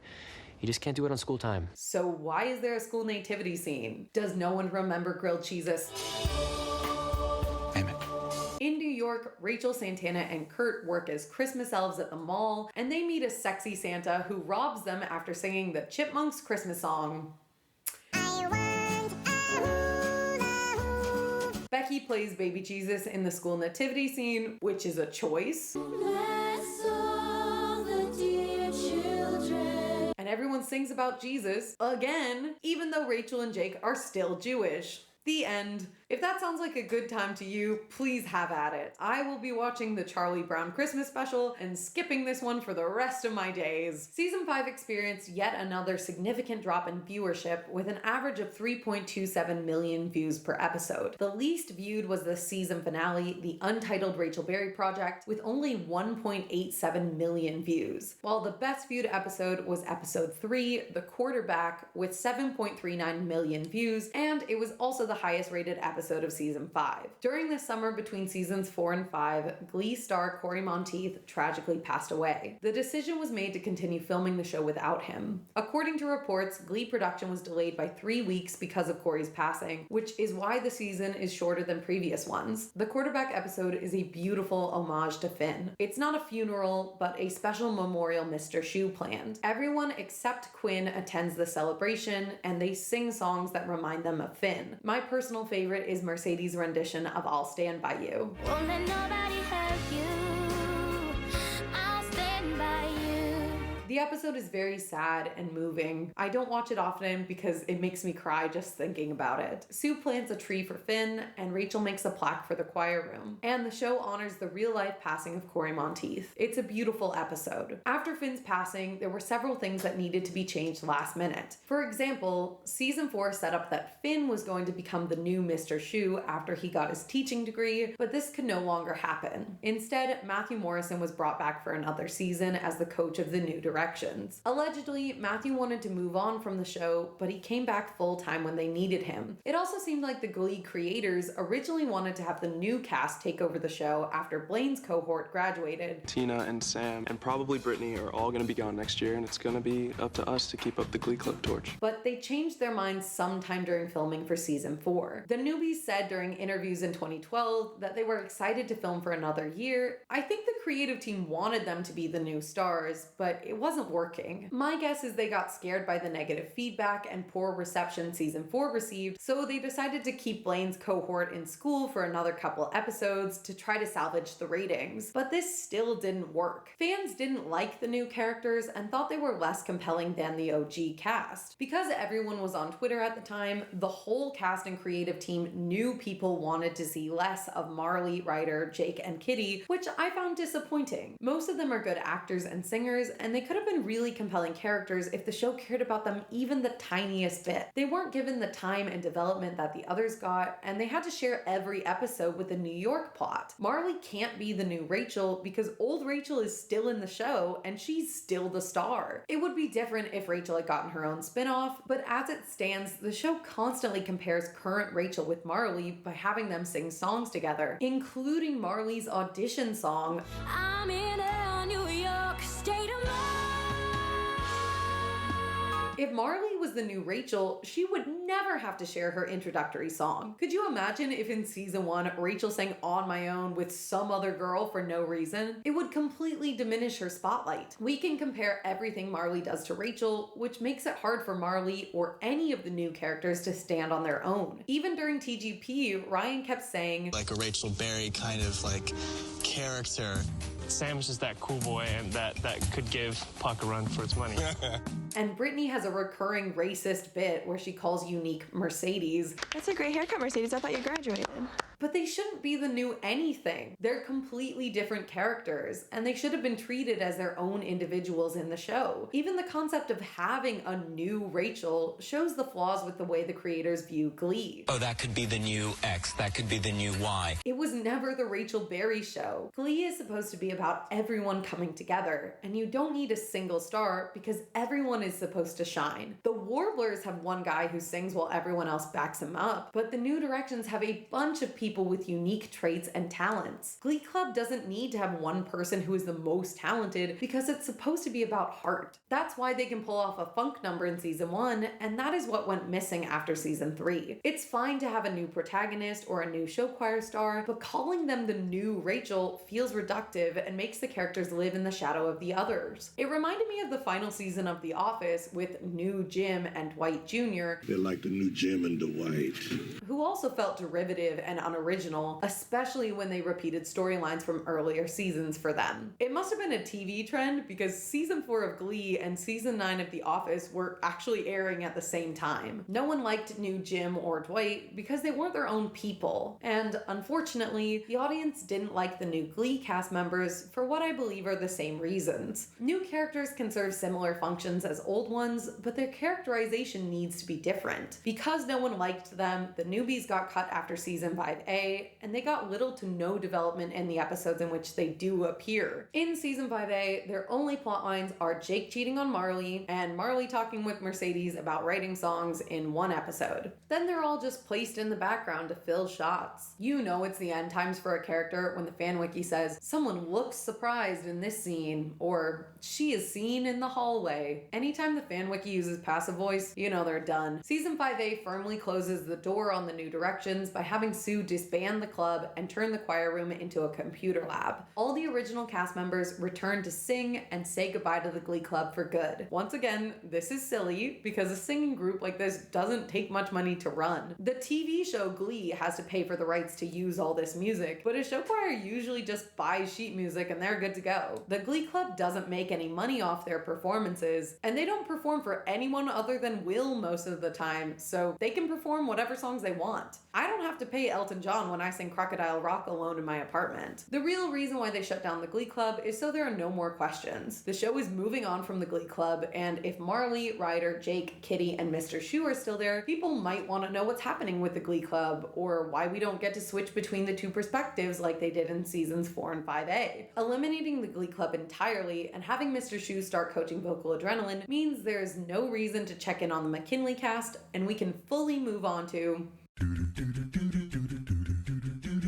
Since this isn't a brand new season, I'm not doing an age update, but I will do a cast update and a reminder of where we are now. On the New York side, Elliot, Danny, Cassie, and Brody are gone. All of the new cast and most of the old cast from McKinley are gone as well. This half of the season is completely focused on Rachel and everyone else in New York. Artie is in film school, Rachel is working on Funny Girl, Kurt and Blaine are engaged and both attend NIADA, Sam is working as a model while living on Kurt's couch. He also got a haircut, so I'm personally much happier. And Santana and Brittany went on vacation to the lesbian island Lesbos. Because season 5A took place in the spring of 2013 instead of the fall of 2014 like it was airing, season 5B has to jump ahead 6 months to get them back to the ages and time period that the show was airing in. Glee is not a period piece. It can't stay 1 year behind the times because it would be too much for continuity, and I'm grateful that they didn't try to do this. This half season is more focused because it only has to worry about the New York plotline, and I think it does a surprisingly good job of having a fun and exciting plot for the remaining 7 episodes of the season. In episode 14, Mercedes moves to New York to work on her new album, and Sam moves in with her. Kurt feels like Blaine is crowding him because Blaine insisted on taking all the same classes as Kurt and being by his side constantly, so Kurt asks Blaine to move out, and he takes up residency with Mercedes as well. Sam and Mercedes start dating, Rachel stresses about her opening night on Broadway, and the only person who can bring her out of her funk is Santana, in yet another really nice moment between the two of them. This is the third one we see in the entire show. Mr. Schu and Sue fly to New York for Rachel's performance, but Emma goes into labor just before curtain, and Will has to run off to meet his son, Daniel Finn Schuester. Meanwhile, Sue walks out in the middle of Rachel's performance. Excuse me, I need to go kill myself. She has a connection with this man. I know he has a name, but he's played by Chris Parnell, who was Dr. Spaceman on 30 Rock, and that's all I can see him as. That's a series wrap on Leo's Pachimit, suckers! Sue and Dr. Spaceman fornicate all over Rachel and Kurt's apartment because they're disgusting. Oh my god, Sue had sex in your bed. Actually, we did it all over your apartment. Oh. The show pretends that the reason Sue doesn't want to stay at the hotel is because Will accidentally booked 1 king bed. Well, I thought I asked them to change it to 2 twin beds. Adultery. No. That's what this is called. But Will is in Ohio, so Sue only did this to be gross. That being said, she is correct when she tells them, well, you live in the worst neighborhood in Brooklyn. There isn't even a lock on your door. Might want to look into that. That always bothered me too. Santana helps Mercedes figure out the perfect single for her album, and they sing a duet together. This portion of the show is not perfect, but I still like it a lot. It has charm and fun in the same way earlier seasons of Glee did. It's more focused because there's only one plot, and we know Rachel's the lead character. There's a clear delineation of an A and a B plot for every episode, sometimes even a C plot if we need one. There are, however, a couple of missteps that I want to address. First, the Klain relationship is not doing well. Blaine is self-conscious and jealous because Kurt has started working out, so Blaine keeps overcrowding his partner. Later, Blaine becomes the project of a wealthy patron named June Dalloway. He has a showcase, and he tells Kurt that he will have a part in it, even though June hates Kurt for some reason. It's a dumb lie, and just another reason why these two are not a healthy couple. Kurt is pretty underappreciated in 5B. In episode 15, he stops the guy from being gay bashed. Yeah, I'm not interested in saying seeing that kid be gay bashed. I'm not interested in seeing him being picked on. And ends up in the hospital for one episode. The only other moment he gets is in episode 20, which is an episode that Chris Colfer wrote. He had to write an entire episode of television for his character to get any screen time. It's an episodic adventure, but still cute, and it is very earnest. Rachel needs to rehab her image, so Santana works as her publicist to get her some good press. They do a charity event with singing and dog adoptions to make her look better, and Kurt helps a group of pensioners perform Peter Pan. It's cute, and it gives Santana a career that makes sense for her. I like Santana as a publicist. Second is Sam and Mercedes' relationship. Sam has this thing where he's uncomfortable around black people, so he makes weird racial remarks. So you're black. That must be interesting. Clive, it would take me all day to kiss your fat ass. That's my impression of Chris Tucker doing Kevin Hart. No, Kevin Hart doing Chris Tucker. Mercedes' backup singers tell her she can't date Sam because having a white boyfriend will alienate her audience, which is an interesting discussion. I wish they explored this a little more because this is the most interesting thing they've done with Mercedes, but the show is more focused on the fact that Mercedes wants to wait until marriage. I don't want to do anything until I know that I should. It's fine for Mercedes to not be ready or to want to wait, but I do think this is disappointing. I would have liked to see Mercedes be empowered sexually. Mercedes is one of the only black women on Glee, and she's the only character who decides to wait until marriage. She's also curvy, and I think it could have been empowering to see her embrace her sexuality. It's fine that she wants to wait, but even without the sex, the show never frames her as sexy in the same way smaller, whiter women are viewed. Overall, I'm not a big fan of Sam Sadie's as a couple. The show doesn't let them have much chemistry, and the relationship feels like Mercedes is Sam's mom rather than a romantic partner. Sam is framed as unable to take care of himself and dependent on Mercedes to help him with the most basic necessities. Did you pay the gas bill? Yeah, no. Artie was just into this video game. Did you take out the recycling? Artie was gonna do that on his way out. I actually thought Rachel and Sam had more chemistry during their one episode together in season 5. Great. Than Sam and Mercedes had in 2 seasons of television. But I am happy Mercedes got to date one of the best looking guys in the cast. I think she deserved that. I just wish they had more chemistry as a couple. Finally, we have the Rachel problems. In episode 15, Rachel decides to drop out of NYADA. Okay, I don't need NYADA anymore.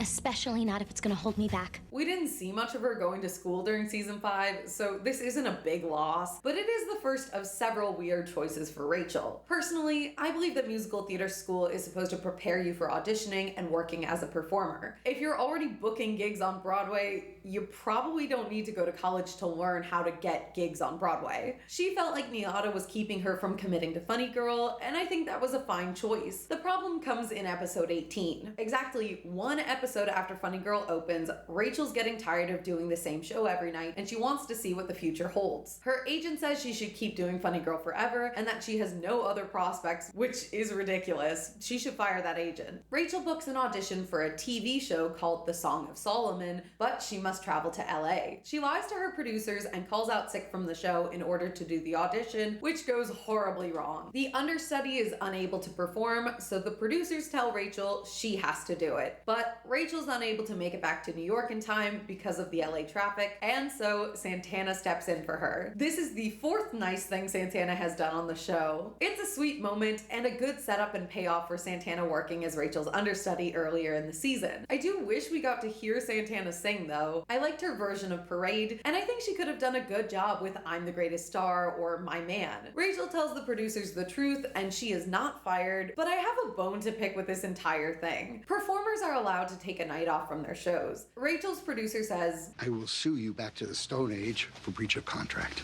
and you'll never be able to work on Broadway again. That's not how Broadway works. You can't sue someone for missing a performance, especially if they call out ahead of time, which is what Rachel tried to do. Theater is a live art form and it involves real people. So yes, sometimes people can perform when they're sick. But especially since 2020, Broadway and Equity have become much more conscious about not performing in shows while sick. If they have to kiss a co-star, they can spread germs to them or even the entire cast, which can create big problems long term. Singers tend to spread spray when they do big songs. And now, don't change the subject! And they could also be endangering the front row with whatever they've got. Very occasionally, people in the front row will not know, and you'll see somebody be like, oh my. The other day, there was a fifth row program that went up There over was a a face, fifth and row? I was like, whoa. So performing while sick is not always a good or safe option, and producers should respect the health and well-being of their performers. They know their bodies best, and if they ask for time off because they're sick, they should get it. That's the entire reason why understudies exist, so that someone can miss performances without the show crumbling. In this case, the understudy fell and injured herself, but even then, there's usually a second understudy who can go on for the lead role so that this kind of situation does not happen.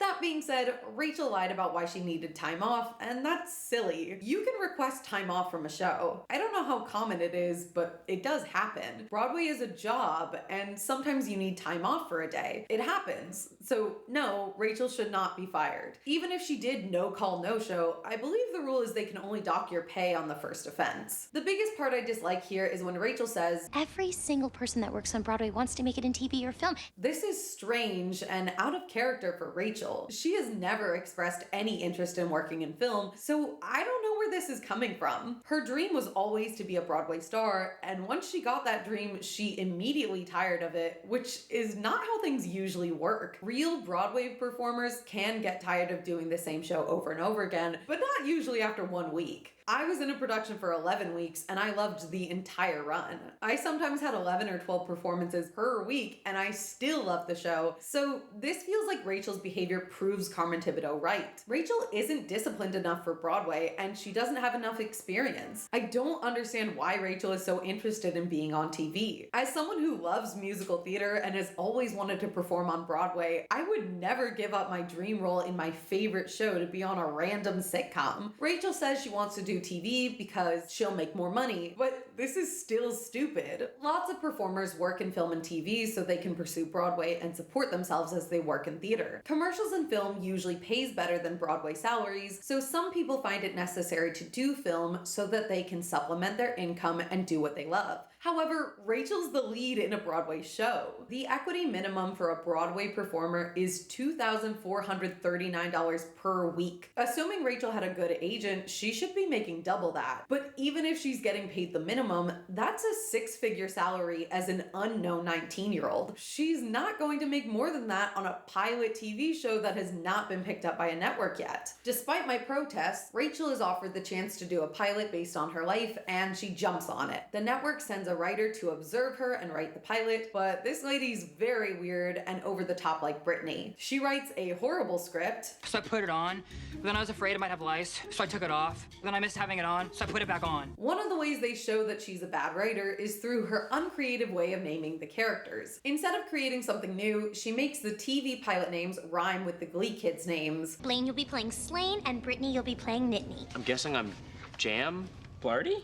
Cert? Which I found very funny because in Ryan Murphy's other show, The New Normal, there's a scene parodying Glee where all the names are very close to the actors. Clea, Devin, Bryn rhymes with Quinn, and Mitch Madison, who functions like Matthew Morrison. Just an observation. Eventually, Rachel sings for the writer and she creates a script that Rachel actually likes. Rachel decides to quit Funny Girl and leave to pursue a career in LA. This is dumb because Rachel didn't have to leave Broadway permanently to film the TV show. She could have filmed in New York during the day or taken some time off from Funny Girl to do the pilot. Pilots don't take that long to shoot. It's not like a movie where she needs to be on location in New Zealand for a year. They could use a soundstage in New York. A lot of television films in New York, including Glee. In the final moments, Rachel looks directly into the camera, which I thought implied that the TV show Glee was actually the untitled Rachel Berry project all along. This would have made so much sense, and I wish it were the case. It's not, but if you ignore season 6, you can totally pretend that Rachel's show was Glee, and it was a success, and it ended at season 5. Unfortunately, this is not the case, and I genuinely don't know why Rachel winked at the camera. Maybe they thought it was a funny thing to do, or maybe they initially wanted to pretend Glee was the Rachel TV show, and my first instinct was correct. It's unclear. Nonetheless, Rachel leaves behind Broadway for the trailers of LA. Sam fulfills his modeling dream. Came out here to get my junk on the side of a bus,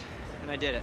And that is the end of season 5B. I do think this plot is ridiculous, but it doesn't get me fired up in the way other Glee contrivances do. I understand that the writers needed Rachel to leave behind Broadway because she was a star, and they don't know what to do with anyone unless they're an underdog, because that's the whole point of the show. I disagree with that philosophy, but I'm now at peace with the writers' antics. I've accepted it, and they can't hurt me anymore. I know I spent a lot of time harping on the inaccuracies in the world of Broadway, but I do really like season 5B. It's one of my favorite parts to rewatch. My favorite episode in all of season 5 is opening night, and if I could cut anything, I would get rid of the plot where Rachel leaves New York, but that would mess too many things up, so I'll settle for Puppet Master or the end of Twerk. Season 5B focuses on all the characters I like, and it has fun and interesting drama that comes from outside of the group. There's no real antagonist of 5B. Sue is a bit of a menace at Rachel's opening night, but then she leaves and has her little New York adventure with Dr. Spaceman, and she doesn't come back to the plot. Santana is a good friend to everyone, and she gets some development of her own, which is nice. The songs of 5B are just alright. There aren't a lot of big hits for me. In terms of iconic numbers, I put 5B between season 4 and 3. 4 has some of my favorite numbers, but a very messy plot, whereas 3 has a great plot, but little to no good music. Not the Boy Next Door is one of the only standouts in my opinion. I am not the boy next door. I don't belong like I did before. My favorite song in 5B is probably NYC from Annie, performed by Sue and Will. I love these two for duets, and the staging of this number is so cute and creative. I also like Sam singing Girls on Film. Then walk right out to the 4-line track. There's a camera rolling on her back. None of the songs are bad. They aren't as iconic as other seasons, but they're still good. Overall, 5B is great. If they had some Quinn in there and less claim drama, it would be a perfect half season of television.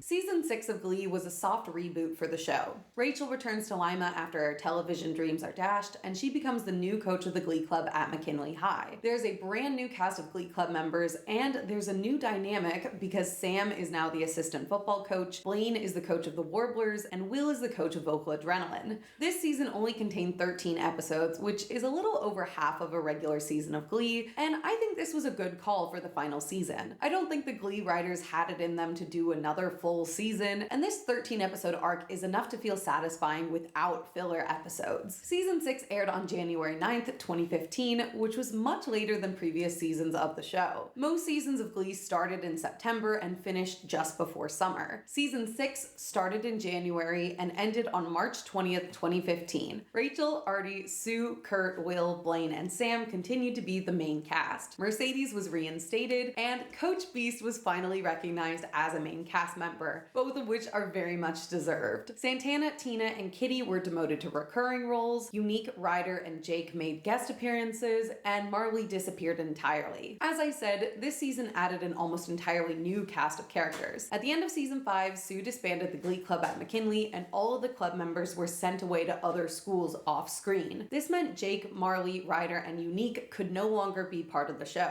Kitty was allowed to stay at McKinley because Sue needed her for the Cheerios, but fans have speculated that the real reason Glee kept Kitty around was because Leah and the other main cast members liked Becca Tobin and advocated for her to stay. I wasn't there, but I do think this explanation makes sense. Additionally, Kitty was the only new character from season 4 who actually interacted with the OG cast. She dated Puck and Artie, and she talked with Quinn, which is more than anyone else got. Jake was Puck's brother, but by this point, Puck was less important to the show. Marley and Ryder had almost nothing to do with the OG cast, and that made it easy to cut them out. To fill the void left by the season 4 cast, the writers created 5 new characters for season 6. Noah Guthrie plays Roderick Meeks, and as the name implies, he is shy and meek, but he has a good pop voice. Samantha Ware plays Jane Hayward, an opinionated girl who breaks down tradition by attending Dalton Academy and auditioning for the Warblers. Billy Lewis Jr. and Laura Dreyfus play Mason and Madison McCarthy, twin cheerleaders with a close relationship.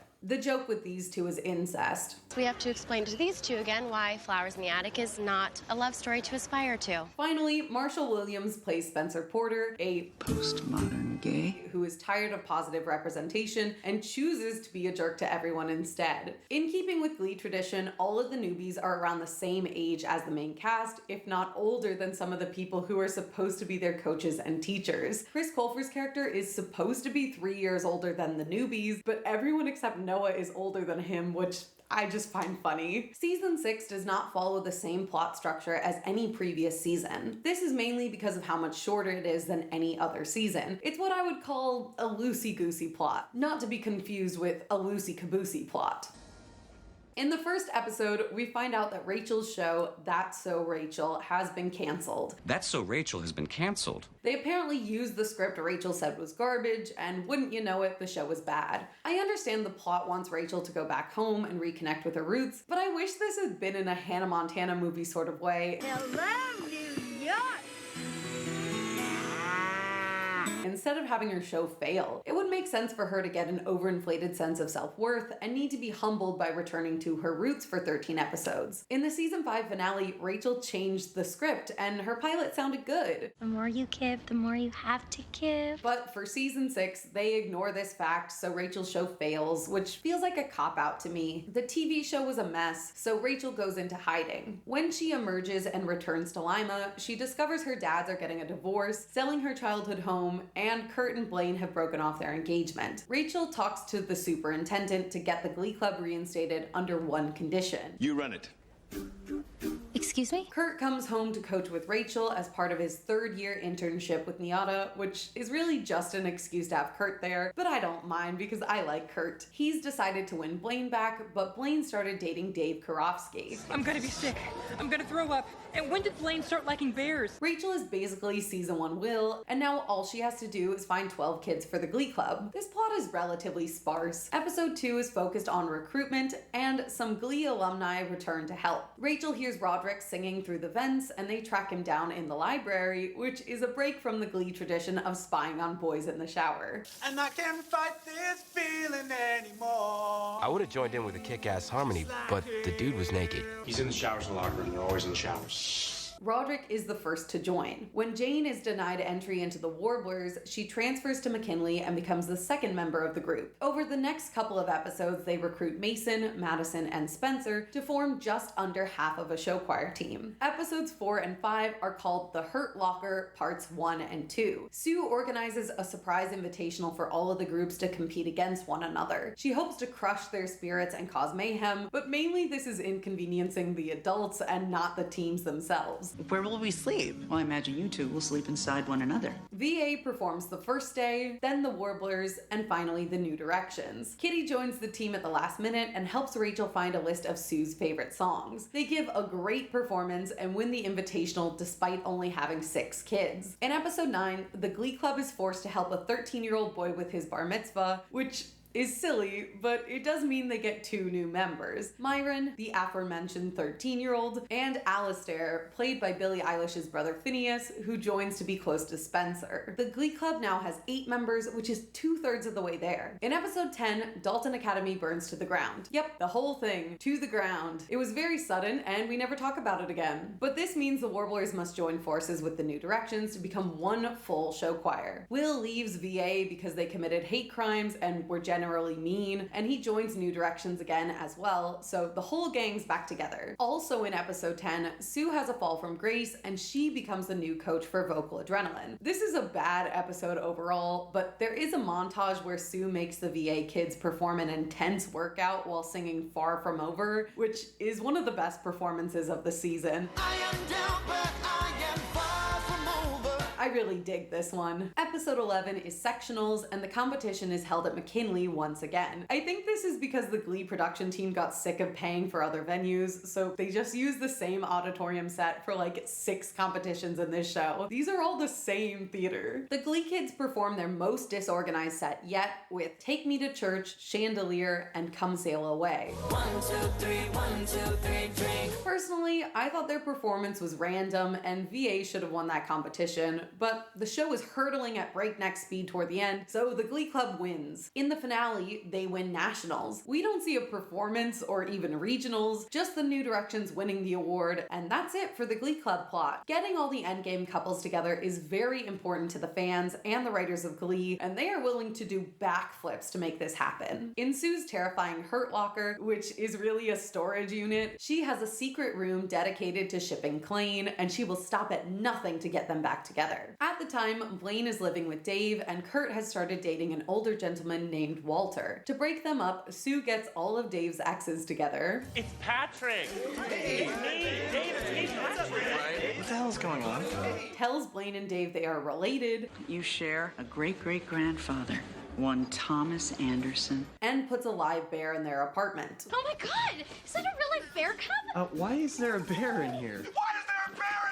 I had it on good authority that Dave Karofsky was attracted to bears. During the Invitational, Sue traps Kurt and Blaine in a fake elevator, and a saw puppet version of Sue will not let them leave until they share a kiss. They're trapped for several days, and they do rekindle their friendship, but this isn't what I wanted from this moment. Here's my take on the most recent Klaine breakup. In season 6, episode 1, we find out that Klaine was unhappy living together and broke up for superficial reasons. Blaine felt like he was the only one planning their wedding, and Kurt was upset that Blaine was always late to their dates or something dumb. This is another plot contrivance, and I really dislike that these two can't go 10 minutes without a fight. The show pulls the will they won't they thing so many times that it ruins the relationship for me. Like Wemma, I don't want them to be together anymore because the show has pulled them apart for too many valid reasons. Blaine cheated. He is easily jealous and tries to sabotage Kurt's fitness journey because he feels insecure. Blaine has to be the center of attention, and he lies to Kurt on several occasions where there was no need to lie. On the other side, Kurt was texting and flirting with another man, which was at least emotional cheating, and he seems to be the one to initiate the breakups every time they happen. In season 5, Blaine didn't feel like the space was his own, and Kurt was upset when Blaine brought bed bugs into the apartment, which I would also be pissed about. So Blaine moved out. But it also seemed like they weren't happy living together in general. The show gives too many good reasons for them not to be together, and it convinces me that they are an unhealthy pairing. To be clear, I want them to be endgame. I just don't like the way the writers continue to sabotage their relationship to create drama. If they're going to mend this relationship, there needs to be some kind of reconciliation and growth. Kurt and Blaine kiss passionately and get out of the elevator, but they didn't come to an understanding while they were trapped. They should have talked about New York and what went wrong instead of blaming it on them being too young. If they showed signs that they understood why things didn't work and demonstrated that they were more mature now and could handle living together, then I would be more supportive of this storyline. Instead, Blaine cheats on Dave by kissing Kurt in the elevator and then again at a party, and the two of them break up with their partners to be together again. This is the same immature shenanigans that broke them up in season 4, and it shows me they shouldn't be a couple. But that's not what the show thinks, and everyone gets the same treatment. In episode 3, Santana proposes to Brittany, and they get engaged. Kurt is the only one who thinks they're too young. We're too young to get married.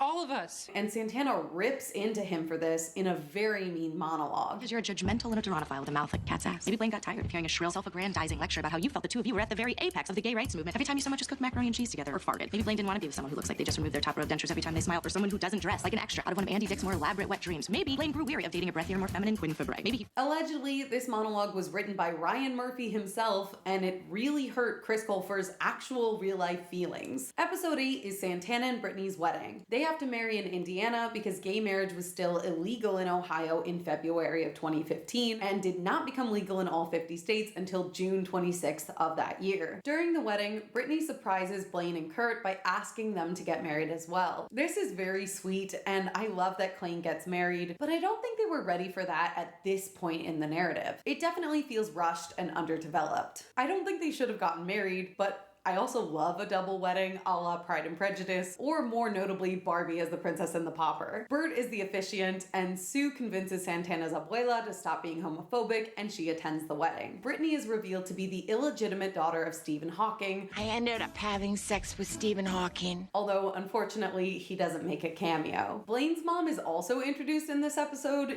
Hi, I'm Blaine's mom. Even though it doesn't make sense for her to attend Santana and Brittany's wedding, unless she knows her son is going to get married weird as well because we've never seen her before and I don't think Santana knows her. Her name is Pam Anderson and she's played by Gina Gershon, which is fun because Rachel mentioned her in season 5. Since I have Gina Gershon Jr. nipping at my heels here. Overall, the wedding is a success and I'm happy for Kurt and Blaine. Now for the main focus of the narrative. Rachel needs to get her groove back and make her triumphant return to Broadway. As she gets her life back together, she has a brief romantic relationship with Sam. In episode 5, Sue hypnotizes Sam to fall in love with Rachel because she wants to break Rachel's heart, but this becomes a little bit confusing in later episodes as it's hard to tell if Sam is still being hypnotized or if he just has feelings for Rachel. Some fans have been very vocal about their hatred for Sam Chol, but I like them as a couple. Sam is sweet and dumb in the same way as Finn, but he didn't get the character assassination Finn did in season 2, so he stayed a lovable goofball throughout the show. He has these quirky secret talents like when he makes macaroni art of celebrities, blows glass, or speaks Na'vi. The Avatar language.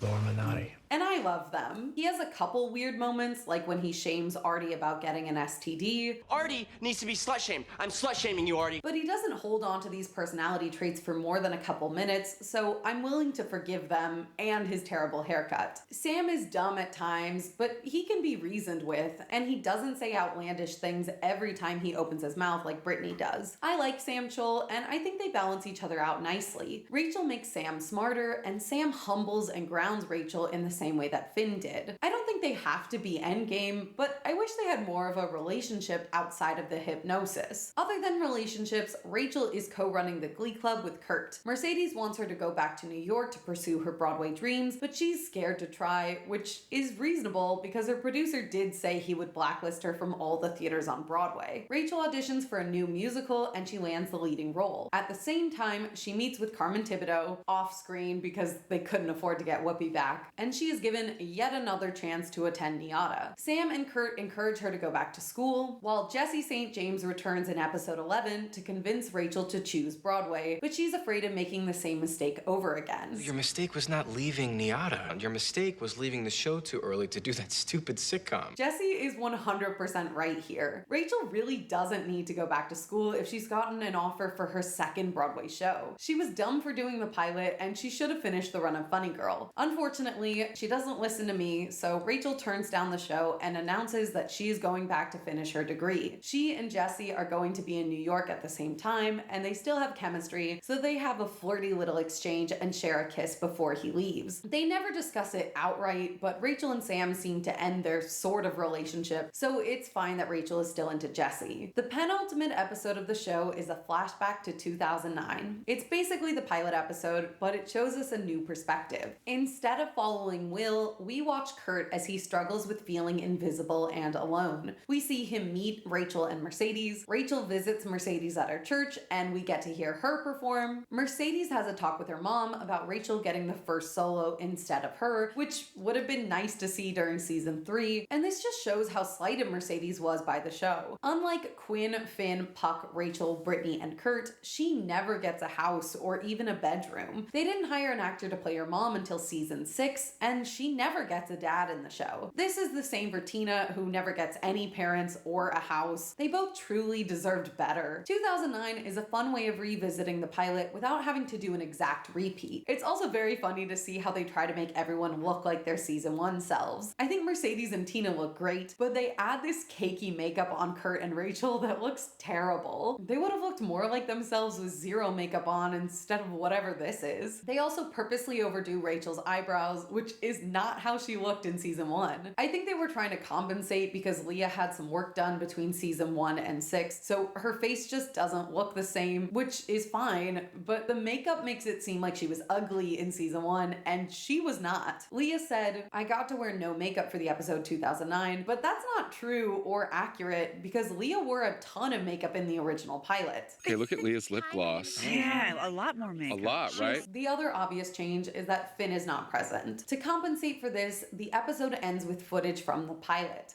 Everyone sings Don't Stop Believing in the auditorium as Sue, Will, and Puck look on. It feels like a big moment and shows just how far the cast has come since the start of Glee 6 years ago. It's not the best episode of the season, but it feels like classic Glee. It was also one of 3 episodes this season written by the original creative team. Ryan Murphy, Ian Brennan, and Brad Falchuk returned to write the first episode, the penultimate episode, and the final episode of Glee season 6 together, so that felt special. In the finale, Will and the Glee Club win nationals. The New Directions close out the series with one final performance, and they sing I Lived by One Republic. With every broken bone, I swear I live.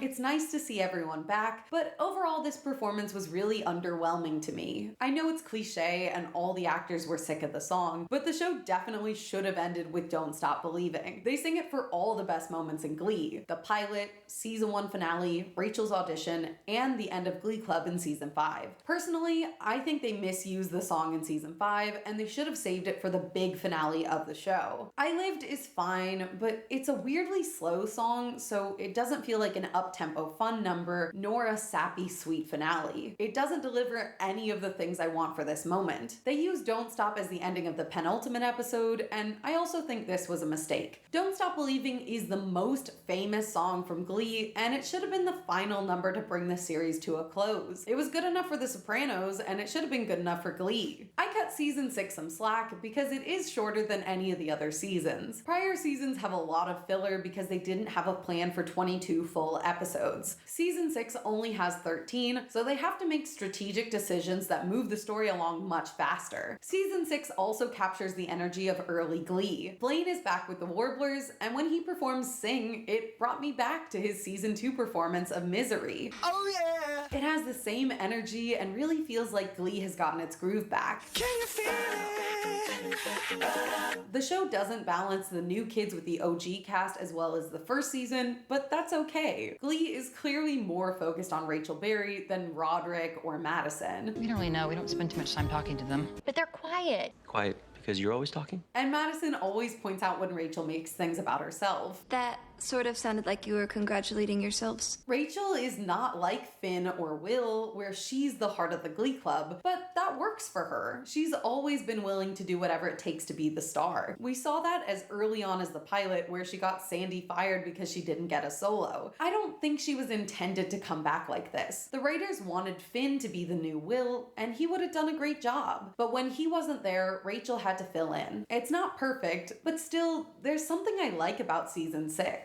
To start, the songs are definitely better than season 5. Sue performs I'm a Bee, I'm a Lover from inside a cabinet, and it's absolutely iconic. I'm a bitch, I'm a lover. I love it so much. This season combines the top-notch music videos of season 4 with some of the energy of season 1 to create awesome musical moments. The songs are still sometimes detached from the narrative, like when Rachel randomly sings Let It Go. Snow glows white on the mountain tonight. But these are less prevalent than in season 5. My favorite episode is the series finale, Dreams Do Come True, and for once, I don't think I would cut anything. Child Star is pretty goofy, but I don't have a strong enough dislike for any of these episodes to cut them. The best viewed episode was 2009 with 2.69 million views, and the least viewed was a tie between The Rise and Fall of Sue Sylvester and Transitioning, which both had 1.81 million views. In later seasons, I noticed a pattern where all of the best watched episodes were written by one or all of the original creative team, Ryan, Ian, and Brad, and the least viewed episodes were usually written by the new writers. For seasons 1 and 2, the core 3 wrote all the episodes, so I don't count those. Matthew Hodgson is credited with the least viewed episodes of seasons 5 and 6, as well as my personal least favorite episodes of season 4 and 5, Shooting Star and Puppet Master respectively. I don't know this man, and I'm not attacking him personally, I just noticed a pattern. Overall, season 6 goes by so quickly that I don't have time to be upset about any of the episodes. It's fast-paced, and it has some of the electric charm I love from seasons 1 and 2 of Glee. It takes things back to the roots, and it gives fans the happy ending that they wanted for Klaine, Wemma, and Britannia. Here's my final ranking of Glee. Season 1, 2, 3, 5B, 6, 4, and 5A. And with that, we have now discussed all 121 episodes of Glee. After all of that craziness, let's take a look at how each character ends the show. What was their final character beat? Well, I'm glad you asked. In the finale, there's a 5-year time jump, and here's where everyone ends up. In the final seasons of Glee, Will starts working on a blue ribbon panel in Washington, D.C., reforming public school arts programs and advocating for the arts. The school is renamed the William McKinley High School for the Performing Arts, and Will is made principal. His arts programs are being replicated at high schools across the country. Emma is mostly gone after season 4, but she does appear briefly for the finale. She and Will have 4 very cute kids together, and she still works as a tenured guidance counselor at McKinley. Rachel Berry married Jesse St. James. Oh, here's my husband. Her Tony Award-winning husband. So as a former Tony winner, I feel like I need to give you some pointers. And they live in New York City together. She is currently pregnant, acting as a surrogate for Kurt and Blaine, which is a fun little full circle moment because Rachel was raised by her 2 gay dads who also had a surrogate that looked like Idina Menzel. And we don't know which one of them is the father either. Jesse and Rachel want to start a family of their own soon. The 2 of them head to the Tony Awards, where Rachel is nominated for Best Actress for Jane Austen Sings, which was directed by Jesse. Rachel wins and dedicates the award to Will. Mr. Shu, I love you so much. Kurt and Blaine are happily married, living in New York, and they're about to raise their baby. Mercedes is a famous recording artist who just finished her first world tour. Artie becomes a successful film director and writes a movie starring Tina. Remember that movie that Artie wrote for you, but you were too busy on your own world tour, so he gave it to me? It got into Sundance Film Festival. No, Tina, it got into Slam Dance. Tina and Artie are a couple, but it's not clear whether or not they got married because of their agreement. If we're both not married by 30, we'll marry each other. Or if they're simply dating for a second time. Sam is still living in Lima. He's the coach at the New Directions, and he spends time babysitting Will and Emma's kids. He is dating an unnamed new girl, but keeps texting Mercedes, so there's a hint that the 2 of them might get back together in the future. It doesn't seem like Mercedes is dating anyone or changing her stance on waiting until marriage. In fall 2020, Sue Sylvester is the Vice President of the United States. She still wears her signature Adidas tracksuits, but this time they have the presidential seal ironed onto them like she's a Girl Scout. She has finally entered her late 30s, and Becky Jackson continues to work with her as a member of her security detail. Will you be running for president in 2024? You bet your sweet ass, Geraldo. Man, if only this was what happened in 2020. Finn passed away during season 5, but he is fondly remembered by the entire cast, and in the final episode, Sue dedicates the auditorium to his memory. That Glee, by its very definition, is about opening yourself up to joy, making it the Finn Hudson Memorial Auditorium. The cast performs one final song to christen the stage, and just like that, Glee is over. In case it wasn't abundantly clear, Glee is a musical, and this means there are a bunch of songs incorporated into the show. Music is fundamental to Glee itself, but before we can understand how the songs work in Glee, we first need to briefly discuss diegesis. In the show, characters use diegetic and non-diegetic songs to express themselves. When something is diegetic, it means that thing is happening in the world of the narrative. This would be like when someone's whistling in a movie, or when a character is listening to music on a record player. This is diegetic, meaning it exists in the world and is perceived by the other characters. Someday, put it together. What are you doing? Non-diegetic sounds are not happening in the narrative. They're not meant for the characters to hear because they exist only for the benefit of the audience. In most movies, the beautiful score that swells under big emotional moments is not heard by the characters. It's not in the world. In Star Wars, the Imperial March isn't being played over the intercom. It's an example of non-diegetic music that communicates to the audience the scariness and power of Darth Vader. There are other ways to play with diegesis, like if something is psychologically diegetic, meaning the character is hearing the sound in their head, even if there's no way for them to physically hear it. Other times we might think the music is non-diegetic, but in actuality, there's an orchestra just around the corner and the audience hasn't seen them yet. But those tend to be jokes and anomalies. For this video, we just need to understand diegetic and non-diegetic. That's it. If we're looking at examples from Glee, the climb is diegetic. You'll never reach it. And the butters are non-diegetic. Simple as that. Now that we've established what diegesis is, let's look at how Glee uses music. I've organized all of the songs in Glee into 3 major categories. Letter A are in-universe songs that take place in the choir room or another performance venue, such as a competition. Letter B are private songs that express the character's inner emotional state. And letter C songs are music videos. Letter A songs are the most common. We usually get these multiple times per episode. Mr. Shu assigns a homework assignment for the week, and then later in the episode, various characters come up and perform a song that fits the description. Usually these songs start with the character singing in the classroom, and others in the room will sing along. Other times, the character continues the song into the hallway or onto the stage in the auditorium. Sometimes they get crazy with it, like when Vocal Adrenaline's regionals performance of Bohemian Rhapsody is intercut with Quinn giving birth.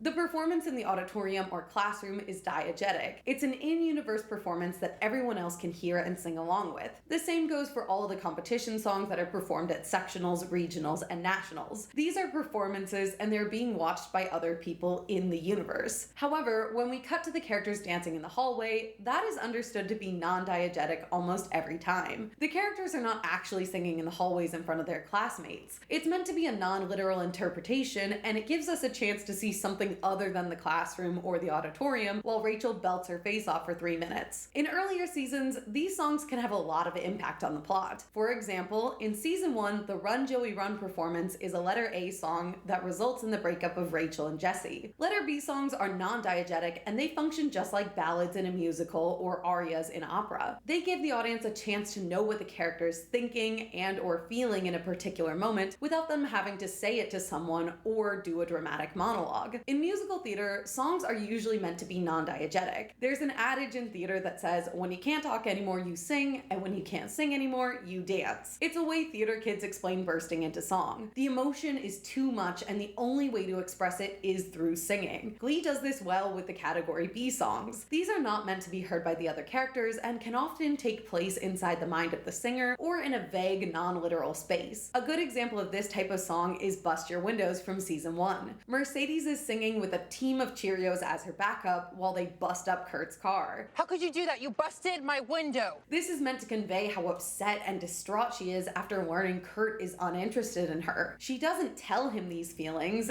Well, you busted my heart. Instead, this is something that's only shared with the audience. Other examples include You Keep Me Hanging On, sung by Quinn. You just keep me hanging on. And Safety Dance, sung by Artie, which is a daydream sequence where Artie imagines being able to dance. Finally, we have letter C songs, the music videos. These are non-diegetic songs that don't communicate the singer's inner world. Most of the time, they are shot-for-shot remakes of the original music video from a popular artist or combinations of iconography from that artist randomly mixed into one video. Music video covers hardly ever progress the plot, and they need to be used sparingly. I don't think every song needs to serve the narrative. Sometimes the audience just needs a break, and these songs can be a nice reprieve, but when they're relied on for an entire episode, it gets tiring. I adore Physical, but that's the only music video in that episode. When we get Britney episodes where all they do is music videos, it starts to feel like a gimmick, and it forces the dialogue to carry the narrative, which is not how musicals are supposed to work. I'm done talking about this. Finally, there's one type of song I dislike even more than What Does the Fox Say, and it technically falls under the umbrella of letter A songs. These are bookend songs. Bookends are diegetic songs taking place in the choir room or the auditorium, and they serve to begin an episode or end it. They are some of the most boring and generic songs in the whole entire show. I cannot remember 90% of them for the life of me, and I've watched Glee over 4 times now. In the later seasons, mainly 4 through 6, these really start to be a problem, and they usually don't have any interesting choreography or status quo changing information. They don't even cut to the characters in the hallway. It's just a park and bark in the auditorium. For some reason, the writers feel they cannot start or end an episode without having the entire Glee Club stand on the stage in bland outfits singing an emotional 2010s pop ballad. They don't feel comfortable with ending on a bad vibe, even when that's exactly what's happening. In season 4, Will finds out Finn kissed Emma and is deeply upset about it, but then they just sing a little song. I'm so sorry. Footloose. Finn punches Brody in the face and tells him to stay away from his future wife. Stay away from my future wife! And then they all sing All I Want to Get Is a Little Bit Closer and play the jaunty little credit song.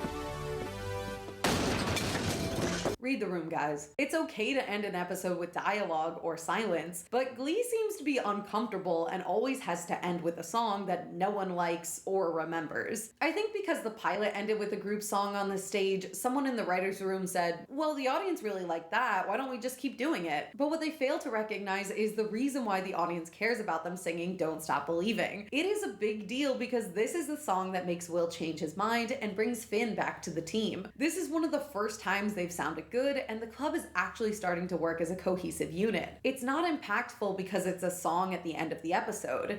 It matters because this is Glee coming together as a team, and it also sets up the conflict for the rest of the season. We see Will change his mind and come back to McKinley. We see Sue, Quinn, and Santana watching in disgust. We watch Puck stare at Finn and turn from him like a scorned brother. This song changes the course of the show for several characters, and a bunch of other episodes are able to achieve a similar goal. But the later seasons go on autopilot and just plug in songs randomly. I hate to be so harsh, but on repeat viewings, bookend songs are always the first ones I skip. On my most recent viewing, I noticed just how much music in the first season of Glee is not sung by the Glee kids. The pilot uses 25 songs in total, which is more than any other episode in the season. Of those, 11 are non-diegetic songs that play under dialogue or scenes. These include several popular songs such as Shining Star, Love and Touch and Squeezin', and Don't Stop Believing.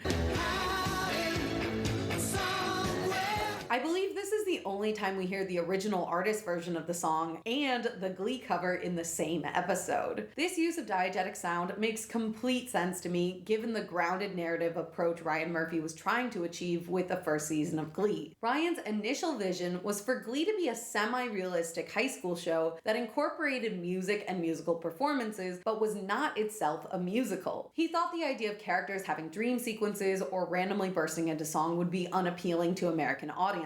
One of the chief complaints of non-believers about Glee and musicals in general is that it's unrealistic for people to burst into song. That's part of why Disney keeps trying to cut the songs out of their live-action remakes, because they think it's too unrealistic, but that's a discussion for another video. I think these musical theater atheists just need to spend more time around fun people. I burst into song all the time. After incorporating Artie's dream sequence performance of Safety Dance, Ryan changed his mind and slowly opened the show up to more fantastical musical performances. However, you can still see his original vision clearly in the pilot. There's a lot of music, but not a lot of solo singing, and no non-diegetic songs other than the underscoring. Everything exists in the narrative and is heard by the characters. This idea carries over into the rest of season 1 with non-diegetic pop songs as background music. When Rachel works out on the elliptical, we hear Break My Stride. And the show keeps this as a running joke for several episodes. It feels like a regular season of television because we hear popular music and not just the Glee covers of songs. The non-diegetic songs are fun, but they don't add to the narrative in the same way diegetic songs do, so I get why they were cut, but I do miss them in later seasons. For the majority of season 1, there's also a significant amount of original music that underscores important events or adds tension to scenes. They dropped this during later seasons, which was also disappointing to me. I like the addition of the do's. In season 1, they even use the credit song sprinkled throughout the narrative, which I learned today is called Time for Some Girl Talk after the famous Quinn line, "Time for some girl talk, man hands." My favorite underscoring is the use of the classical piece O Fortuna every time that Sue goes on one of her rampages and terrorizes the students.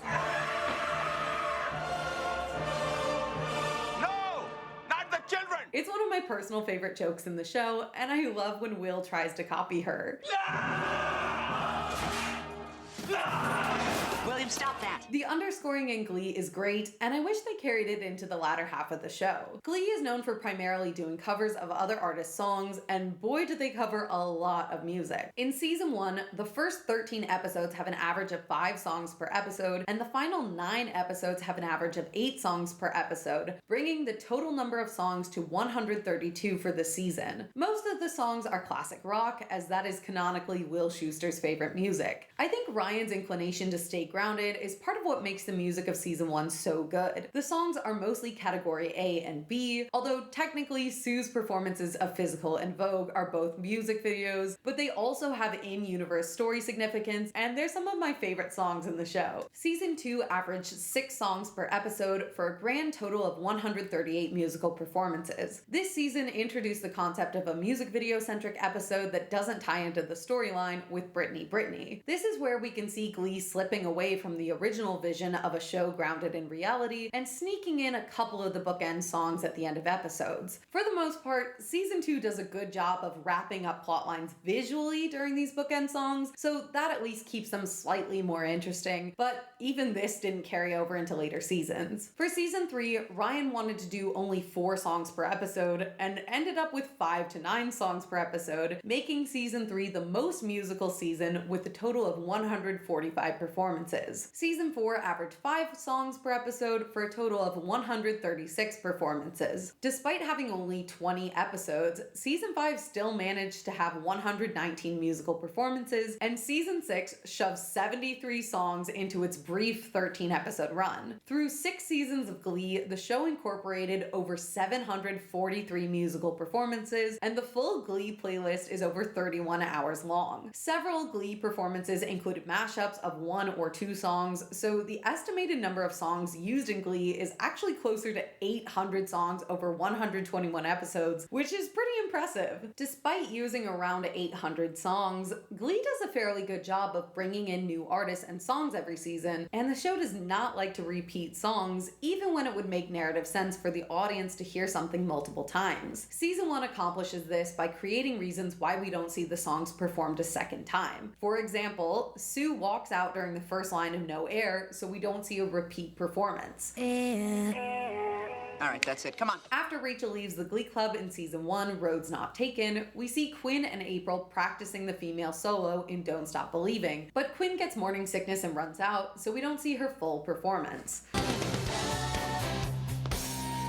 Quinn, you okay? For the most part, the show doesn't want the audience to see or hear songs until they're performance ready, so we don't ever watch the Glee Club rehearse a completed set or even practice their songs. Rachel will sometimes sing scales at the piano, but she never rehearses a number. Instead, we just get to see the final performances. For season 1 sectionals, we see the Glee Club practice and perform all the songs they intend to present, but Sue ruins their set list by sending it to the other schools. This necessitates the New Directions coming up with a brand new set list that the audience has never seen. Later seasons don't come up with clever ways to cover this and instead pretend like the kids learn the songs in a matter of days. You were all in lockdown till you finished writing our songs for nationals. Which is technically true because the actors usually only got a week to learn the songs for any given episode, but still, I would have liked a more creative explanation for this phenomenon. I enjoy the clever ways they interrupt songs in season 1, and it's fun to hear new pairings sing songs that we've already heard with a different interpretation. Don't Stop Believing and Sit Down, You're Rockin' the Boat are 2 of the only songs that are revisited semi-frequently, and I would argue that Don't Stop functioned like Glee's anthem. Allegedly, Glee was supposed to have a theme song and the cast recorded it, but the executives changed their minds and have never released it. I would like to petition Disney to release it from the vault for the 10-year anniversary of Glee ending in 2025. Fingers crossed, everybody.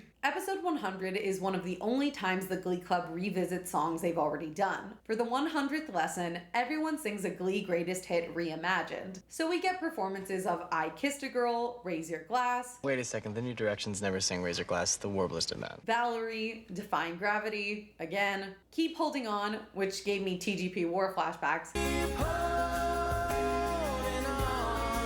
And Toxic. I'm addicted to you, don't you know that you're toxic?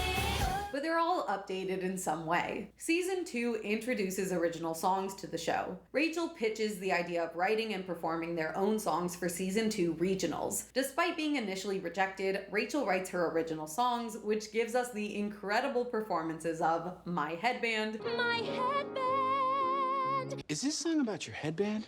Yes. And Only Child. Only child, only child, only child. absolutely iconic, some of the funniest songs in the show. When the idea is revisited, everyone wants to try their hand at songwriting, and we get 3 more original songs. Trouty Mouth, Mr. Shu, we're not doing a song at regionals called Trouty Mouth. Big Ass Heart, My girl's got a big ass heart. and Hell to the No, which is obviously the best song of the bunch. It's a Mercedes song with lots of attitude and a reference to tots. Tried to take away my ties. I said hell to the no. Arguably the best original song in the show, but they're all solos, which don't give other people a chance to perform. For regionals, we get 2 original songs, a solo from Rachel called Get It Right that I absolutely love, Just wanna fix it somehow. and a group number called Loser Like Me that's pretty catchy. I vaguely remember this song being part of the marketing for Glee back in 2010 as the new Glee anthem, but my mom disapproved of me identifying as a loser, so I wasn't encouraged to listen to this one. During the Nationals episode, we get our final 5 original songs of season 2. Brittany writes the earworm My Cup, which feels very similar to My Headband. My cup, saying what's up to my cup, my cup. Are you singing about a cup? Yeah, totally. Sunshine Corazon and the rest of Vocal Adrenaline performed their original song As Long As You're There, which is reminiscent of a Celine Dion number.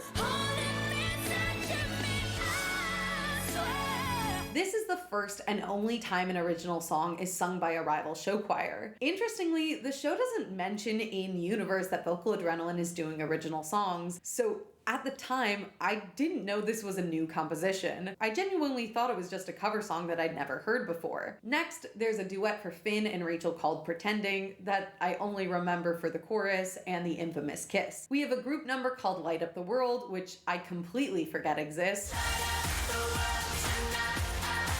When I listen to it, I like Light Up the World, but if I was being quizzed, I'm much more likely to remember Trouty Mouth. Trouty mouth.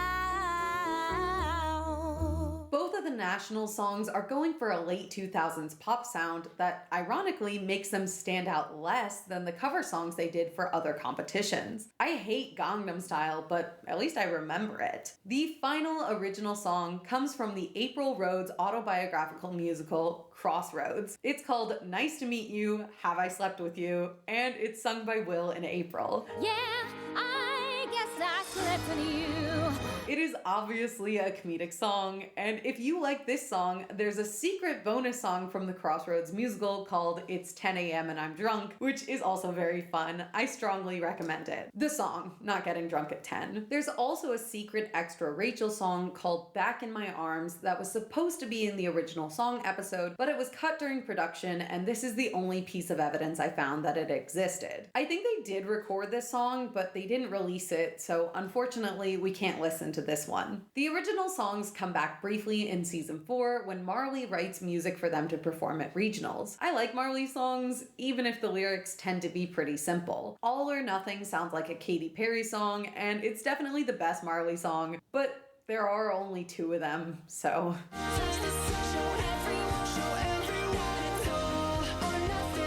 Her other one is called You Have More Friends Than You Know, and it feels like a combination of You've Got a Friend by Carole King and something from Sesame Street. You have more friends than you know. The original songs were pretty controversial for Gleeks at the time. A lot of fans argued that Glee was best when they covered good songs from other artists, and they were uninterested in the Glee original songs. Some cynically speculated that they only started making original songs because the producers wanted to keep all the money and not have to pay any royalties to the people who actually wrote the songs, which is probably true. People like money. Others, like me, enjoyed the original songs. A lot of fans fondly remember Trouty Mouth, My Cup, and My Headband because of how funny they are. One thing I always enjoyed about these songs is the fact that the show let the kids write some bad music. I've listened to many a high schooler's original composition, and they're usually not very good, so it brings me joy that the show depicted this. There's not much information on the songwriters for the original compositions, but I've speculated that most of the original songs songs were written by some combination of the following people: Max Martin, Nikki Anders and her husband Adam Anders, who is the lead music producer for Glee, Pierre Astrom, Savan Katecha, and Shellback. Max Martin is a Swedish producer who definitely worked on Loser Like Me and Pink's Raise Your Glass, and fans have definitely caught the similarities between these two songs. Finally, in the series finale, Rachel sings an original song called This Time, which was written for her by Darren Criss. This time, no one's gonna say goodbye. I keep you in this heart of mine. He had a really sweet interview about it. I really wanted it to be special for her. I wanted it to be special for the show. And that's it for original compositions.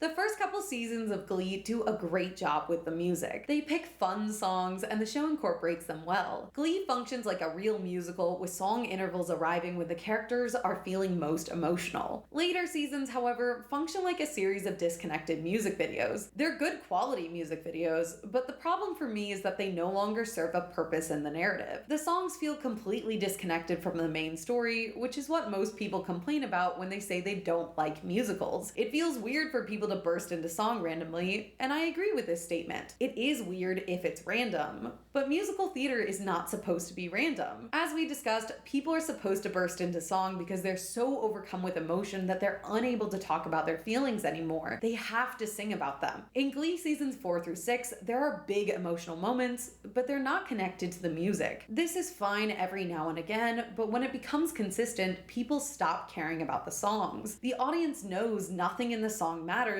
so they feel like they're wasting time instead of having an emotional moment with a character. Season 4 is where they start dropping the ball, in my opinion. The song choices feel very random, and they miss some low-hanging fruit. For example, in Season 4, Episode 20, the theme of the week is Wonderful, and they are performing songs by Stevie Wonder. We also find out Kurt is worried about his dad's cancer results, so he has developed a lot of habits and rituals that he thinks will ward off the cancer. I touch my nose 3 times at 14 and 28 past the hour for good luck. So it's a Stevie Wonder episode, and Kurt is acting very superstitious. What song do we think he should sing or be sung to him?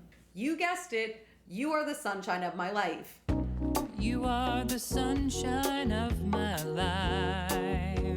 It feels like they're doing this just to spite me. What did I do for you to betray me like this, Ryan? They do sing Superstitious, but it's not about Kurt. Mercedes just randomly sings it in the choir room. Watching this episode, I felt like I was going crazy, and they just keep dropping the ball. Rachel finds out that her boyfriend was cheating on her by working as a male gigolo, and they break up. Then, completely unrelated, she picks Mamma Mia for movie night and sings the title song at the end of the episode. The song is about being cheated on and still having feelings for the guy who cheated. I've been cheated by you since I don't know when. It applies to Rachel's situation perfectly, but they fumbled the delivery so badly. I can't count all the times that I told you we're through. I don't even know how that's possible. In an episode titled Girls and Boys on Film, they never perform the song Girls on Film. It drives me bonkers, and there are a bunch more episodes that shoehorn in songs that do not belong. Let it go. Let it go. Just because they can. I can't list any more examples or my head will explode, but I think you get the point. I know some of these might be a little on the nose, but that's how Glee is. In season 1, Finn wants to date Rachel, but she's dating a guy named Jesse. So he sings Jesse's Girl to tell everyone, You know I wish that I had Jesse's girl. It's obvious, but it's also fun, and it works. Season 6 does redeem this somewhat. There's an episode titled We Built This Glee Club, and they do sing We Built This City. We built this city on rock and roll. Similarly, episode 6 is titled What the World Needs Now, and they sing the titular song, but they don't fix the disconnect between the songs and the dialogue. Glee seasons 4 through 6 have a plot, and then songs. The two are usually not even remotely connected, and when they are connected, they're still messed up. To be clear, I'm not saying the songs are bad. Some of my favorite performances come from season 4. I really like Wannabe and and Moving Out. If you a heart attack, you ought to know by now. I love Rachel and Brody's performance of Creep. But I'm a creep. I'm a creep. Getting Married Today was very well integrated, and I adore Sondheim. Thank you. Well, now it's back to the showers. Don't tell Will, but I'm not getting married today.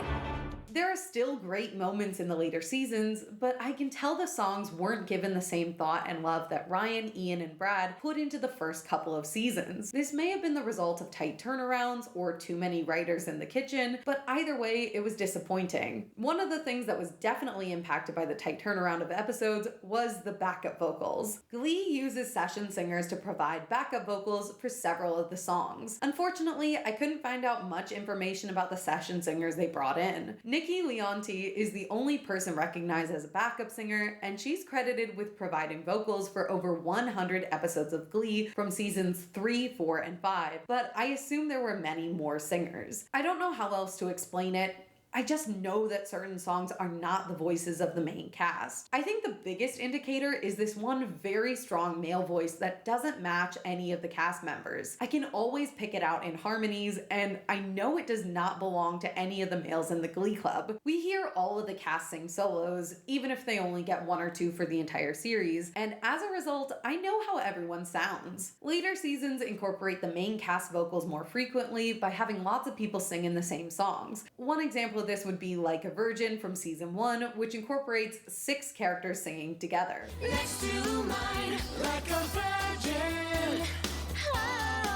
Personally, I think this makes a lot of sense in the narrative, and I prefer it to random session singers. I found articles that said the cast only did their own backup vocals for season 1, but I think this was old information because a lot of songs in season 1 actually don't have the Glee cast as the backup. The biggest one that sticks out to me is Don't Stop Believing. I can hear Jenna and Amber singing the Dawes, but I don't know what Chris is singing in this moment.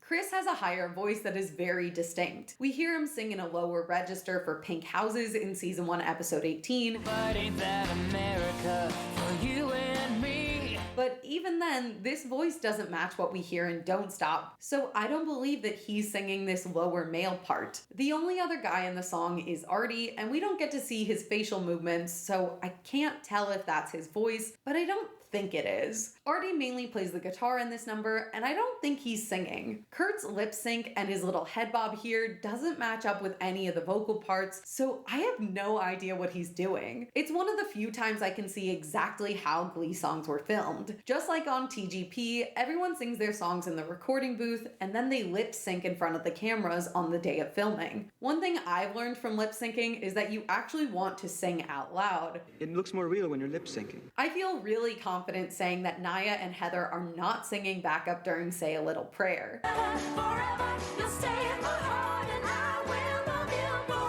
We can hear Diana's voice clearly on lead, but the other voices don't match Santana and Brittany's voices when we hear them sing later on in the show. Allegedly, Heather confirmed this by saying she didn't sing until the Brittany episode in season 2. I like hearing the main cast back each other up, but I understand they probably had a tight turnaround and couldn't make this happen for every song. As you may have guessed, the division of songs was not close to even between the cast members. It was evident that the writers liked certain performers more than others, and as a result, they were given significantly more solo performances. I've put together some charts and data to demonstrate my findings, and I will include links to my data if you want to check them out later. For this video, I define a solo as any song where one person sings melody for the majority of the time. I have not counted backup vocals as solos, and I have excluded any songs that did not have a clear lead vocalist from the data. For example, Blaine was the star of the Warblers, and I counted each of his performances with them as solos because he was the only one singing the melody line. Baby girl, where you at? Got no strings, got none attached.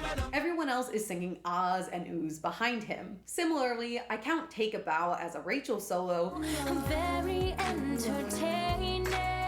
Even though Tina and Mercedes are singing backup vocals. Unsurprisingly, Rachel had the most solos of anyone in the show. Out of 289 solos, Rachel sings 46 of them over 6 seasons. Not only did Rachel have the most solos overall, she was #1 for solos in almost every individual season. Her most solos are in season 2 with 11 songs all to herself, and the lowest in season 6 with only 4 songs. Rachel was the clear favorite of the production team, which is not unjustified. justified. Lea Michele is a great singer, but I think the disparity between Rachel and every other character was just ridiculous. In second place, we have Blaine with 28 solos. As soon as he was introduced in season 2, Blaine became the favorite male singer. They even acknowledged this several times throughout the show. I just want Blaine to know that we're not the Warblers. You know, we're not into the bells and whistles or the ball hawk. Blaine and Rachel were the clear favorites for solos. Despite how much Rachel sings in the show, I was actually shocked to find out Blaine has more solos than Rachel in season 4, and in season 6, Clint, the new vocal adrenaline captain, sings 7 solos. Mercedes is in third place with 27 solos, so she's not far behind, but it was clear no one was closing the 18-song divide between Rachel and the rest of the cast. On average, 16% of the solos in any given season are going to be Rachel singing, and the odds stay relatively constant, even as the number of solos as a whole declined over the course of the show. There are some characters who tended to be utilized more for duets or solos in group numbers. For duets, I have done a similar system of categorization. I've included every song that is a true duet, meaning just two people singing to each other, such as when Jesse and Rachel sing Hello. I also included trios and quartets, which I felt were appropriate, such as the Defying Gravity trio with Rachel, Kurt, and Mercedes, because they all get a moment to shine. I wanted to be generous, so I also included what I call featured moments. These are group songs where someone sings a distinct riff or a lead vocal over everyone else. This is different from the Warbler solos because everyone is singing melody and it can get a bit muddled, so I only counted the ones where I could hear a distinct lead vocalist. For example, Born to Hand Jive is not a true solo because everyone is singing the melody.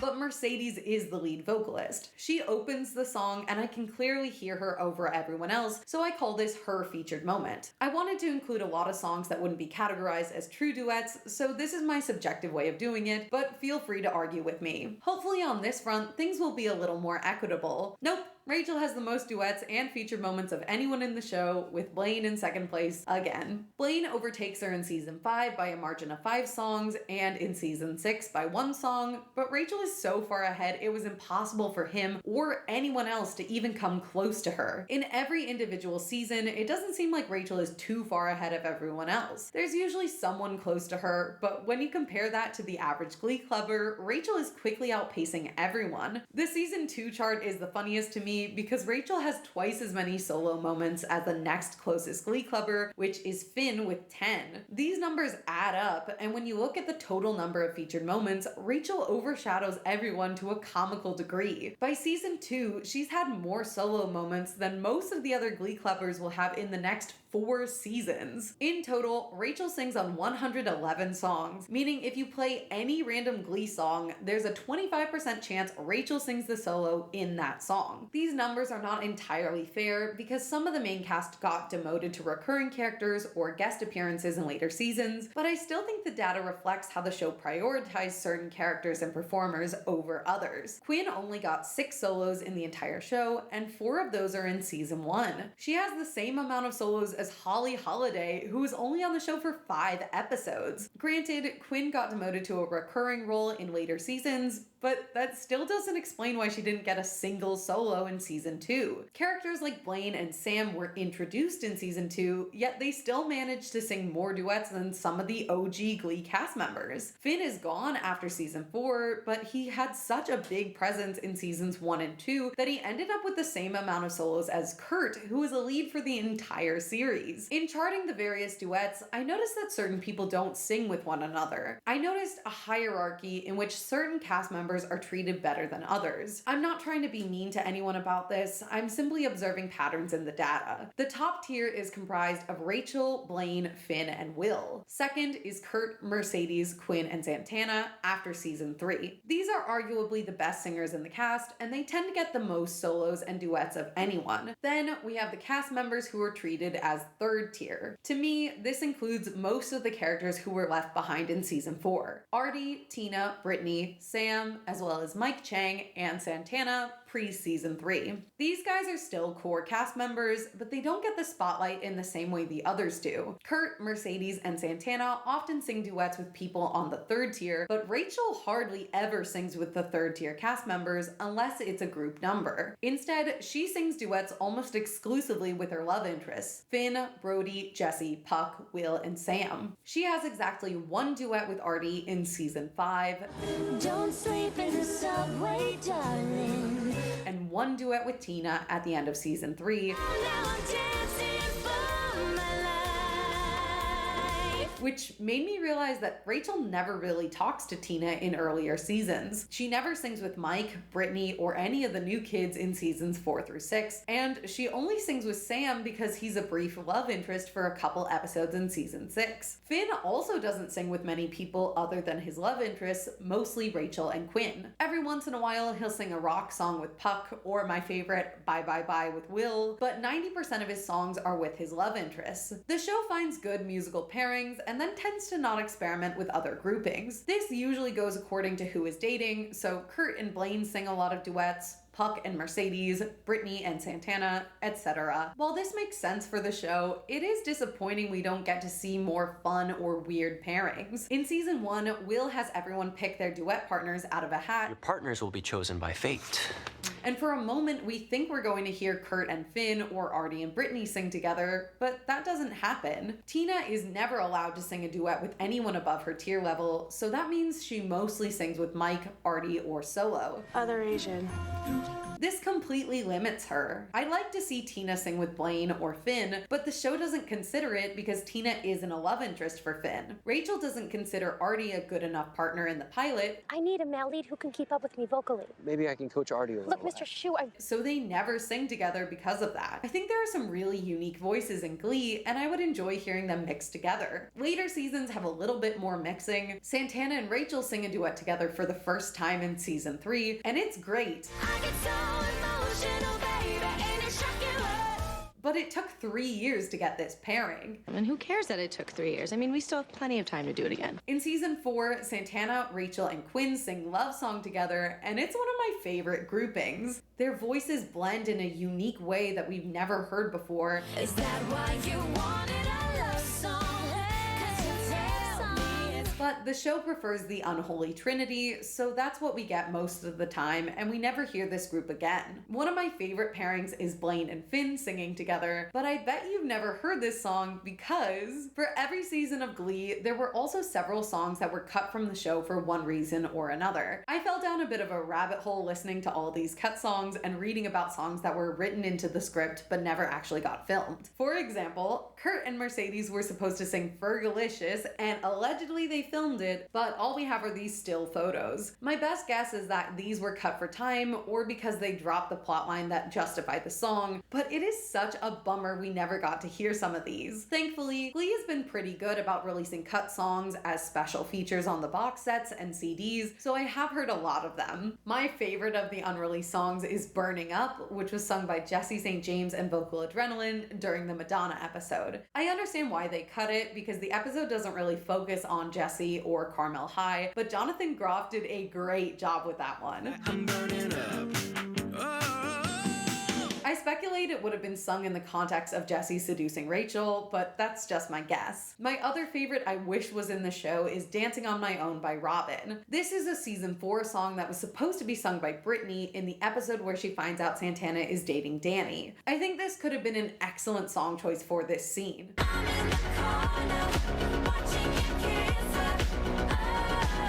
Not only is it a Britney solo, which means great dancing, but also Britney doesn't get much of an inner world in the later seasons. She's just dumb and then a secret genius. It would have been nice to see her express her disappointment over Santana moving on without her. Almost all of the Glee fans agree that this was a big missed opportunity. A lot of the other cut songs are Christmas songs. There are approximately 13 cut Christmas songs. Some people really love Santana's rendition of Santa Baby, and you can even watch the full filmed scene. I put a playlist of cut songs and the scene in the description box if you want to find a new favorite Glee song like I did. Personally, I'm not a huge fan of the Glee Christmas songs or the Christmas specials, but if you want to have an extraordinary Merry Glee Christmas, I'm not going to stand in your way. I would much rather listen to Kristen Chenoweth's cut version of Total Eclipse of the Heart, which was supposed to be in episode 100, or Corey singing Time of Your Life. This is the Finn and Blaine duet I mentioned earlier. It was the only duet these two ever had, and while I am disappointed they cut it from the episode, I'm very glad they still released it, unlike Fergalicious. Overall, the music of Glee is pretty darn great. There are a lot of genres and styles to choose from. 25% show tunes, 25%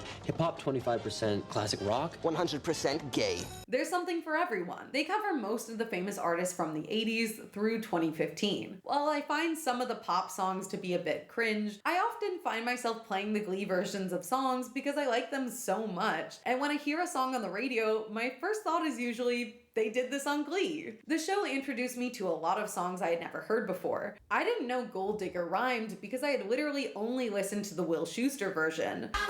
But she ain't messing with no broke. Once again, season 1 is probably my favorite musically. You get a little bit of everything, and I personally love Run Joey Run. When I look down, my hands were red. Hate on it all you want, the Glee version is good, and I'm not apologizing for what I like. If you haven't listened to the music of Glee, I really don't know how you found this video, but give it a chance. With over 700 songs, you're statistically likely to enjoy at least one.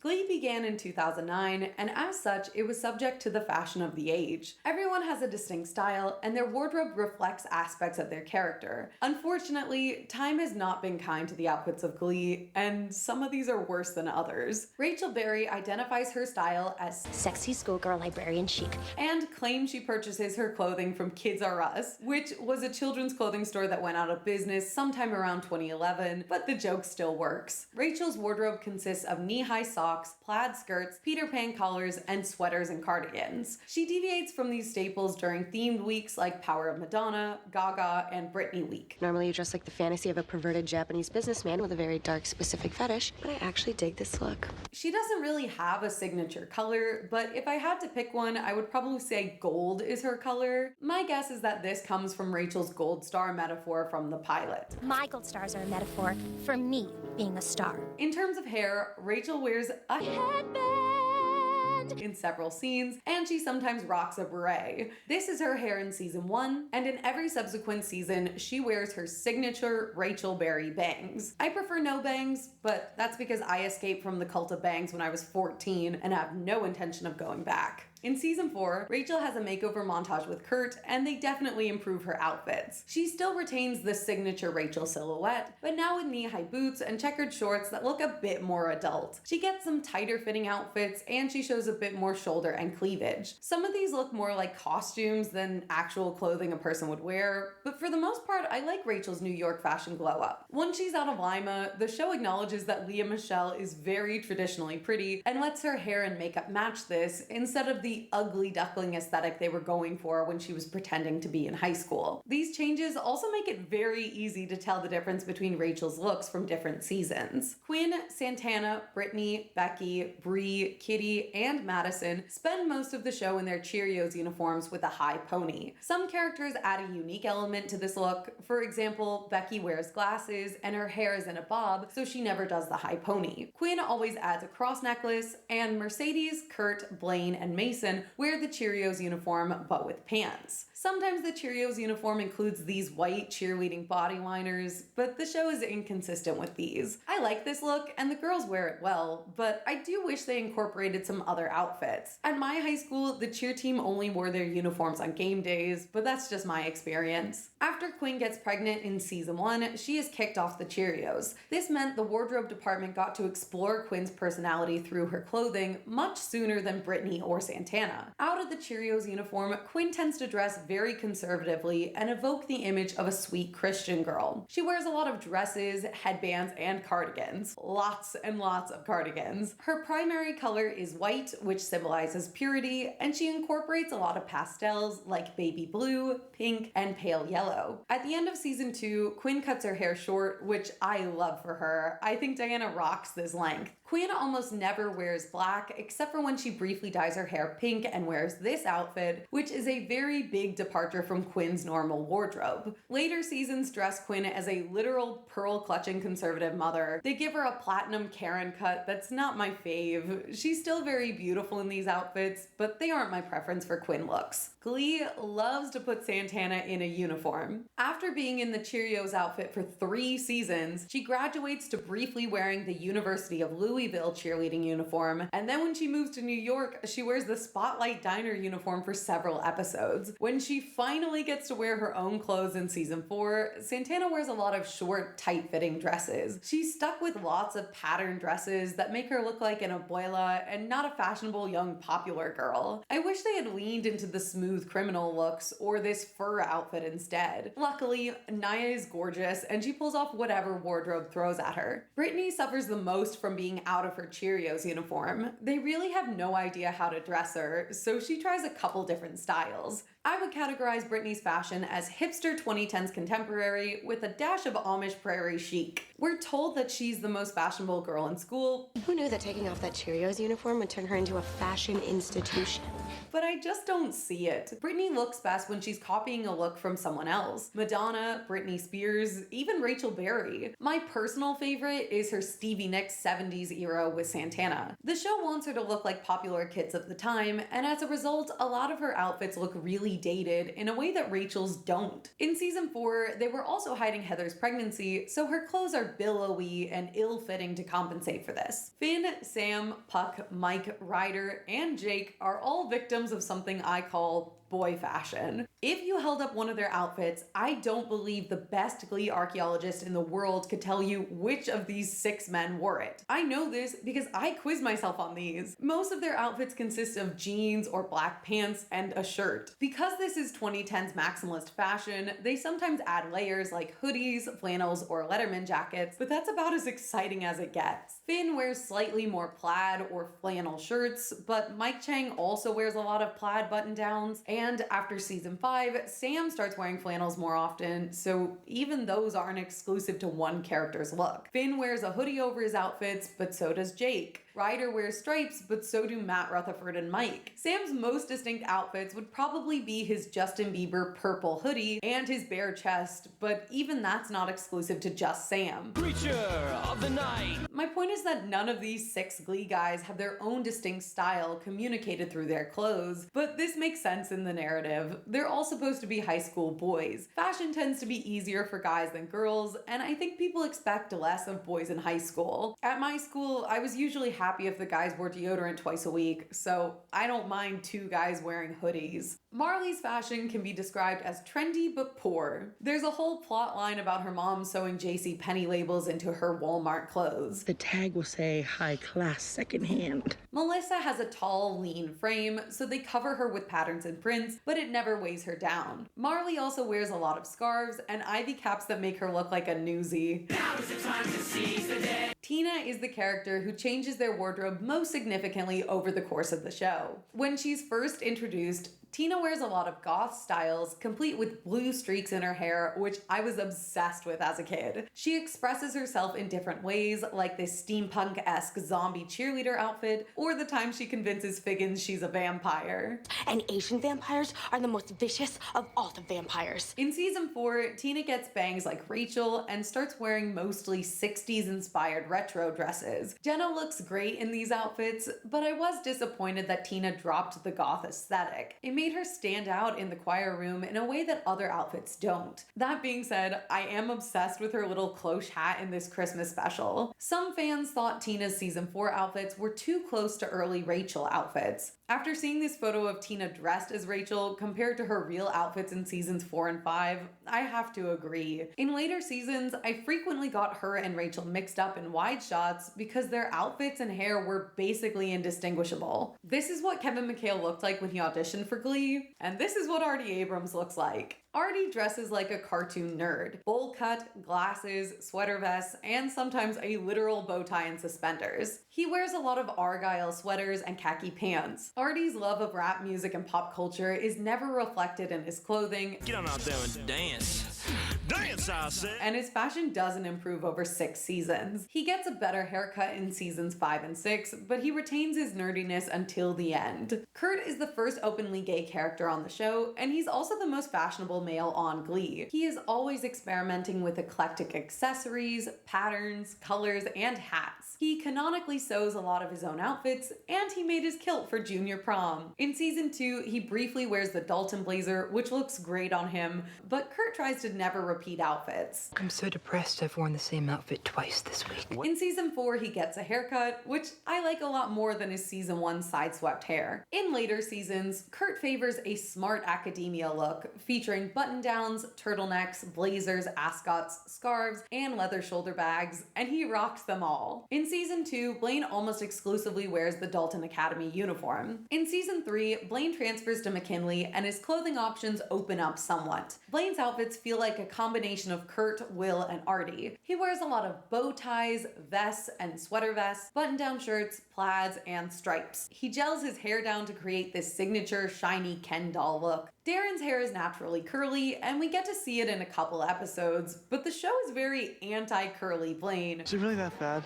Yeah, you're Mr. Broccoli. It's not that bad. Yeah, it is. It's really bad. Which is disappointing because he looks really good with his natural hair. Season 2 Blaine seemed really fashionable and suave, but Gleeks did not like Blaine's outfits in later seasons.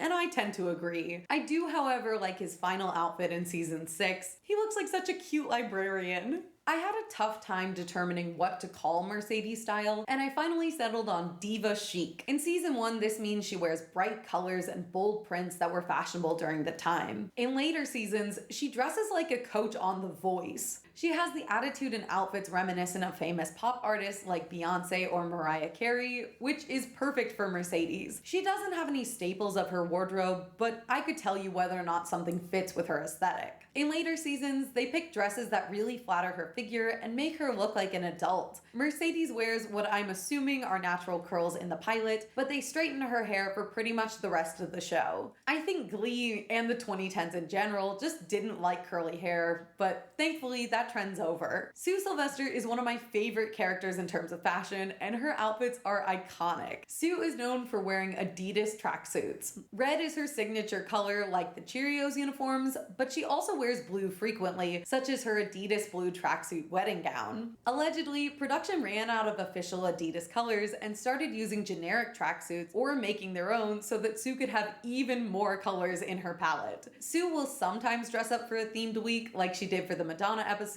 but not always. We see a flashback of her teaching in the 80s with a completely different look, but otherwise, Sue is always dressed like a Russian mobster. After the show ended, Jane Lynch said she asked production to keep 3 of Sue's tracksuits, but she has yet to wear them on any red carpets. Emma's wardrobe is the most girly of anyone on the show. She usually wears a knee-length pencil skirt and a top with a cardigan. She tends to wear bright monochromatic outfits like this all-yellow ensemble. Emma is the only redhead in the cast, and they usually pick colors that work well with her hair and skin tone, like turquoise. Unfortunately, Emma is a victim of the 2000 statement necklace many times. Her obsession with bows was actually the impetus for me to write about the fashion in Glee. I was so annoyed by her double bows in this outfit from season 1 that I wrote a whole section about it. Emma has a distinct silhouette that easily differentiates her from the rest of the cast. Her outfits can sometimes lean a bit grandma-ish, but overall, I like the way Emma dresses. She is very sexually repressed, and her conservative outfits reflect this disposition. I like when the clothes tell us something about the characters. I'm also a huge fan of Emma's shoes. They give her these colorful 1950s style heels that are totally my style, so she gets points for that. Finally, Emma wears 4 different wedding dresses over the years, and I really enjoy when characters get to dress up like this for weddings or for prom. Those are always my favorites. Her signature hair is a side part,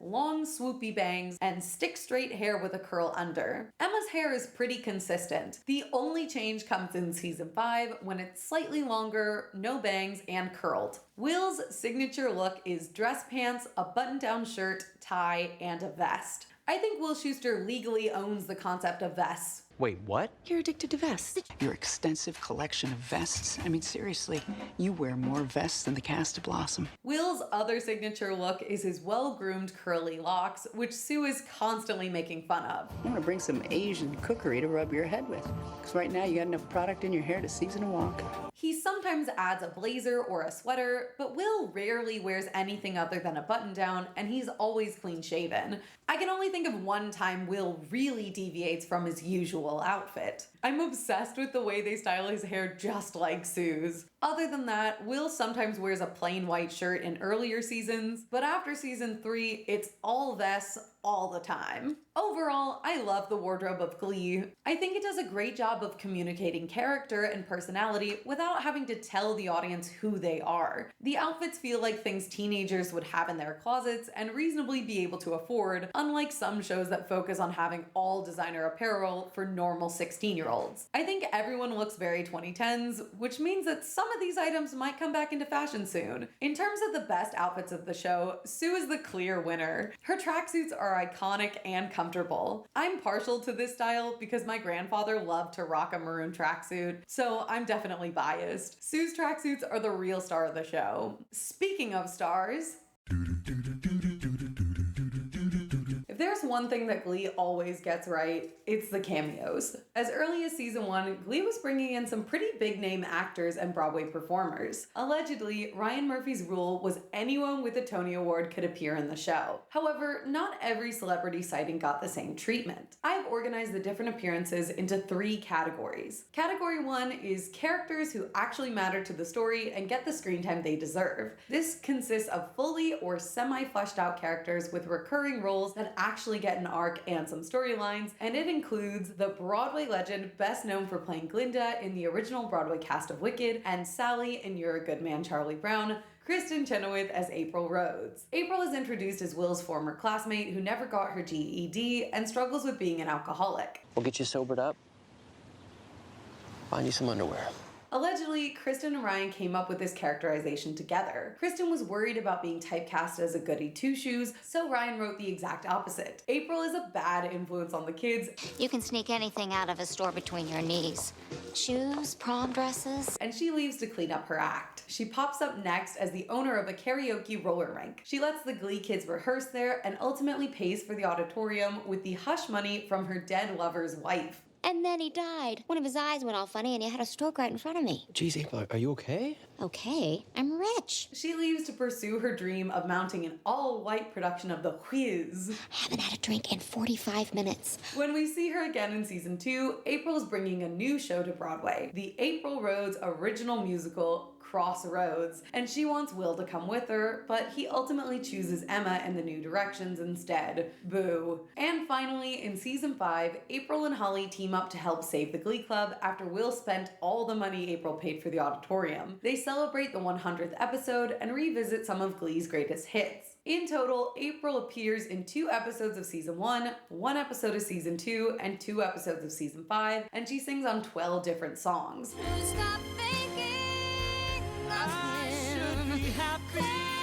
Her story isn't really resolved. We never find out how her musical did or what she's going to do next, but she does experience personal growth, so I call that a win. Next, we have Kristen's Wicked co-star and the original Maureen in Rent, Idina Menzel as Shelby Corcoran. Shelby is introduced as the brilliant director of rival show choir Vocal Adrenaline.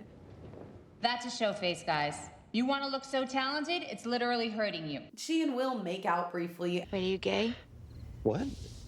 No. Because most of the show choir directors I make out with are gay. And it's later revealed that Shelby is Rachel Berry's biological mother. Pretty much everyone in the world agrees that this is one of the best casting choices of any show. Idina and Leah make an amazing choice for a mother-daughter pairing. It's frankly uncanny. Shelby uses Jesse to meet Rachel, but ultimately realizes she missed her chance to be Rachel's mother. It's because I'm your mother, but I'm not your mom. Instead, she adopts Quinn and Puck's baby Beth. In season 3, Shelby returns as a rival show choir teacher at McKinley with the treble tones. Quinn and Puck try to steal their baby back by getting CPS called on Shelby, and Puck has sex with her. She appears again in season 4 to help Rachel with her audition, and then that's it. Shelby definitely got some chaotic storylines, but I think the same can be said for most of the guests. In total, she appeared in 12 episodes, sang 6 duets, and had 1 solo. Poker face, poker face.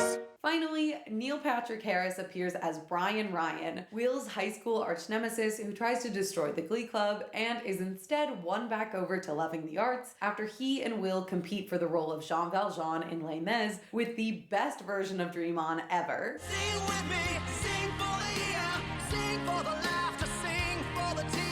He only appears for 1 episode, but he does get a complete story in that episode. I wish they had left the door open for him to return again in a later season, but this performance was so good, Neil Patrick Harris actually won an Emmy for it. In my analysis, I determined that most of the people who belong to Category 1 are famous for being Broadway stars. My theory is the reason they were able to have more plot lines around these people is because they were less well known to audiences in 2009, and therefore production could pay them less than some of the A-listers I will mention later on. Category 2 is characters who could have mattered but didn't because they're played by a celebrity. This is the most tragic category. I really like these roles and I wanted more for them. In this category, we have Gwyneth Paltrow as Holly Holiday. Holly is a hip substitute teacher who takes over when Will is sick and helps the class sing something from this century for once. She and Will have a romantic relationship that's honestly one of my favorites in the show. Holly is one of the only positive female influences in Glee. And now, if you'll excuse me, I'm off to have a crazy sex because I'm crazy informed about it. She gets along with Sue Sylvester, and they even audition for The Amazing Race together. Team Gorgeous! Holly is a great character. She challenges the people around her, but in a fun way. She brings everyone out of their shells, and she's a great singer. My girl wants to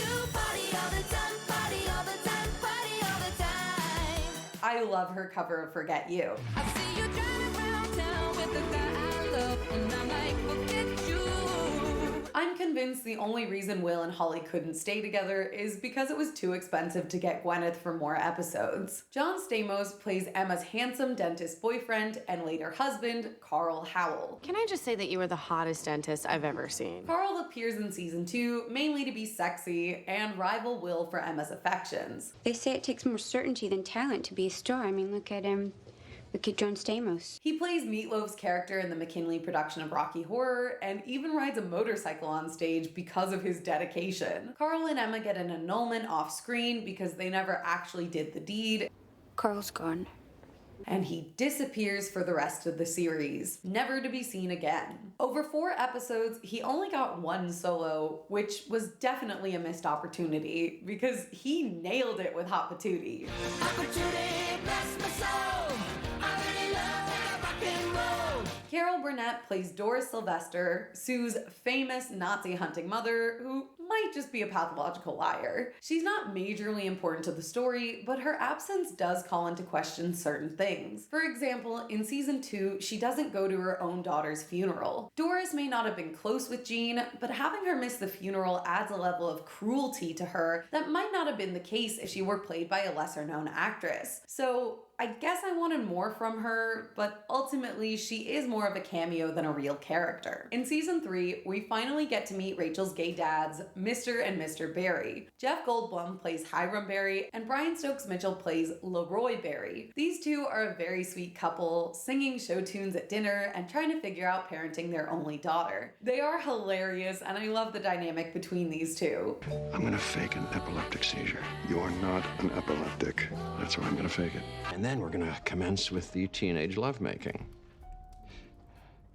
In the very first episode of the show, we see a picture of Rachel with her two gay dads, who are very obviously not Jeff Goldblum and Brian Stokes Mitchell, but that's okay because the joke still works and I prefer Jeff. Unfortunately, in season 6, Hiram and Leroy divorce off-screen without explanation and sell Rachel's childhood home. We never see Hiram again, but Leroy does make a few more appearances in season 6. The only parents Glee cares about are Bert and Carol, so I get why these two weren't a focus, but I still wish they got to do more dad things with Rachel. They don't even show up when she wins her Tony in the finale. In the college years, Kate Hudson plays Rachel's demanding dance teacher, Cassie July, who teaches her how to spot her turns and sleeps with Rachel's almost boyfriend. I really loved this role, but later in the season it became evident that they couldn't get Kate on set as much as they wanted. Cassie often missed classes and had a TA take over instead. Miss July said that she does not want to teach today. Then the show lost interest in Miata entirely, so we never got to see her again, which was a real bummer. Cassie has a super fun and menacing quality, but she also seemed like a good teacher. Cassie was limited in her role because she was stuck at Miata and only interacted with Rachel. Look, you can memorize the routine, so what?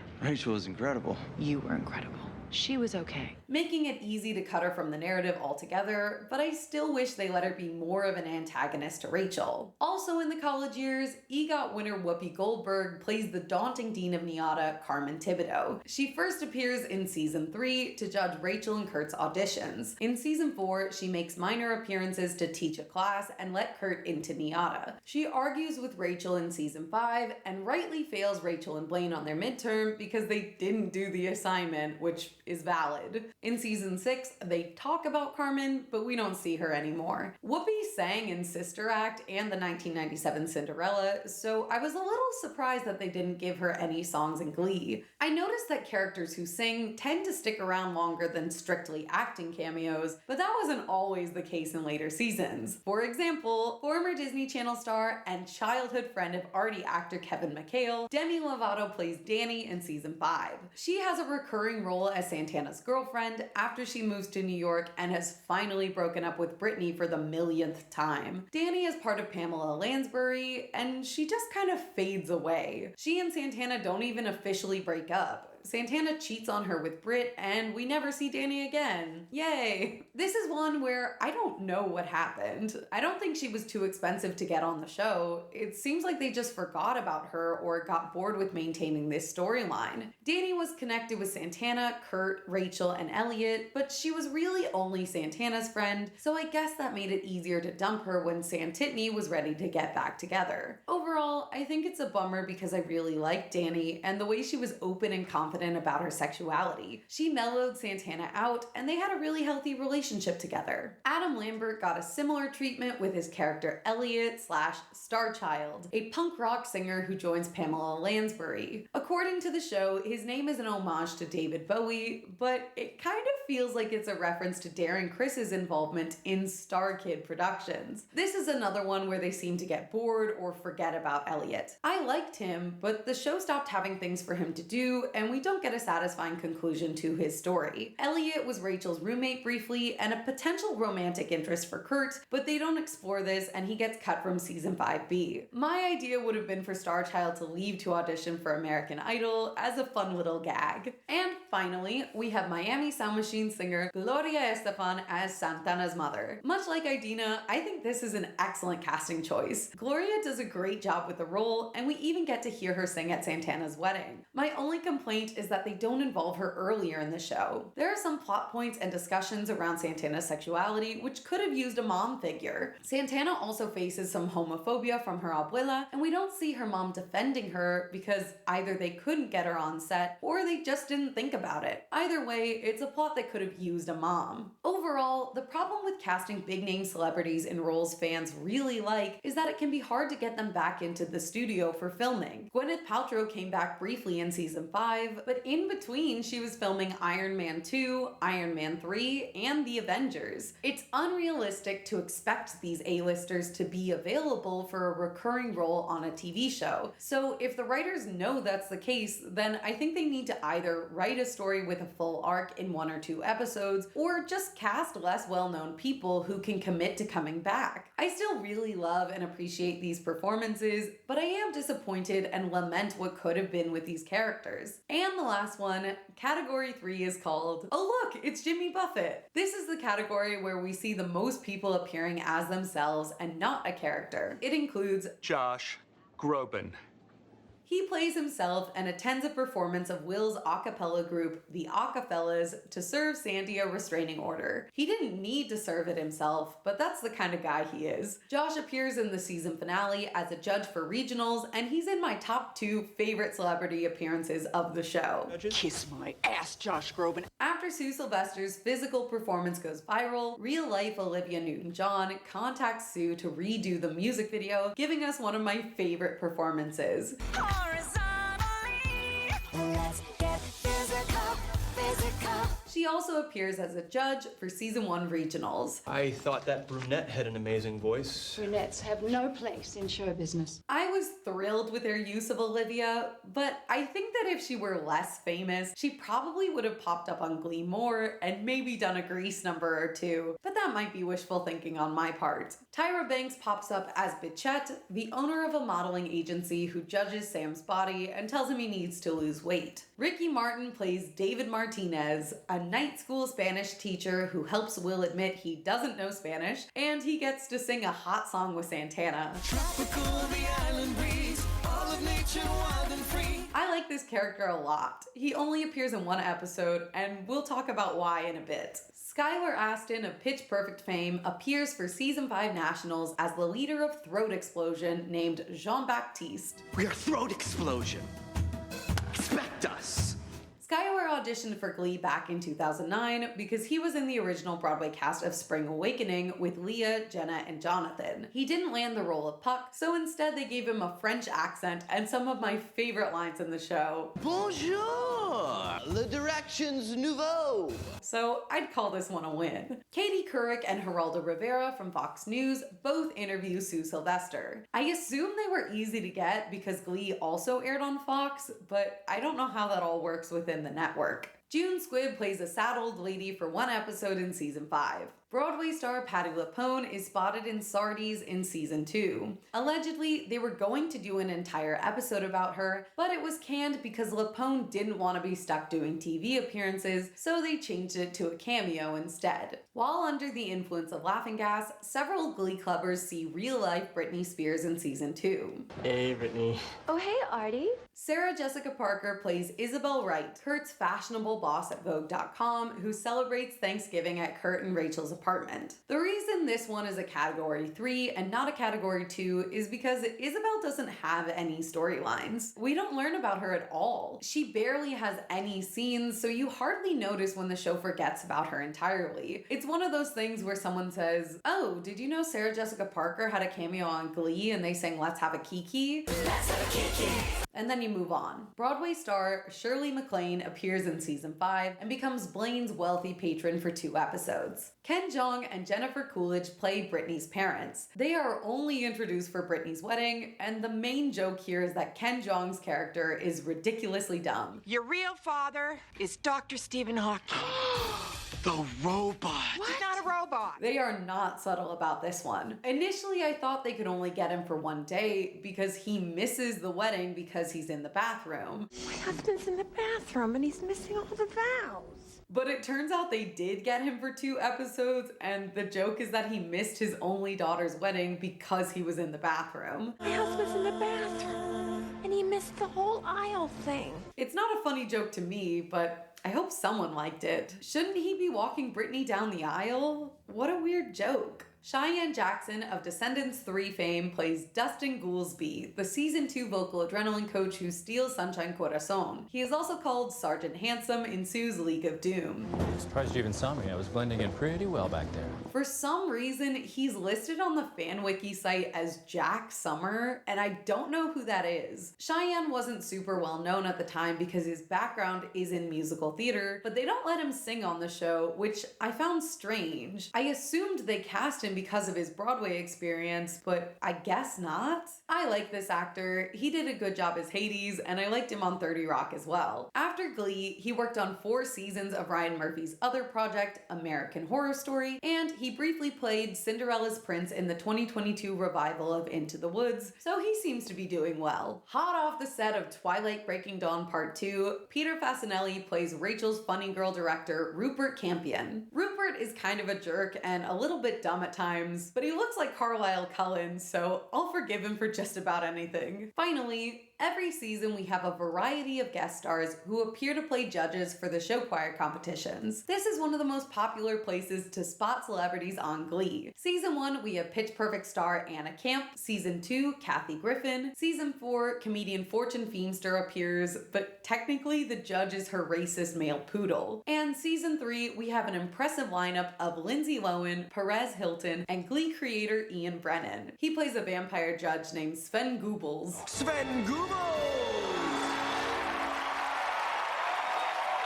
And that's everyone! Hooray! This final category is a little bit more of a listicle because these characters have no plots and usually don't have many lines, but a lot of them are still iconic and super fun. Josh Groban and Olivia Newton-John are my absolute favorites. They appeared in season 1, and I think earlier seasons of the show did a better job of incorporating and building a rapport with the celebrities. For example, Sue holds a grudge against Olivia Newton-John after they perform physical together. Olivia totally screwed me in negotiations. I won't be working with her again. For a payoff 5 episodes later. Newton-John, you're dead to me. And I like the fact that some of these cameo people came back for multiple episodes. It seems like they had fun on the show. Now let's move on to...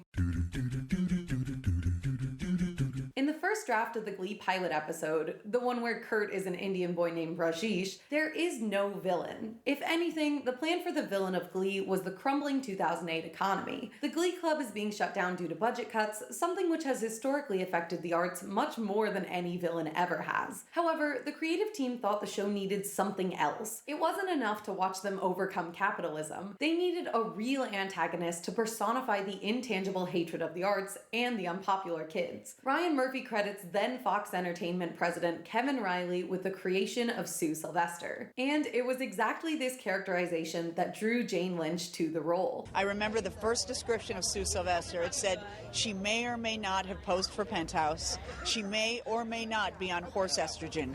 And I went, oh, pure Ryan, I want to be in this. Jane was originally contracted as a recurring character, but after her other pilot on ABC fell through, she joined the cast of Glee full-time. And she's actually the first and last person we hear speak in Glee. You think this is hard? Try being waterboarded. That's hard. Without further ado, it is my pleasure to introduce the New Directions. Sue Sylvester is a menace, to say the least, and while she does play a big role in season 1 of Glee, she isn't actually the villain. I was kind of bearing the lead earlier when I hyped up Sue. Yes, she is a force that fights against the Glee Club, but it's actually a little bit more complicated than that. The format Glee tends to follow includes having 3 different types of antagonists. In any given season, there's a force working against the Glee Club, the enemy of the protagonist, and the enemy of the secondary protagonist. The protagonist changes slightly from season to season, so there isn't one fixed antagonist. The enemy of the Glee Club tends to be someone who hates the arts and needs to get their groove back, or a non-literal idea that is impacting the Glee Club, such as the 2008 recession or society itself. The enemy of the protagonist or secondary protagonist is usually a person who is directly impacting the lead's personal or professional life. There are usually multiple obstacles and enemies in a given season, and Glee loves to add in new villains mid-season or switch someone from being friends to enemies. For the most part, enemies tend to stick with people in their own age group. For example, Sue hates the Glee Club generally, and Will specifically, but she doesn't have any issues with most of the Glee students. She'll be terrible, but she doesn't have beef with any single Glee Clubber. She sometimes has a bone to pick with the students who are on the Cheerios, but these don't last long and are difficult to differentiate from Sue's general love of saying mean things to anyone and everyone, so I think this counts as equality. Likewise, when the students have enemies, they are usually other students. The show doesn't depict any high school teachers picking on a specific student and making their life difficult, which was surprising to me. I feel like a lot of kids in school had one teacher they didn't get along with. At college, Rachel believes Cassie is picking on her unfairly, but Cassie is pretty mean to everyone. No, your name's Muffin Top.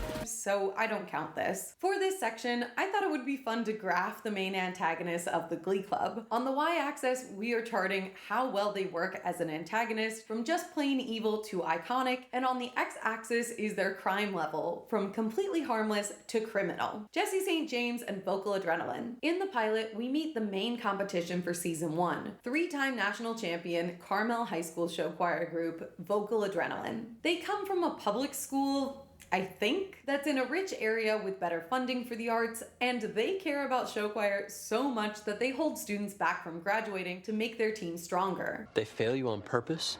Yeah. Is that legal? I'm the only one who could do the triple flip. Carmel is super competitive, and they're willing to do whatever it takes to break the spirits of their rivals. How do you think I'm gonna get along without you when you're gone?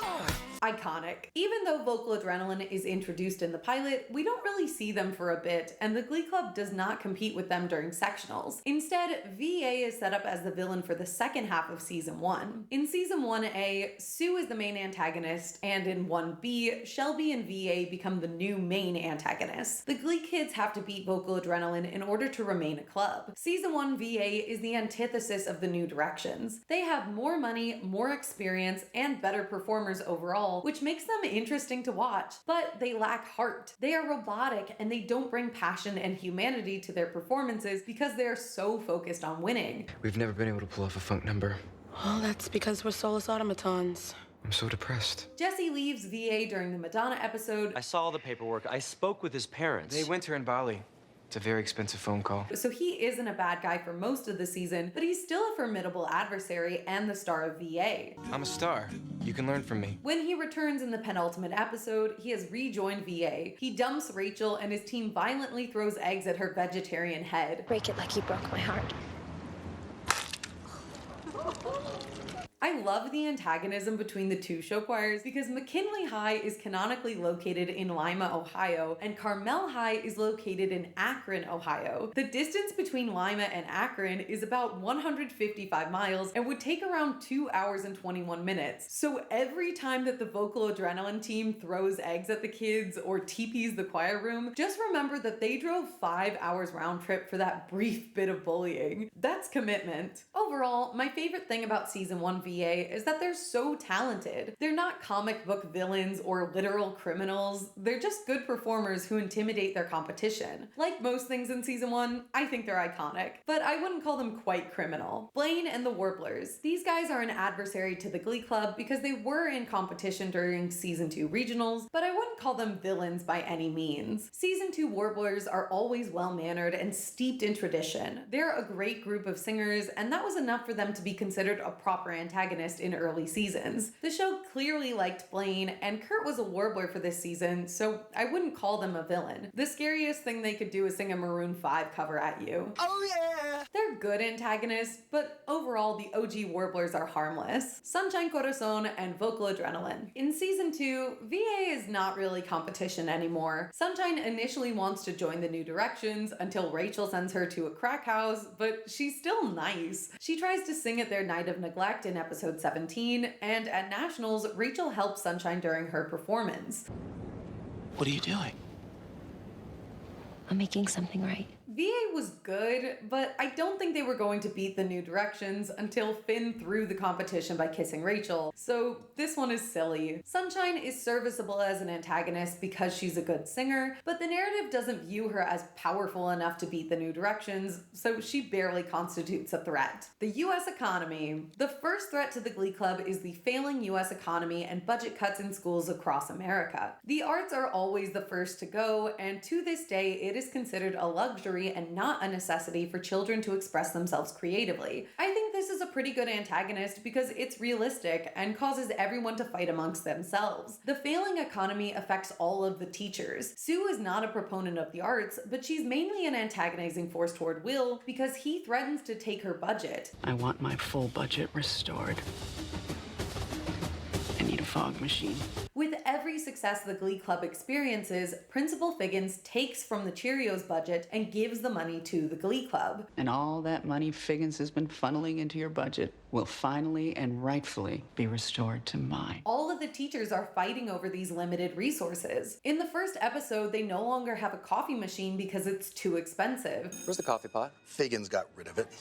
Budget cuts. And Will has to pay $60 a month to keep the Glee Club running. $60 a month. That's what I need to keep this program up. And you expect me to pay it? Well, I'm certainly not going to pay for it. In season 2, Sue and Will initially bully Coach Beast because Figgins cut their budgets and gave it to the football team. You can't cut my budget without written consent from the president of the Federal Reserve. Their primary motive for driving Coach Beast out is to restore their budgets. We're barely surviving on the budget we have. In later seasons, Glee functions more like a class than a club, and even then, their position is threatened all the time because there are just not enough resources at the school to support both sports programs and the arts. The Glee Club must find funds outside of the school, like when April pays for the auditorium, Then I bought you all the auditorium. or when they win nationals and the prize fund associated with it, but Figgins decides what to do with that money and does not give it to the Glee Club, which is absurd. Glee takes place after the 2008 recession. Most economic downturns cause people to tighten their budgets and cut unnecessary expenditures, which is what the Glee Club is deemed, despite the social skills it nurtures and the escapism it provides. To me, this is a good antagonist that's not criminal, but it's not harmless either, so I'll put it as chaotic.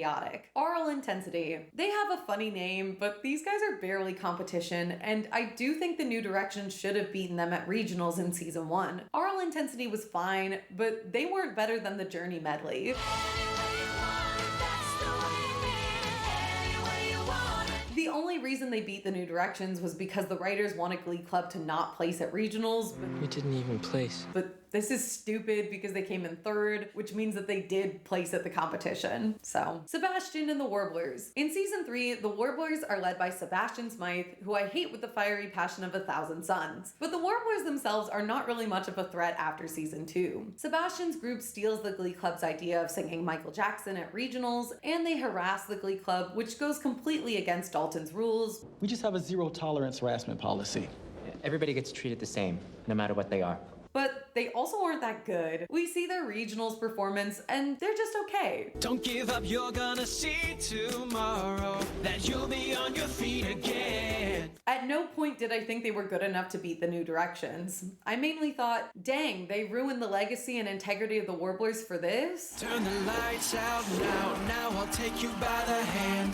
2 out of 10. The Rosedale Mennonites, the Hoosier Daddies, Sing Us with Attitude, and the Soprano-gasms. These teams are usually referenced for funny jokes or puns about their names. Sometimes we see their performances, but the show never frames them as being an actual threat to the New Directions. I wish they had one of these teams beat the Glee Club just once. It could have been interesting if the show didn't frame them as a threat because either Will or Rachel don't think they stand a chance, but then they win because this is show choir and art is subjective. After season 1, the Glee Club tends to win most of their competitions, which is fine, but it does get kind of boring. This could have been an interesting way to change things up, but I guess we'll never know. I'm putting them in serviceable, but ultimately harmless, because these groups are pretty toothless antagonists. Hunter Clarington and the Warblers. This one is pretty fun. Hunter has a little supervillain arc during the superhero-themed episode of season 4, where he tries to manipulate Blaine into leaving McKinley. The Warblers steal the Nationals trophy and leave behind a laptop for evidence, which is so funny because that laptop definitely cost more than the Nationals trophy. Who leaves a laptop?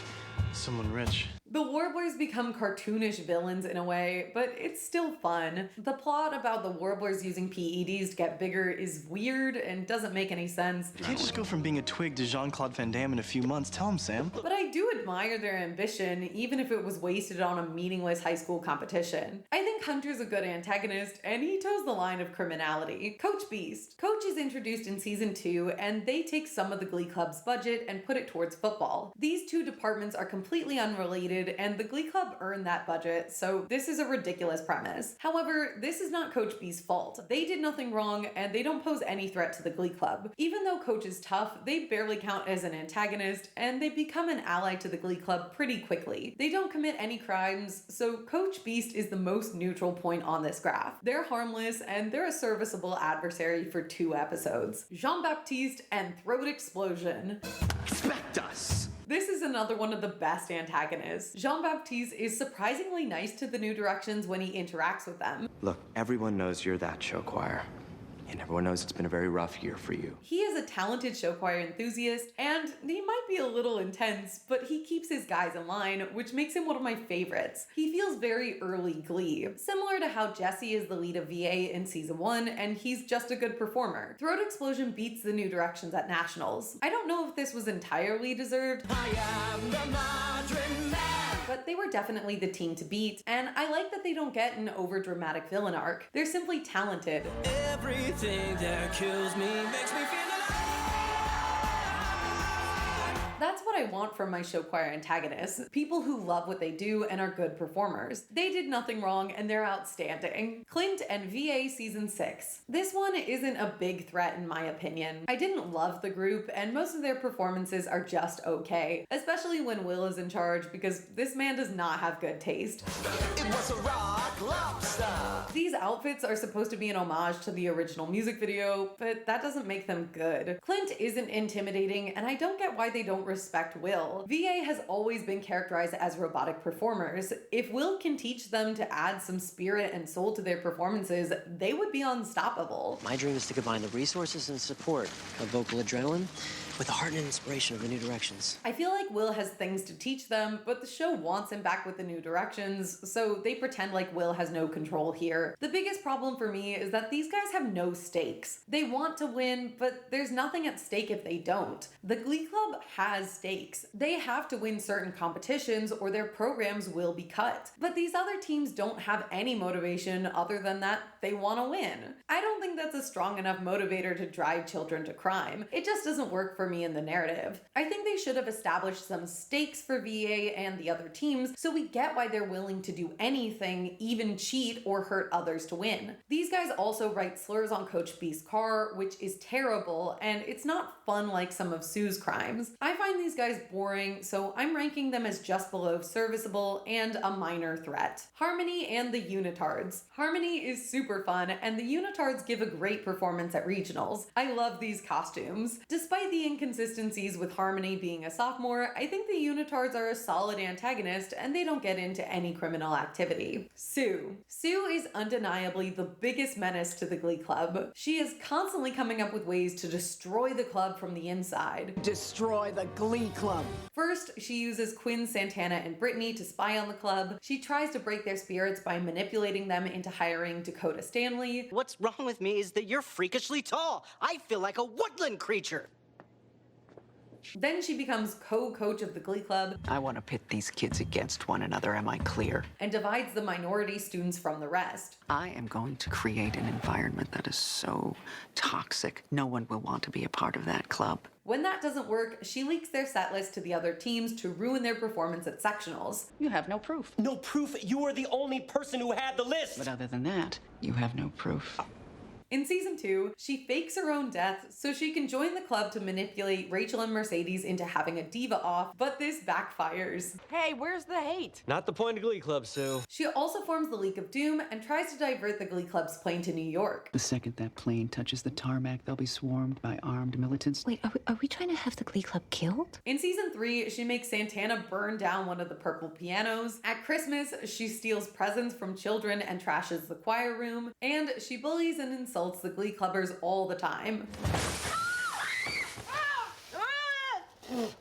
In season 5, she bangs Dr. Spaceman in Rachel's apartment and ruins her opening night on Broadway. She also fully eradicates the Glee Club and turns the choir room into a computer lab. In season 6, she takes over vocal adrenaline and glitter bombs the choir room with an actual bomb in the piano. Take cover! As an act of revenge that causes several $1,000s worth of property damage. This is a reference to the time Will glitter bombed her in season 3. Sue Sylvester, you just got glitter bombed. You get that? On top of that, she has a personal vendetta against Will and later against Finn and Rachel when they take over the club. However, she's never as mean to Rachel as she was to Finn. Sue is the big bad, and I think she's overused in a lot of cases, but she is a pretty incredible character, and her rivalry with the Glee Club is undeniably iconic. Her characterization gets messy because the show simultaneously wants Sue to do and say terrible things because they're funny, but they also want the audience to sympathize with her plight when needed. Sue's parents didn't really love her. Susan would always be the daughter that I just couldn't love. And the only person she truly cared about was her sister Jean, who struggled with Down syndrome and passed away during the second season. Sue's a great antagonist, but she tends to flip-flop between being really cruel and sympathetic, which is difficult to balance. Personally, I think Sue should have been the rival for 3 seasons max. Season 1, she's evil, and she changes her mind about the Glee Club by voting for them at regionals, and she ultimately saves the club, but she maintains her hardened exterior. Season 2, she calls a truce to fight Coach Beast, but continues in her evil ways after Will betrays her by befriending Beast. Are you turning on me? In public? Ultimately, she again changes her mind after her sister's passing. Then in season 3, Sue is an ally to the club, but she acts mean because the club does best when they have someone bullying and motivating them. So Sue can still be mean as needed, but now it's in a helpful way. Unfortunately, that isn't what happened. I don't mind some of Sue's development or her regression back into evil Sue. The show needed an antagonist, and Sue delivered whenever possible. She sometimes comes across as volatile and inconsistent because she will be kind for one episode, then rip apart a piano 15 minutes later, but I can appreciate her function in the narrative, and Jane Lynch is so fun to watch that I let it slide. Sue is undeniably iconic, but she loves to commit a crime by pulling the fire alarm, assaulting children, damaging property, and whatever this is. I have a chair with a naked butt sweat stain to prove it. It's like an ink blot test, that butt sweat stain. So she's taking the top corner. Brian Ryan. Brian is another one of my favorites. I think he's so funny and petty, and I generally enjoy Neil Patrick Harris. Don't make that face. Global warming's a theory. He poses a real threat because he has the power to take away the Glee Club's budget. We'll probably cut the Glee Club. But secretly, he just needs to get his groove back, which I find endearing. He doesn't commit any crimes, unless you count stealing Will's song selection. This guy just stole my song. I don't know this man. His caretaker just stepped away. I overheard him mention he's a sex offender. Which is a big deal in the musical theater world, but nowhere else. And he has great taste in fashion. Custom-made New Directions jean jackets. He even seduces Sue briefly. You ever heard of the term anger sex? The only kind I know, Brian. He's chaotic and iconic. The League of Doom. The League of Doom is a group of Will's enemies that Sue organizes to defeat him once and for all. We have Sergeant Handsome, who tries to steal Will's girlfriend. His hairline is 85% my own, and my sperm count is off the charts. Panda Express, who is supposed to be an expert hacker. But I'm not Chinese. Neither is the food at Panda Express. Sandy, my fave, is the Pink Dagger. You just got poked. Poked by the dagger. Sandy, that's called stabbing someone, you goof. General Zod and Will's ex-wife Terry, aka Honey Badger, who rerouted the New Directions flights, but she changes it last minute to help Will out. This is a fantastic team that fails spectacularly. This is a disaster. So I have to put them in iconic. Will's love for Journey. I know everyone hates it, but I like the music of Journey, and I think Will's obsession is both funny and iconic. I love their set list for season 1 regionals, and I enjoy every time they sing Journey in season 1. Good or bad, this is iconic, and I don't think it's hurting anyone. Now that we have the big picture villains, let's look at the personal antagonists. In season 1, Will is the main protagonist, and Rachel or Finn is the secondary protagonist, depending on how you look at it. In seasons 2 through 6, Rachel's role grows and she becomes the protagonist, with Kurt as the secondary protagonist in seasons 4 through 6. But there are a couple other people who get their own antagonists as well. Here's what we have. Sue to Will. Will mainly struggles against Sue, who bullies him constantly at his place of work. And I actually feel a lot worse about this the older I get. I couldn't imagine going to work every day and having one coworker who makes fun of your hair and face, Finding a hairstyle that doesn't make you look like a lesbian. But chin up, Schuester. while also physically assaulting your students, Oh, God. It's a lawsuit. trying to ruin your marriage, I'm thinking about leaving my wife.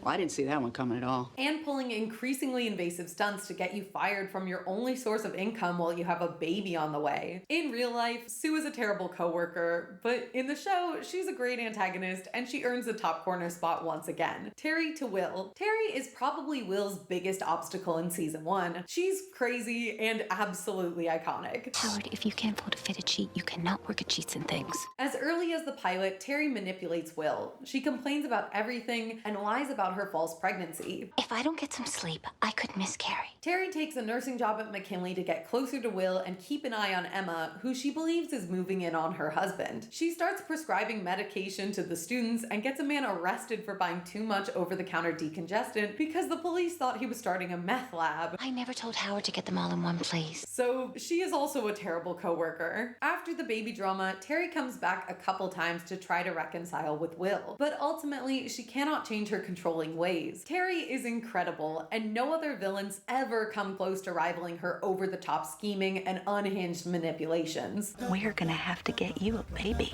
As such, she deserves a top spot near Sue. Quinn to Rachel. In season 1, Quinn is Rachel's primary antagonist, and she goes out of her way to bully Rachel online and in person. Quinn is pretty, popular, captain of the Cheerios, and Finn's girlfriend. She is everything that Rachel is not, and the back and forth over Finn continues throughout the first 3 seasons. They still fight occasionally after season 1. Nobody ever would have voted for me because they know he would rather be with you. That's not true. But most of their rivalry is gone by season 3. The writers really don't know what to do with Quinn in later seasons, which stinks because she's one of my favorites. In season 3, she plants incriminating evidence and calls CPS on Shelby, which is definitely some criminal activity, but it doesn't end up hurting anyone. Season 1 Quinn is an icon, and I think she's chaotic overall, leaning slightly towards criminal. Santana to Finn and Rachel. I know all of the Santana fans are going to defend her in the comments, but Santana is a menace. She breaks up relationships, assaults Finn, and she's mean and nasty to everyone all the time, and I dislike every moment that she's a jerk. When she isn't being terrible, I love Santana, but unfortunately, she is used to further the plot and add a lot of drama. Santana and Sue are the writers' go-to characters to assassinate whenever they need to add drama to an episode, and that stinks. I want to like Santana more, but I have to maintain my integrity as a Glistorian and put her where she belongs. She's a good antagonist to Rachel and Finn, and she crosses into criminal activity. Season 4 Tina. The show frames season 4 and 5 Tina as being a real jerk. Everyone's convinced that sometime between junior and senior year, an alien invaded your body and made you shallow and desperate. I don't agree with this characterization. Actually, Tina, you're McKinley's biggest bitch. Tina is a bit of a diva, but she was supposed to be the star of the Glee Club. She can be a little mean at times, but Rachel and Santana were consistently way worse than anything Tina did. She deserved better, and I'm not going to punish her just because the show did my girl dirty. Tina gets the neutral spot here. The jocks to the entire Glee Club. The jocks are awful, and I hate them. From the beginning, they are constantly bullying and harassing the Glee kids. They throw them into dumpsters, shove them into lockers, and call them names. The physical violence is what really upsets me the most. I can handle mean words, but tossing a human being into a dumpster is crossing a line for me, and these guys should have all been expelled for their behavior at least a dozen times over. They're all right as antagonists, not my favorite by any means, and I hate the way the show is so committed to having the Glee kids be bullied, even when it doesn't make sense for the jocks to be mean to them. For that reason, these guys are below serviceable, and they're definitely criminals. Bree to Marley. Little Miss Bree really thought she was doing something in season season 5, but she was not. She was nowhere near as iconic as previous villains, and she just felt like a wannabe Quinn Fabray. She steals Marley's boyfriend and then has a pregnancy scare, after which she realizes that Jake's a philanderer and doesn't even want to be with him anymore, which I guess is good for her. Still, she doesn't have any good insults or iconic lines, except maybe "I'm Brie like the cheese." I often forget that she even existed for half of one season, so sorry Brie, you weren't even on my radar. Cooter Menkins to Coach Beast. Jail time. He commits DV against Coach Beast, and I will never forgive him for it. I hate Cooter. I hate him so much. Coach Beast is one of my faves, and I will not tolerate anyone who harms them. Cooter was a dirtbag when he cheated on Coach Beast with Sue, and he gets no mercy. Bottom of the pyramid. Kitty to Marley. Kitty straight up gaslights and manipulates Marley into an ED. She sews Marley's costumes to make her think she's gaining weight, and then teaches and encourages Marley to throw up to get rid of the non-existent weight. The show doesn't punish her for this, so I'm putting her at the bottom of my ranking as her comeuppance. I may like Kitty later, but she needs to pay for her crimes. My friends need to be punished. Carmen to Rachel and Kurt. Carmen may have been doing her job, but she didn't need to be so rude to Rachel and Kurt. You get 8 bars. I dislike the way she shuts Rachel down after she messes up her Niata callback. Do you know what happens when you forget the words on Broadway? They give the job to your understudy. It's unrealistic and mean. I think Carmen is a pretty good antagonist. She's a cool threat looming in season 3. She doesn't really do anything wrong. She's just enforcing the rules and being judgmental, which same. But I also don't like the way she has an attitude where she thinks her school is better than everyone else. Dave Karofsky to most of the Glee kids, but mainly Kurt. In seasons 1 and 2, Dave bullies members of the Glee Club, but he picks on Kurt especially. He shoves Kurt into lockers, throws slushies at him, tosses him in dumpsters, kisses him without consent, and threatens him verbally. Because if you do, I'm gonna kill you. While I hate watching the scenes of him bullying Kurt, Karofsky is probably one of my favorite antagonists in the show. He learns and grows from his mistakes. He is given the space to fail, and he becomes a better person. He eventually apologizes to Kurt, and they have some really nice moments after Karofsky realizes how terribly he was acting. I like to see people grow and change. I think that's part of life, and I'm proud of him. Karofsky is still formidable as an antagonist, and he was justifiably expelled for threatening, harassing, and shoving Kurt multiple times, so I stand by his placement. Cassie to Rachel. Miss Cassie July is so chaotic. I love her. She's terrible to the Niata kids and specifically Rachel, but you get where she's coming from. All it took for you to snap was a little honest feedback and, excuse me, dance class. She's supposed to be a washed up Broadway performer, which I don't buy for a second. Kate Hudson could rock Broadway any day. We find out she's such a terror because she wants to prepare the kids, and I think this makes her a great antagonist. Cassie is mean like Sue, but in a way that's helpful. Believe me, it's a whole lot more vicious out there than it is in here. That's why I pick on my students. I want them to be ready. I had tough choreographers like this, so I always love teachers who are going to push you, but are secretly big softies. And I like that Rachel learns to respect Cassie, even if she deserved more screen time. Sebastian Smythe. Sebastian blinds Blaine with a slushie filled with rock salt. He blackmails Rachel with photoshopped pornographic images. That is show choir terrorism. He tries to steal Kurt's boyfriend, drinks at a bar underage, and terrorizes the Glee Club. I have not forgiven nor forgotten his crimes. Sebastian sucks and belongs in jail. I am not exaggerating when I say that I hate Sebastian. I know he had this alleged change of heart when he found out Karofsky almost unalived himself. It's all fun and games.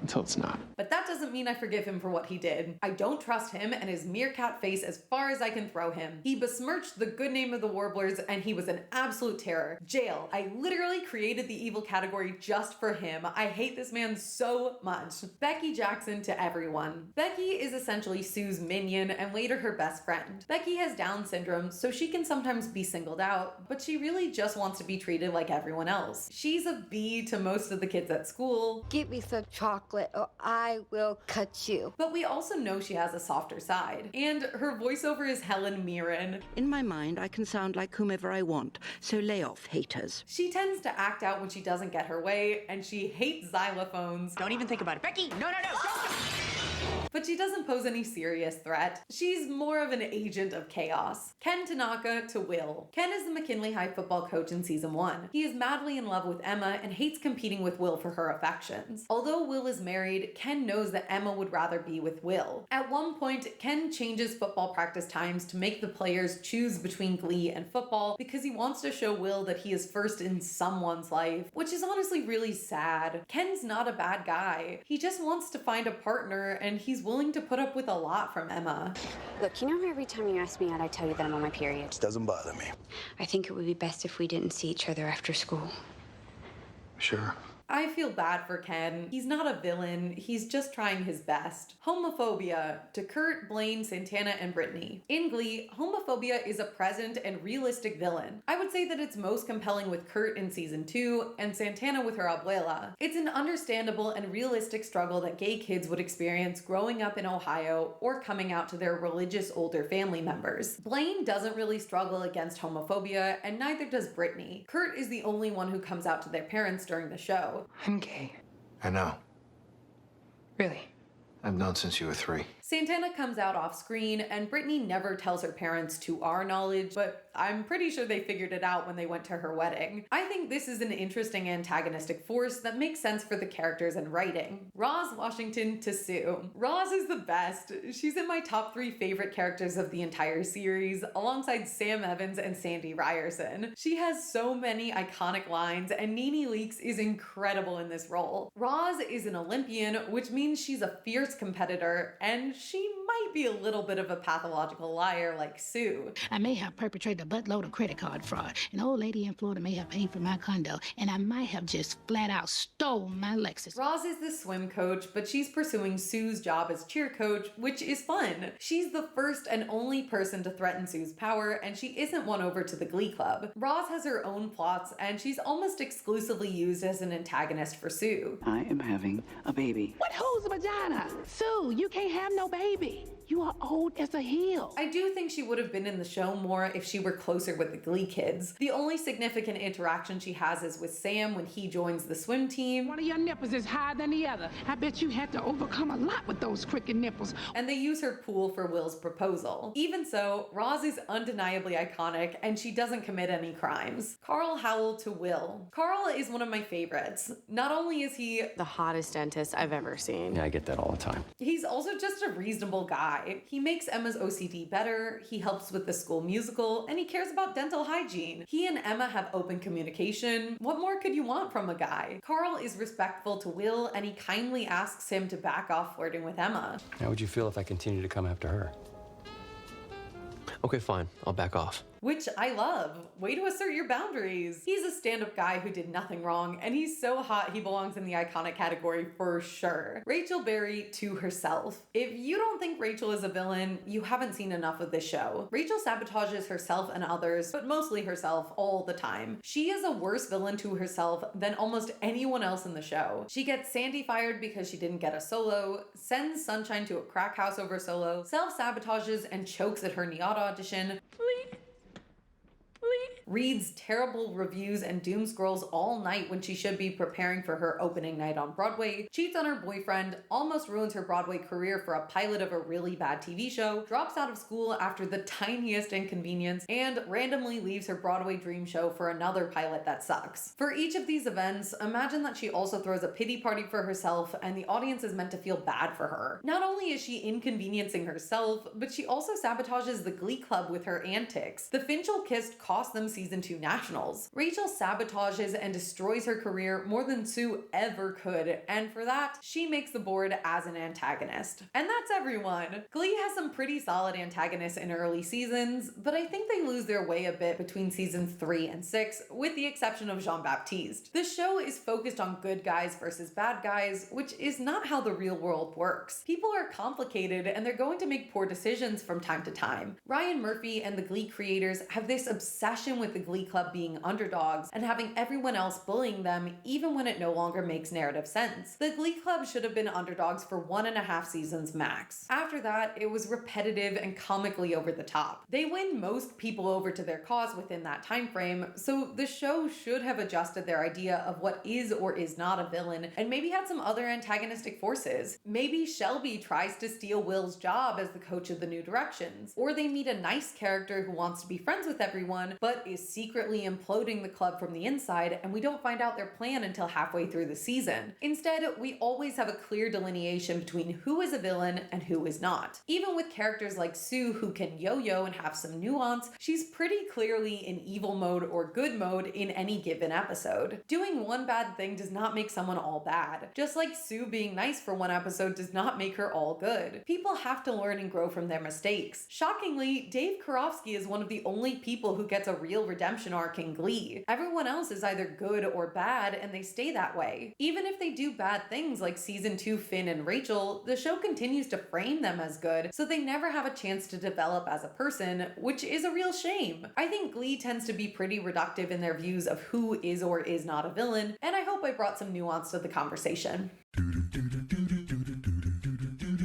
As with a lot of high school dramas, a big portion of plot lines in Glee are concerned with who everyone is dating. Not only does it affect the students, it also impacts teachers and even school administration. It's also super duper messy. So now that we've finished our plot breakdowns, let's take a look at some of the relationships between characters. A lot of the dating trees and charts online seem to be as deliberately confusing as possible, so I've made my own handy dandy little chart to show everyone's connections in the most succinct way possible, and even then it's not perfect. As you can see, Glee had an incestuous dynamic in which a lot of characters dated the same people. Much like the Vampire Diaries, Gossip Girl, and real-life high school theater kids, Glee switched partners around every couple of episodes or seasons until they figured out what couples were endgame, and then never let those couples be together without having major relationship problems. New characters were often introduced as the intended love interest for one character, then they broke up, and the writers would keep them around with anyone possible. That's how you end up with Sam, an intended love interest for Kurt, becoming Quinn's boyfriend before bouncing around to Santana, Mercedes, Brittany, Blaine, Nurse Penny, Tina, back to Mercedes, Rachel, and ending the show single with a hint of getting back with Mercedes. I don't mind because, again, Sam is my favorite and he has chemistry with everyone, but it does get very complicated when you try to conceptualize this dynamic or keep track of the number of relationships. Almost everyone in the show has dated each other, and if they haven't dated, they're only 1 degree of separation from someone who has dated them in the show and in some cases in real life. There are no hard rules for the couplings, but I think there is a similar hierarchy as with the songs. The main characters tend to have a lot of relationships, but they also bounce around to all the same people. Rachel is romantically involved with Finn, Puck, Will, Finn, Jesse, back to Finn, back to Puck, Blaine, back to Jesse, back to Finn, Brody, back to Finn, Sam, back to Jesse. All in all, she has a grand total of 3 boyfriends, but she keeps going back and forth between them, which got pretty boring and uninteresting to me. Finn was the clear endgame pairing, so every time she dated someone else, you knew the writers were simply keeping Finchel apart, and you couldn't get too invested in the new relationship because it was going to be ripped away to make room for a Finchel reunion. There was only one new love interest created for Rachel, which was Brody. However, Rachel didn't date anyone after the Brody breakup until season 6 when she gets with Sam, and then she continues to bounce back to previous partners, which felt overdone for me. She didn't even think about having a relationship with her Funny Girl co-star or with Carlisle Cullen, which I was definitely thinking about. Characters who are more promiscuous, like Brittany and Puck, tend to have more romantic partners, but these relationships are not given as much screen time or drama as Finchel and Klain are. And then we have characters who form their own loops in the diagram. This includes the season 4 cast, who formed their own separate circuit, with the exception of Kitty, who dated 2 members of the OG cast. And finally, we have characters the show is uninterested in exploring romantically. I think Tina and Mike deal with this the most. Over 6 seasons, Mike only dates Tina. Don't get me wrong, this is my favorite Tina pairing, but Mike was wasted romantic real estate. He was on the football team, he can dance. Plus, Harry Shum Jr. is handsome. Tina only dates Artie and Mike for all 6 seasons. She kisses Sam in season 5, but I still wish they let her join in with the relationship drama. I would have enjoyed seeing her dynamic with one of the season 4 guys or one of the Glee core cast. Puck wasn't even in the show and they brought him back just to date Kitty, but heaven forbid Tina have a duet with Ryder or Jake. Mercedes gets the same treatment and she has some of the worst pairings in my opinion. She dates Puck in season 1 under terrible circumstances and these two don't have any chemistry. Get ready, black girl from Glee Club, whose name I can't remember right now. The Puckster is about to make you his. In season 3, there's a new football player named Shane who only exists to be Mercedes' boyfriend. We don't see him before or after this. And finally, after he gets passed around to every other girl in the show, they saddle her with Sam for a bit. But again, they just don't have the romantic pull Sam did with Quinn. I wanted better partners for all of these characters. Some fans and critics say these characters are boring, but I would argue they're only boring because the writers don't give them anything to do. When Tina has a plotline like faking a stutter for years, or Mercedes wants the lead in the school musical, they can be great characters. But when they're shoved in the background and given lines like, "You're right, Blaine. Good point, Rachel," then of course they're going to be boring. Even the main characters can become boring when the writers don't know what to do with them. Look at Quinn's character deterioration, or season 2 Finn, or all the newbies in season 5. For me, the craziest relationship trope in Glee is that pretty much everyone in the show ends up with a partner they met in high school. Will and Emma met working at McKinley, Kurt and Blaine met at Dalton and went to the same 2 high schools and college together. Finn and Rachel met their sophomore year of high school. Rachel and Jesse met their sophomore year of high school. Santana and Brittany went to school together. Tina and Artie were freshmen together. Even Will and Terry were high school sweethearts at McKinley in 1993, and they're the only relationship that didn't turn out well after high school. Granted, most of these couples were not high school sweethearts, but I still think it's wild. No one has a college relationship that lasts more than a couple episodes, and almost every relationship in the show was either connected through school or music. Santana and Danny met at work, and I guess Walter and Kurt met on a dating app in season 6, but I would hardly call this the most memorable pairing in the show. I was disappointed that most of the characters married people they met in high school. All 7 of the endgame couples met at or attended McKinley together. In real life, lots of people meet and date people they knew from school, but this felt excessive to me. I would have liked to see more relationships bloom outside of school. Additionally, most relationships on the show don't end for healthy reasons. Everybody cheats in Glee. It was a common thing for 2010s television shows because it was a great way to break up a couple while involving another person and creating new drama. Who someone cheated with can be a tantalizing mystery, or it can create a new villain where a previously liked character is now ruining their own or someone else's relationship. It's commonplace in Glee for relationships to involve cheating or end as a result of cheating. In season 2 alone, Brittany cheats on Artie with Santana, Rachel cheats on Finn with Puck, Quinn cheats on Sam with Finn, Sam starts dating Santana before ending things with Quinn, Santana cheats on Sam with Brittany, and Rachel semi-cheats on Jesse with Finn. That's 8 out of 10 of the main characters involved in cheating just in the second season. In total, there are over 20 instances of cheating in Glee, and it almost always ruins the relationship. I tried not to count emotional cheating because that would be too complicated, but the show does make several arguments about emotional cheating, like with Kurt and Chandler, or Finn wanting to be with Rachel while dating Quinn. I find cheating breakups annoying. I know the characters are supposed to be in high school and later college, but I still think Glee could have modeled some better examples of breakups. A lot of the characters remain friends with their ex-partners, not because they have good relationships with them, but because the narrative forces them to be together over and over again. I would have liked to see a couple people have mutual breakups and then genuinely stay friends because they liked each other, but they didn't have romantic chemistry. There are a lot of reasons why people break up that could create drama. Breaking up because you love each other but it isn't the right time can be just as heartbreaking as cheating. I think season 1 of Glee did a better job than season 2 because people ended their relationships and then moved on to someone else instead of cheating and then breaking up. As a result of the many pairings, the Glee fandom created couple names or ship names for who they wanted to be together. For the purposes of this video, we're only going to be talking about ships and couples that are actually acknowledged in the show. Some of the ones in the fandom are pretty goofy, like Win for Will and Finn. Also, some of the ship names are bad in my opinion, so I'm gonna use the ones I came up with as a kid watching Glee. Sorry to everyone who really loves Quick for Puck and Quinn. I just think quinoa quinoa's funnier. And with that, I'd like to reflect and share some of my thoughts on the best and worst couples in the show.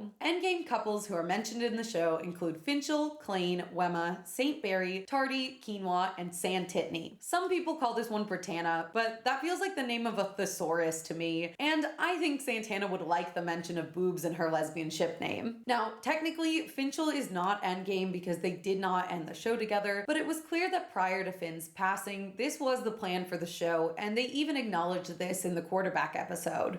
He'd be teaching here, and I'd walk through those doors, and I would just say, I'm home.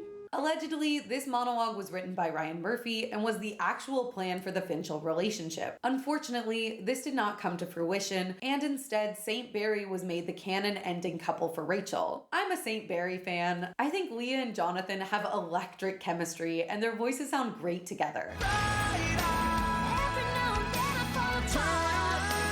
I liked Jesse in every season, and I think they're a great final pair. They're competitive and push each other to be better. They're also both fully immersed in the world of Broadway, so I think they make the most sense together. Santitney, Klaine, and Wemma are fine. They have a ton of problems, but in the end, they're all happily married and adorable, so I don't have any notes. The one I dislike is Quinoa. I don't think Quinn and Puck should have ended up together. In season 5, Quinn returns to McKinley with her boyfriend Biff McIntosh, who is a complete jerk. They break up and she suddenly decides to date Noah for the first official time. There's too much drama there, and the show did not build up to this at all. They should have ended the show single, and Quinn definitely deserved better. There were a few joking ships mentioned in the show, like Furt for Finn and Kurt, and Faberry, which is a reference to the fans' desire to see Rachel and Quinn hook up. If you're gonna go Leslie with a cheerleader, I think the world's kind of rooting for you and Quinn Fabray. Along with this are ships that never became canon, such as Blam, Bike, Kurtofsky, Cordy, and the like. Blam is the one I personally wanted to see the most. There were no bisexual men on Glee. 100% gay. And Sam could have been the first one. He and Blaine are great together, and I wanted to see them perform more duets. Mama Leone left a note on the door. She said, Sonny, move out to the country. I also like Bike because Brittany and Mike were the best dancers in the show. Unfortunately, neither of them are the strongest singers in the group, so if they did date, they probably wouldn't have gotten many duets, if at all, but we would have gotten some killer dance numbers. The experimental couplings that didn't work out include Puckleberry, Samchel, Quam, Sam Sadies, Puck Sadies, Puck Tana, Karma, Barty, Arteki, Tyke, Schuester, Hollister, Wary, Blanechel, Fantana, and Quinn, which is Quinn and Finn, alternatively called Finn. Of these, Schuester is my undeniable favorite, just because it brings me joy. I think they're so funny together, and it would have been goofy if the payoff of 6 seasons of Sabotage was for Sue to marry Will. I love a good enemies to lovers trope, and these two always have their faces so close together, they look like they're gonna kiss at any given moment. I think Quam is probably my favorite Quinn pairing. They had the best chemistry and were cute together. Sam mellowed Quinn out a bit, so she was less mean when they were dating, although she did cheat on him and gaslight him during that time, so I guess she wasn't that much nicer. If I can't have Schuester, Hollister is my other favorite Will pairing. Holly's a better dancer than any other woman Will dates, and Holly and Will were wanton in a way that Emma never is.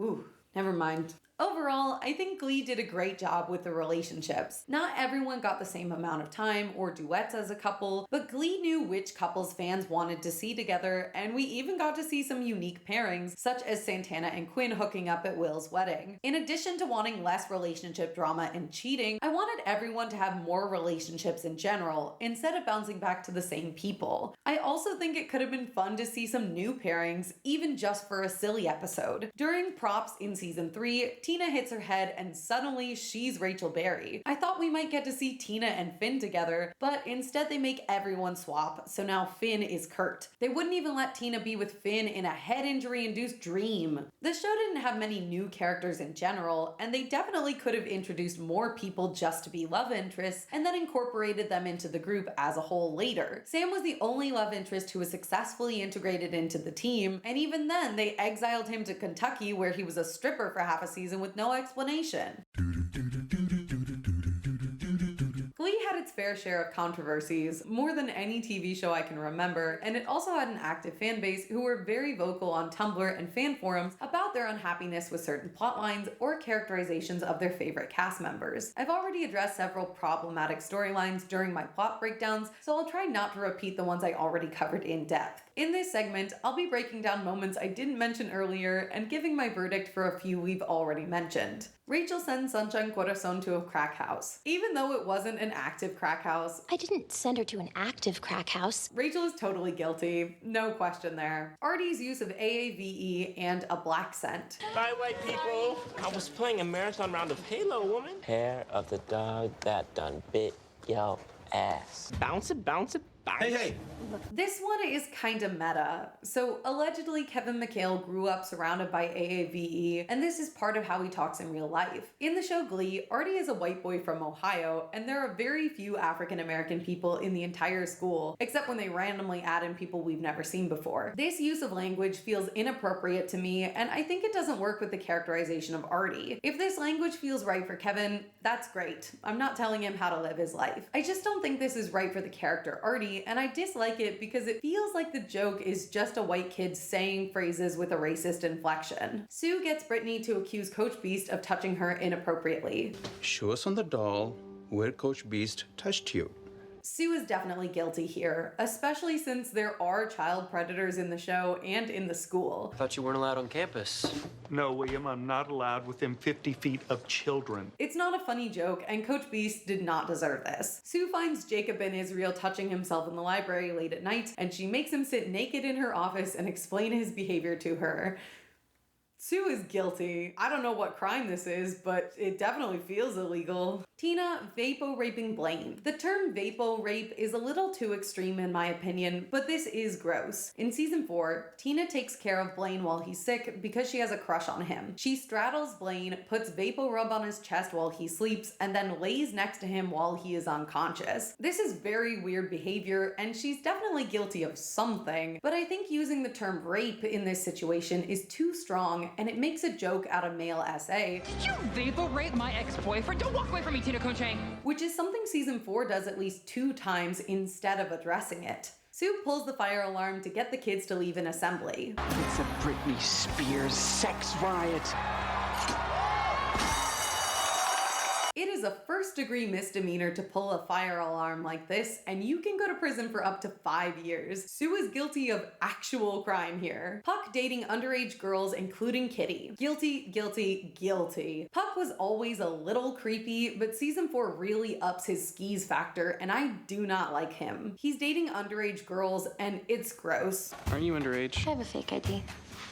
Good enough for me. This line. You can hawk your chop suey recipes after Rachel shows us her solo for nationals. Sue, that's incredibly racist. I can't be racist, William, as I am 1/16th Native American. My Comanche name is Cheerleads with Wolves. This is clearly meant to be a joke, but it's still guilty of being super racist. Overall, a lot of Sue's lines are racist. Brody and Cassie hooking up. Same as the Shelby situation, this is inappropriate to me. I do not care that they are 2 consenting adults. He is a student and she is his teacher. He works as her TA, which means she is in a position of power over him, and that makes this not cool. Cassie has sex with him to purposely make Rachel, her student, feel bad, which is weird, petty, and manipulative. I don't need this motivation. Cassie is very attractive and she can get it. She shouldn't focus so much on Rachel. You're better than her, Cassie. Don't be a weirdo. Finn and Emma kiss. Hot take, but not guilty. Finn only kissed Emma to snap her out of her state of panic, and he was a better partner to Emma than Will was for the entirety of season 4. I know I'm a hypocrite because I just said the Shelby and Cassie situations were weird, but Finn and Emma don't have a weird power dynamic. They just kiss one time, and Finn is a teacher in this season. Emma may be older than him, but it's not the same as sleeping with a student. Sue's black scent during feud. Don't you call me gangster. What? I will knock you out! Oh boy, I do not like this one. No thank you. Please take it away from me. A ton of comments about the way Finn looks. This one is also kind of meta, but I still felt I should address it here. In season 4, episode 3, Finn returns to the show, and it is clear that the actor portraying Finn has lost a significant amount of weight. The show comments on Finn's weight several times. Ah, you look great. Although I will admit you do look very cute right now. I've been dieting. Earlier seasons picked on Finn for being less than completely toned, and it always gave me the ick. If you get up on that stage and look like a Pillsbury Doughboy, no way you're staying popular. Finn is very handsome in every season, and this felt unnecessary. In season 4, Sue is horrible to Finn, and one of the biggest ways she insults him is by calling him names. Pudgy, doughy, flabby. I certainly wouldn't divulge it to a flop, sweat, smelly. Which are all jabs about his weight and appearance. Hand fishing and plus-size male prostitution. At the time, Finn's actor was struggling with addiction, and this is why he got so thin. But most viewers had no idea what was going on in his life. Allegedly, he told his co-workers he had gotten thin from dieting, so I assume this is why the character Finn says he's been working out. I'm guessing Sue's mean lines are just carried over from previous seasons of her and Santana insulting Finn's weight and appearance. And can I just say, not worth a buck. I would, however, pay $100 to jiggle one of his man boobs. I cannot wait till Finn takes his top off so we can all see the hot mess underneath. Whatever the case, I find these comments really terrible. But if Baloney the Gravy Clown is allowed to take over Glee Club... It feels gross to me that the show thinks it's acceptable to bully Finn for his physique. Finn was never overweight, but the show picked on him because he didn't have a six-pack like Sam. Finn being bullied was never addressed in the show, and Sue and Santana were never confronted for their fat phobia. It's also weird because Sue keeps calling Finn fat in the same season she helps Marley get therapy for her eating disorder. And make sure that daughter of yours gets better. That understood? It makes Sue look like a hypocrite, and it's not a funny joke. In the narrative, I think Sue and Santana are guilty of being horrible people for bullying him about his physique, and in the real world, so are the writers who thought this was acceptable. I am convinced that Squishy Teats is up in heaven right now, plopped down next to his new best friend, Fat Elvis. I know the show makes a lot of jokes about physical appearance, but the jokes with Finn took things way too far, and they were never funny or interesting. Sue has Trinidad roots. Due to my Trinidad roots. So it's okay for her to sing Nicki Minaj. Kiss him on the left lip, that's the kind of dude I was looking for. And yes, you'll get slapped if you're looking how. Erase this song from my memory. The Christmas episode about Artie. I talked a bit about this in season 4, but this Christmas episode was so bad I had to talk about it more. Specifically, I did not like the It's a Wonderful Life sequence. Artie dreams his accident never happened, and as he walks through the halls, he sees how awful things would be if he was never paralyzed. Artie would be cool and on the football team. Glee Club never existed. You weren't in a wheelchair, so you were too busy playing football to join Glee. And Quinn died from being in a wheelchair because Artie wasn't there to help her. She died? He would also not wear glasses because somehow not being in a car accident gives you 20/20 vision, I guess. The implication of the story is if Artie hadn't gotten in his car accident, he would have been a complete jerk. I don't think they meant it, but the message I got was, good thing you were permanently injured because otherwise you would be completely intolerable, which is gross. Plus, even in his wheelchair, Artie is pretty insufferable in the show. He's misogynistic to Tina. If you're planning on getting all up on this, I'm gonna need you to make some changes. Maybe lose the vampire makeup and consider some tighter fitting clothing. Objectifies women constantly. Artie asked if he could make a gigantic omelet when I'm done with the ostrich eggs I'm smuggling in my bra. Artie, are you drawing me? Nope, just your boobs. And he pressures Rachel and Blaine to have sex, which was incredibly inappropriate. Also, Artie was already on the football team. In season 2, he joined the team despite using a wheelchair, so this point is dumb. You were the glue of Glee, Artie. Artie is not the glue that keeps the Glee Club together either. Finn was the glue, and his death proves this. When Finn is gone in season 5, the Glee Club gets wiped off the face of the earth, and the show becomes all about Rachel. Don't get me wrong, I like season 5B, but the show is called Glee, and there is no Glee Club to be found because Finn wasn't there to keep it together. No glue. No Glee. Artie didn't do that because he never did anything for the club. He wasn't the glue, and I dislike the message that without his injury, he would be a mean, homophobic person. There's something so icky about that. Who he is at his core should remain unchanged by the accident. So the implication that Artie was only nicer because he was humbled by being paralyzed feels really gross to me. I also dislike that this is one of the only storylines focused on Artie in season 4. He deserved better. Forcing Blaine's signature on a contract. That's a forgery. And you can't prove that. I probably could. Hilarious, but yes, crime. I can't seem to let Artie go, so let's address another thing he says. My body is sort of broken. And other comments that feel gross. I am not a wheelchair user, and I don't presume to speak for anyone other than myself. I did not like these comments from Artie. To me, they felt very reductive and insensitive, especially knowing Kevin is not a wheelchair user in real life, and none of the creative team uses mobility devices. When Betty, played by Ali Stroker, is mean to Artie, he says, You're mean, you're awful, because you're angry, because you're in the chair. They lampshade this comment by having Betty say, Could you be any more reductive and handy-centric? I'm fine with my chair. But that doesn't make these comments okay to me. Artie is always focused on his chair and thinks others are too. His comments to Betty are reductive and communicate the message that he views her as a wheelchair user first and a person second, whereas Betty views Artie as an unattractive guy first and foremost. My aunt told me she was fixing me up with someone good looking, so that was a lie. Which may be shallow, but at least she sees him as a real person. It's fine if the show wants to explore Artie feeling insecure or upset about his condition, but Glee seems to support the message that handicapped people are broken or not whole people because they have been injured. And that's not a message I agree with. Artie is a whole person, period. If the show wants to discuss difficulties people encounter, or if Artie is insecure about being shirtless for the Men in McKinley calendar because Sam, Ryder, and Jake have six-packs and Artie doesn't, It's not just girls who have body issues. Sometimes guys aren't cool with showing off their bodies either. that's fine. But it shouldn't be because his body is broken. By the way, no one corrects him or even talks with him about this. Finn doesn't say, hey, you aren't broken. So it feels like the show is endorsing this message, even if that was not their intention. Artie does the photo shoot fully clothed, which again is fine, but I think it could have been empowering to see him taken seriously and viewed as attractive and desirable. People are attracted to all kinds of physiques, and even if Artie wanted to keep his shirt on, there was a way to make him look sexy. Instead, he's in the nerdiest, ugliest outfits of the calendar, and the show doesn't address his insecurities or his handy-centric viewpoint further, which I found disappointing. Sue takes out 30 credit cards and a mortgage in Blaine's name. My identity's been stolen. My parents' credit is ruined.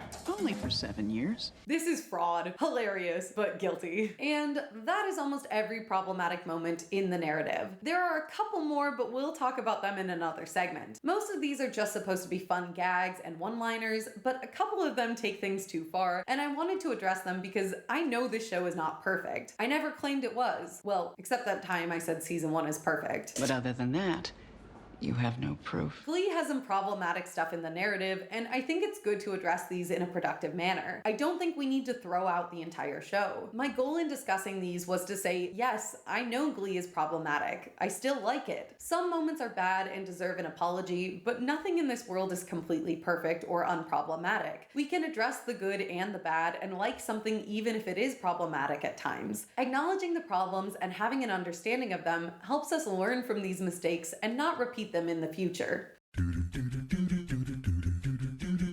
Over the past several years, dozens of articles and tweets have come out reflecting on how creepy Mr. Schue is, or how things he did or said have not aged well.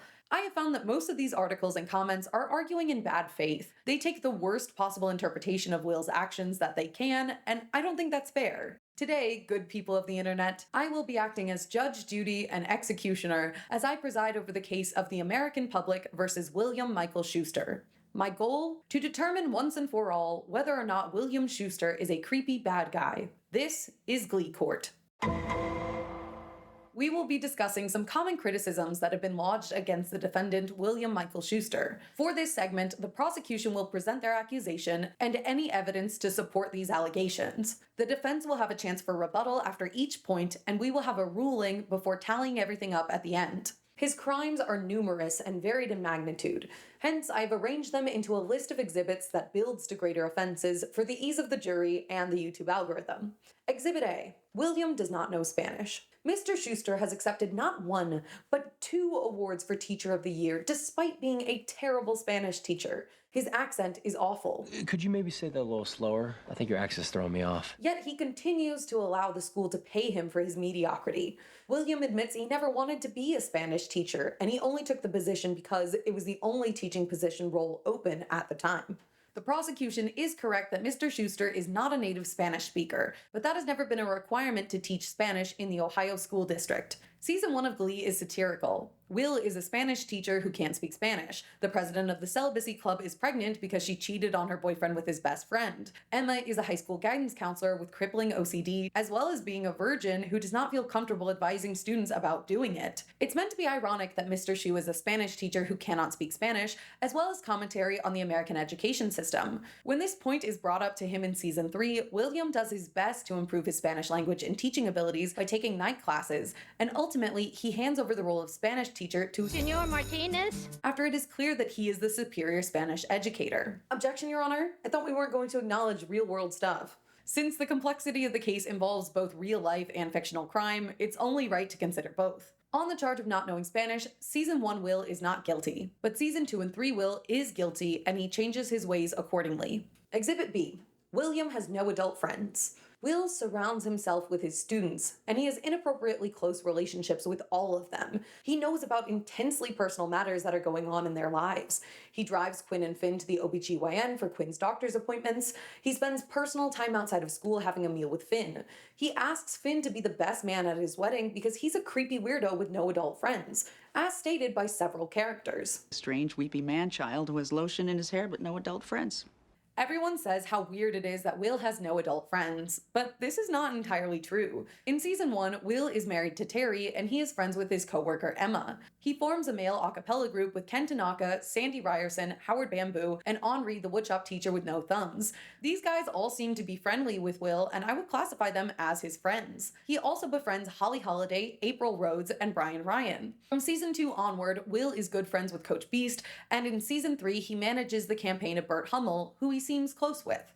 Finally, in Season 6, we learn that Will and Sue were initially friends. I would actually argue that Sue and Will are each other's best friends. Wait, I'm your best friend? After Season 2, I argue that Will is no longer the protagonist of the show, and as a result, we don't get to see much of his home life. In Season 1, we meet Will's parents and see his life in detail, but after Season 1, the show chose to focus on other characters, so I think it's unfair to say that he has no adult friends because we barely get to see Will have any relationships or interactions with anyone outside of school hours. The show loses interest in Will's private life, so we don't know for sure that he has no other friends. The same accusation could be hurled at any of the adults in Glee. Dustin Goolsby has no friends. Carol Hudson Hummel has no friends. Ken Tanaka has no friends. I got tickets to Monster Trucks this weekend. Well, that one might be true. Even if we only count Emma, April, and Coach Beast, that is 3 whole adults, which is more friends than a lot of people have. On the charge of having no adult friends, Will is not guilty. Exhibit C. William knew Rachel had a crush on him and sang Young Girl instead of rejecting her. In Season 1, William became aware that his 16-year-old female student, Rachel Berry, had developed a crush after the two sang a romantic ballad together. Instead of firmly asserting his boundaries, William allowed this infatuation to continue and grow into a larger problem. He was offered the opportunity to address the issue professionally, but William decided it would be better to invite Rachel to a private performance of a mashup of Young Girl and Don't Stand So Close to Me, which sent the message that he was interested in her as well. This was a completely inappropriate song choice because Young Girl is all about a teacher wanting to have a relationship with his underage student. How he thought this would communicate his lack of interest is beyond this attorney's comprehension. Do you think you understood the message I was trying to get across with that ballad? It means I'm very young and it's hard for you to stand close to me. William allowed his students' interest to flourish to the point where Miss Berry was welcomed into his apartment, served him an alcoholic beverage, and performed manual labor for him. Can you ask her to dust the blinds in the craft room first? Only then did Mr. Schuester address the situation and establish any boundaries at all. In William's defense, the reason why he didn't want to immediately reject Rachel's advances is because he was haunted by a previous experience with a student crush. As a young teacher, Will has been the subject of many schoolgirl and boy crushes. I mean, if we were going to rank crush-worthy teachers at this school, you'd be #1 with a bullet. Most of which he does not address or engage with for his own protection and because my client does not wish to embarrass the student publicly. In a prior situation where Will established his boundaries too firmly, a young Miss Susie Pepper was so devastated by the rejection that she consumed a rare and powerful pepper, burning her esophagus. William blamed himself for this incident and did not want to repeat the situation with Miss Berry. He did not invite Miss Berry into his apartment. That was the work of his ex-partner, Terry Schuester, who exploited Rachel for labor out of jealousy. Will immediately acknowledged that this had gone too far and clearly communicated his discomfort with Miss Berry. Look, she's a really good cook. Where are you going? I'm taking Rachel home. This is another weird situation because Will is supposed to be 18 years older than the Glee kids. Why do I have to sit in the back seat? It's the law. Children have to ride in the back. Rachel is 16 years old at the start of season 1, and Will is around 34 based on the fact that he was 17 in 1993, and season 1 takes place in 2009. However, the actors are much closer in age than their characters. Matthew was 30 when he started Glee, and Leah was 23. This is still a 7-year age gap, but that's a lot less than the nearly 2-decade gap between the characters. On top of this, Leah and Matthew allegedly dated in real life prior to being cast in Glee. I couldn't find an exact timeline, but Leah said it was sometime during her Broadway years, so it isn't that weird for the two of them to have romantic chemistry. However, in the narrative, it is completely unacceptable for Will to enable Rachel's feelings, and young girl was a misstep. This lesson has given me a lot to think about. Bad decision, but not guilty of anything here. He even made sure to have another adult present when he talked to Rachel so that he wasn't alone with the student. Exhibit E. Will tries to fix Emma's OCD. Will is constantly testing the boundaries of Emma's condition. He does not take her feelings seriously and often pushes her to confront her condition before she is ready. He romanticizes her OCD instead of taking her seriously. Additionally, Will does things to trigger her OCD, like inviting her parents over behind her back. And he ruins her relationship with Carl even though he's helping her. Emma has a debilitating condition that affects her ability to lead a full life. She spends a lot of her time disinfecting and worrying about germs instead of being able to enjoy her time. Will puts in effort to abide by her rules, but he also wants her to improve, which is reasonable. This is not a case of one partner trying to manipulate the other. Emma has OCD, and Will encourages her to seek treatment for her condition through therapy and medication. He speaks honestly with her. Yes, he pushes her sometimes, but he's not doing this to hurt her. Will wants Emma to be happy, which is why he eventually backs off when he realizes how Carl helps Emma. I need to back off and accept the fact that, at least for now, being with him is the best thing for you. He didn't know her parents were abusive, but he did go behind her back because he wanted to meet them. He sometimes jokes about her condition, but the show and Sue make fun of Emma more times than Will ever does. You're crippled by mental illness. You suck. You take weird little strides when you walk as if you were raised in Imperial Japan and someone bound your feet. Overall, Will is a very understanding partner to Emma. Will does try to improve Emma's quality of life, but that is not a bad thing, and therefore he is not guilty on this offense. Exhibit F. Will never intervenes when students are bullied right in front of him. Will often witnesses fights in the Glee Club or in the hallways, and he often ignores them until it's too late. He does not call out bullies in the classroom, and he is negligent with his student safety. He knows students are being bullied and slushied, but he doesn't talk to the principal about cracking down on the football players who perpetuate these vicious acts. He always waits until Santana says the meanest thing possible before he interrupts. Your boyfriend is full of crap, Hobbit. Okay, enough already. This is our plan for sectionals, and that is that. It is so frustrating, and he never punishes students for their wrongdoings, even when he sees it happen. This is garbage. I completely agree with this one. Will always breaks up fights too late or blames the person who was attacked, not the person who did the attacking. After Santana attacks Quinn, he pulls Quinn away from the fight. Oh, please. She has a family. She's a mother. Walk away. When Finn beats up Puck, he just stands there and doesn't do anything. He always comes in too late. This is annoying in the narrative, but in the real world, I understand why teachers, especially female educators, would be hesitant or unable to break up fights between two football players without risking harm to themselves.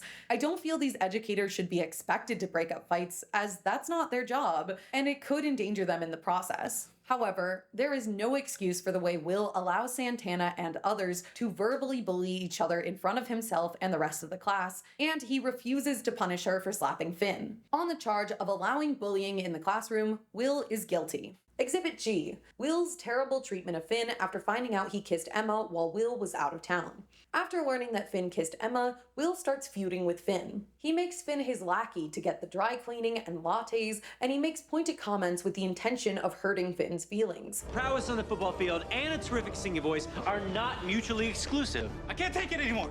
When the group points out that they are feuding, Will decides the best way to handle this is for the two of them to have a singing battle. We need to do something muscular, like Biggie versus Tupac. Which is completely childish. Finn says, "We can just talk." But Will is like, no, we need to get this out with song. Sir, how is it this 18-year-old is acting more mature than you? Be an adult. Talk with Finn about your feelings. We just need an adult. Mr. Shu, I'm not an adult. Even after the singing battle, Will refuses to forgive Finn, which is completely ridiculous. Finn was just trying to help. He wasn't trying to seduce Emma. He kissed her to snap her out of a panic attack. It was the equivalent of slapping her across the face. Maybe it wasn't the best choice, but Finn was not equipped to handle the biggest freakout we have ever seen from Emma, and he tried his best. I agree. Will is very immature. You broke the code of a brother, Finn. Why does it feel like he's gonna start rapping? Finn tries to talk with him, but Will turns cruel and tells him what a failure he is. I gave you the Glee Club because you were lost. You just got dumped by your girlfriend, you flunked out of the army, and the real truth is, I just took pity on you. His behavior is mean and unproductive. Will has a right to be upset, but his childish antics and the immature way he handled the situation is way over the top. He is taking out his anger on Finn, even though Will is the one at fault. I think the bigger offense in this situation is the way he treated Emma when they were getting married. Emma didn't leave because Finn kissed her. She left Will at the altar because he abandoned her for months in Washington just before their wedding and left her with 100% of the physical, emotional, and mental labor for their wedding. He didn't help at all. I just really could use some help with the scene. Right after Glee practice, I promise. And when she expressed her concerns to him, he brushed them off as her normal levels of anxiety and OCD. He was a terrible fiance to her. He was rude and dismissive of her concerns and completely ignored what she was feeling. Finn was actually there, supporting Emma, and he tried to help her. I'd go with the white one because blue is like the color of sad. He did the wrong thing, but he was well-intentioned. Emma is always super supportive of Will and his dreams, but he never gives her the same courtesy. When she is passionate about her pamphlets that are wildly successful, all he can think about is himself. I just wanted to show you my new pamphlets. I'm really proud of them. They're silly, Emma. You're being really mean. Well, you got a pamphlet for that? I thought you were supposed to be the defense. Oh, yeah, I am, but he's guilty of treating Emma terribly. It's not like a crime, he just sucks. I also don't think he's guilty of being too mean to Finn. He was passive-aggressive and immature, but that's nothing compared to the way Sue or Santana treated Finn, so I don't think he should be charged for 2 passive-aggressive remarks. Plus, they were kind of funny. Exhibit H. Will invites the Glee kids over to his apartment several times for meetings and songwriting. They show up for Christmas, and some of them come alone, such as when Rachel visited him while he was sick in season 2. This is super inappropriate, and he should not be encouraging the students to hang out with him at his home like that. It can lead to unsafe situations for the students who are underage or wrongful accusations. I completely agree with this. Will shouldn't have invited the kids to his house and definitely not allowed them in when they're alone. Not appropriate. I think there's an implication that Rachel took the initiative to come to him, but he still should set some firm boundaries. He invites the New Directions over a couple times, like when they plan out their set list for season 1 regionals, which is better because it's a large group, but it's still weird because Mr. Shu has power over them in this situation and there are no other adults present. Because this is fiction, everything works out fine, but in real life, this is not a good choice. They should have met in a neutral location with other adults present. This one is a toss-up, really. I'll say guilty of blurring the lines and encouraging a potentially dangerous situation with minors. Exhibit I. Will spied on Finn in the boys' locker room. Will watched a student as he sang naked in the shower. What I did then was the blackest moment of my life. This is completely inappropriate and gross. I hear this one a lot. Will was only in the locker room because he was retrieving the Glee sign-up sheet he posted in there. It was after hours and he did not expect anyone to be in the locker room. He did not linger and he didn't get close enough to leer at Finn as he showered. He was simply in awe of his singing performance and he walked away to blackmail him soon after. Exhibit J. Performing toxic during the pep assembly with his students and inciting a Britney Spears sex riot. In season 2, Will performs Britney Spears during the pep rally and incites a riot as students scream for him. It's a Britney Spears sex riot. He choreographed and handpicked this song to be sexy, so he knew what he was doing. This is silly. There's no crime here. It's a little weird that Will performs, but teachers sometimes sing with their students, and he didn't do anything wrong by singing with the kids. Mike is actually the hottest one in my opinion, and this entire performance is way less provocative than Push It from season 1. The kids are going crazy for what is essentially a pretty mild performance. Will is just jumping. Nothing too over the top or sexy. The real crime here is the outfits. The guys look great in all black, especially Kurt. Meanwhile, the girls are in these ugly vests with bowler hats like they're Charlie Chaplin. No hate to Charlie, he rocks a bowler hat, but these look so uggo. Meanwhile, Mr. Schu's tank top is completely showing through his shirt, and I do not like it. What's the point of having a shirt on if it's that see-through? Criminal activity. But no, he's not guilty. Exhibit K. This moment in Touch Me. Creature of the night. Your Honor, the defendant would like to apologize to the court for the jump scare. We have no words to defend this image. Guilty. Exhibit L. Will favored Rachel for solos and duets. Will constantly chose Rachel as his favorite and always allowed her to do whatever she wanted. He gave her all the best vocal parts and neglected the rest of the students. In season 1, Rachel is not Will's favorite. He punished her several times and frequently did not give in to her tantrums. He gave Tina the solo in West Side Story, and he actually didn't seem to like Rachel initially. Just admit it, Mr. Schu, you don't like me very much. That being said, in later seasons, the narrative favored Rachel a lot more, and it was unfair that she got more solos than anyone else in the show. A lot of other performers had great voices and rarely got to shine because Rachel was hogging the spotlight. In this case, I don't blame William. This is the fault of the writing team, not Will himself. He is not a real man. It was the writers who made the story more focused on Rachel and how amazing she is. This is proven in season 4 when Mr. Schu is not giving Rachel solos, and suddenly Carmen Thibodeau decides Rachel should sing a bunch more songs than Kurt or Santana. William is not guilty of favoring Rachel. Exhibit M. In season 3, William dresses in ponchos and matador outfits while singing La Cucaracha in Spanish class. This is a racist stereotype of Hispanic people, and it is offensive. I believe this is up to personal preference in some ways. There are some Hispanic people who are offended by this type of display, and there are others who might not be. Personally, I, as a Hispanic woman, am not offended, but I also don't consider this good representation by any means. The point of the episode is that Mr. Schu is in the wrong, and he is being reductive, so it makes sense for his song choice to be tasteless. My yearly rendition of La Cucaracha on Taco Tuesday used to be such a hit. I personally dislike when Hollywood uses La Cucaracha as shorthand to tell you someone is Hispanic, like in Ant-Man with the car horn. I think it's reductive and stereotypical, but I don't find it racist. If someone else does, that's their right. In this case, Mr. Schu is being called out in the narrative, and the point is that he is in the wrong. He's guilty here. Exhibit N. Stealing Finn's jacket and letting Puck take the blame. Okay, so this is a sad one. In the quarterback episode, there is a plot where Finn's jacket goes missing. Kurt gave it to Santana, and then we don't know where it is for the rest of the episode. Where is it, Puckerman? Kurt, Artie, and Santana accuse Puck of stealing it. But in the final moments of the episode, we find out Mr. Schuester took the jacket. Fans have declared that letting Puck take the blame for this is the darkest thing Mr. Schu ever did, and it was horrible for him to allow everyone to blame Puck when Will knew that he was innocent. This was a bad thing for Will to do, but every time I see him cry into the jacket, I can't help but get emotional. Will lost someone he viewed as a son, and Emma points out that he is purposely not mourning the loss because he thinks he needs to stay strong for all the other Glee kids. His moment with the jacket is the only time Will is able to mourn the loss and process his grief. It was not okay for him to steal the jacket or to let Puck take the blame. He also hurt Santana, who was seriously grieving, and he took away the only part of Finn she could hold on to. Will could have asked Santana to have it for a couple days, and I feel like she would have understood what it meant to him. Still, I feel a lot of sympathy for him as he was dealing with a terrible burden, and he wanted to comfort his Glee kids in their time of grief instead of needing comfort. He is technically guilty of stealing the jacket, but this one is so tough for me, I can't deliver a verdict. Exhibit O. Will kicked Marley out of the club for not wearing a scandalous Lady Gaga costume. During the Katy Perry vs. Lady Gaga episode, everyone is encouraged to express themselves in the way that is the opposite of their personality. Marley is a Katy, so she is challenged to dress and put on a performance like a Gaga. When Marley refuses to wear a risque Lady Gaga outfit for their performance of Applause, Will expels her. Marley, we're all trying to win a championship here. I'm sorry, but You're suspended for the rest of the week.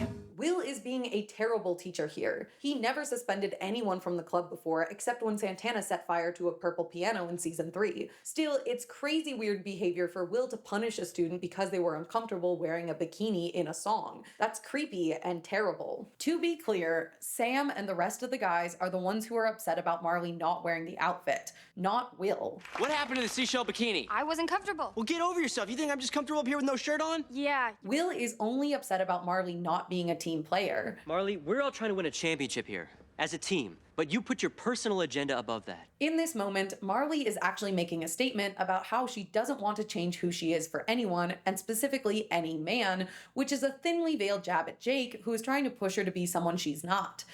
A girl? Either he wants to be with the real me, or he could go. This is a valid thing for her to feel, but Will didn't ask her to change her personality forever. He asked her to try something out of her comfort zone for one performance. I think Marley was in the wrong for deliberately ruining the Guys Gaga performance with her over-the-top Katy Perry dress. If she was uncomfortable with the seashell bikini, that's completely fine, but she could have communicated this before the performance. There are a ton of cool Lady Gaga outfits that involve more clothing, as evidenced by 2 other Lady Gaga Glee episodes. If we only look at the outfits from Applause, there are a couple of cool looks in the background, or this other dress that would keep her more covered up. If she didn't like those, she could have just dressed in all black. That would have matched the theme too. Instead, she deliberately didn't do the assignment to make a statement. I don't think Will should have suspended her. That's a big overreaction, but he definitely should have talked to her about why she was uncomfortable and how her lack of participation impacted her teammates. She was not being a team player, and she did have a weird personal agenda with this performance, so I understand Will being upset. But without this context and nuance, it does seem like he's punishing her for refusing to wear a bikini to class, and that's bad. I think this one is a miscommunication, but Will is still overreacting. Exhibit P. Will twerked with children while singing Blurred Lines. In the season 5 episode, The End of Twerk, Will discovers the kids like twerking, but Sue tries to ban the practice at school, while members of the Glee Club shake their booties in the hallways, auditorium, and classrooms around the school. Will is super invested in twerking because he is a creepy, weird pervert. It's all in that Alan Thicke song that I love. Love. I'm having a hard time thinking of a defense for this. Sue immediately calls out Will for his creepy actions. You, a married 37-year-old, just performed a song about coercive sexual advances down the hallways of a public high school. It's called the First Amendment, Sue. Will's defense of twerking is quite strange and bad. He uses the First Amendment as an argument to defend twerking. This is about freedom of expression. I don't know where it came from, and I don't have it in me to come up with a way to make this any less creepy. The only 2 defenses I can think of are A, Will didn't know that Blurred Lines was an inappropriate song. I don't know. I don't really believe this one, but sure. And B, he's not the one twerking. The kids are. Will is just leading a parade of underage teenagers twerking down the halls. Does that make it any better? I don't think so, but at least we didn't have to see Will twerk. This one is weird and gross, and I think everyone knows Will was in the wrong. It feels super random and out of character, but then again, season 5 Will is not good, so maybe it's not that out of character. Guilty of twerking and being a weirdo. Exhibit Q. Will blackmails Finn into joining the Glee Club. In season 1, Will decides the only way to make the Glee Club cool is to get a couple of popular kids to join. After spying on Finn in the boys' locker room, Will plants pot in Finn's locker and tells him that he is going to get kicked out of school unless he joins the Glee Club. You'll lose your football scholarship. Wait, I had a football scholarship to where? This is clearly manipulative and wrong. What Will did here was terrible. He should not have blackmailed Finn, and it was a bad thing for him to do.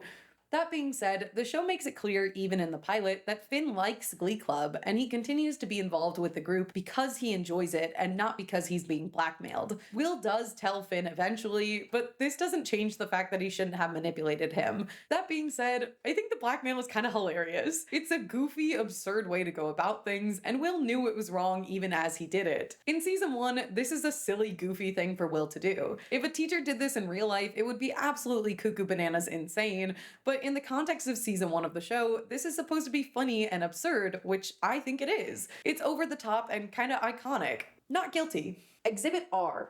Rapping. Everyone on Twitter and TikTok knows the absolute worst part about Glee was Will's rapping. He did it all the time and it was so cringe. He thought he was cool with his hip-hop dance moves, but they were actually not good and he should be ashamed. Yeah, hot take, but I don't actually mind Will's rapping. I like his rapping. Get down, girl, go ahead, get down. There, I said it. I know everyone hates on him, but I seriously enjoy it. I don't think we get stuff like this anymore, and that makes me sad. Will's version of the thong song is my favorite. I'm sorry. Art is subjective. It's fine if you hate Bust a Move, but I think he does a genuinely good job. Prior to Glee, Matthew Morrison was in a boy band called Element, and he was viewed in a similar way to artists like Vanilla Ice or Marky Mark and the Funky Bunch. He has a background in hip-hop, and he was one of the best dancers on Glee. Obviously, Harry Shum is the top, but of the guys, I think Will is easily second best. The quality isn't super great, but he did this impromptu rapping thing with Lin-Manuel Miranda in 2015 that proves he is a good rapper. Walking down Main Street, so defined. I got my Mickey Mouse ears on, girls on my mind. Some people were making fun of it on TikTok, but he's doing a good job. I couldn't come up with an impromptu rap about Disneyland with the Lin-Manuel Miranda standing right next to me. That takes a lot of guts. He's a very earnest performer, and that's often viewed as cringy in retrospect, but I don't choose to look at it that way. I look back on Will's rapping with love. I liked it as a kid, and I like it now. I'm not gonna stand for any more Will Schuester rapping slander. We're done with that now. Not guilty. Not guilty. Exhibit S. You're all minorities. In season 1, Sue discovers that the minority students feel underappreciated and separate them from the rest of the group. She pits the groups against one another, but is ultimately unsuccessful, and Will reunites the club. He tells them, Because you're all minorities. You're in the Glee Club. Will's use of the word minorities is inappropriate. Fans have said it comes across like I don't see color, and it was disappointing given the way the minority students were treated on the show. There are several disparaging and racist comments thrown at the African American students in the show. It's Glee Club, not Crunk Club. And Glee doesn't correct Will for his misuse of the term, nor does it make the minority students feel appreciated for something other than their racial background or sexual orientation. This line has been taken out of context and deliberately misinterpreted so much. At the time, Will was trying to convey that all of the students are underdogs. They are marginalized in school because of their participation in the Glee Club. They are not part of the majority, so they are in the minority. It's not meant to convey that they are all ethnic or racial minorities, although most of the Glee Club members belong to some kind of minority group. Rachel and Puck were two of the students that Sue did not pick, but they're both Jewish, which means that they are part of a religious minority group. We're a couple of good-looking Jews. Overall, I think this was a miscommunication. Will and the writers could have used different, better wording to convey this point. The line was meant to be empowering and memorable, and I think they succeeded a little too hard on the second objective. This line is infamous, and while I don't believe this is undeserved, I do think the sentiment had good intent, even if the wording was less than ideal. However, that doesn't mean this moment gets a pass. It's still weird, and I do think it uses racial minorities as a metaphor for being in Glee Club, which is a very strange and incorrect comparison. I think Will should apologize for that one. Guilty. Exhibit T.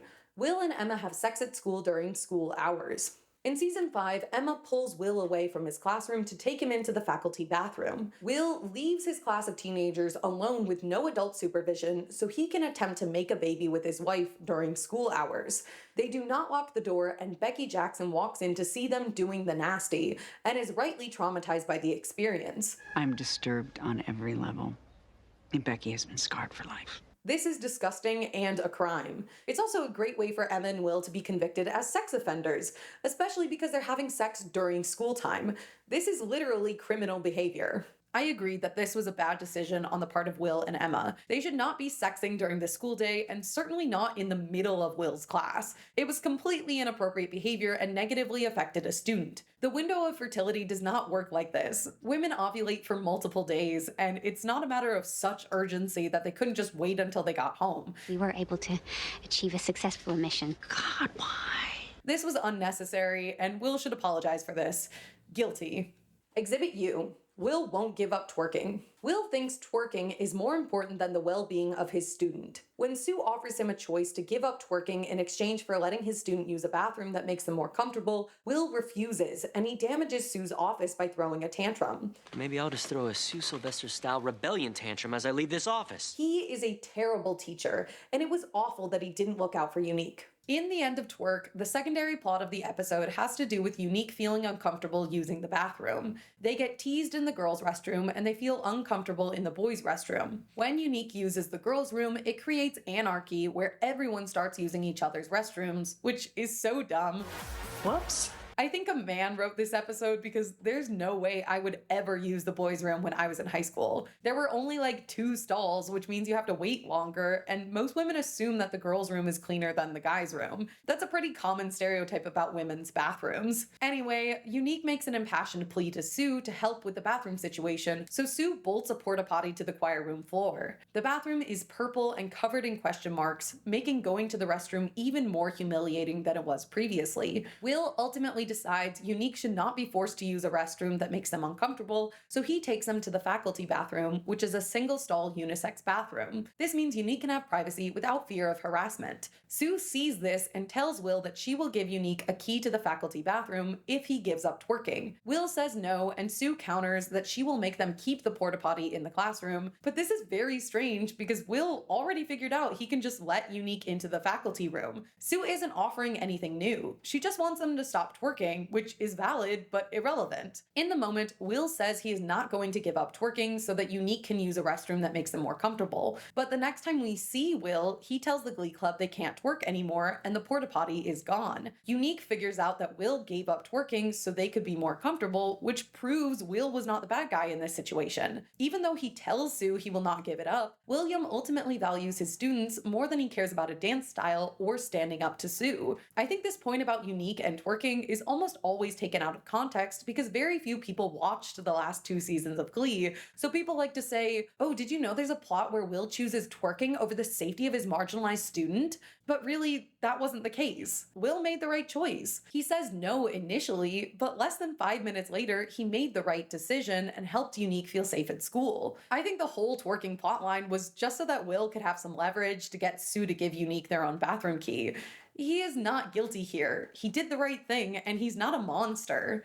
That is the conclusion of the evidential portion. The defendant, William Michael Schuester, has been found guilty on 9 charges, and in order to atone for his crimes, he will need to meet with someone about your sex and love addiction, attend therapy with a counselor who is actually qualified, not his wife, and stop performing with teenagers permanently. The use of Journey songs around minors is prohibited, and if he is found to be performing the latest Justin Timberlake song from the Trolls movie, he will be found in violation of his parole and taken away like Howard Bamboo. On the charge of stealing Finn's varsity jacket, this court was too emotional to reach a verdict. Thus, by a margin of 2 charges, the defendant has been found not guilty and cleared of the charges of having no adult friends, fixing Emma's OCD, spying on students, blackmailing students, being mean to Finn, singing to Rachel, inciting a Britney riot, not knowing Spanish, playing favorites, choosing twerking over Unique, and rapping.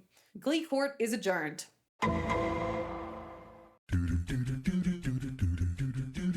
To the shock of absolutely no one, there are some things Glee misunderstands or never understood about musical theater and show choir kids in general. I'm not CinemaSins, I'm not trying to be nitpicky, but some of these things are so basic and they literally had Broadway stars on set all the time, including 3 of the main cast members, Jenna, Leah, and Matthew, so I find these pretty inexcusable. Anyway, let's take out some of those pins from earlier and talk about them. I call this segment Glee Doesn't Understand Musical Theater, and it consists of 24 bullet points. These points are mostly chronological, but they also build to the biggest offenses. 1. In season 1, Will and Neil Patrick Harris audition for Les Miserables with Dream On by Aerosmith and sing the entire song as a duet. Dream on, dream on, dream on, dream on. In musical theater auditions, you normally sing 16 to 32 bars, which is a measure of music. 32 bars is about 1 minute of music, and it's quite rare that you sing anything longer than this. I've had professional auditions where they ask me to sing 8 bars, which is like 15 seconds. When you audition, you do it alone. Is there a problem out here? Yeah, there's a problem. This guy just stole my song. Sing it as a duet. Even if you have the same audition song as someone else, I was going to sing The Impossible Dream. Wow, really? Interesting. So am I. they will never group you with another person because then they can't hear your voice and see your specific choices. Finally, Dream On is a classic rock song, and even though it might be thematically relevant to Les Mis, It's not appropriate for an 80s mega musical about forgiveness and fatherhood. 2. Rachel quits Cabaret to rejoin the Glee Club. In season 1, Rachel is offered the role of in Cabaret, and after losing the West Side Story solo to Tina, she leaves the Glee Club. I thought you had Glee practice, my little multitasking star. I quit. I'm yours exclusively. Later seasons make it unclear when the Glee Club meets, but in season 1, Glee is an after-school activity. So when Rachel chooses Cabaret, she has to quit Glee. She left to be the lead in Cabaret. Eventually, Finn convinces her to leave the musical. Since I quit the play. And no. High school musicals tend to take 4 to 6 weeks, and you can definitely be in multiple arts-related activities at the same time. When I was in high school, I did 3 musicals simultaneously, as well as show choir, concert choir, church choir, and private voice lessons. Also, Rachel wants to be a star. My gold stars are a metaphor for me being a star. There's no way she would give up the lead role in a musical to be in the ensemble of the Glee Club, even if Sandy was terrible to her.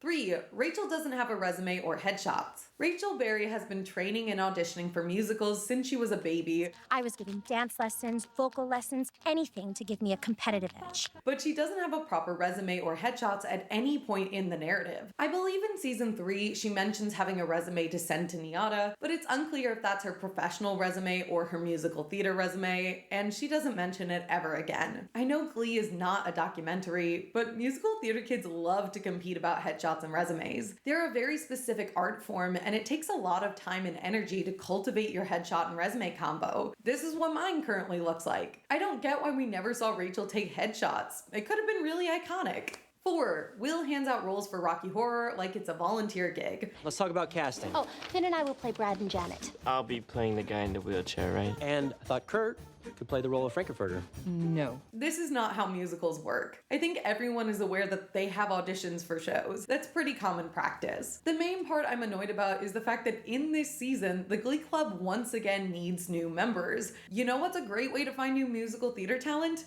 To hold auditions for the school musical. At my high school, we had several football players in the musical because they auditioned and they really enjoyed it. If you just cast from the existing group of theater kids, you won't get any new members and you probably won't have enough guys. That's a big reason why auditions exist. 5. The sets. In real life, when you put on a school musical, there's usually a rugged man or lesbian who's the technical director of the theater. My lighting designer, Shirley Markowitz. This is gonna be a bitch to light, but I was promised new gels, so stay tuned. They work with the artistic director to design the set and start getting elements together. Then parents and students come in on a Saturday and put together the whole thing. They build their own sets for the musical. It's a really fun experience. For me, it was one of the first times I worked with power tools. Even if you're not comfortable working with saws or drills, they usually need walls painted and other smaller items set up. It's a great bonding experience and it gives the students ownership over the project. They built that balcony and they can brag to their friends or impress their grandparents. In Glee, the musical sets are presumably built by a team of professional set designers that Will hired. No parental help with anything, and the kids don't have to lift a finger for these amazing sets. I feel like I'm being nitpicky, but in 2006, even High School Musical knew that kids helped build the sets. What the heck are those two doing in a tree?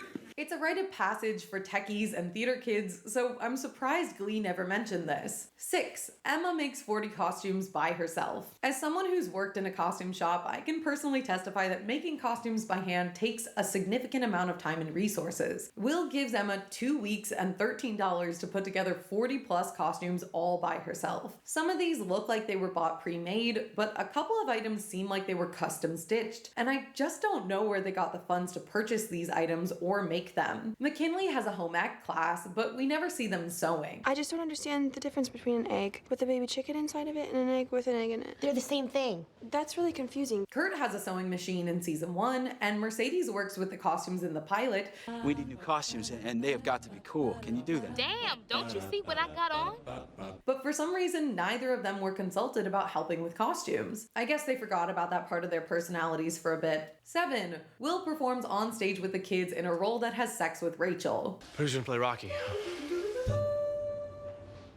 I guess I have to. In Rocky Horror, Will takes over the role of Rocky after Sam becomes uncomfortable with his costume, which consists of tiny gold shorts. These are really short, and I'm afraid I'm gonna show off some nuttage. That's all well and good, but Will seems to be forgetting that Rocky has a really sexual song with Janet. I wanna be dirty. And then the two are found by the other characters in a state of undress after having implied sex. In Glee, they address this by having Will and Emma sing Touch It Touch Me together. But in the meta-narrative, Rachel is playing Janet, not Emma. So Rachel, an underage female student, would be touching and kissing her 35-year-old teacher while he's wearing booty shorts and nothing else. I thought maybe Will didn't realize he would have an inappropriate scene with Rachel, but then we see them rehearsing it. Dr. Scott! Janet! Rocky! This play has incredible pacing problems. I feel like I don't need to explain why this is a problem. 8. Finn and Rachel appear on stage in their underwear with their teacher who's wearing tiny shorts. Come on, it'll just be like going to the pool. I wear a swim shirt at the pool. This is pretty much the same point as above, but with the added twist that while I don't think it's illegal for students to appear in their underwear on stage, it's definitely questionable, and it skirts the law in terms of indecent exposure of a minor. I sort of walked down the hall in my Rocky Horror costume. I know the actors are pushing 30, but in the narrative, it's weird for the characters who are minors. 9. Carl drives a motorcycle on stage. They did not get permits for that. In musical theater, whenever you do pyrotechnic work, it's required that you have someone on the premises with a license to operate those pyrotechnics to keep everyone safe. If you drive a motorcycle on stage, you are bringing a gasoline-powered vehicle into a confined space with limited ventilation. I know Will doesn't have a permit and didn't talk with the fire department about making sure that curtain is fireproof. I give them points because they had Carl use the motorcycle and he's an adult, but you have to have a motorcycle license to drive one of these. Otherwise, this is illegal. I feel like they didn't think this through at all. 10. They perform Rocky Horror for no one. After a series of bad decisions, Will decides Rocky Horror is too scandalous and they're going to cancel the performances they had planned. Will feels bad about canceling the show entirely, so they perform Rocky Horror for an audience of no one. We're still gonna perform Rocky Horror. We're just not doing it for an audience. This is fine. Musical theater kids perform for empty audiences all the time. I realize that makes it sound like no one goes to their show, but what I actually meant was we have run-throughs where you run the whole show, but no one sees it. We can't stop, guys. It's a dress rehearsal. Come on. Anyway, that's not my problem. My problem is when you perform a musical, you have to pay for the rights to use that piece of musical theater in order to make money from selling tickets to the show. We are going to charge admission and use the proceeds to help pay for transportation to nationals in New York. Most of the time, ticket sales barely help high school theater departments recoup the cost of getting the rights to the show, building the sets and costumes, and all that jazz.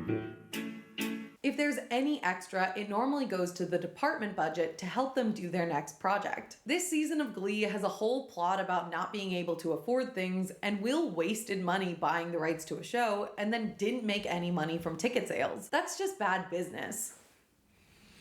11. Everyone auditions for West Side Story with full songs from the show. Again, no, this isn't how auditions work. Even in high school, it's frowned upon to sing songs from the show you're auditioning for. People will make fun of you after your audition. Also, I don't get why Glee does this because they only let us hear the songs once. If they use them for a dumb audition montage, then we don't get to hear them later during the performance of West Side Story. It's a bummer and a waste of good songs. Credit where credit's due, Mercedes and Kurt don't audition with songs from the show. Instead, Kurt sings I'm the Greatest Star from Funny Girl. That's still not setting him up to be a macho 50s gang leader. Although I do love the set, so kudos for that. And I'd also like to thank Cassius from my dad's tire shop for kindly constructing my audition scaffolding. 12. Rachel and Mercedes have a sing-off for the role of Maria, and they sing Out Here on My Own from Fame. This is not how callbacks work, and it doesn't make sense for them to sing a song that's not from the show and doesn't reflect the vocal range of the character they're competing for. I'll be singing the timeless Maria classic, I Feel Pretty. Actually, that's too easy, Rachel. We've picked a song. Out here on my own. This song is much more contemporary and belty. Mercedes does a better job with the song, but again, that doesn't matter because Rachel is better for the role of Maria. I mean, Rachel is Maria, isn't she? Yes. She is more of a classic soprano ingenue, and the song Out Here on My Own is a mezzo-alto song with none of the high notes that Maria has to sing. I've never been to a callback where they didn't use songs from the show, so this feels unrealistic to me. 13. The Jets sing during America. Okay, so when you want to perform a piece of musical theater, you have to pay for the rights to use that show. One of the biggest licensing companies is Musical Theater International, or MTI. You call them and ask if you can use their show on specific performance dates, and they say, sure, you can use these materials. We'll give you all the scripts and librettos if you pay X amount of dollars for a licensing fee. MTI is super strict because they want to maintain the integrity of their shows and they want to get paid. So you are not allowed to change any of the dialogue in the show, add songs from the movie, etc. MTI states, without prior permission from MTI, your actions may subject you to liability, not only to the authors, but also to us, for violating federal law and for breaching the terms of your license agreement, which clearly forbids you to make any changes or deletions. Remember that Christian version of Hamilton where they changed a bunch of stuff and then put it on YouTube? But her hand is on mine and I don't say no. Lynn definitely got a paycheck from that debacle. It's the same for changing the script by adding characters to songs they're not in. It might seem like a little thing, but Artie made several changes to West Side Story because he was being artistic. It's a risky artistic choice weaving the Jets into America, but Artie insisted. When actually he was breaking their licensing agreement, which is already expensive. Even for a small theater, it can cost between $200 and $300 per performance of a musical. It would be one thing to simply change outfits and add more people to the dance break in America, but they add Jets in and gave them Bernardo's lines, which changes the story. Free to wait tables and shine shoes. Don't do this, but also I think every high school kinda does this. I know my high school definitely did some stuff that broke our licensing agreement. Don't do this and post it on YouTube is my advice. 14. Grease callbacks. In season 4, Glee finally gets with the program and they have real callbacks for the first time in Glee history. Unfortunately, they do almost everything wrong here. The callbacks are just for the roles of Sandy and Danny. They bring in Marley and Kitty to compete for Sandy and Ryder and Jake to compete for Danny. They all perform hand jive, which is from the show, so that part's good. They also have them do a dance and singing audition, which is also good. The part that's not so good is Glee doesn't know what callbacks are for. You go to a callback usually so they can hear you sing material from the show and to see how you play off the other performers. For high school theater and even in college, you usually read a scene with a partner, sing alone, maybe sing a duet to hear how your voices mix, and do a dance call to make sure you can move. It's a lengthy but necessary process. It's not just about carrying a tune, you have to see if you believe them in the role. The most important part of casting romantic leads is making sure they have chemistry on stage. This callback is all about the chemistry. We want to see how well you play off each other.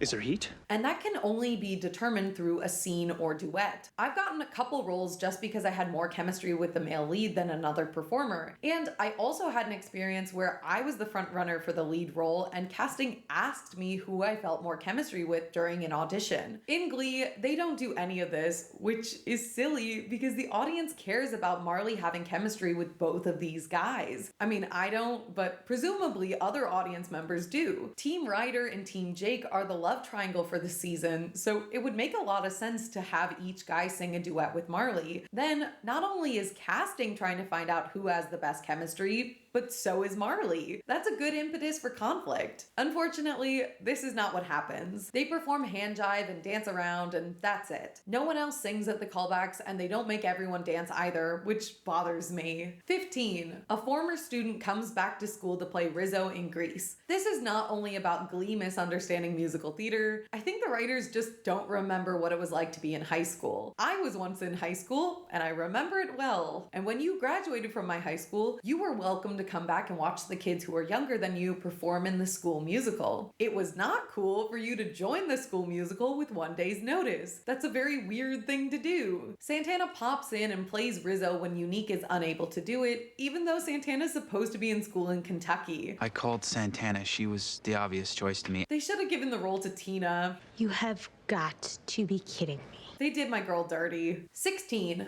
no mention of AEA at all. AEA is the Actors Equity Association. It's basically the Screen Actors Guild, but for professional theater and musical theater performers. Actors Equity is a union, and anyone who's performing on Broadway, in a national tour, or at one of many professional theaters with AEA contracts has to be part of the union. It keeps actors safe and ensures they are being paid and treated fairly. Equity also helps performers get health insurance and good stuff like that. Glee does not mention the union at all. Again, I know this is not a documentary, but Rachel and Santana would need to join the union to perform in Funny Girl on Broadway. It's a small detail, but it's really easy to add in. 17, Rachel auditions for Funny Girl with Don't Stop Believing. This is the same as my previous point about Dream On, but add to it that this song has even less to do with Funny Girl than Dream On did. It is a wildly inappropriate song choice for the show, and it doesn't show off the right range for the character of Fanny. I feel like movies often depict people as bold for choosing something like this. You will never become a star or get the lead if you play it safe. But if I was the director, I would assume you A, didn't know anything about the show, or B, were brand new to auditioning and didn't know any other songs. A lot of musical theater people are snobs about audition songs. Some directors really hate hearing pop in an audition room, and they will not give you parts because of that. Don't Stop Believing can be the right choice if you're auditioning for Rock of Ages or another jukebox musical, but it's not the right selection for Funny Girl, even if it has sentimental value to Rachel. 18, Rachel books the lead in a Broadway show with no agent and no AEA card. It's not 100% unheard of for a relatively unknown actor to land the lead role in a Broadway musical, but it's basically impossible when they are non-union with no agent. Most of the time, auditions for Broadway shows are for union actors only, and you can't even get in the room without being part of the union. Even if she somehow figured out where the auditions were and they were doing an open call for all union and non-union actors, I don't believe Rachel would be picked for this show over someone with Broadway or TV credits. I get that Lea Michele has the Broadway credits to be in Funny Girl, but Rachel Berry does not, and a more seasoned actor should have gotten this part. 19, Rachel attends auditions. You think I mean one thing by this, but I actually mean two. First, while she's in school, Rachel attends multiple auditions for Broadway shows and books a show while she is still in school. Guess you got her first off-Broadway play audition. What?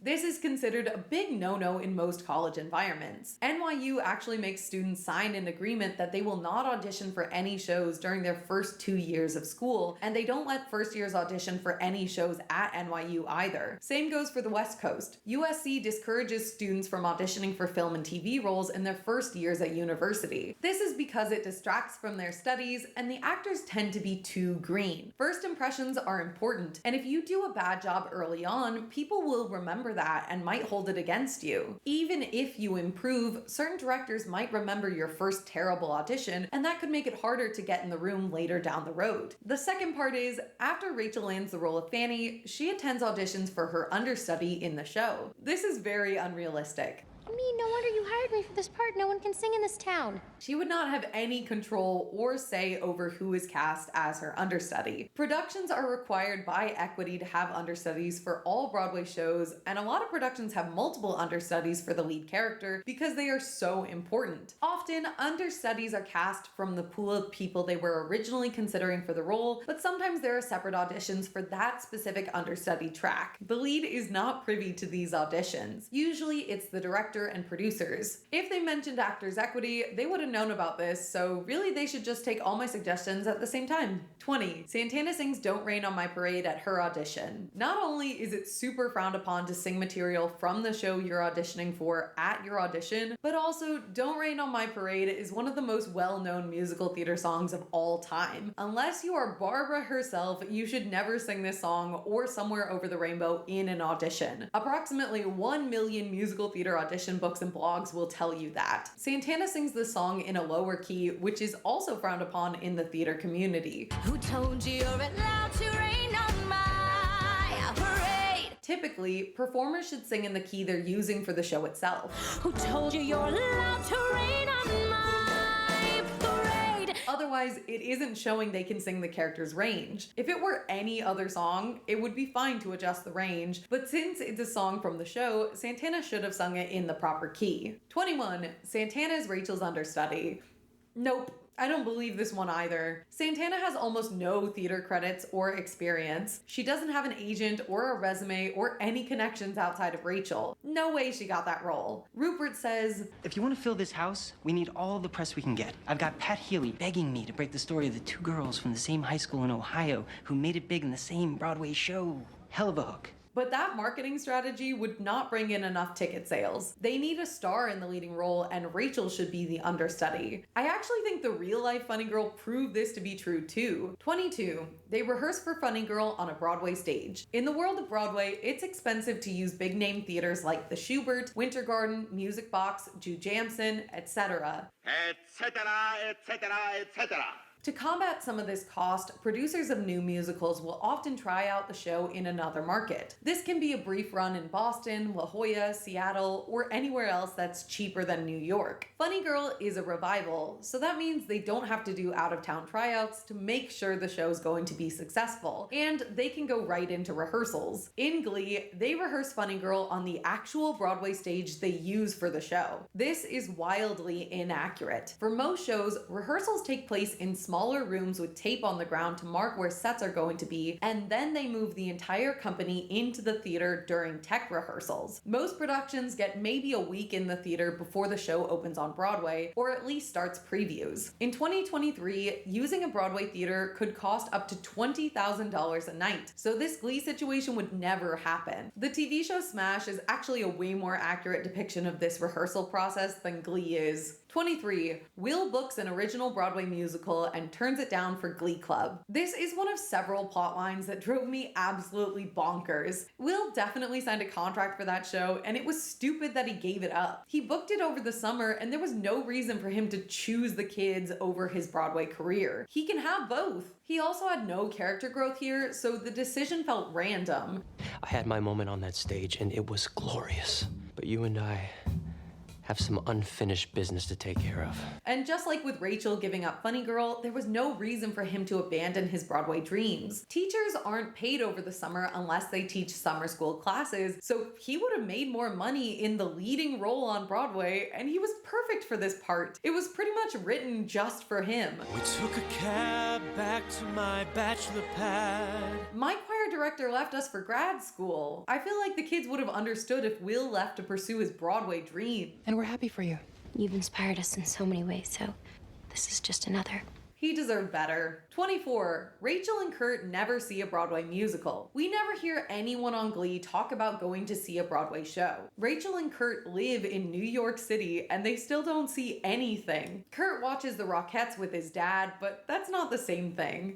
The Rockettes might have better legs than me, but they can't touch my single lady's performance. Even if Glee didn't want to show us, they could have mentioned going to see Spider-Man Turn Off the Dark or putting their names in for the Wicked lottery. They're supposed to be theater kids, but they never discuss musicals. The only time it comes up is in season 2. I got us all 13 tickets to Broadway's longest running show ever. You might want to check the dates on those tickets, Rachel, because Cats closed about 11 years ago. It is so stupid that Quinn knows this and not Rachel. Quinn doesn't even like musical theater. But it's even sillier that they never see a musical or talk about what's on Broadway. Maybe they thought it would be too niche or date the show, but musicals like Wicked and Lion King have been running for decades, and they're just as relevant today as they were in 2012. In conclusion, do any of these things negatively impact the storytelling of Glee?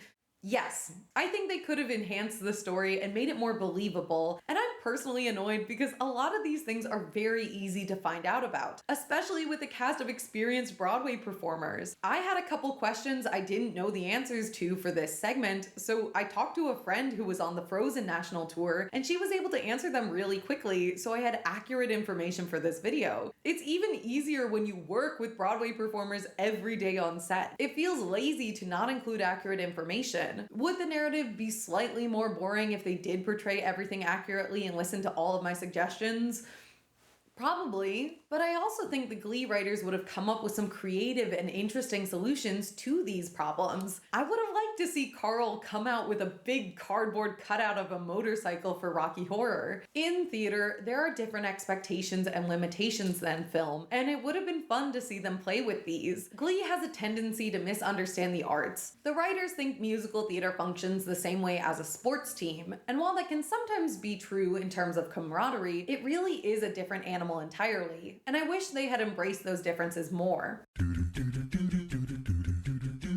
There is a mystery afoot which has been plaguing me for years. That mystery is, when does the Glee Club meet? I have compiled all the evidence from the show so we can solve this together. There are two parts to this. The first question I want to investigate is whether Glee is a club or a class. Now, I know some of you might think this is obvious, but it's not quite. Here's what we know. When Brian Ryan evaluates the programs and cuts budgets, he tells Will about home ec and how that is an actually useful class. This is a weird comparison because home ec is a class and Glee is a club. They're not comparable. That's like saying art class should stay, but we need to cut the budget to the French club. This is the first instance of someone treating Glee like a class and not a club. In season 4, Will leaves for New York and Finn is left in charge of the Glee Club. They argue that this is fine because Glee is not an official class. Glee Club is not a class, which is why it is perfectly legal for Finn to volunteer his talents temporarily. If Glee were a class, it would make sense that they need a teacher to be the coach. Will is the Spanish teacher and the Glee coach. However, Sue Sylvester is the coach of the Cheerios, and I don't think she teaches any other classes. I assumed she would be the PE teacher, but it actually makes more sense for Ken Tanaka and later Coach Beast to take this role. We only see PE in season 6, episode 9, Child Star, when Roderick and Spencer have to take the presidential fitness test. Sue and Coach Beast are both present, so they might teach this class together, but I really don't believe that either of them were educators prior to this season, because Sue was able to become interim principal in season 2. That's Principal Sue.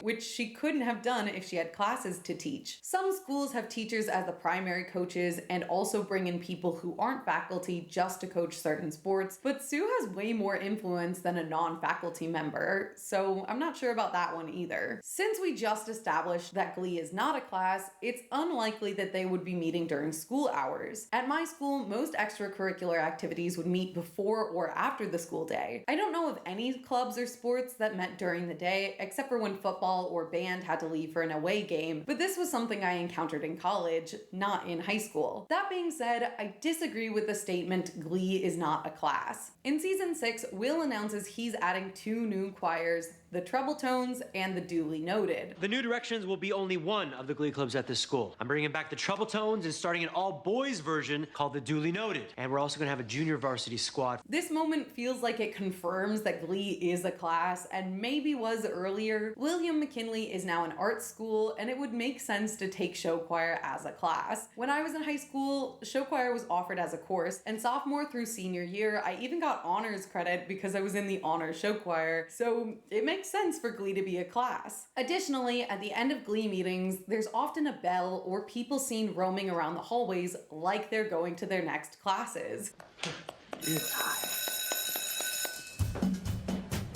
Now, in a meta sense, this is probably done to make it look like the Glee set is more active. It would be weird to see a completely empty school set, but it still doesn't make sense why there would be a bell if Glee isn't a class and meets after school. Now, maybe they go to a school where the bells continue to ring after classes are done, but that would be annoying and inconvenient if you were going to have any meetings after school. We later see booty camp and the musicals happen after school, and we don't hear any bells, so I don't think the school bell continues to go off after the school day is done, thus implying that the Glee Club meets during the school day and functions like a regular class. Then in season 4, when Becky brings a gun to school, it goes off during the school day. At the time of firing, Glee Club is meeting and they have to lock down together during what appears to be a regular school day and not after hours. If Glee meets during the regular school day, then that would support the idea that it is a class and not just a club. It is possible that the kids meet before school during a 0 0 hour or after school during an extra school class hour, but we'll talk about the exact time they meet in a moment. In my personal opinion, I think Glee is a class. When I was in elementary school, we had a schedule where the electives changed every day, so we had a more rounded curriculum. 2 times per week, we would go to PE as our elective. 2 times we would go to music class, and 1 time we would go to art class. I think Glee functions the same way. They have other electives, so they only meet as a class a couple times per week. Glee happens during the school day a lot, and this explains why we hear the bell ringing and students going to their next classes. In order to excuse the after-school stuff, I'm gonna say it's a class that sometimes has rehearsals after school. When I was in show choir, we had extra practices before a competition to do either dance training, or we would rehearse in the cafetorium after school so that we got to work in our performance venue. Now, the second mystery is, what day and time does the Glee Club meet? In season 1, it seems like the Glee Club meets once per week, but if that's the case, then the lessons of the week actually last much longer than a single week because we see the club meet multiple times. Each lesson would take about a month or so if we can assume that every Glee Club meeting is a different week. I'm not sure about this because sometimes characters will wear the same costume in multiple scenes, like in Theatricality when Kurt wears his Gaga outfit several times in what might be 1 week or several weeks. The show says it's a single week, but the Glee Club meets multiple times, so either they meet multiple times per week or this takes place over several weeks. Sometimes the characters comment that they haven't seen each other in several days or weeks, which is weird considering they all go to school together. Even if they were gone for the weekend, it should only be 2 days apart. In season 1, Jesse transfers to McKinley and then back to Carmel within 6 episodes, but the implication is that several weeks, if not months, have passed, so we can conclude that a single episode is not equivalent to 1 week, which would explain why we see the Glee Club meet multiple times per episode, even if they only meet once per week. Glee takes place during the school year, and most schools have classes for 180 days out of the year, which is only 36 weeks. Since every season of Glee has 22 episodes, that means that every episode should only cover about 1.5 weeks. That definitely doesn't feel right, so let's just assume that every episode takes place over 2 weeks and the Glee Club meets multiple times per week. Let's see what evidence we have for days and times. I already proposed they can meet during a 0 hour, but I don't think Glee meets in the morning because the sun indicates that it's usually broad daylight in the classroom. The show takes place in Ohio and a 0 hour occurs before school starts, meaning for at least half the year it would be dark during this time. Also, singing first thing in the morning usually sucks, so not mornings. Let's just rule that out. In season 1, episode 6, Mr. Schuester says, 1 week from today, boys will perform on Tuesday, girls the next day. This means Glee meets on at least Tuesdays. The next day could mean Wednesday, or it could mean the next Tuesday. I'm inclined to believe this means next Tuesday because the girls have a lot of time to practice before their performance, and it seems like more than 1 day has passed. In season 1, episode 8, Ken Tanaka says that he's adding a mandatory football practice. I'm adding extra practice on Thursdays at 3:30. But Coach, that's when Glee rehearses. Now we know they meet sometime on Tuesdays and Thursdays at 3:30 p.m. Will says he and Ken agreed on a schedule when the football guys joined Glee Club. You know I had a standing Glee rehearsal on Thursday. We sat down and worked out a schedule when some of you guys joined the club. And we know that football practice happens after school. Will's line implies that the club previously conflicted with football, meaning it also happened after school sometime. This isn't a problem any other time in the show. After this moment, football and Cheerios practice don't ever conflict with Glee. The only time the Cheerios have a conflict is during season 2, episode 11, when the Cheerios regional competition conflicts with the Glee halftime performance during the championship football game. This is weird because normally the cheerleaders are supposed to be there for football games, but it doesn't tell us anything new about the Glee Club regular meetings because this is an anomaly, so we're gonna let it go. Figgins says they need the auditorium for AA meetings, which again implies that the club meets after school because I don't think they can have alcoholics on campus at the same time as kids during the school day. In episode 8, Will meets with Emma in the wedding dress boutique for dance practice, and he says he has to leave to make it back to school for the 3:30 p.m. showdown. So I gotta get going. Got the big showdown today at 3:30. I don't know how everyone else's school worked, but when I was in high school, classes went from 7:45 a.m. until 3 p.m. From a quick Google search, I found that most high schools in Ohio have classes until 3:15 p.m., so I don't know how Will Will and Emma had time to meet outside of school, but before 3:30 p.m. Maybe they're on a lunch break, but that seems unlikely. In season 1, Rachel joins the school musical Cabaret and quits Glee to be Sally Bowles. Apparently they conflict, and it initially seems like she can do both.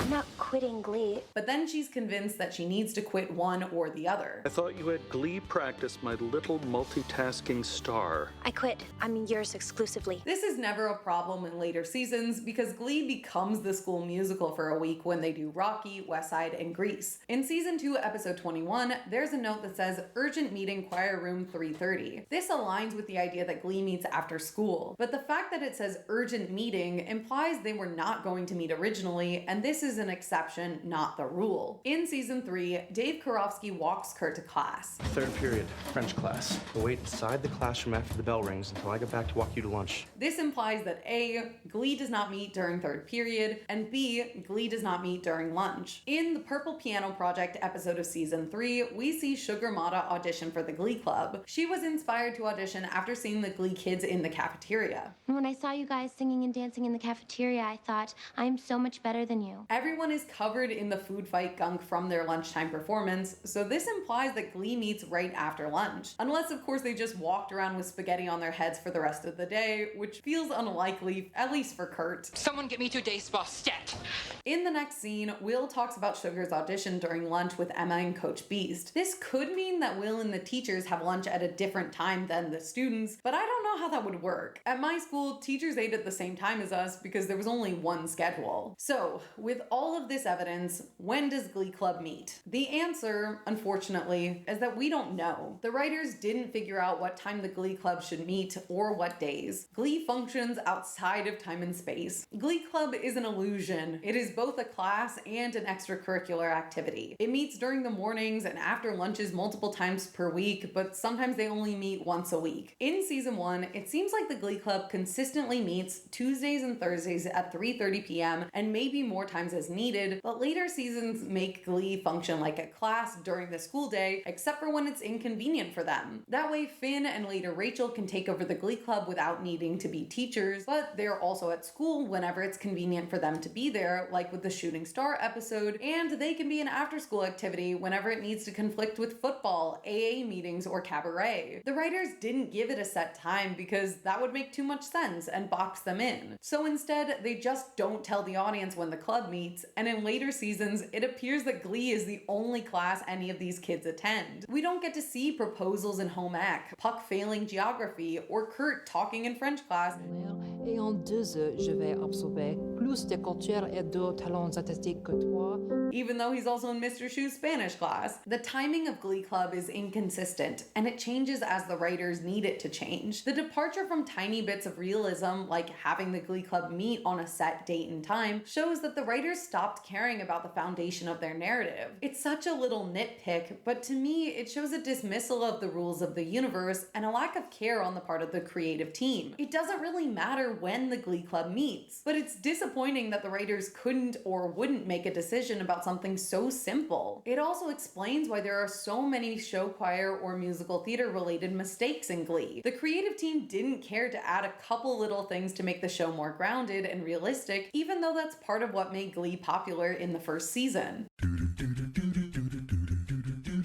Now let's talk about the real lives of the cast. After Glee, where did everyone end up? Leah Michele got stuck in an elevator with Ashton Kutcher in 2011's New Year's Eve. I'm stuck in this elevator. I'm gonna be late for work. She also sang America the Beautiful at Super Bowl 45. Leah was briefly bullied by the internet about whether or not she can read. I can't read or write. What does this say? And what is that word? Well, it's an allegation which she has yet to fully deny. In 2015, she played Hester in Ryan Murphy's Scream Queens. Use your magical dead powers to tell me how many tampons I had in my purse. Can I call you Mom? What? Please, I feel so loved and protected by all of you. She wrote 2 books, the first being an autobiography called Brunette Ambition, and the second being a fill-in-the-blank journal. Leah remains close friends with Jonathan Groff, who hosted book signings for her. She continues to release music, but is yet to reach the success of the Glee albums. In 2019, Leah got married to Zandy Reich, and she and her husband welcomed a son in 2020. And finally, the moment everyone has been waiting for. In 2022, Leah took over the role of Fanny Bryce in the Funny Girl revival on Broadway. She received tons of positive reviews, revitalized the show, opened the Macy's Thanksgiving Day Parade, and performed Don't Rain on My Parade for the second time at the Tony Awards in 2023 before closing the show on Broadway. She is currently taking some family time, but she teased online that she already has her next project lined up and that it's going to be very different musically. In 2012, Matthew Morrison and Cameron Diaz won a spoof of Dancing with the Stars called Celebrity Dance Factor in the movie What to Expect When You're Expecting, prompting me to wish that he would be on Dancing with the Stars for real, but I don't think they'd let him because he would outslay everyone. In 2015, Matthew originated the role of J.M. Barrie in the musical Finding Neverland on Broadway. He continues to release music, including a Dreamin' with Disney album. In December 2020, he briefly became the most hated man on the internet. I'm hated. After the announcement that he was playing the Grinch in an upcoming production of The Grinch Musical Live, Matthew was ridiculed online as thousands of people recalled the problematic behavior of Will Schuester and were unable to separate a fictional man from a real-life human being who was just trying his best and reading words from a script that he did not write. Oops. In November 2023, he appeared in a Hallmark-esque movie called Paris Christmas Waltz, which feels like a fake name they would put in an SNL skit. It's Kitchen Christmas Wish. I watched this movie over Christmas with my family, and unfortunately, it was not very good. But I do think Matthew got to film in Paris, so good for him. Darren Criss replaced Daniel Radcliffe in How to Succeed in Business Without Really Trying on Broadway. I was super bummed that I missed him by like 2 days, and I ended up seeing Nick Jonas in the role instead, but he was still very good. Later, Darren replaced Glee alum Neil Patrick Harris on Broadway in Hedwig and the Angry Inch. He has continued to work with Ryan Murphy with starring roles in American Crime Story, Hollywood, and American Horror Story Hotel. I started an online flirtation with a high school flame, Andy. Things got weird and I called it off. And 2 months later, Versace was dead. He presented Hairspray Live, which is such a crime. Sorry to Derek Hoff, but Darren should have been Corny Collins. He's perfect for the role. In 2019, he married Mia Swire, and they welcomed a baby girl in 2022. Darren and Leah appear to still be close friends. They toured together in 2018 and are doing a West Coast tour starting in October 2024. He did a holiday tour in 2023 called A Very Darren Christmas, which I absolutely love. Darren had a small role in The Flash and Supergirl, which is fun because Sebastian's actor Grant Gustin went on to play Barry Allen in the Flash TV show, and Marley's actress Melissa Benoist went on to play Supergirl. In the meantime, I hope you're both ready to get the rust off those pipes of yours. We're not singing for you. No. It was like a little cast reunion. Chris Colfer is the author of a children's book series called The Land of Stories, and as of 2021, he has published 18 books. He wrote one episode of Glee titled Old Dog New Tricks, which appeared in season 5, episode 19. Boys, I've returned to Neverland. Since the end of Glee, he's not been involved in many film or TV projects. Unfortunately, a lot of projects he was involved with were canceled or postponed indefinitely. He appeared in the LA broadcast of the play 8 alongside Glee co-stars Jane Lynch and Matthew Morrison. He wrote, produced, and starred in the film adaptation of his book Struck by Lightning as the lead character. Chris won a Golden Globe for playing Kurt, and he was a guest judge on Chopped Jr. and Drag Race All-Stars. Jane Lynch continues to be an absolute tour de force. In 2013, she made her Broadway debut as Miss Hannigan in Annie, which is why season 4 contains so many references to the show, like Little Girls and NYC. NYC, your standing room only.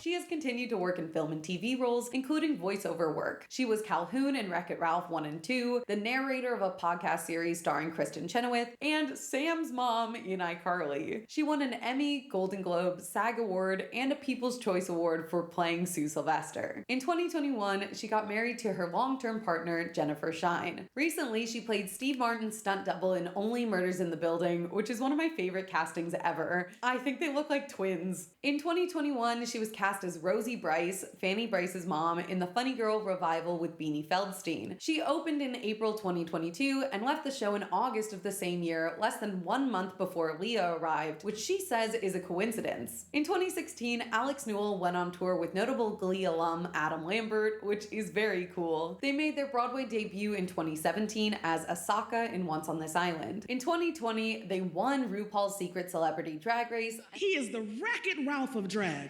And they appeared as Mo in Zoe's Extraordinary Playlist. And finally, Alex recently won the Tony Award for their performance as Lulu in the new Broadway musical Shucked, making them the first openly non-binary person to win a Tony Award in an acting category. I was lucky enough to see their performance when I was in New York in November, and they were amazing. Since Glee, Jenna Ushkowitz appeared in Lady Gaga's music video for Marry the Night. In 2016, she played the role of Dawn in Waitress on Broadway. She won 2 Tony Awards for producing the 2017 revival of Once on This Island, starring Alex Newell, and 2020's The Inheritance. She also produced Be More Chill. In 2022, Jenna appeared on RuPaul's Secret Celebrity Drag Race. In 2019, she and Kevin McHale started the podcast Showmans to talk about Glee. They paused in 2020 after the death of Naya Rivera and came back in 2022 with a new endeavor called And That's What You Really Missed. That's what I missed on Glee.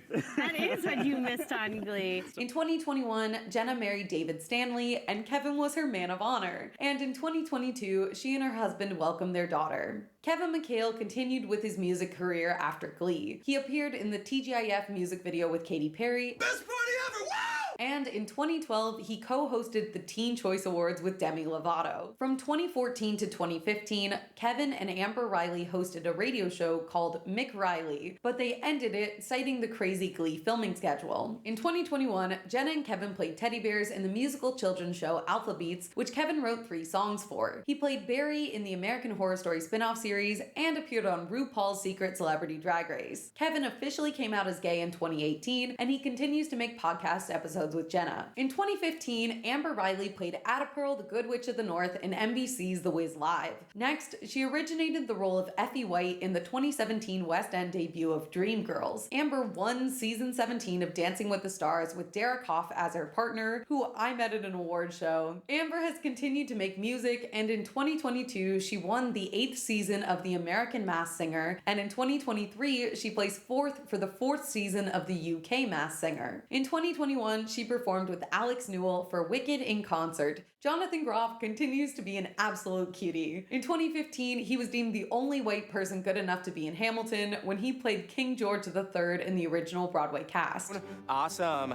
Wow. He plays Kristoff in Frozen 1, 2, and eventually 3, alongside Glee alum Idina Menzel as Elsa. His most notable film and TV roles have been Smith in The Matrix Resurrections, Eric in Knock at the Cabin Door, and Holden Ford in Mindhunter. In 2019, he played Seymour in the off-Broadway revival of Little Shop. In 2022, he produced the documentary Spring Awakening, Those You've Known, about the experience of making the show. He continues to be friends with Lea Michele, who allegedly stated she would be willing to be a surrogate for Jonathan Groff and his partner Corey Baker. Life imitates art, I guess. You can currently see him on Broadway as Franklin in Merrily We Roll Along with Daniel Radcliffe and Lindsay Mendez until July 2024. When I was in New York, there were actually 3 Glee alumni performing on Broadway. Alex Newell in Shucked, Jonathan Groff in Merrily, and Josh Groban in Sweeney Todd. He was super nice. I didn't get to see Jonathan, but I did take a photo with his picture outside the theater, so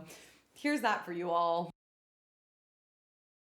Heather Morris seems to be the most normal after being on Glee. She competed in season 24 of Dancing with the Stars, but was criticized because of her professional dance experience and was eliminated in week 6 despite getting a perfect score. Absolute nonsense if you ask me. In 2022, she won season 2 of the UK Masked Dancer as Scissors. In 2015, Heather married her high school sweetheart Taylor Hubble, and they have 2 children together. Gwyneth Paltrow is now married to Brad Falchuk, one of the creators of Glee, and they met in 2010 on the set of Glee. We met on a set.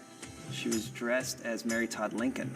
Mary Todd Lincoln in the house. They're still married, and I love this fun fact so much. They're a true Glee couple. Finally, Adam and Nikki Anders released a brand new movie musical in 2023 called Journey to Bethlehem. I had no idea they worked on this until I got to the AMC. I actually went to the movies because I needed a break from Glee, and it turns out Glee is inescapable. Adam co-wrote, directed, and produced the film. Nikki co-wrote the original songs, and the rest of their family helped in miscellaneous ways. Zach Woodley was the choreographer, and when I saw his name, I audibly and loudly gasped in the theater, and everyone heard me because it was basically me and like 2 other people on a Tuesday night, but I was thrilled. J2B is a Christmas musical about the birth of Jesus, and I loved it. I've seen this movie twice in theaters, and I enjoyed it both times. The whole thing is very sincere and sweet, with a mix of goofy absurdism. It captures the energy and charm of season 1 Glee without any of the meanness that pervaded later seasons. Antonio Banderas nails it as King Herod, Milo Manheim is great, you're welcome, and Joel Smallbone has arguably the best song in the movie, as well as a killer name. I'm planning on covering it more in depth in its own video because I'm so obsessed. There's clearly a lot of love in this film. It really seems like this was Adam and Nikki Anders' passion project, and I'm super happy for them.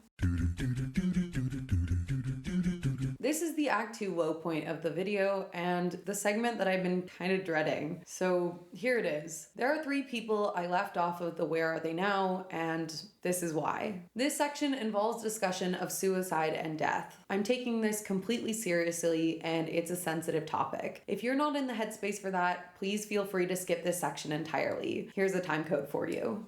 Unfortunately, since the end of Glee, 3 of the show's stars have passed away. Just before returning to film season 5, Corey Monteith passed away in a Vancouver hotel room. He had checked into a rehab facility during filming of season 4, and allegedly Ryan Murphy and the rest of the cast were instrumental in getting him to seek help. Unfortunately, this didn't last long, and after leaving the facility in late April, he was found dead from a combination of alcohol and heroin toxicity on July 13th, 2013. He was 31 years old and dating Glee co-star Leah Michele at the time. Corey was honored by the show in several ways, notably the season 5 episode The Quarterback, in which they hold a memorial service for the character Finn, the season 5 Nationals performance.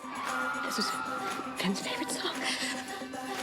They're singing all of his favorite songs. And the season 6 finale. The Quarterback episode was filmed less than a month after Corey's death, and the cast said many of them cried the whole time during shooting. Leah has 2 tattoos dedicated to Corey, a Finn tattoo on her hip, and a 5 for Finn's quarterback jersey number. The 2013 Emmys also acknowledged Corey, and the Glee fans independently raised money to name a star after him in a tribute to Finn's season 3 Christmas present to Rachel. You named a star after me? Whenever she feels lonely, she can look up in the sky, and no matter where I am, she can know that I'm looking down on her. Before and during Glee, Mark Salling had a music career under the name Jericho. He played piano, drums, guitar, bass guitar, and composed his own songs. He released his first album in 2008 and his second in 2010. He even wrote a song about his time on the show called Chillin' on Glee, which is arguably not very good. In 2015, Mark was arrested for possession of inappropriate photos and videos of children. He was released on bail, pled guilty in 2017, and was expected to serve 4 to 7 years in jail, be listed as a sex offender, and enter a treatment program. Before his sentencing in 2018, Mark died by hanging near his home in Los Angeles, California. He was 35 years old. Finally, Naya Rivera passed away in July of 2020. She and her son Josie went out on a rented boat at Lake Piru in California. When they didn't return the boat at 5 p.m., a search began and only Josie was found. This was the most recent death in the Glee cast and the one I personally remember the strongest. I had just listened to her autobiography, Sorry Not Sorry, which she narrates, and I felt really connected to Naya. So watching footage of Heather Morris praying and pleading for her friend to come back was absolutely devastating. On July 13, 2020, exactly 7 years after Corey's death, Naya's body was found. Her death was ruled an accidental drowning, and to this day, it's unclear exactly what happened.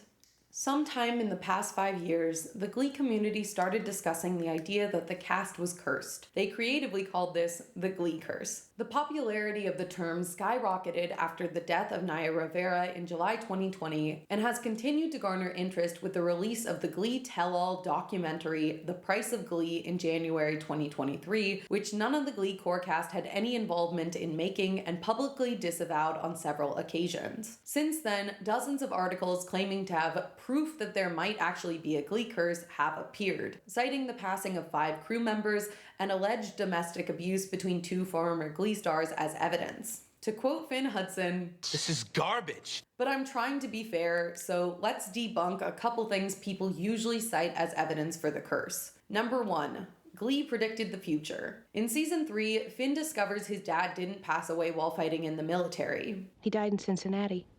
After being dishonorably discharged, honey, he had a drug problem. One day he just didn't come back. It was an overdose. At the end of season 3, Finn joins the military, and then over a year later, Finn passes away from unknown causes. This is a fictional show, so it's not a coincidence or something crazy that Finn's dad was in the military and then Finn joined the military. In the show, he joined to make his dad proud. Glee never tells us how Finn passed. Everyone wants to talk about how he died too, but who cares? One moment in his whole life.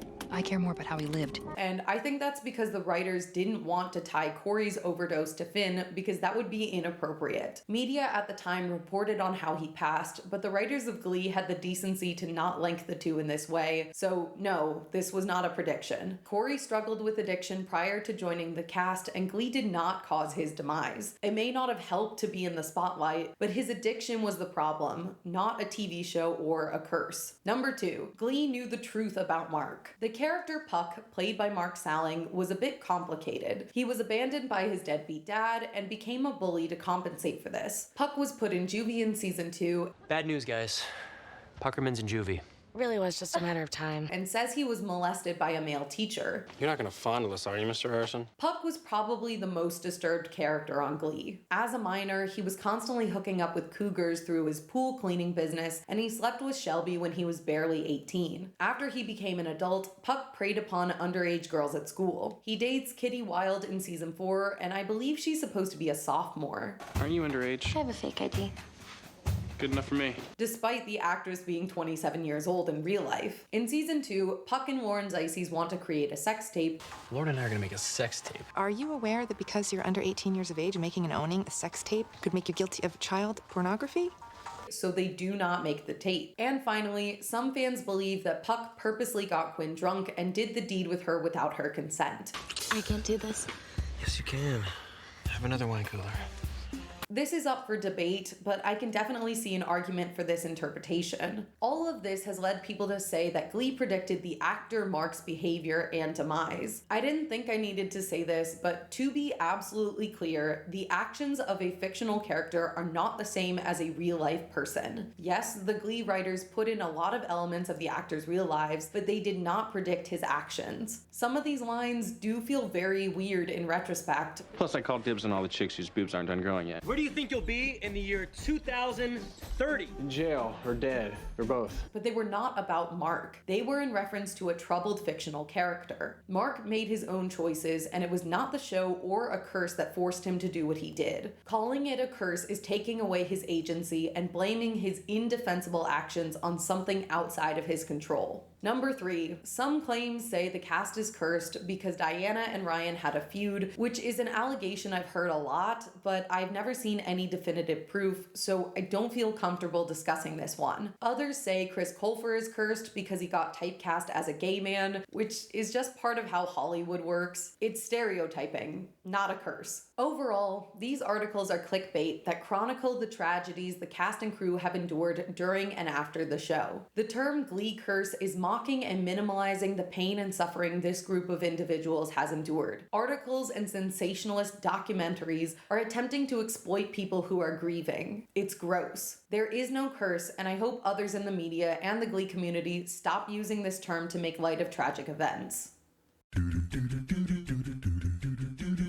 In the real world, there were several controversies surrounding the Glee cast during and after the show, most of which have been forgotten by time. Since the resurgence in popularity of shows from the late 2000s and early 2010s, some of these have resurfaced, so let's discuss. Barbara hates on Glee. In 2011, Barbara Streisand, musical legend and Rachel Berry's idol, was asked if she would ever appear on Glee, and she said, "Not if I can help it." Gleeks did not take the statement well, and Barbara's team later clarified that this was not what the Broadway star meant. Her website stated, "What I meant was that I've been overwhelmed preparing for my performance on Musicaires, the Grammys, recording a new album, and starting a new movie. I couldn't take on any more work, and besides that, I wasn't asked." Whether or not Babs was ever asked is unknown, but she did not make a cameo on Glee at any point. However, Babs wasn't the only person to express a disinterest in appearing on Glee. According to reports, Kings of Leon, Flea, Red Hot Chili Peppers, Gorillaz, Guns N' Roses, the Foo Fighters, and the inspiration for William Schuester himself, Justin Timberlake, all refused to have their music used on Glee. Coldplay initially also didn't want their music used in the show. So who's not agreeing to it? Coldplay. But ultimately changed their minds after seeing the success of Glee, hence Finn singing The Scientist in season 4. Guns N' Roses star Slash stated he did not like Glee because it reminded him of Grease. He said, "In the current climate of what's going on in entertainment these days, I try to be more optimistic than negative because it's really easy to get negative about it. But I draw the line at Glee. Glee is worse than Grease, and Grease is bad enough. When Grease came out, I was like, oh, come on, give me a break." Actually, I look at Grease now and think, between High School Musical and Glee, Grease was a brilliant work of art. I wonder how he felt about the season 4 Grease episode of Glee. I got chills! Dave Grohl from Foo Fighters commented about Ryan Murphy, saying, "The guy who created Glee is so offended that we're not like begging to be on his fucking show. I watched 10 minutes. It's not my thing." Ryan Murphy was evidently not happy, and he responded to these comments saying, "People who make those comments, their careers are over. They're uneducated and quite stupid." Shots were definitely fired. The GQ magazine shoot. In between Glee seasons 1 and 2, parents were appalled to find Glee stars Leah, Corey, and Diana posed for a racy photo shoot with GQ magazine. Leah's photos included her in a bra and underwear, kissing Corey, licking lollipops, and opening her legs in a locker room. Diana's photos showed some midriff with a schoolgirl theme, and Corey stood fully clothed the entire time. He is posed with a woman on each arm and his hands on their rears. Parents believe the photo shoot went against Glee's ethos by promoting the sexualization of high schoolers and making the women look like props for a man. Katie Couric said the photos were raunchy and she was disappointed in the Glee cast, although she did appear on the show later. Thoughts? I hate you, Diane Sawyer. Others argued it was not sexualizing high schoolers because Diana and Leah were 24 and Corey was 28 years old at the time. Diana and Leah bore the brunt of the criticism, largely due to sexism and the fact that Corey was in jeans and a polo for the shoot, but not everyone blamed the women. Jezebel released an article titled "Terry Richardson Makes Glee All Porny," which is one of the few articles that attributes the sexualization of Leah and Diana to the photographer and not the women themselves, saying Richardson, who has been accused of sexual harassment and exploitation by more than one of his models, puts together yet another shoot where the half-naked girls are just there for decoration. Leah and Diana both issued apologies after, with Diana saying, "I am sorry. If you are hurt or these photos make you uncomfortable, it was never our intention. And if your 8-year-old has a copy of our GQ cover in hand, again, I am sorry. But I would have to ask, how on earth did it get there? At the time, it wasn't my favorite idea, but I did not walk away. My opinion is that the photo shoot was definitely sexualizing the women, but I choose to blame the photographer for this rather than Leah or Diana. To me, it sounds like Diana was uncomfortable with the photo shoot and didn't feel like she could advocate for herself with the photographer. Terry Richardson doesn't have a very good reputation, to say the least. If you Google him, the first thing that comes up is about 15 articles chronicling allegations that he exploited and abused models. His most infamous quote is, "It's not who you know, it's who you blow. I don't have a hole in my jeans for nothing." So no, I'm not going to blame the women for this.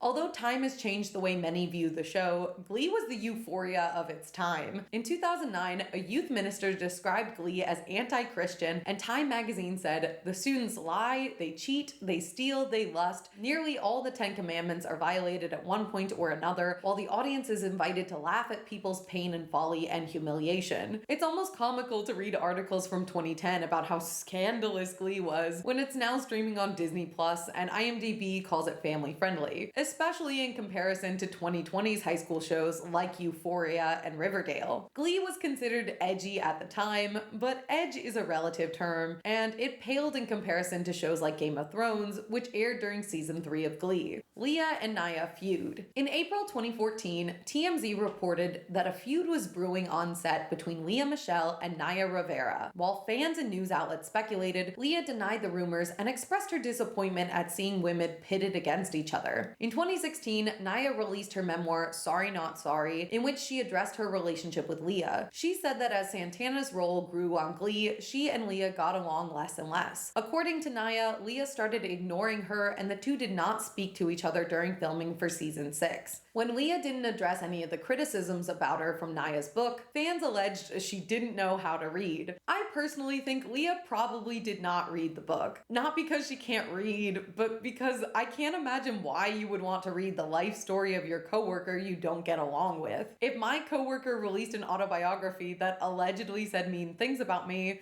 I probably wouldn't read it either. Nya later stated that there was never any beef between her and Leah. She said they weren't best friends, but reports of their feud were blown out of proportion, and Leah's statements seemed to agree with this characterization. So that was kind of like a white flag, right? I don't think there was like any beef. Oh, there wasn't? No. Oh, good. It might have been a PR thing.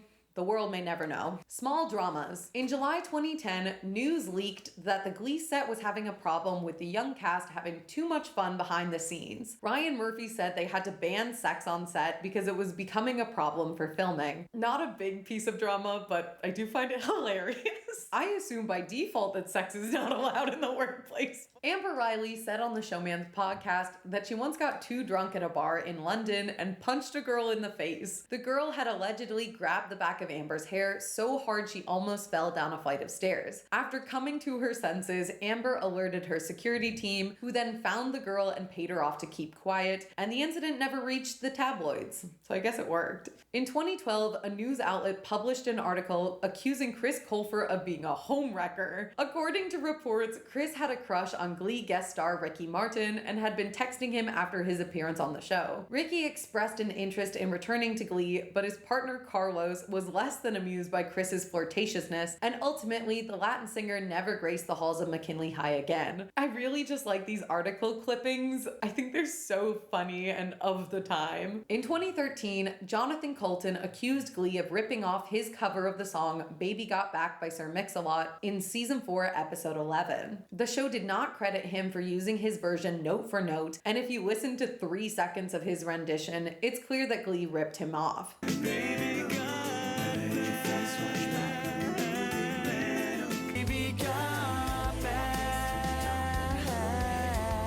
Colton said the Fox reps got in touch with my peeps and basically said that they're within their legal rights to do this and that I should be happy for the exposure, even though they do not credit me and have not even publicly acknowledged that it's my version. So, you know, it's kind of secret exposure. While they appear not to be legally obligated to do any of these things, they did not apologize, offer to credit me, or offer to pay me, and indicated that this was their general policy in regards to covers of covers. Colton's cover fell into a copyright gray area, and he was unable to pursue legal action against the network. This is not the first time that this has happened. DJ Earworm, also known as Jordan Roseman, alleged that the 2012 Glee cover of I Believe I Can Fly used elements of his arrangement of the R. Kelly song. And in 2011, Greg Laswell alleged that the show ripped off his version of Cyndi Lauper's Girls Just Wanna Have Fun. I came home in the middle of the night. I came home in the middle of the night. To make matters even worse, they also used his cover on the Glee Project, and they don't credit him once again. They simply say, "This is a very cool and slower version that Corey sang on Glee. After listening to these songs, I think it's clear that this was the case. Girls just want to have fun. That was really, really cool. That was a really good take on that song. Greg Laswell did a really good job interpreting it. And even though they were within their legal rights to do so, Glee was in the wrong for ripping off these artists and refusing to credit them or apologize. Yeah, legally you're in the clear, but you guys are being assholes. 2020 tweets from Samantha Ware. As a quick disclaimer, I have never met Leah or been on the Glee set, so I will not be weighing in with an opinion about what did or did not transpire in 2015. I am simply discussing what we have seen and what has been alleged. That is all. In 2020, after the death of George Floyd, Leah Michele tweeted out support for the BLM movement, saying, "George Floyd did not deserve this. This was not an isolated incident and it must end. Hashtag Black Lives Matter." 3 days later, Samantha Ware, who played Jane Hayward on season 6 of Glee, responded to Leah's tweet saying, "Remember when you made my first television gig a living hell? 'Cause I'll never forget. I believe you told everyone that if you had the opportunity, you would shit in my wig, amongst other traumatic microaggressions that made me question a career in Hollywood." 2 days later, Leah issued an apology for her behavior, saying, "Whether it was my privileged position and perspective that caused me to be perceived as insensitive or inappropriate at times, or whether it was just my immaturity and me just being unnecessarily difficult, I apologize for my behavior and for any pain which I have caused." Leah added that she did not remember ever making this specific statement. Amber Riley and several other Glee cast members came forward saying that Leah was not racist. I am not going to say that Leah Michele's racist. But both Amber and Heather seemed to support accusations that the actress was less than lovely to work with. As a result of the controversy, Leah lost an endorsement deal with HelloFresh. To my knowledge, the issue was not investigated further. Funny Girl drama. In June 2011, there were reports that Funny Girl would be returning to the Great White Way. Broadway director Bart Lachaire announced his desire to mount a revival of the show with actress Lauren Ambrose as Fanny and Paul Blart Mall Cop alum Bobby Cannavale as Nick Arnstein. In November 2011, it was announced the production would be postponed after 4 investors pulled out of the show, citing fears about mounting ticket prices. They were unable to secure the $12 million budget desired, and the production was canceled, which is pretty crazy considering Spider-Man Turn Off the Dark also came out in 2011 and had a budget of $75 million. In 2014, Leah Michele announced that Ryan Murphy had purchased the rights to the stage adaptation of Funny Girl and claimed she was going to be Fanny Brice in the revival of the show. Later, Ryan stated he felt that seeing Leah perform the songs in Glee had been enough, and he did not attempt to mount a production. Across the pond, 2016 brought a Funny Girl revival to the West End, the first time the show had been professionally produced since the 1996 second national tour. In August 2021, it was announced that Fanny would be making her way to Broadway, starring Beanie Feldstein as the titular Funny Girl. Beanie expressed online how this was a dream come true for her. The show opened April 24th, 2022 at the August Wilson Theater with Phantom alum Ramin Karimloo as Nick Arnstein and Glee alum Jane Lynch playing Fanny's mother, Mrs. Brice. The show, and specifically Beanie, received some very harsh criticism. Many said Beanie was miscast, and the young actress was crumbling under the weight of Barbra Streisand's star. And those were the nice ones. Others criticized the show for being boring, unfunny, and problematic, blaming the poor performance of the show on outdated source material. After being snubbed at the 2022 Tony Awards, ticket sales dipped in July, and rumors spread online that producers were planning to replace Beanie with another performer. On July 10th, Beanie suddenly announced she would be leaving the show at the end of the month, 2 months ahead of her initial departure date in September, citing producers wanting to take the show in a different direction, and they certainly did. 1 day later, production announced that Leah Michele would be taking over the role of Fanny Brice starting September 6th, with understudy Julie Benko bridging the gap between the two performers. Tickets to Leah's opening night sold for over $2,500. Since then, the show has received rave reviews, with almost every news outlet singing the praises of Leah Michele in the role she was born to play. The cast was even invited to perform at the Macy's Thanksgiving Day Parade and the 2023 Tony Awards, which I view you as a clear FU to Beanie. After extending her stay with the show, Leah announced Funny Girl would close its Broadway revival run on September 3rd, almost 1 year after she assumed the role. The show closed due to a dip in sales while some of the leads were out sick, confirming to producers that they couldn't continue without Leah, which mainly tells me that there was no way Rachel Berry would have been cast in this show. From reviews, it seems like Funny Girl is not super relatable for modern audiences, and even though the songs are iconic, the story itself might be outdated and unfunny.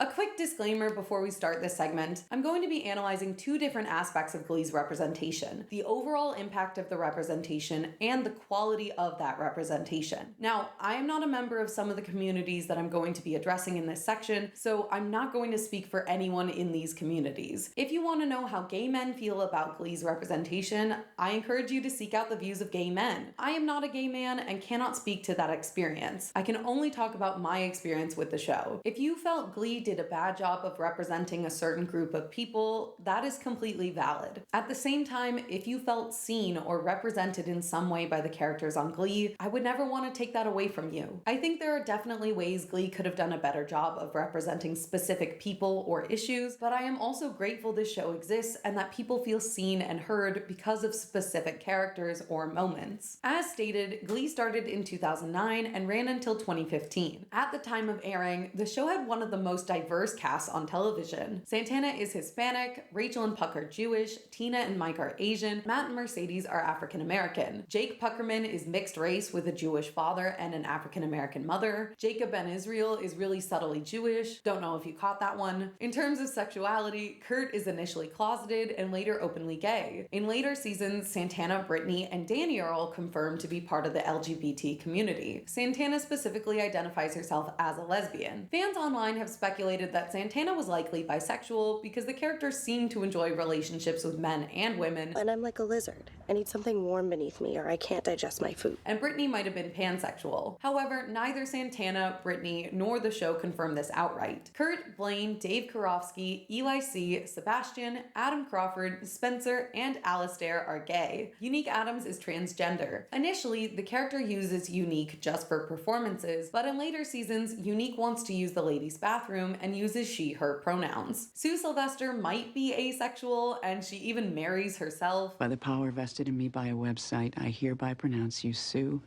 and Sue. But the show never addresses her sexuality outright and mostly pairs her with heterosexual men. I can't tell you how much you turn me on right now. You ever heard of the term anger sex? The only kind I know, Brian. Artie and Betty use wheelchairs for mobility, and so does Quinn for 5 episodes. Guidance counselor Emma Pillsbury has obsessive-compulsive disorder. Ryder and Sam have dyslexia. I'm dyslexic. I'm dyslexic, so my grades aren't that good, but I'm working on it.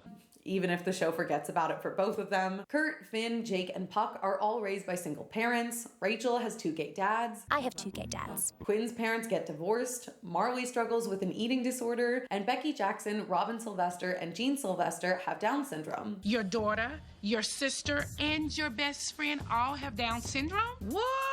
There are a lot of people in the show, and they come from a variety of backgrounds and experiences, which is great. But Glee doesn't always give each of these characters equal time in the narrative. This resulted in many characters or plot lines feeling rushed, underdeveloped, or like a checklist of diversities. At times, it came across as the network wanting to hit a quota, and you can hear it in the way Ryan Murphy talks about diversity in interviews. The handicapped kid, the gay kid, the pregnant girl, the minority students. Yeah, I'm not interested in seeing that kid be gay bashed. I'm not interested in seeing him being picked on. But then Kurt is bullied for being gay for the majority of season 2, and he is gay bashed in season 5. I noticed something similar on TGP. The creators checked manual and ambulatory wheelchair users off the list, so now they need some new diversity, which is ridiculous because that season they picked a straight white boy, which was arguably the most represented group in the show. When these characters are given their own points of view and plots outside of their ethnicity or diverse background, they are great characters that add to the representation of groups of people who might not have been seen on television much at the time. When they're only used as a walking embodiment of being gay or mixed race, it can come across as tokenism because they don't feel like real people. One of the big things people discuss about Glee today is how certain elements aged poorly or ways in which the show was problematic. Despite having, or maybe because of having such a diverse cast, Glee often uses racial humor to mock and belittle the characters. And we aren't even told what Tina's ethnicity is. Mike is Chinese, but Tina is just Asian. The actress is Korean, so I think Tina is also supposed to be Korean, but the show doesn't confirm this. During the superhero episode of season 4, her alter ego is Asian persuasion here. And her outfit looks more like a Chinese cheongsam than a hanbok, a traditional Korean dress which has a billowy silhouette. Her last name is Cohen Chang because she's supposed to be Jewish and Asian, but Chang is a Chinese surname, not a Korean one. It's telling that the only two Asian characters have the same last name, Chang and Chang. I think this is supposed to be a joke, but it feels lazy and mean-spirited to me. And of course, when it comes time to sing Gangnam Style, Tina is the top pick because it's an Asian song. It doesn't matter to the story if Tina is Chinese or Korean, but I'm upset the show didn't bother to give her an ethnicity or nationality. It makes her feel like a caricature because they don't give her an identity outside of just Asian.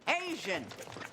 Other Asian. It's like how Katie from Mean Girls is just from Africa. She just moved here all the way from Africa. The entire continent. Additionally, Tina was adopted and raised by white parents who we never see. Mike, Rachel, Kurt, Finn, Santana, Blaine, Brittany, Artie, Mercedes, Quinn, Marley, Puck, Jake, Sam, Will, Unique, and even Sue Sylvester get parents, but not Tina. This could have been an interesting storyline for her, talking about adoption and being discriminated against for being Asian even though she was raised by white parents in white culture. There, I just thought about Tina more than anyone on the creative team did for 6 seasons. I know I keep harping on how unfairly Tina was treated, but it really fires me up. She had the capacity to be just as interesting as anyone else, and I think they let Tina down. The shaming language and jokes are most often wielded by Sue Sylvester, and it is clear that Sue is acting like a villain for using these terms. However, that still does not make these jokes okay, and Sue is never allowed to learn or grow. In season 3, Coach Roz Washington takes over this role for a short period of time. Asian horror movie, Little Oprah, Rojo Caliente, Salsa Caliente. And while Nene Leakes is hilarious, these racially charged comments are still never addressed. Kurt is the only person who tells Sue her jokes are offensive. You know, when you call me lady, that's bullying. And it's really hurtful. So instead, she offers him a choice of nicknames. Gelfling, Porcelain, and Tickle Me Doughface. I guess I'll go with Porcelain. And Sue calls Kurt Porcelain up until the final episode of the show. Oh, hello, Porcelain. Mrs. Porcelain. As well as calling Tina Asian number 1 for several more seasons. Asian number 1. Rachel is similarly mocked for her appearance. Santana constantly mocks her for having a mustache, unibrow, or chin hair. A dark cloud comes over her whiskery little chin. Santana is Hispanic, and one Hispanic girl to another, I really don't believe that she doesn't also have a mustache, so this feels hypocritical to me. I've never found these jokes to be all that funny. Women have hair, it happens. And jokes like these make people think they have to spend tons of money and hours shaving, waxing, threading, lasering, and more. And for what? To still feel insecure and bad about yourself? Rachel doesn't even have chin hair and she still gets made fun of. Women of all ethnicities can have chin hair, but this comment feels pointedly about her Jewish heritage. She's also picked on for her big Jewish nose and contemplates getting a nose job in season 2 before ultimately learning to embrace her features. And they drop some of the nose humor. Unfortunately, others don't get this growth. I don't think the show learned from their mistakes and they lampshaded their jokes to make them seem more self-aware, but it's clear the creators and writers liked these jokes and can't let them go. They can't think of another joke, so they continue to use racial humor, which aged really poorly in my opinion, and runs counter to the messaging of the show. Glee is supposed to be about acceptance and people from different backgrounds coming together through a shared love of music, and that can't be accomplished when people are continuously bullied for things they cannot and should not change about themselves. Next, let's talk about my favorite problem, Artie Abrams. Artie is a paraplegic manual wheelchair user. When he was younger, he was in a car accident accident that severed his spinal cord, resulting in him losing the ability to walk. But I still have the use of my penis. Artie is played by Kevin McHale, who is an able-bodied actor in real life and does not need to use a wheelchair or any other mobility devices to walk. The fact that an able-bodied actor was cast in a role that called for a wheelchair user has sparked a lot of outrage over the years. Regarding the casting decision for Artie, one article says, "This upset disability rights activist who felt McHale had taken the opportunity away from a disabled actor who could have represented his community on the series." At the time, a Glee producer tried to justify the choice, saying the show's main priority was to cast someone who could actually act and sing, which was supposedly hard to do if they wanted to specifically cast someone who is in a wheelchair in real life. Kevin McHale allegedly would not return to the role if there was a Glee reboot, stating, "I don't think I should be playing a character that's in a wheelchair." The Glee producers also tried to justify the casting by having Artie get out of his chair and dance during a couple of dream sequences, such as Safety Dance in season 1 and the Glee concert tour. Personally, I don't think this worked, and their statement is blatantly wrong because season 2 of the Glee Project found Ali Stroker, an incredibly talented musical theater singer and actor who is an actual wheelchair user. Kevin being able-bodied is not my biggest problem with the depiction of Artie. I am personally much more upset about the way they use him, or more specifically, don't use him in the show. During major songs and plot lines, Artie is often pushed to the side. Said you never come back. He doesn't get big solos, and he isn't considered as a male lead, in large part because of his disability. Sue calls him a cripple and half of a kid, which is just awful. Last time I looked at you, only had 5.5. Here, cripple in the wheelchair. Especially after we learned that her sister was bullied for years for having Down syndrome. People were rude to her. They were cruel.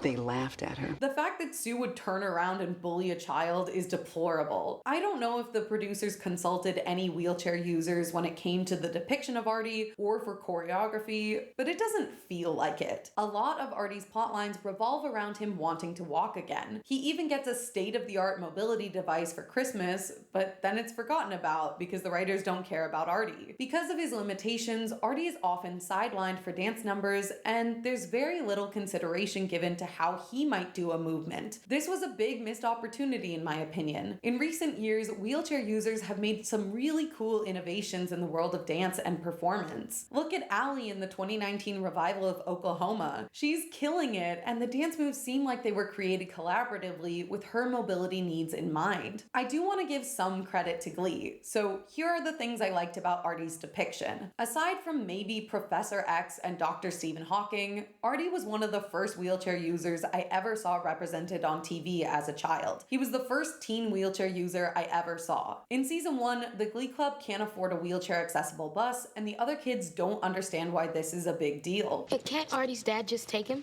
But Artie understands. Don't you, Artie? Oh, of course. Mr. Shu sticks up for Artie and raises funds to make sure Artie is included with the rest of the team. However, Artie asks to donate the funds to pay for wheelchair ramps in the auditorium. But I'm not the only kid in a wheelchair at this school. And I'm sure there'll be others after I graduate. And Sue voluntarily pays for the accessible bus. This is one of the only good plots Artie ever gets, and it develops his character. Artie is willing to sacrifice his own happiness to help future students and make the world a better place. It's sweet. I also like the episode where Mr. Shu assigns the kids to stay in wheelchairs for 1 week. Artie gets to show them how to spin and navigate the world. It develops the kids' empathy and gives us an Artie-centered episode where he has something to teach everyone else. I also like when Artie helps Quinn after her car accident. They have a very sweet dynamic, and he encourages her to push herself despite her limitations. They also have interesting conversations about what it means to be disabled. I didn't say I like that plotline overall, or their performance of I'm Still Standing. I'm still standing better than I ever did. But I enjoy Artie's role in it. I like that Artie still has sexual experiences and dates people. He isn't overlooked because of his disability and dates several cute girls at school: Brittany, Kitty, Tina, and Sugar. I think they took this too far during the college years, but I liked most of his relationships. Finally, I like that Artie moves to New York with the gang and becomes a successful director. I wish we had a little more exploration of this, but I like the idea that Artie went from directing Run Joey Run to feature films. I thought it was a cute cute development. So, do I think Artie is the best depiction of a wheelchair user? No, but I choose to focus the blame more on the producers of the show rather than on Kevin. Even if they didn't cast Kevin specifically, it sounds like the creative team had no intention of casting a wheelchair user in the role to begin with, and that's the root of the problem, not the actor playing a role. Actors are the face of the character, and oftentimes people will give them the brunt of the blame when they really had nothing to do with casting or creating the show. I think people are more conscientious of this today and rightly call out networks instead of the actors. And many networks have worked to improve when it comes to casting authentically. I do not blame Kevin for this. I think he gave the most realistic performance he could under the circumstances. I know some of my friends and colleagues felt seen specifically because of Artie and connected with his story, and that's enough for me to be glad that Artie is part of the show. Next, let's talk about some problems with LGBTQIA representation in Glee. Kurt Hummel was one of the first openly gay characters that I and a lot of other young people ever saw on television. Yes, there was Will from Will and Grace and Willow from Buffy the Vampire Slayer before then. And I think I'm kind of gay.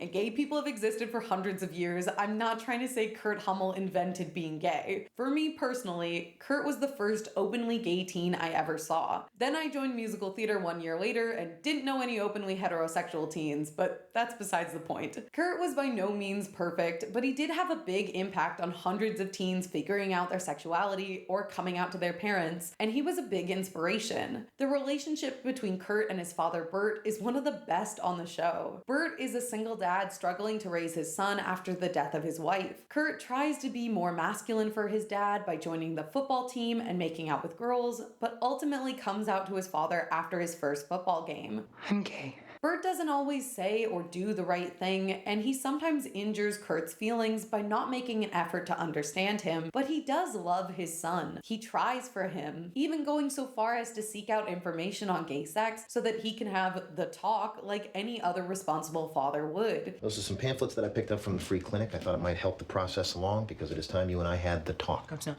Yes, it is. Bert supports Kurt whenever possible, kicking Finn out of the house for using the F slur. This is our home. Kurt. He is my son. Moving Kurt to private school after he's bullied, and confronting Mr. Shu after Kurt didn't get the Defying Gravity solo. And listen to my kids sing, and you will swear you're hearing Ronnie Spector. Wait. Don't try to backpedal on this, Schuester. Kurt sometimes takes things a smidge too far, like with his crush on Finn. Just a moist towelette! But I'm firmly on Team Kurt for that one. Overall, the Kurt-Bert dynamic is one of my favorite father-son relationships on TV ever. And I love you just as much, okay? Over the years, Glee has fielded several accusations of bisexual erasure. In season 2, Blaine kisses Rachel during a game of Spin the Bottle and thinks he might be bisexual. You thought I'm hearing this right now? I'm bi. I don't know. When he expresses these thoughts, Kurt mocks and ridicules him. Bisexual is a term that gay guys in high school use when they want to hold hands with girls and feel like a normal person for a change. Later, Blaine kisses Rachel while sober and announces, I'm gay. 100% gay. Thank you so much for clearing that up for me, Rachel. In the scene, Kurt is clearly jealous that Blaine might be interested in Rachel because Kurt has a crush on Blaine. However, this doesn't change the fact that Kurt doesn't retract or amend his statement at any point, and it kind of feels like the narrative affirms Kurt's view by having Blaine announce that he is in fact 100% gay. Later, Santana expresses she's attracted to both men and women. Attracted to girls and I'm attracted to guys. But she never identifies as bisexual, and she ultimately determines she is a lesbian. Early on, Santana and Brittany have several relationships with men, which included sexual interactions, and Santana seemed to enjoy these. Some fans feel that ignoring Santana's earlier relationships is bisexual erasure, and others have argued that saying Santana is bi is lesbian erasure. There's evidence for either argument, but Santana herself seems very against the idea of bisexuality. In season 3, Santana tries to ruin Brittany's relationship with Artie by cheating with her. In this discussion, Brittany says that she is bi-curious and calls herself a bicorn, meaning a bi-curious unicorn. Fans of the show were upset that Brittany didn't use the term bisexual and instead made up a phrase that some found demeaning. Santana expresses her distaste that Brittany continues to be attracted to men after Santana has declared herself a lesbian. Whoever thought that being fluid meant you could be so stuck? Later, Santana blames their breakup on Brittany being bi. I had a girlfriend. She was bi. You need a 100% sapphic goddess. This depiction plays into the stereotype of bisexual people as cheaters, and you have to be vigilant because bisexual people are promiscuous. They might leave you for a man or a woman.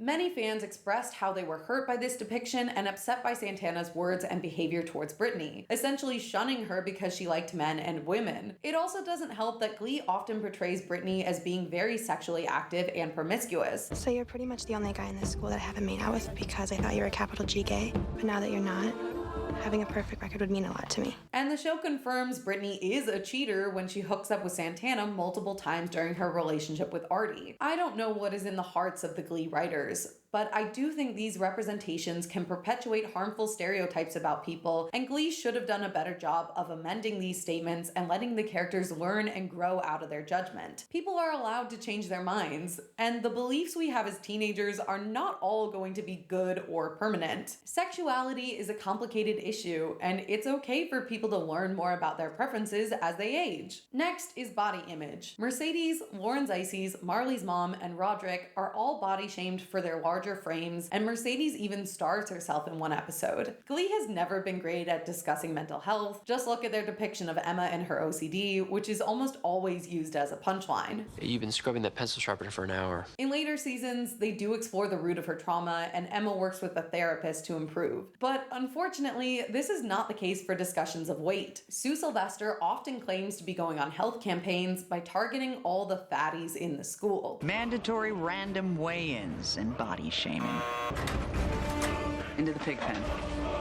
In earlier seasons, Mercedes is the butt of several jokes about her weight or her obsession with unhealthy foods. You know what this is? Toilet brush. In season 2, Lauren Zisey's is the subject of several body image jokes, including Puck singing fat-bottomed girls to her, which Lauren says is offensive. You know, you're a little on the heavier side, but like the song says, you know, I'm kind of into it. I think the show wants the audience to think it's funny that she doesn't want to be called fat. Maybe I'm reading too much into that one. You can decide for yourselves. In season 4, Marley develops an eating disorder after fearing she will turn into her overweight mother when she gets older. Kitty sews Marley's Grease costume tighter and tighter every night, making her think she is rapidly gaining weight until Marley stops eating altogether. Kitty also encourages her to purge her food in the bathroom, prompting Marley to become bulimic. I've done it every day this week. It gets to the point where Marley is undereating so severely that she faints during a choir competition, and then the show blames her, which honestly makes me furious. We'd all be here if you hadn't face planted at sectionals. I hate that plotline and the way Glee addressed Marley's ED. She needed professional help, and Kitty was awful for doing that to her. She knew what she was doing, and she kept encouraging Marley's body dysmorphia. Or is it maybe all the yogurt-covered raisins? Don't listen to what everybody else is saying. I don't think you look bloated at all. It was absolutely not okay, and Glee didn't address this in a healthy way. Body image and weight is something that a lot of people think about all the time. Tons of companies and brands make money from creating and promoting insecurities. For girls, the importance of thinness is instilled in them before many reach puberty. It's a real issue in the world, and Glee had several opportunities to address this with their characters. Instead, Sue continually bullied people for their weight, which might be realistic, but when that's the only joke she can level at Mercedes, Lauren Zisey's, Marley's mom, and Roderick, it comes across as mean and unoriginal, not humorous. Weight gain can have many sources, such as food insecurity, genes, EDs, and mental health problems. It's a complex topic, and I was disappointed with Glee's use of fat jokes. Finally, we have Coach Beast. For this entire deep dive, I've purposely referred to Coach Beast as Coach Beast, Coach, or with he, him, or they, them pronouns where appropriate, because Coach Beast transitions from female to male during season 6 of Glee. I'm not going out of my way to dead name Coach Beast or misgender them. That being said, there are times when Coach Beast identified as a woman and they and other characters called Coach a woman because that was how they identified at that time, and I think these moments are worth discussing. In season 2 of Glee, Coach Beast is introduced as the new football coach at McKinley High, taking over for Ken Tanaka, who had a mental health incident off screen. Coach is introduced as a strong woman with a gruff exterior, a no-nonsense attitude, and a bunch of nonsense Southern sayings. You're all coffee and no omelet. That doesn't make any sense. Will becomes friends with Coach, and in the season 2 episode Never Been Kissed, Coach Beast confides in Will that they've never kissed anyone, and the two of them share a kiss. Coach Beast talks about the difficulties of being a woman in a predominantly male industry and how that has affected them. In season 6, Coach Beast undergoes hormone therapy and comes out as a transgender man, returning to the show as Coach Sheldon Beast. For the most part, Coach Beast is welcome back to the school, but he is harassed by the vocal adrenaline students who trash Coach's car with toilet paper and slurs. The Glee community seems pretty divided on the subject of Coach Beast. While some have expressed appreciation that Coach Beast is one of very few trans men who have been represented on television, others have expressed dissatisfaction with the limited screen time or exploration this plotline and Coach Beast as a whole was given in later seasons. Other fans expressed disappointment at Coach Beast transitioning at all because Coach occupied an interesting space that is rarely represented on TV. I'm sure there are plenty of guys. No, there aren't. I'm kind of a specific type. In seasons 2 and 3, Coach is portrayed as a butch woman who does not fit the traditional beauty standards. They express their attraction for men in a non-traditional way, such as when Coach and Cooter, the football recruiter, erotically lift weights together. However, Coach deals with the same insecurities a lot of women do, and Beast doesn't know if anyone will ever find them beautiful. I know I can be a little intimidating sometimes, but deep down inside where no one can see, I'm just a girl. Am I nuts that I just want to be reminded of that sometimes? They marry Cooter Menkins, but it's revealed that Cooter has been abusing Beast. The Glee girls laugh at the thought of Coach being abused because they think of them as so strong and capable that they could never be abused. But it's exactly this strength that leads to Coach Beast being taken advantage of. Beast expresses themselves in ways that are considered more traditionally masculine, and because of that, they fear that they will never find love. Beast thinks Cooter is the best they are ever going to get, and they take the abuse because Cooter was the only person to love Coach despite their unorthodox femininity. And if he doesn't truly love them, maybe no one else ever will. Who's gonna love you the way I loved you, Shannon? Who's gonna love you now? Me. Coach Beast could absolutely take Cooter in a fight, but that doesn't mean they weren't being abused. This exposes some of the girls' internal bias and prompts a fascinating discussion about domestic violence. I personally felt drawn to Coach Beast's character and resonated with the depiction of a strong, commanding woman who also wants to be loved and beautiful just the way they are. I'm not qualified to say whether or not Coach Beast is good or bad representation for trans people, but I agree that they didn't get as much screen time as they deserved in later seasons. In the season 6 episode where Coach Beast comes back to school post-transition, over half of the runtime is dedicated to a plot about Rachel being sad because her dad is selling her childhood home. The episode is called Transitioning, and most of it isn't even about Coach Beast. They get some dialogue about their decision. This isn't about who I want to go to bed with.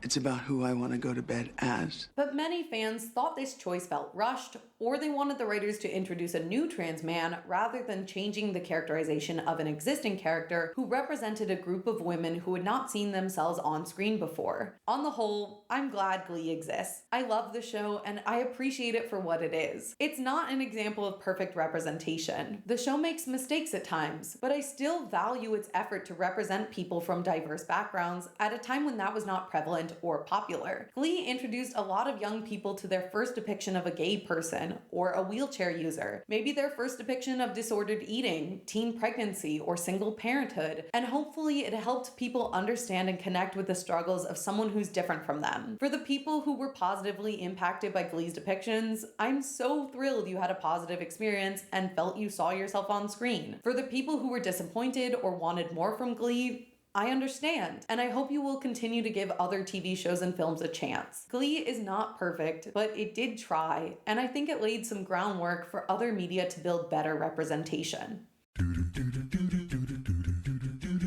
After the critical success and popularity of the first several seasons of Glee, it became clear to executives that there was a market and strong desire for teen and young adult musical TV shows and film projects. Glee blended pop music with Broadway classics and even introduced some new original songs. As a direct result of Glee's success, there was a resurgence in the world of movie musicals and Broadway, the likes of which had not been seen since Hello Dolly flopped in 1969. Remember how I said NBC was so jealous of Glee that they wouldn't let them perform at the Macy's Macy's Thanksgiving Day Parade in 2009? Well, in 2012, NBC got sick of Fox being the only musical TV show on the market, and they released Smash, a musical TV show about the creation of a fictional Marilyn Monroe musical called Bombshell. The show starred Katharine McPhee, who, funnily enough, got her start as the runner-up on the 5th season of American Idol over on Fox. She was joined by Broadway alum Megan Hilty, Christian Borle, and Brian Darcy James, all of whom I've met. They were lovely and very gracious. Thanks again to my dad for his photography skills. The pilot episode of Smash was viewed by 11.4 million people, including myself, and the first season was generally well received. Unfortunately, the show was canceled before Glee even finished airing. However, rumor has it the show is set for a Broadway adaptation in 2024, so we'll see if that comes to fruition. The clearest impact of Glee was the meteoric rise in popularity of high school show choirs and glee clubs. Yes, people did show choir prior to the release of Glee, but the TV show prompted an astronomical increase in the visibility of show choirs across the nation. Even Wikipedia credits Glee with popularizing the practice. In 2010, dozens of articles praised Glee for making singing cool again, noting that high school show choirs were experiencing record numbers of students auditioning and performing. I joined my high school show choir in large part because of Glee. The producers were very smart to release the sheet music for show choir performances on J.W. Pepper, and hundreds of choirs performed Glee mashups and the Glee versions of songs, including my high school show choir.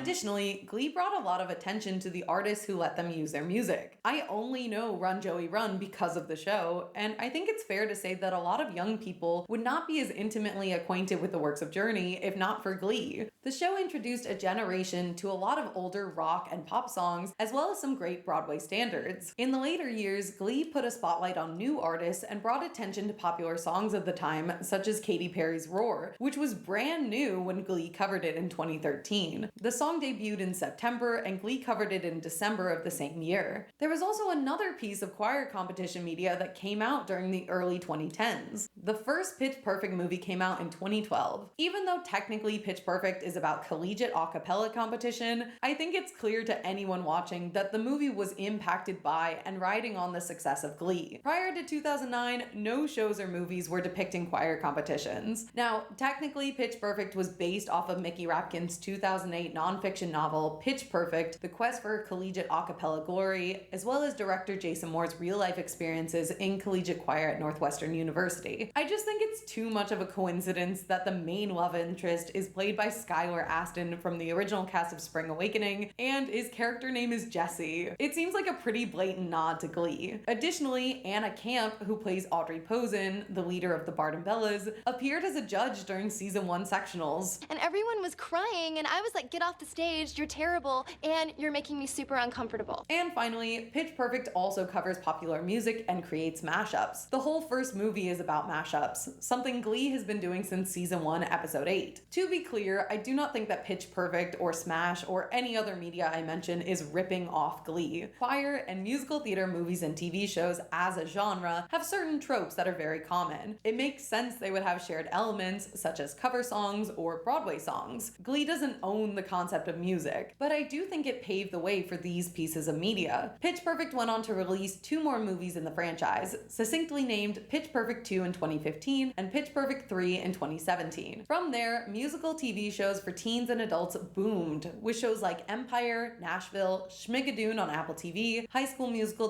the series on Disney+, and Grease, Rise of the Pink Ladies. Movie musicals gained critical acclaim, such as Les Miserables in 2012, La La Land in 2016, which is also about to be a Broadway musical, and The Greatest Showman in 2017, whose music still gets played at my local gym. I'm not saying Glee is single-handedly responsible for the creation of all of these pieces of media. Musicals like Baz Luhrmann's Moulin Rouge in 2001 and Chicago in 2002 definitely deserve some credit too, but neither of these movies caused the same craze or fandom that Glee did. I fully believe Glee set the stage for Les Miserables to be a critical and commercial success, and by that logic, we can blame Glee Glee for Tom Hooper's cats. I know that helps me sleep at night. It also fueled a wave of interest in live versions of musicals. NBC released Hairspray, Rocky Horror, The Sound of Music, Annie, The Wiz, Peter Pan, Grease, and The Grinch filmed for a live audience. Rocky Horror, Grease, The Grinch, and The Wiz are the 4 that are most impacted by Glee directly. In terms of Broadway, Glee was instrumental in giving young people a safe place to enjoy musical theater and has inspired a new generation of Broadway fans. People who were in middle and high school in 2009 are now closer to Will Schuester's age. They're adults with money, and they are the ones dictating what Broadway audiences want to see because they're the ones paying for it. Broadway is changing significantly. Since the advent of smaller and better filming technology, it has become easier than ever for people to access bootlegs of their favorite shows. Broadway is no longer sequestered in New York, where only those with disposable income are allowed to access it. The meteoric rise in teen and young adult Broadway fans means the landscape is changing. Original shows are not as much of a priority as revivals and safe bets are, which is something Broadway wants all the time, but that's a tangent for another time. Teen and family shows are reigning supreme. Popular music is becoming more commonplace on stage, and Glee is partially responsible for this rise on Broadway. Even in original musicals, there's more emphasis on Broadway songs being palatable for radio play, TikTok, and non-Broadway lovers, which is exactly what Glee did as a show. People are more likely to listen to a song on repeat than watch a movie or Broadway show multiple times per year. Other artists notice the revenue and awards Glee received from their albums and have shaped their work to fit a similar mold. Whether or not that's a good thing is up for debate, but I see echoes of Glee's marketing strategies in shows like Dear Evan Hansen, Six, and The Greatest Showman. I believe the surge in young adult musicals focused on IP from the early 2000s is because that's what Gleeks want to see. They want Mean Girls the Musical and Smash the Musical, and they have Broadway in a chokehold because of the trend Glee started. Glee had a cult following. You can see that just from the concert movie, and the musical theater market did not go unnoticed. Glee brought theater kids into the mainstream. It was popular to like the show, and even after it ended, teens and adults felt more comfortable openly liking musicals than ever before. People continue to reference Glee, whether to make fun of it or to fondly remember songs they sung. The show is still ranked as the #1 musical TV show of all time for IMDb, and for me personally. I don't think Glee is 100% responsible for any of the shows or musicals that followed, but I don't believe we would have the musical theater representation in film and media that we have now without it. Glee was a trendsetter. It made singing cool, and it might do it again. In case you weren't already aware, there's been a big resurgence in interest in shows that came out in the mid to late 2000s, and all the biggest and best IPs are getting prequels, sequels, reboots, and more. Gossip Girl, Pretty Little Liars, Harry Potter, Percy Jackson, Twilight, everything is back. And with that comes the inevitable discussion about whether or not Glee will be making a triumphant return to the small screen. Here's what we know. In 2009, the cast was contracted for 3 potential Glee films. Their contract stated, the actor hereby grants Fox 3 exclusive, irrevocable options to engage the actor in up to, respectively, 3 feature-length motion pictures. They did end up filming and releasing Glee in concert as a movie, so I believe that counts as one of the films. We also know that the Glee pilot episode director's cut was listed as a TV movie, but I'm not sure if that counts as a movie according to their contract. I don't know if this contract has an expiration date or if it's even still enforceable, but if it is, it seems like the Glee cast could be contracted for a 3rd movie. In 2020, Ryan Murphy posted on Instagram celebrating the 11th anniversary of the show and pitched an idea of redoing the Glee pilot with Lea Michele, Ben Platt, and Beanie Feldstein. Here's the new pilot. Lea and Ben are frenemies who fight for the heart and soul of the Glee Club. Ben is also on the football team and pretty much sleeps with the entire school and is the heartthrob of McKinley. Beanie is their mutual best friend and torn. Suddenly, Beanie joins forces with Sue Sylvester, joins Glee Club, and becomes the main soloist and the ruthless star of the club. Lea and Ben have to join forces to dethrone her. Ryan deleted the post when Lea Michele was being called out by Samantha Ware, and he has not mentioned it since. This version sounds hilarious to me. Sorry to Ben Platt, but there's no way he he can play a football player, and after seeing his dubious performance as a high schooler in Dear Evan Hansen, I'm almost 100% certain this option is off the table. Next, in 2021, Michael Thorne, then president of Fox, revealed he was interested in reviving some of Fox's past programming, namely 24 and Glee. In 2022, Jenna and Kevin talked with Ryan on their podcast, and Ryan said he was interested in re-examining the series as a brand through a reboot or a Broadway musical. Considering Ryan was talking about working with Ben Platt, son of notable producer Mark Platt, who is currently funding the stage adaptation of La La Land and the new Wicked movies, among other things, I wouldn't be surprised if Glee was brought to the Great White Way. As of right now, we don't know for sure whether or not Glee is getting a reboot, a stage adaptation, or something else. Personally, I think a reboot is the most likely option. I don't see how a stage adaptation of Glee would work. The characters and actors are so intertwined that I can't imagine anyone else playing Rachel or Finn for a stage adaptation, and I don't know how they would make the musical aspect work.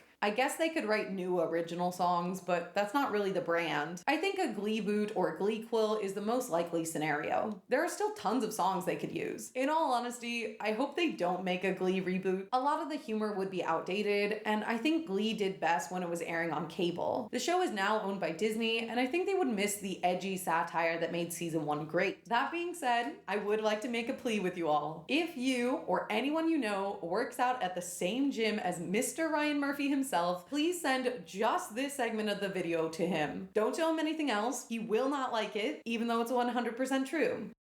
Hey Ryan, please let me be in the Glee boot. I would be the best Rachel Berry 2.0. I'll sing every Imagine Dragons song that exists, and I'll even rap Hamilton. Just put me in, coach.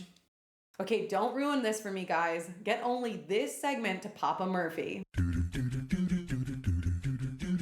Glee and all its affiliated shows and tours seem to be done for good. I can't say for sure whether or not a reboot or a Broadway adaptation is on the horizon, but it is a possibility. I don't think anything can recapture the lightning in a bottle success that the first season of Glee had, but I would be willing to give the reboot a chance, and who knows, maybe I'll get another several hours long video, or if our prayers are answered, I will be the new Rachel Berry. Is Glee a good TV show? Yes. Should you watch it? Yes and no. I personally think if you want to invest 102.5 hours into watching this entire series, then have at it. I cannot stop you from living your dreams. But if you don't want to invest that much time, then this is my suggestion. My definitive ranking of the Glee seasons is thus: 1, 2, 3, 5B, 6, 4, and 5A. You don't need to watch all of it if you don't want to. You could skip all the musical performances like my sister does and save yourself half the runtime, but I wouldn't recommend it. Or you could skip the non-New York parts of seasons 4 and 5A and still have a fulfilling viewing experience, which I do recommend. At the very least, I encourage you to watch the first season of Glee. It's my favorite season, and I think it's the most Glee. If that doesn't appeal to you, then I don't know how you got to this point in the video, but thank you for your support, I guess. Thank you to my incredible editor, Dylan, who listened to hundreds of versions of this script, my cool older cousins who introduced me to Glee as a kid, my mom and sister who watched the show with me every Tuesday and later Thursday night, my dad who took me to the Glee concert, and to everyone who saved Glee articles on the Wayback Machine. Finally, thank you to Ryan Murphy, Ian Brennan, Brad Falchuk, and the entire cast and crew of Glee for all of their hard work in creating something so unique. Glee will always hold a special place in my heart, and I am so grateful that I had the opportunity to share it with you all. So keep holding on, don't stop believing, and know that being part of something special doesn't make you special. Something is special because you are a part of it.